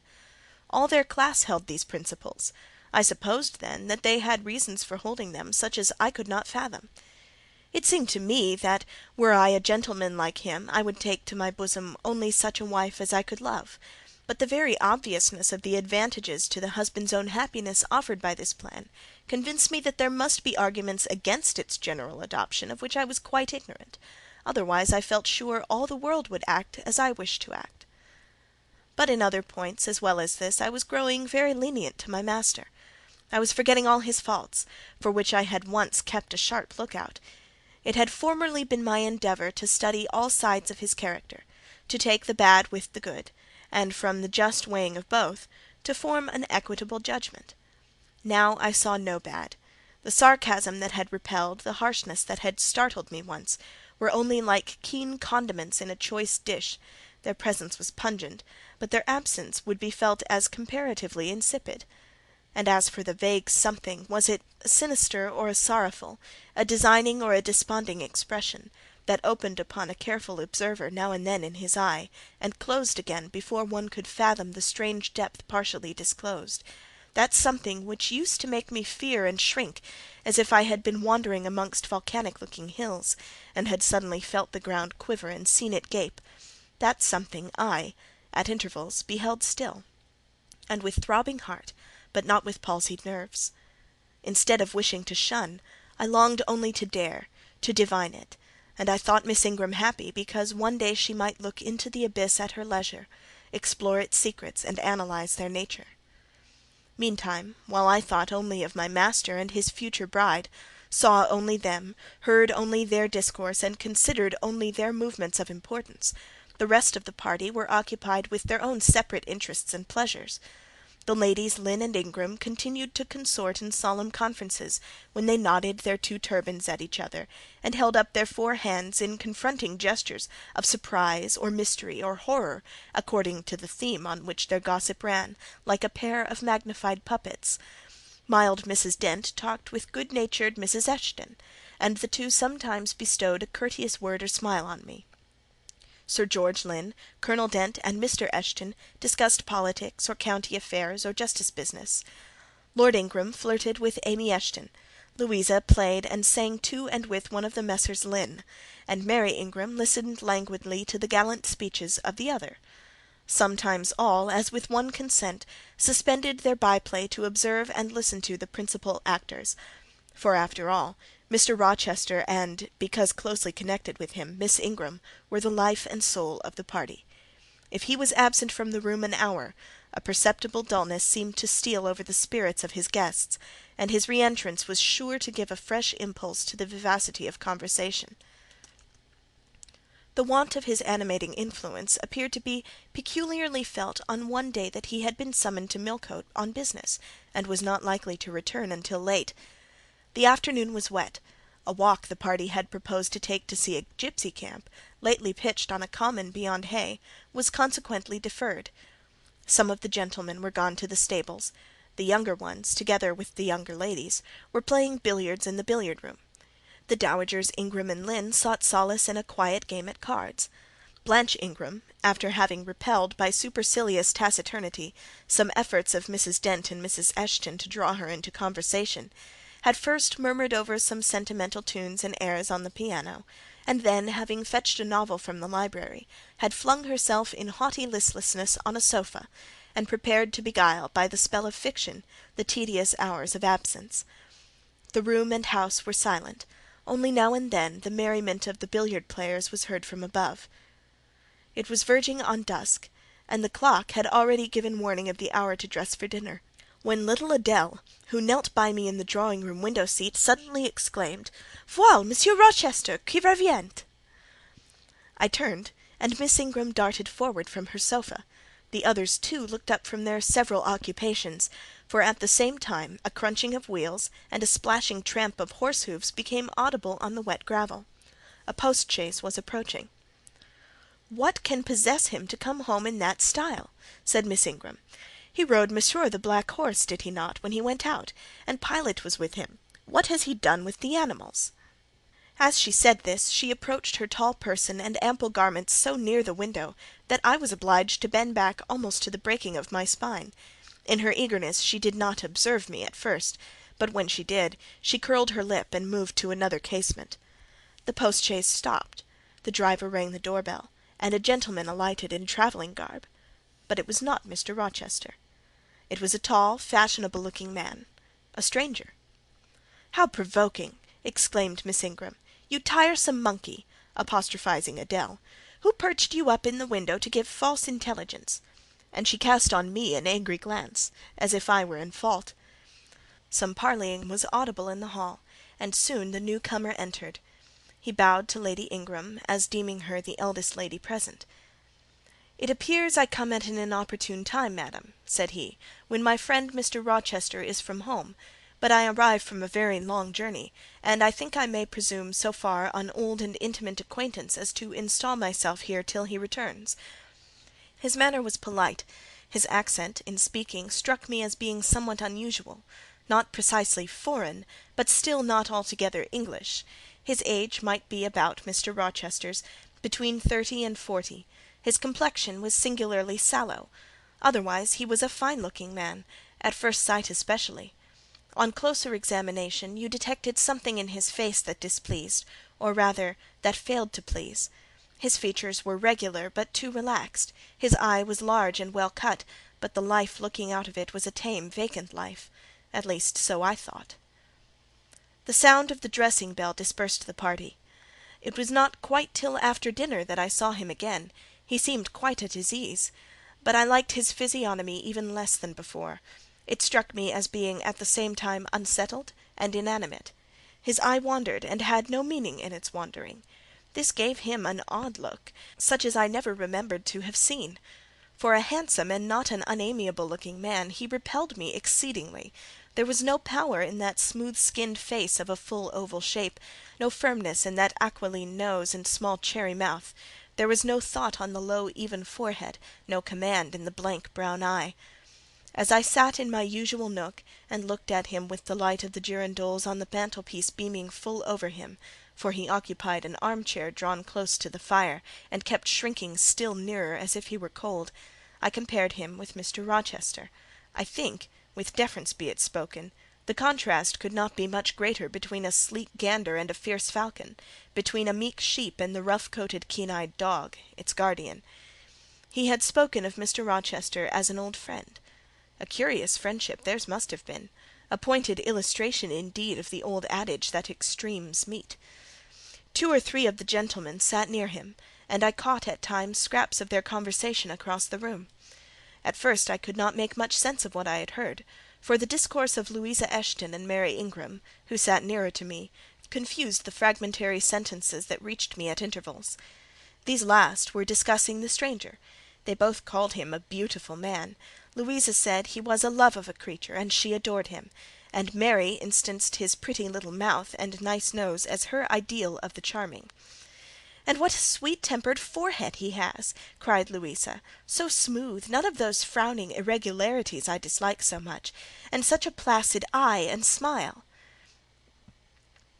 And then, to my great relief, Mr. Henry Lynn summoned them to the other side of the room, to settle some point about the deferred excursion to Hay Common.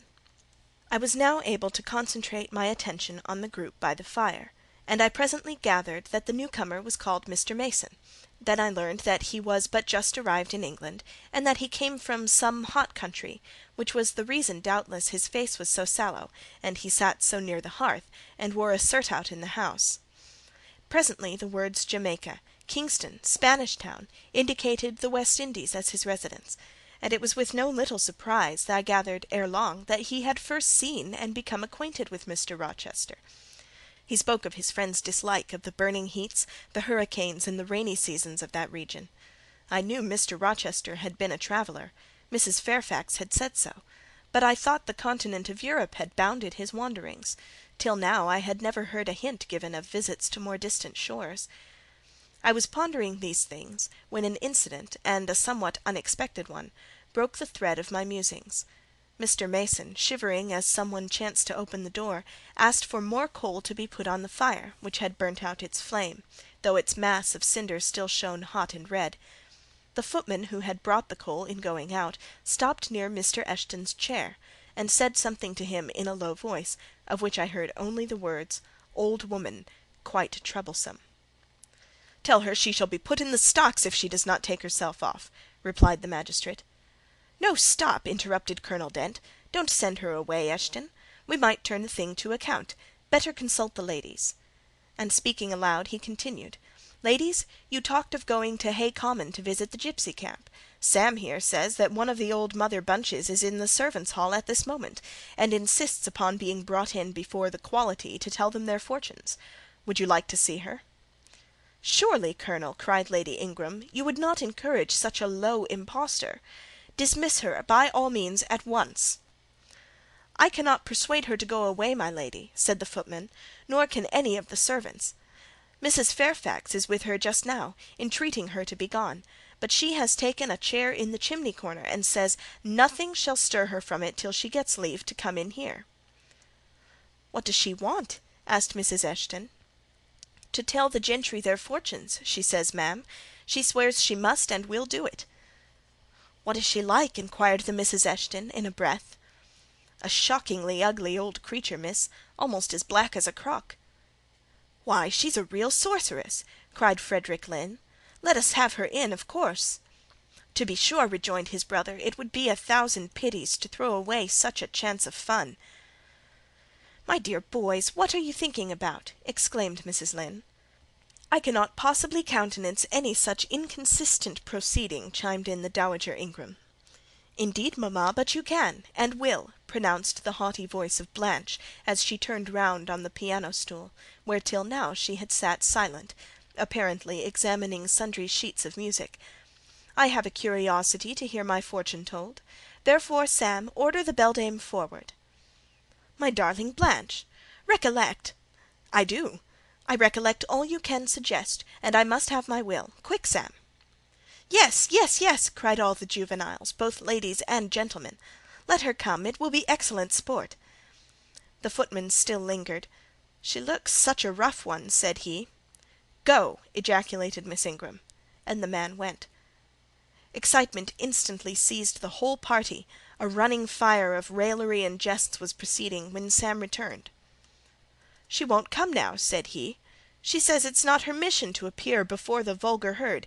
Them's her words. I must show her into a room by herself, and then those who wish to consult her must go to her one by one." "You see now, my queenly Blanche," began Lady Ingram, "she encroaches.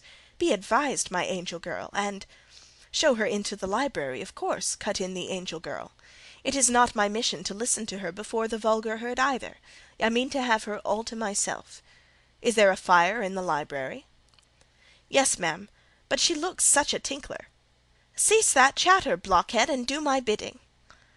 Again Sam vanished, and mystery, animation, expectation rose to full flow once more.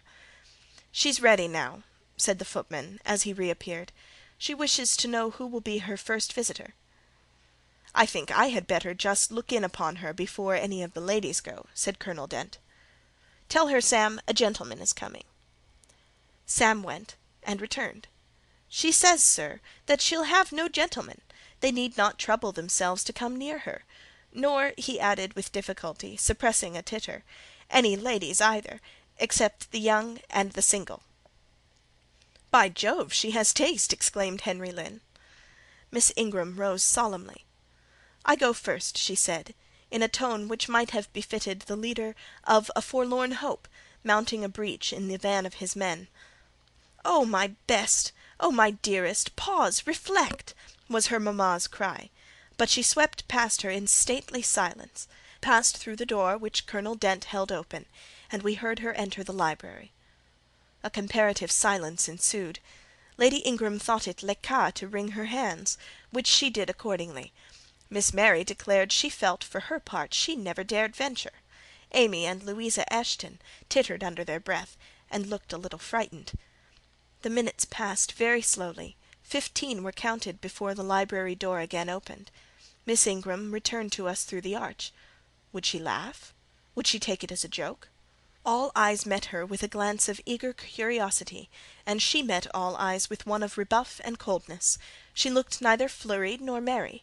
She walked stiffly to her seat, and took it in silence. "Well, Blanche?" said Lord Ingram. "What did she say, sister?" asked Mary. "What do you think? How do you feel? Is she a real fortune-teller?" demanded the Misses Eshton. "Now, now, good people," returned Miss Ingram, "don't press upon me. Really, your organs of wonder and credulity are easily excited. You seem by the importance of you all, my good mamma included, to ascribe to this matter, absolutely to believe that we have a genuine witch in the house who is in close alliance with the old gentleman. I have seen a gipsy vagabond. She has practised in hackneyed fashion the science of palmistry, and told me what such people usually tell. My whim is gratified, and now I think Mr. Eshton will do well to put the hag in the stocks to-morrow morning, as he threatened." Miss Ingram took a book, leant back in her chair, and so declined further conversation. I watched her for nearly half an hour. During all that time she never turned a page, and her face grew momently darker, more dissatisfied, and more sourly expressive of disappointment. She had obviously not heard anything to her advantage, and it seemed to me from her prolonged fit of gloom and taciturnity that she herself, notwithstanding her professed indifference, attached undue importance to whatever revelations had been made her. Meantime Mary Ingram, Amy, and Louisa Eshton declared they dared not go alone, and yet they all wished to go. A negotiation was opened through the medium of the ambassador, Sam, and after much pacing to and fro, till I think the said Sam's calves must have ached with the exercise, permission was at last, with great difficulty, extorted from the rigorous Sibyl, for the 3 to wait upon her in a body. Their visit was not so still as Miss Ingram's had been. We heard hysterical giggling and little shrieks proceeding from the library, and at the end of about 20 minutes they burst the door open and came running across the hall, as if they were half scared out of their wits. "I am sure she is something not right," they cried, one and all. "She told us such things! She knows all about us!" And they sank breathless into the various seats the gentlemen hastened to bring them. Pressed for further explanation, they declared she had told them of things they had said and done when they were mere children, described books and ornaments they had in their boudoirs at home, keepsakes that different relations had presented to them. They had affirmed that she had even divined their thoughts, and had whispered in the ear of each the name of the person she liked best in the world, and informed them of what they wished for most. Here the gentlemen interposed with earnest petitions to be further enlightened on these two last-named points, but they got only blushes, ejaculations, tremors, and titters in return for their importunity.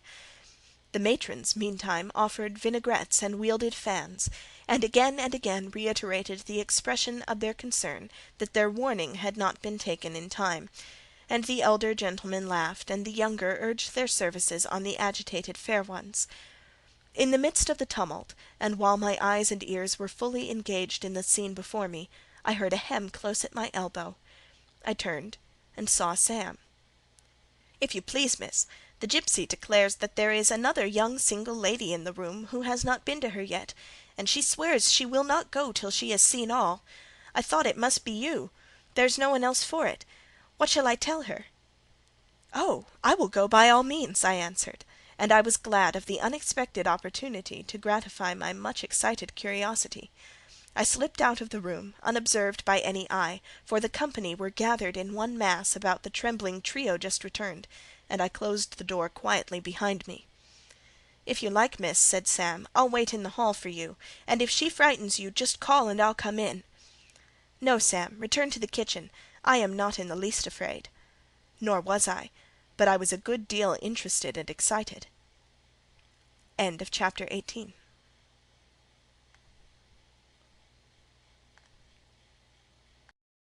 Jane Eyre by Charlotte Bronte. Chapter 19. The library looked tranquil enough as I entered it, and the Sibyl, if Sibyl she were, was seated snugly enough in an easy-chair at the chimney-corner. She had on a red cloak and a black bonnet, or rather a broad-brimmed gipsy hat tied down with a striped handkerchief under her chin. An extinguished candle stood on the table. She was bending over the fire, and seemed reading in a little black book, like a prayer-book, by the light of the blaze. She muttered the words to herself, as most old women do, while she read. She did not desist immediately on my entrance. It appeared she wished to finish a paragraph. I stood on the rug and warmed my hands, which were rather cold with sitting at a distance from the drawing-room fire. I felt now as composed as ever I did in my life. There was nothing indeed in the gipsy's appearance to trouble one's calm. She shut her book and slowly looked up. Her hat brim partially shaded her face, yet I could see, as she raised it, that it was a strange one. It looked all brown and black. Elf-locks bristled out from beneath a white band which passed under her chin, and came half over her cheeks, or rather jaws. Her eyes confronted me at once, with a bold and direct gaze. "Well, and you want your fortune told?" she said, in a voice as decided as her glance, as harsh as her features. "I don't care about it, mother. You may please yourself, but I ought to warn you, I have no faith." "It's like your impudence to say so. I expect it of you. I heard it in your step as you crossed the threshold." "Did you? You've a quick ear." "I have, and a quick eye, and a quick brain." "You need them all in your trade." "I do, especially when I've customers like you to deal with. Why don't you tremble?" "I'm not cold." "Why don't you turn pale?" "I am not sick." "Why don't you consult my art?" "I'm not silly." The old crone nickered a laugh under her bonnet and bandage. She then drew out a short black pipe, and lighting it, began to smoke. Having indulged a while in this sedative, she raised her bent body, took the pipe from her lips, and while gazing steadily at the fire, said very deliberately, "You are cold, you are sick, and you are silly." "Prove it," I rejoined. "I will, in a few words. You are cold because you are alone. No contact strikes the fire from you that is in you. You are sick because the best of feelings, the highest and sweetest given to man, keeps far away from you. You are silly, because you suffer as you may. You will not beckon it to approach, nor will you stir one step to meet it where it waits you." She again put her short black pipe to her lips, and renewed her smoking with vigour. "You might say all that to almost any one who you knew lived as a solitary dependent in a great house." "I might say it to almost any one, but would it be true of almost any one?" "In my circumstances." "Yes, just so, in your circumstances, but find me another precisely placed as you are." "It would be easy to find you thousands." "You could scarcely find me one. If you knew it, you are peculiarly situated. Very near happiness. Yes, within reach of it. The materials are all prepared. There only wants a movement to combine them. Chance laid them somewhat apart. Let them be once approached, and bliss results." "I don't understand enigmas. I never could guess a riddle in my life." "If you wish me to speak more plainly, show me your palm." "And I must cross it with silver, I suppose?" "To be sure." I gave her a shilling. She put it into an old stocking foot, which she took out of her pocket, and having tied it round and returned it, she told me to hold out my hand. I did. She arched her face to the palm, and pored over it without touching it. "It is too fine," said she. "I can make nothing of such a hand as that, almost without lines. Besides, what is in a palm? Destiny is not written there." "I believe you," said I. "No," she continued. "It is in the face, on the forehead, about the eyes, in the lines of the mouth. Kneel and lift up your head."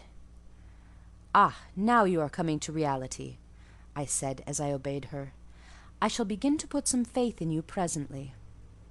I knelt within half a yard of her. She stirred the fire, so that a ripple of light broke from the disturbed coal. The glare, however, as she sat, only threw her face into deeper shadow.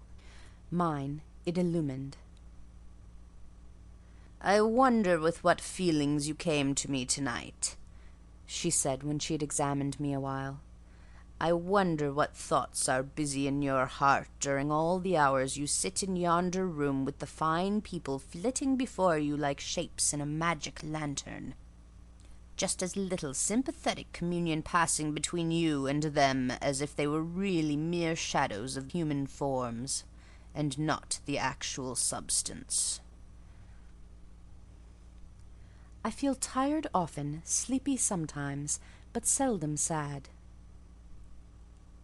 "Then you have some secret hope to buoy you up and please you with whispers of the future?"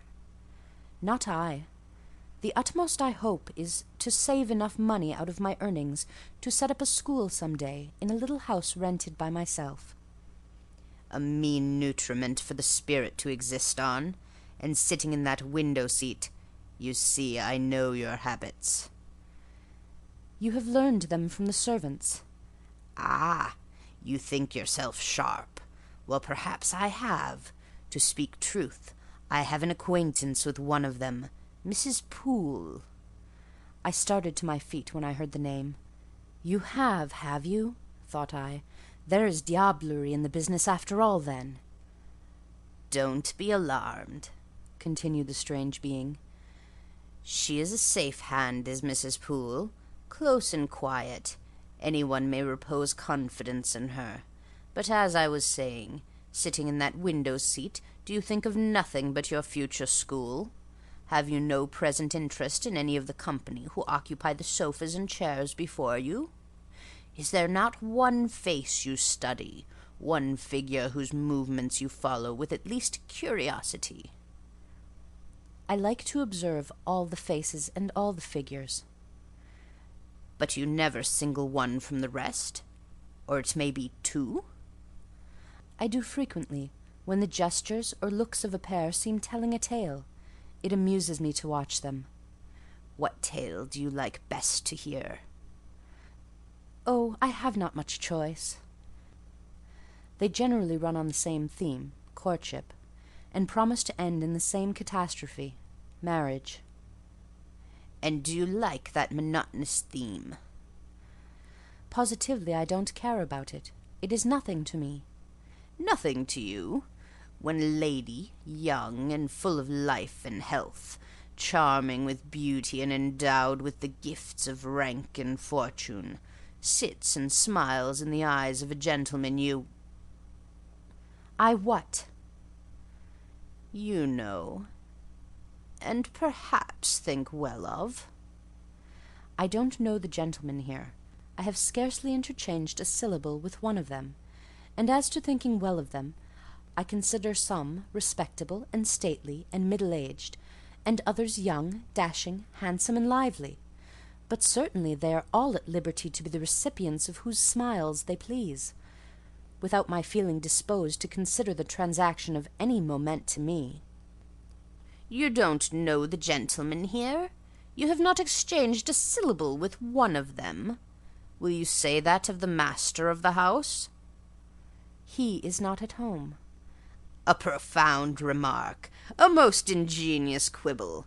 He went to Millcote this morning, and will be back here to-night or to-morrow. Does that circumstance exclude him from the list of your acquaintance? Blot him, as it were, out of existence?" "No, but I can scarcely see what Mr. Rochester has to do with the theme you had introduced." "I was talking of ladies smiling in the eyes of gentlemen, and of late so many smiles have been shed into Mr. Rochester's eyes that they overflow like 2 cups filled above the brim. Have you never remarked that?" "Mr. Rochester has a right to enjoy the society of his guests." "No question about his right. But have you never observed that, of all the tales told here about matrimony, Mr. Rochester has been favoured with the most lively and the most continuous?" The eagerness of a listener quickens the tongue of a narrator. I said this rather to myself than to the gipsy, whose strange talk, voice, manner, had by this time wrapped me in a kind of dream. One unexpected sentence came from her lips after another, till I got involved in a web of mystification, and wondered what unseen spirit had been sitting for weeks by my heart, watching its workings, and taking record of every pulse. "Eagerness of a listener," repeated she. "Yes, Mr. Rochester has sat by the hour, his ear inclined to the fascinating lips that took such delight in their task of communicating, and Mr. Rochester was so willing to receive and looked so grateful for the pastime given him. You have noticed this?" "Grateful? I cannot remember detecting gratitude in his face." "Detecting? You have analysed, then. And what did you detect, if not gratitude?" I said nothing. "You have seen love, have you not? And looking forward, you have seen him married, and beheld his bride happy?" "Humph! Not exactly. Your witch's skill is rather at fault sometimes." "What the devil have you seen, then?" "Never mind. I came here to inquire, not to confess. Is it known that Mr. Rochester is to be married?" "Yes, and to the beautiful Miss Ingram." "Shortly?" "Appearances would warrant that conclusion, and no doubt, though with an audacity that wants chastising out of you, you seem to question it, they will be a superlatively happy pair. He must love such a handsome, noble, witty, accomplished lady, and probably she loves him, or, if not his person, at least his purse. I know she considers the Rochester estate eligible to the last degree, though, God pardon me, I told her something on that point about an hour ago which made her look wondrous grave. The corners of her mouth fell 1/2 an inch. I would advise her black-aviced suitor to look out. If another comes with a longer or clearer rent-roll, he's dished." "But, mother, I did not come to hear Mr. Rochester's fortune. I came to hear my own, and you have told me nothing of it." Your fortune is yet doubtful. When I examined your face, one trait contradicted another. Chance has meted you a measure of happiness, that I know. I knew it before I came here this evening. She has laid it carefully on one side for you. I saw her do it. It depends on yourself to stretch out your hand and take it up, but whether you will do so is the problem I study. Kneel again on the rug. Don't keep me long. The fire scorches me. I knelt. She did not stoop towards me, but only gazed, leaning back in her chair. She began muttering. The flame flickers in the eye. The eye shines like dew. It looks soft and full of feeling. It smiles at my jargon. It is susceptible. Impression follows impression through its clear sphere. Where it ceases to smile, it is sad. An unconscious lassitude weighs on the lid. That signifies melancholy resulting from loneliness. It turns from me. It will not suffer further scrutiny. It seems to deny by a mocking glance the truth of the discoveries I have already made. To disown the charge of both sensibility and chagrin, its pride and reserve only confirm me in my opinion. The eye is favourable. As to the mouth, it delights at times in laughter. It is disposed to impart all that the brain conceives, though I dare say it would be silent on much the heart experiences. Mobile and flexible, it was never intended to be compressed in the eternal silence of solitude. It is a mouth which should speak much and smile often, and have human affection for its interlocutor. That feature is too propitious. I see no enemy to a fortunate issue but in the brow, and that brow professes to say, I can live alone if self-respect and circumstance require me so to do. I need not sell my soul to buy bliss. I have an inward treasure born with me, which can keep me alive if all extraneous delights should be withheld, or offered only at a price I cannot afford to give. The forehead declares, reason sits firm and holds the reins, and she will not let the feelings burst away and hurry her into wild chasms. The passions may rage furiously, like true heathens as they are, and the desires may imagine all sorts of vain things, but judgment shall still have the last word in every argument, and the casting vote in every decision. Strong wind, earthquake, shock, and fire may pass by, but I shall follow the guiding of that still small voice which interprets the dictates of conscience. Well said, forehead. Your declaration shall be respected. I have formed my plans. Right plans I deem them, and in them I have attended to the claims of conscience, the counsels of reason. I know how soon youth would fade and the bloom perish, if, in the cup of bliss offered, but one dreg of shame, or one flavour of remorse were detected. And I do not want sacrifice, sorrow, disillusion. Such is not my taste. I wish to foster, not to blight, to earn gratitude, not to wring tears of blood, no, nor of brine.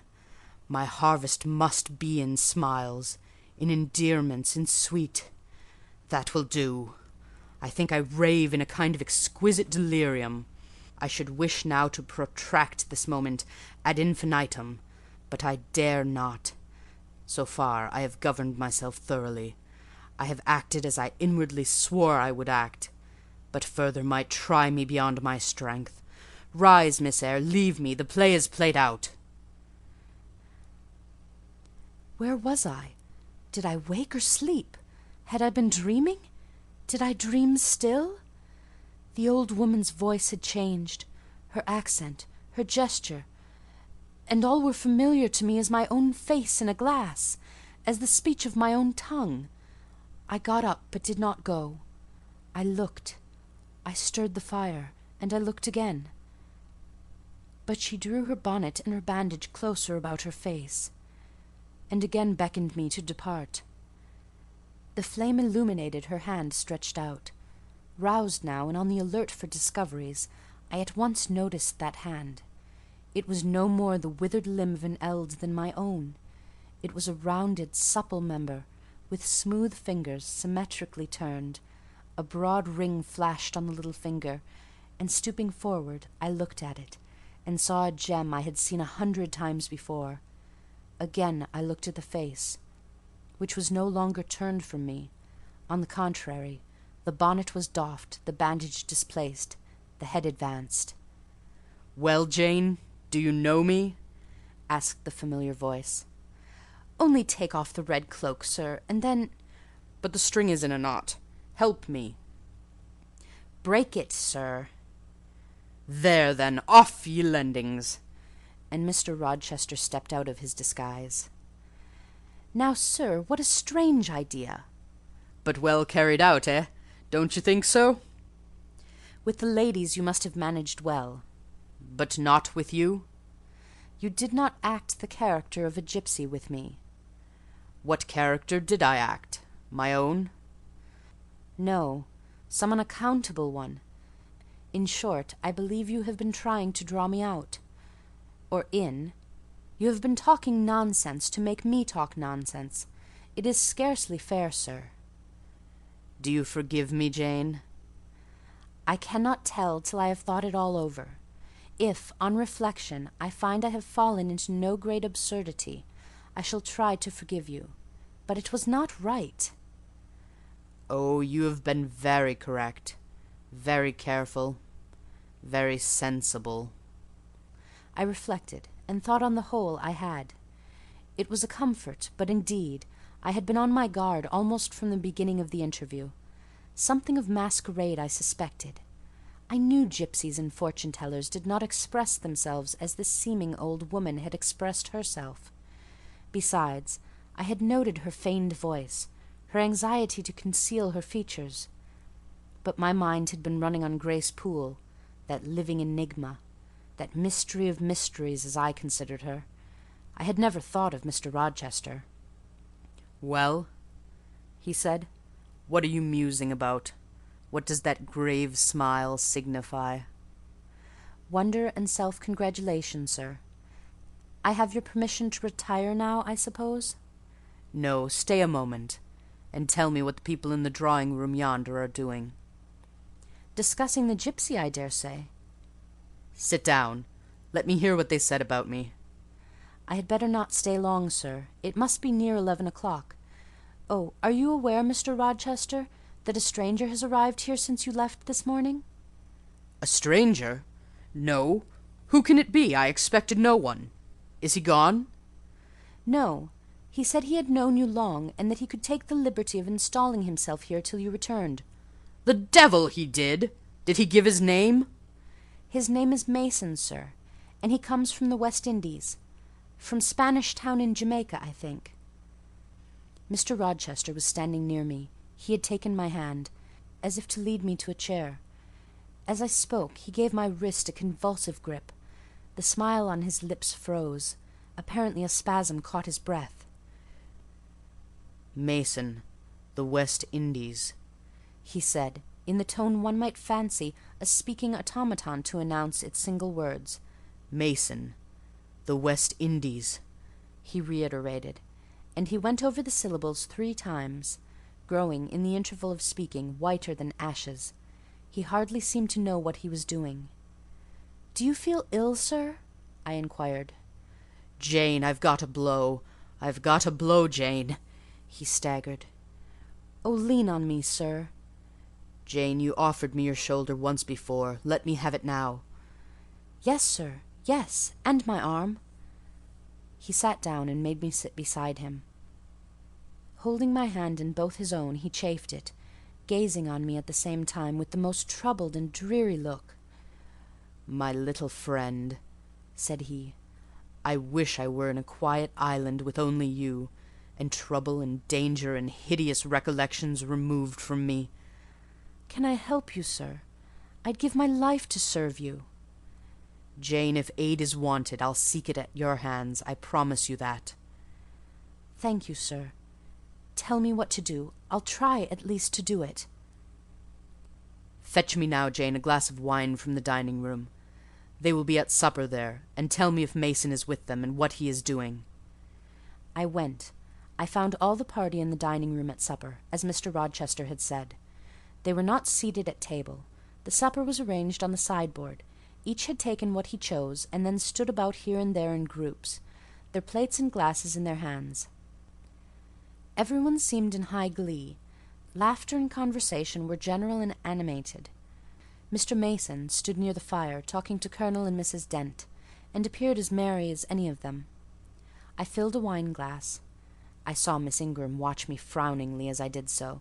She thought I was taking a liberty, I dare say, and I returned to the library. Mr. Rochester's extreme pallor had disappeared, and he looked once more firm and stern. He took the glass from my hand. "Here is to your health, ministrant spirit," he said. He swallowed the contents and returned it to me. "What are they doing, Jane?" "Laughing and talking, sir."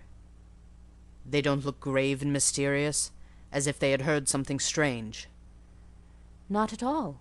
They are full of jests and gaiety." "And Mason?" "He was laughing too." "If all these people came in a body and spat at me, what would you do, Jane?" "Turn them out of the room, sir, if I could." He half smiled. "But if I were to go to them, and they only looked at me coldly, and whispered sneeringly amongst each other, and then dropped off and left me one by one, what then? Would you go with them?" "I rather think not, sir. I should have more pleasure in staying with you." "To comfort me?" "Yes, sir, to comfort you, as well as I could." "And if they laid you under a ban for adhering to me?" "I probably should know nothing about their ban, and if I did, I should care nothing about it." "Then you could dare censure for my sake?" "I could dare it for the sake of any friend who deserved my adherence, as you, I am sure, do." "Go back now into the room. Step quietly up to Mason and whisper in his ear that Mr. Rochester has come and wishes to see him. Show him in here, and then leave me." "Yes, sir." I did his behest. The company all stared at me as I passed straight among them. I sought Mr. Mason, delivered the message, and preceded him from the room. I ushered him into the library, and then I went upstairs. At a late hour, after I had been in bed some time, I heard the visitors repair to their chambers. I distinguished Mr. Rochester's voice, and heard him say, "This way, Mason. This is your room." He spoke cheerfully. The gay tones set my heart at ease. I was soon asleep. End of chapter 19.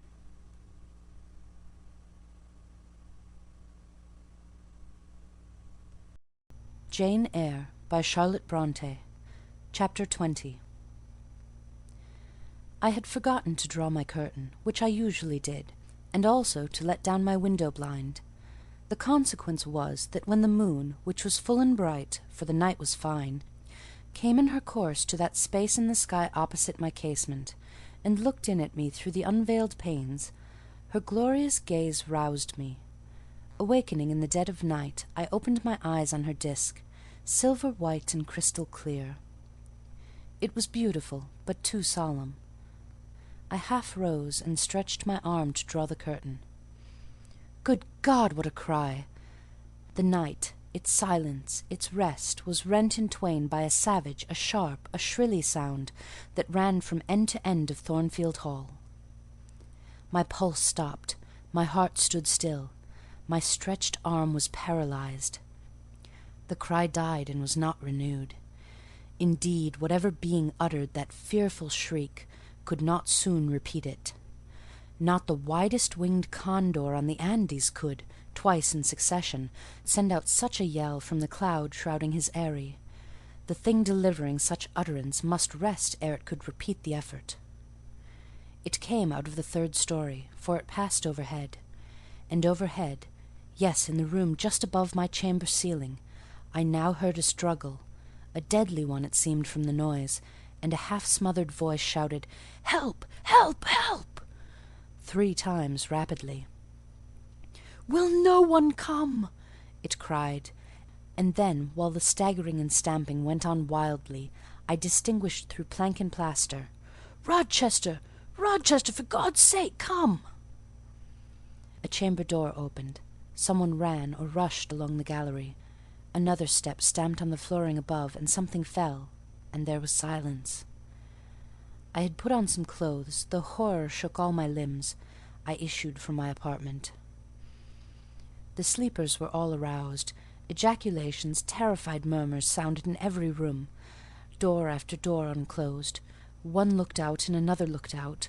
The gallery filled. Gentlemen and ladies alike had quitted their beds, and, "Oh, what is it? Who is hurt?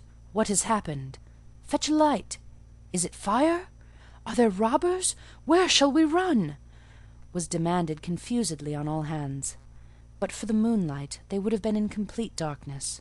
They ran to and fro, they crowded together. Some sobbed, some stumbled. The confusion was inextricable. "Where the devil is Rochester?" cried Colonel Dent.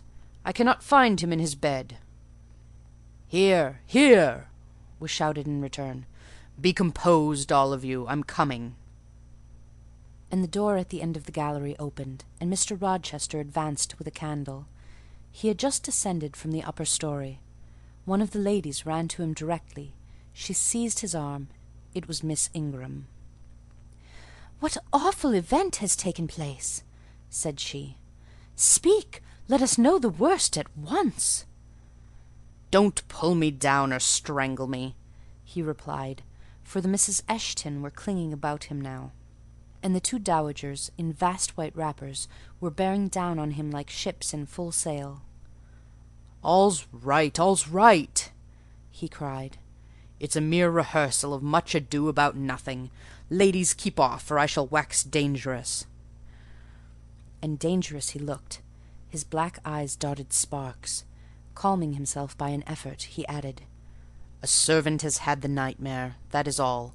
She's an excitable, nervous person. She construed her dream into an apparition or something of that sort, no doubt, and has taken a fit with fright. Now then, I must see you all back into your rooms, for till the house is settled she cannot be looked after. Gentlemen, have the goodness to set the ladies the example.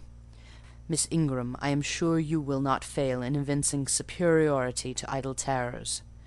Amy and Louisa, return to your nests like a pair of doves, as you are. Mesdames," to the dowagers, "you will take cold to a dead certainty if you stay in this chill gallery any longer."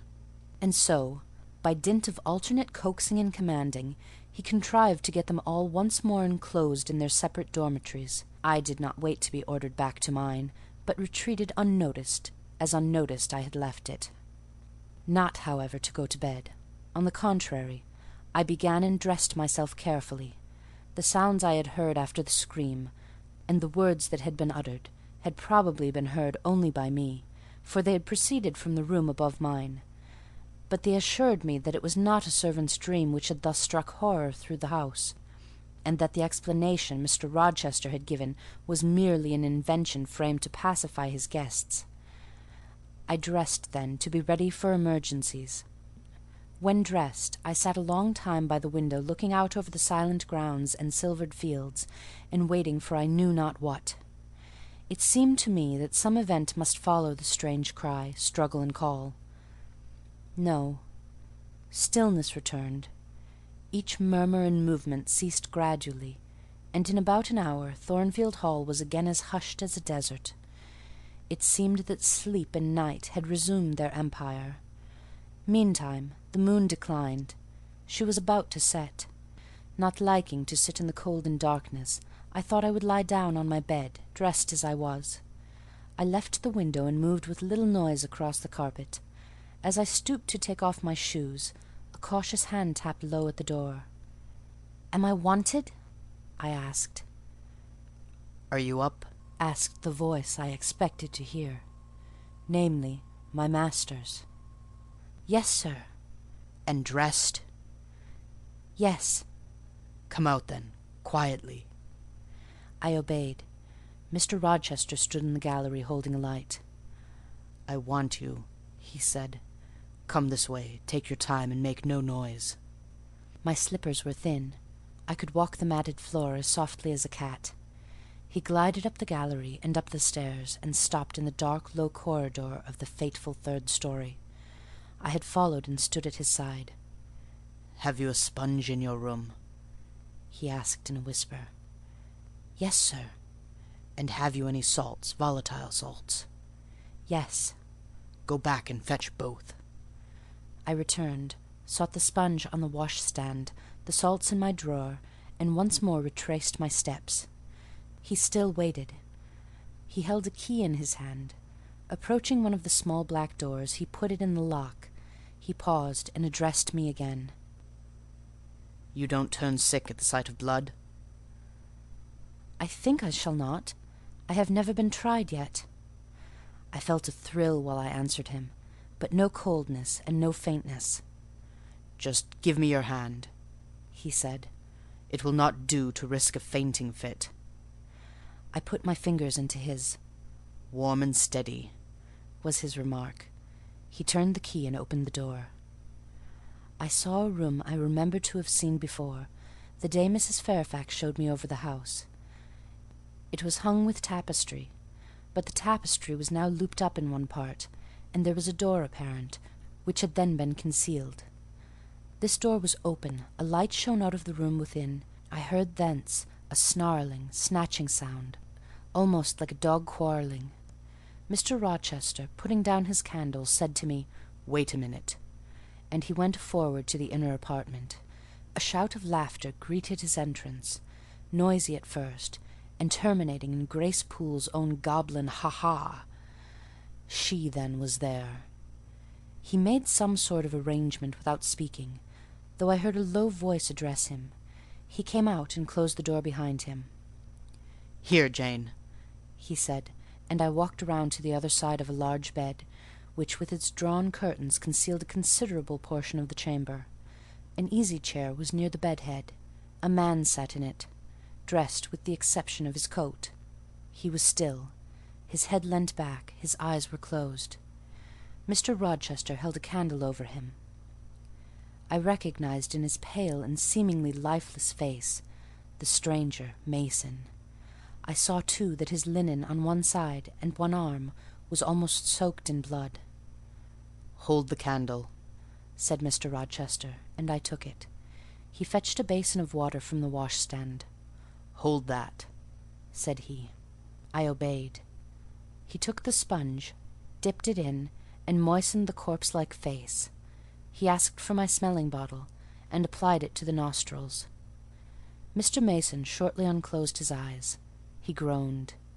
Mr. Rochester opened the shirt of the wounded man, whose arm and shoulder were bandaged.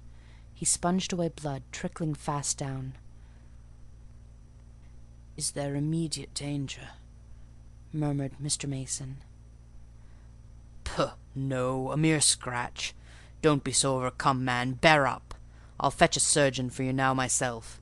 You'll be able to be removed by morning, I hope. Jane," he continued. "Sir?" "I shall have to leave you in this room with this gentleman for an hour, or perhaps 2 hours. You will sponge the blood as I do when it returns. If he feels faint, you will put the glass of water on that stand to his lips, and your salts to his nose. You will not speak to him on any pretext. And Richard, it will be at the peril of your life if you speak to her. Open your lips, agitate yourself, and I'll not answer for the consequences." Again the poor man groaned. He looked as if he dared not move. Fear, either of death or of something else, appeared almost to paralyse him. Mr. Rochester put the now bloody sponge into my hand, and I proceeded to use it as he had done. He watched me a second, then saying, "Remember, no conversation," he left the room. I experienced a strange feeling as the key grated in the lock, and the sound of his retreating steps ceased to be heard. Here, then, I was in the third story, fastened into one of its mystic cells, night around me, a pale and bloody spectacle under my eyes and hands, a murderess hardly separated from me by a single door. Yes, that was appalling. The rest I could bear, but I shuddered at the thought of Grace Poole bursting out upon me. I must keep to my post, however.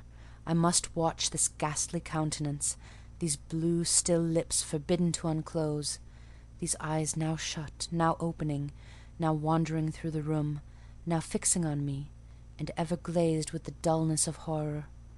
I must dip my hand again and again in the basin of blood and water, and wipe away the trickling gore.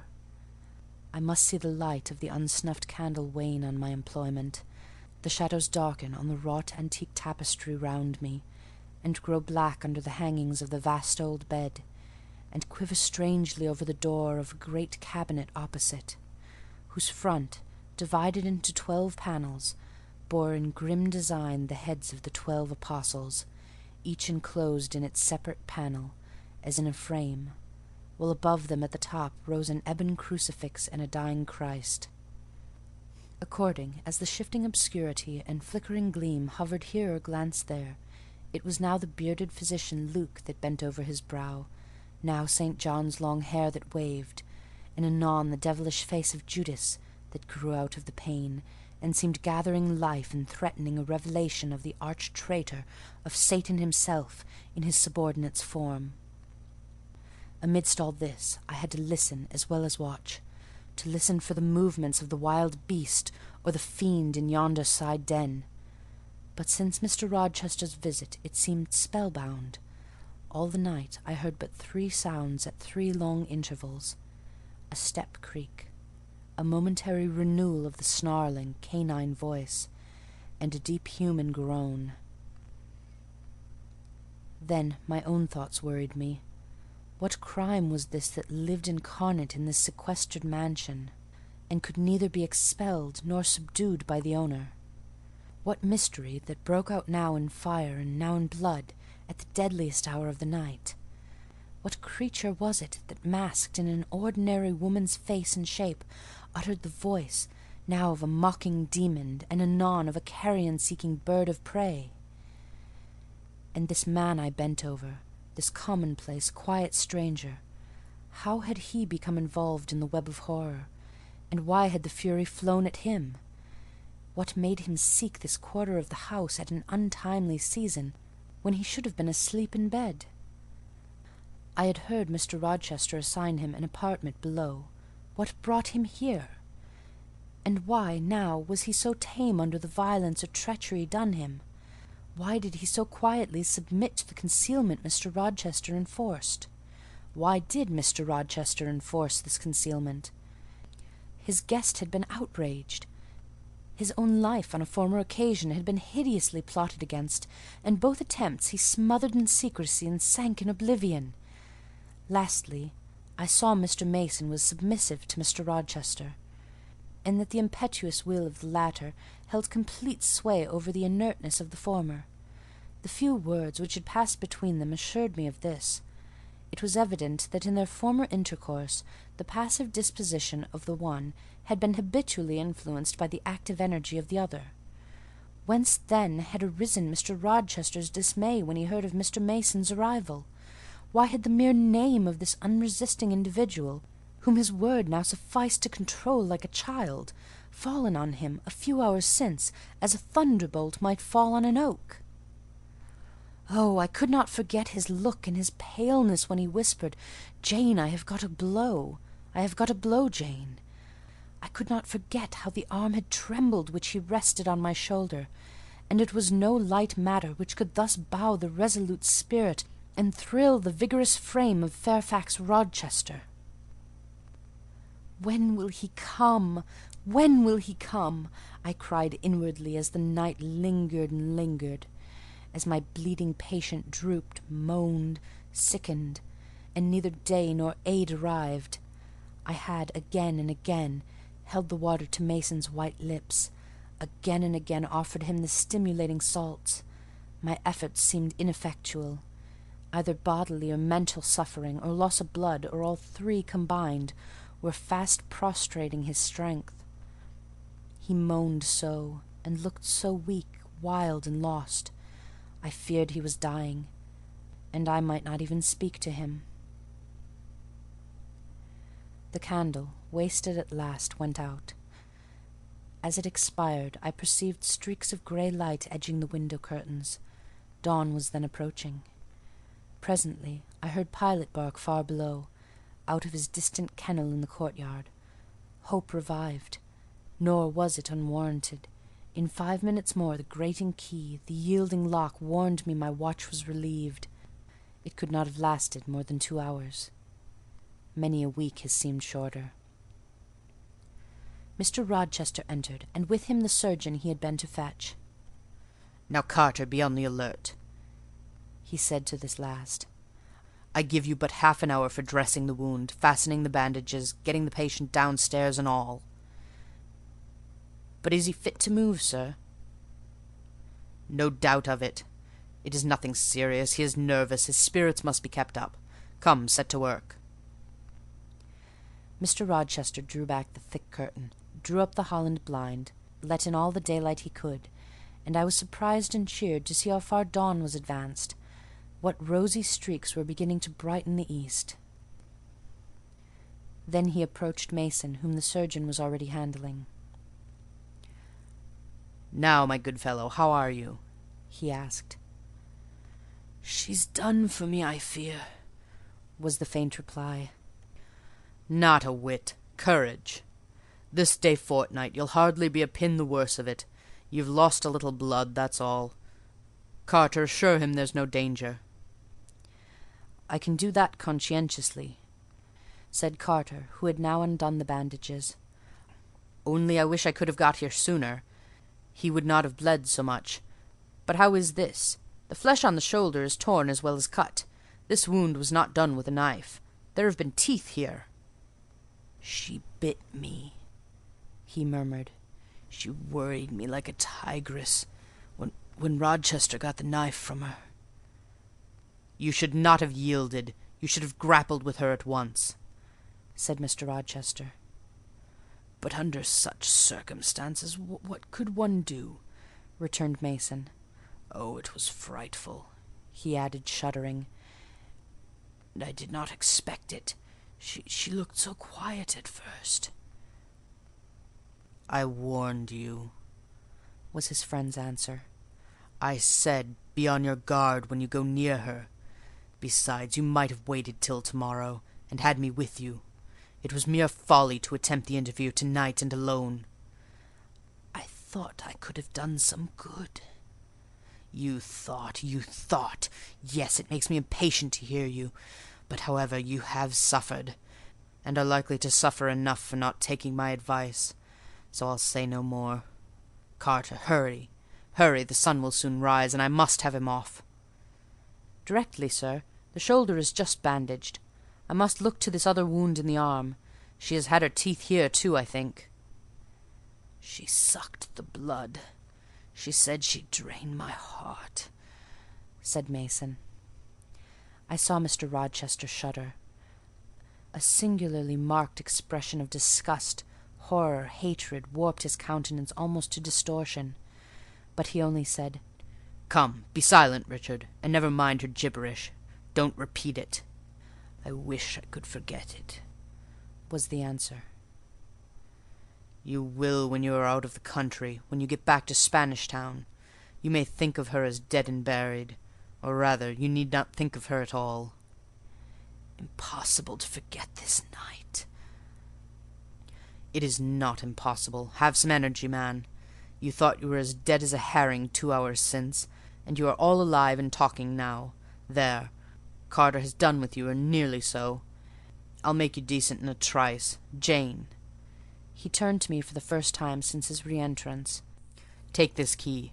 Go down to my bedroom and walk straight forward into my dressing-room. Open the top drawer of the wardrobe and take out a clean shirt and a neck-handkerchief. Bring them here and be nimble." I went, sought the repository he had mentioned, found the articles named, and returned with them. "Now," said he. "Go to the other side of the bed while I order his toilet. But don't leave the room. You may be wanted again." I retired as directed.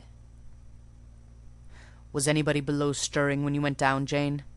inquired Mr. Rochester presently. "No, sir. All was very still." "We shall get you off cannily, Dick, and it will be better, both for your sake and for that of the poor creature in yonder. I have striven long to avoid exposure, and I should not like it to come at last. Here, Carter, help him on with his waistcoat. Where did you leave your furred cloak? You can't travel a mile without that, I know, in this damned cold climate. In your room? Jane, run down to Mr. Mason's room, the one next mine, and fetch a cloak you will see there." Again I ran, and again returned, bearing an immense mantle lined and edged with fur. "Now I've another errand for you," said my untiring master. "You must away to my room again. What a mercy you are shod with velvet, Jane. A clod-hopping messenger would never do at this juncture. You must open the middle drawer of my toilet-table and take out a little phial and a little glass you will find there. Quick!" I flew thither and back, bringing the desired vessels. "That's well. Now, doctor, I shall take the liberty of administering a dose myself, on my own responsibility. I got this cordial at Rome, of an Italian charlatan, a fellow you would have kicked, Carter. It's not a thing to be used indiscriminately, but it is good upon occasion. As now, for instance. Jane, a little water." He held out the tiny glass. I half filled it from the water bottle on the washstand. "That will do. Now wet the lip of the phial." I did so. He measured 12 drops of a crimson liquid and presented it to Mason. "Drink, Richard. It will give you the heart you lack for an hour or so." "But will it hurt me? Is it inflammatory?" "Drink, drink, drink." Mr. Mason obeyed, because it was evidently useless to resist. He was dressed now. He still looked pale, but he was no longer gory and sullied. Mr. Rochester let him sit 3 minutes after he had swallowed the liquid. He then took his arm. "Now, I am sure you can get on your feet," he said. "Try." The patient rose. "Carter, take him under the other shoulder. Be of good cheer, Richard. Step out. That's it." "I do feel better," remarked Mr. Mason. "I'm sure you do. Now, Jane, trip on before us away to the back stairs. Unbolt the side passage door, and tell the driver of the post-chaise you will see in the yard, or just outside, for I told him not to drive his rattling wheels over the pavement, to be ready, we are coming, and, Jane, if anyone is about, come to the foot of the stairs and hem." It was by this time 5:30, and the sun was on the point of rising, but I found the kitchen still dark and silent. The side passage door was fastened. I opened it with as little noise as possible. All the yard was quiet, but the gates stood wide open, and there was a post-chaise, with horses ready harnessed and driver seated on the box stationed outside. I approached him, and said the gentlemen were coming. He nodded. Then I looked carefully round and listened. The stillness of early morning slumbered everywhere. The curtains were yet drawn over the servants' chamber windows. Little birds were just twittering in the blossom-blanched orchard trees, whose boughs drooped like white garland over the wall enclosing one side of the yard. The carriage horses stamped from time to time in their closed stables. All else was still. The gentlemen now appeared. Mason, supported by Mr. Rochester and the surgeon, seemed to walk with tolerable ease. They assisted him into the chaise. Carter followed. "Take care of him," said Mr. Rochester to the latter, "and keep him at your house till he is quite well. I shall ride over in a day or two to see how he gets on. Richard, how is it with you?" "The fresh air revives me, Fairfax." "Leave the window open on his side, Carter. There is no wind. Good-bye, Dick." "Fairfax." "Well, what is it?" "Let her be taken care of. Let her be treated as tenderly as may be. Let her—" He stopped and burst into tears. "I do my best, and have done it, and will do it," was the answer. He shut up the chaise door, and the vehicle drove away. Yet would to God there was an end of all this," added Mr. Rochester, as he closed and barred the heavy yard gates. This done, he moved with slow step and abstracted air towards a door in the wall bordering the orchard. I, supposing he had done with me, prepared to return to the house. Again, however, I heard him call Jane. He had opened the portal and stood at it, waiting for me. "Come where there is some freshness for a few moments," he said. "That house is a mere dungeon. Don't you feel it so?" "It seems to me a splendid mansion, sir." "The glamour of inexperience is over your eyes," he answered. "and you see it through a charmed medium.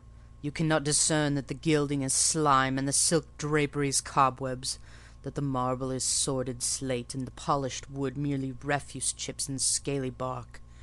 Now here," he pointed to the leafy enclosure we had entered, "is all real, sweet and pure."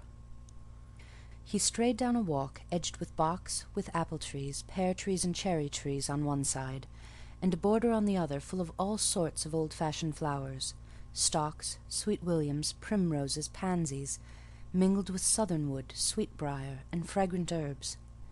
They were fresh now as a succession of April showers and gleams, followed by a lovely spring morning, could make them.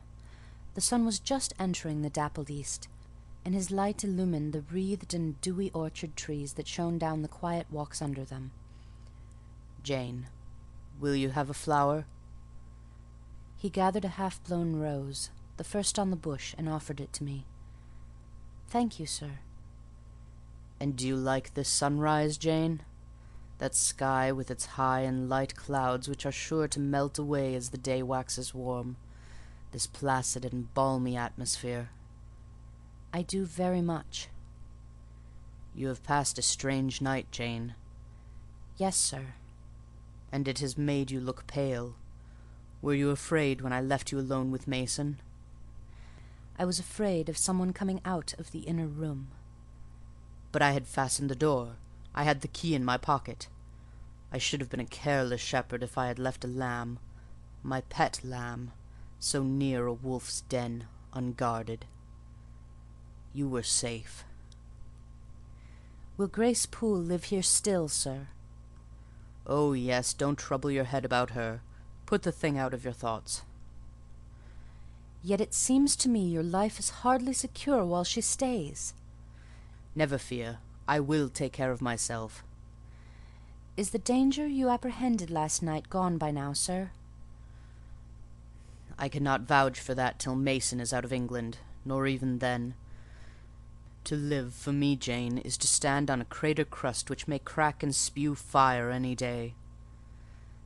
"But Mr. Mason seems a man easily led. Your influence, sir, is evidently potent with him. He will never set you at defiance or wilfully injure you." "Oh, no! Mason will not defy me, nor, knowing it, will he hurt me. But unintentionally, he might in a moment, by one careless word, deprive me, if not of life, yet for ever of happiness." "Tell him to be cautious, sir. Let him know what you fear, and show him how to avert the danger." He laughed sardonically, hastily took my hand, and as hastily threw it from him. "If I could do that, simpleton, where would the danger be? Annihilated in a moment.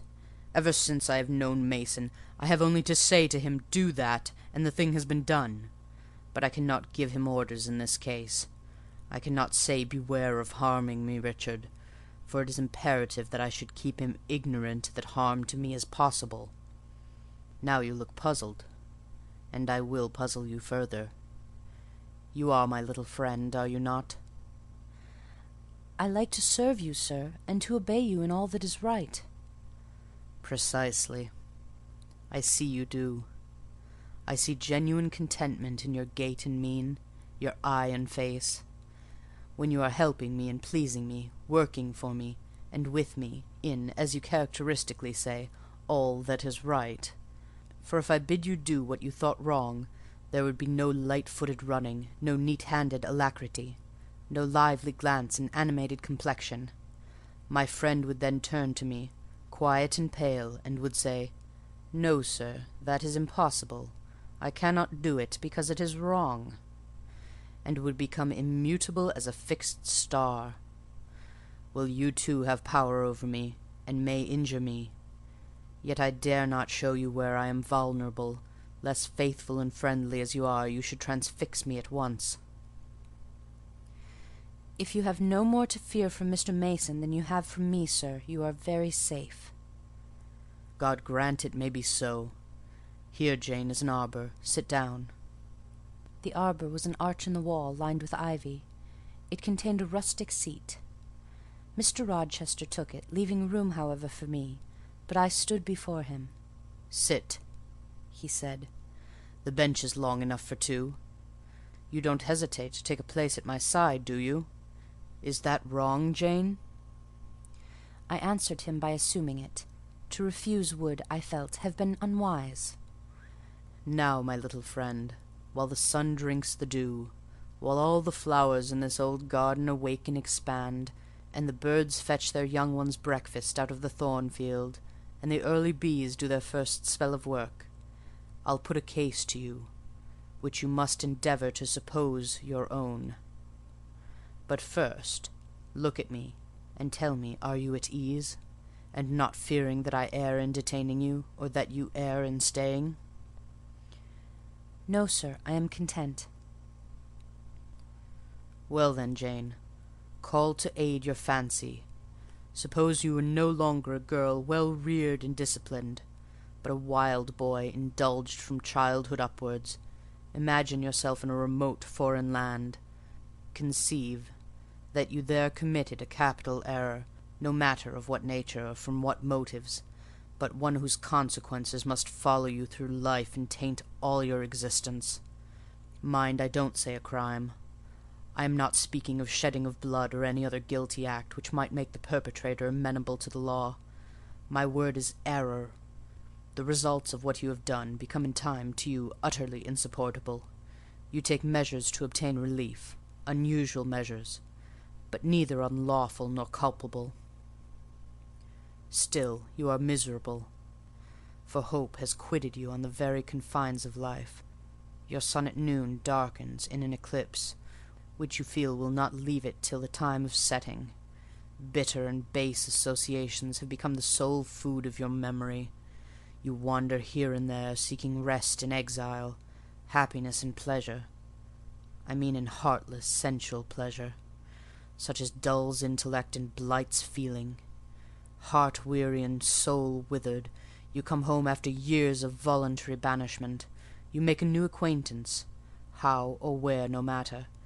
You find in this stranger much of the good and bright qualities which you have sought for 20 years and never before encountered. And they are all fresh, healthy, without soil and without taint. Such society revives, regenerates. You feel better days come back, higher wishes, purer feelings. You desire to recommence your life, and spend what remains to you of days in a way more worthy of an immortal being. To attain this end, are you justified in overleaping an obstacle of custom, a mere conventional impediment which neither your conscience sanctifies nor your judgment approves?" He paused for an answer, and what was I to say? Oh, for some good spirit to suggest a judicious and satisfactory response! Vain aspiration! The west wind whispered in the ivy round me, but no gentle Ariel borrowed its breath as a medium of speech. The birds sang in the tree-tops, but their song, however sweet, was inarticulate. Again Mr. Rochester propounded his query. "Is the wandering and sinful, but now rest-seeking and repentant man, justified in daring the world's opinion, in order to attach himself forever this gentle, gracious, genial stranger, thereby securing his own peace of mind and regeneration of life?" "Sir," I answered, "a wanderer's repose or a sinner's reformation should never depend on a fellow creature. Men and women die, philosophers falter in wisdom, and Christians in goodness. anyone you know has suffered and erred, let him look higher than his equals for strength to amend and solace to heal. But the instrument, God who does the work, ordains the instrument. I have myself, I tell it you without parable, been a worldly, dissipated, restless man, and I believe I have found the instrument for my cure in—" He paused. The birds went on carolling, the leaves lightly rustling. I almost wondered they did not check their song in whispers to catch the suspended revelation, but they would have had to wait many minutes, so long was the silence protracted. At last I looked up at the tardy speaker. He was looking eagerly at me. "Little friend," said he in a quite changed tone, while his face changed too, losing all its softness and gravity, and becoming harsh and sarcastic. "You have noticed my tender penchant for Miss Ingram. Don't you think if I married her she would regenerate me with a vengeance?" He got up instantly and went to the other end of the walk, and when he came back he was humming a tune. "Jane," said he, stopping before me, "you are quite pale with your vigils. Don't you curse me for disturbing your rest?" "Curse you? No, sir." "Shake hands in confirmation of the word. What cold fingers! They were warmer last night when I touched them at the door of the mysterious chamber. Jane, when will you watch with me again?" "Whenever I can be useful, sir." "For instance, the night before I am married? I am sure I shall not be able to sleep. Will you promise to sit up with me, to bear me company? To you I can talk of my lovely one, for now you have seen her and know her." "Yes, sir." "She is a rare one, is she not, Jane?" "Yes, sir."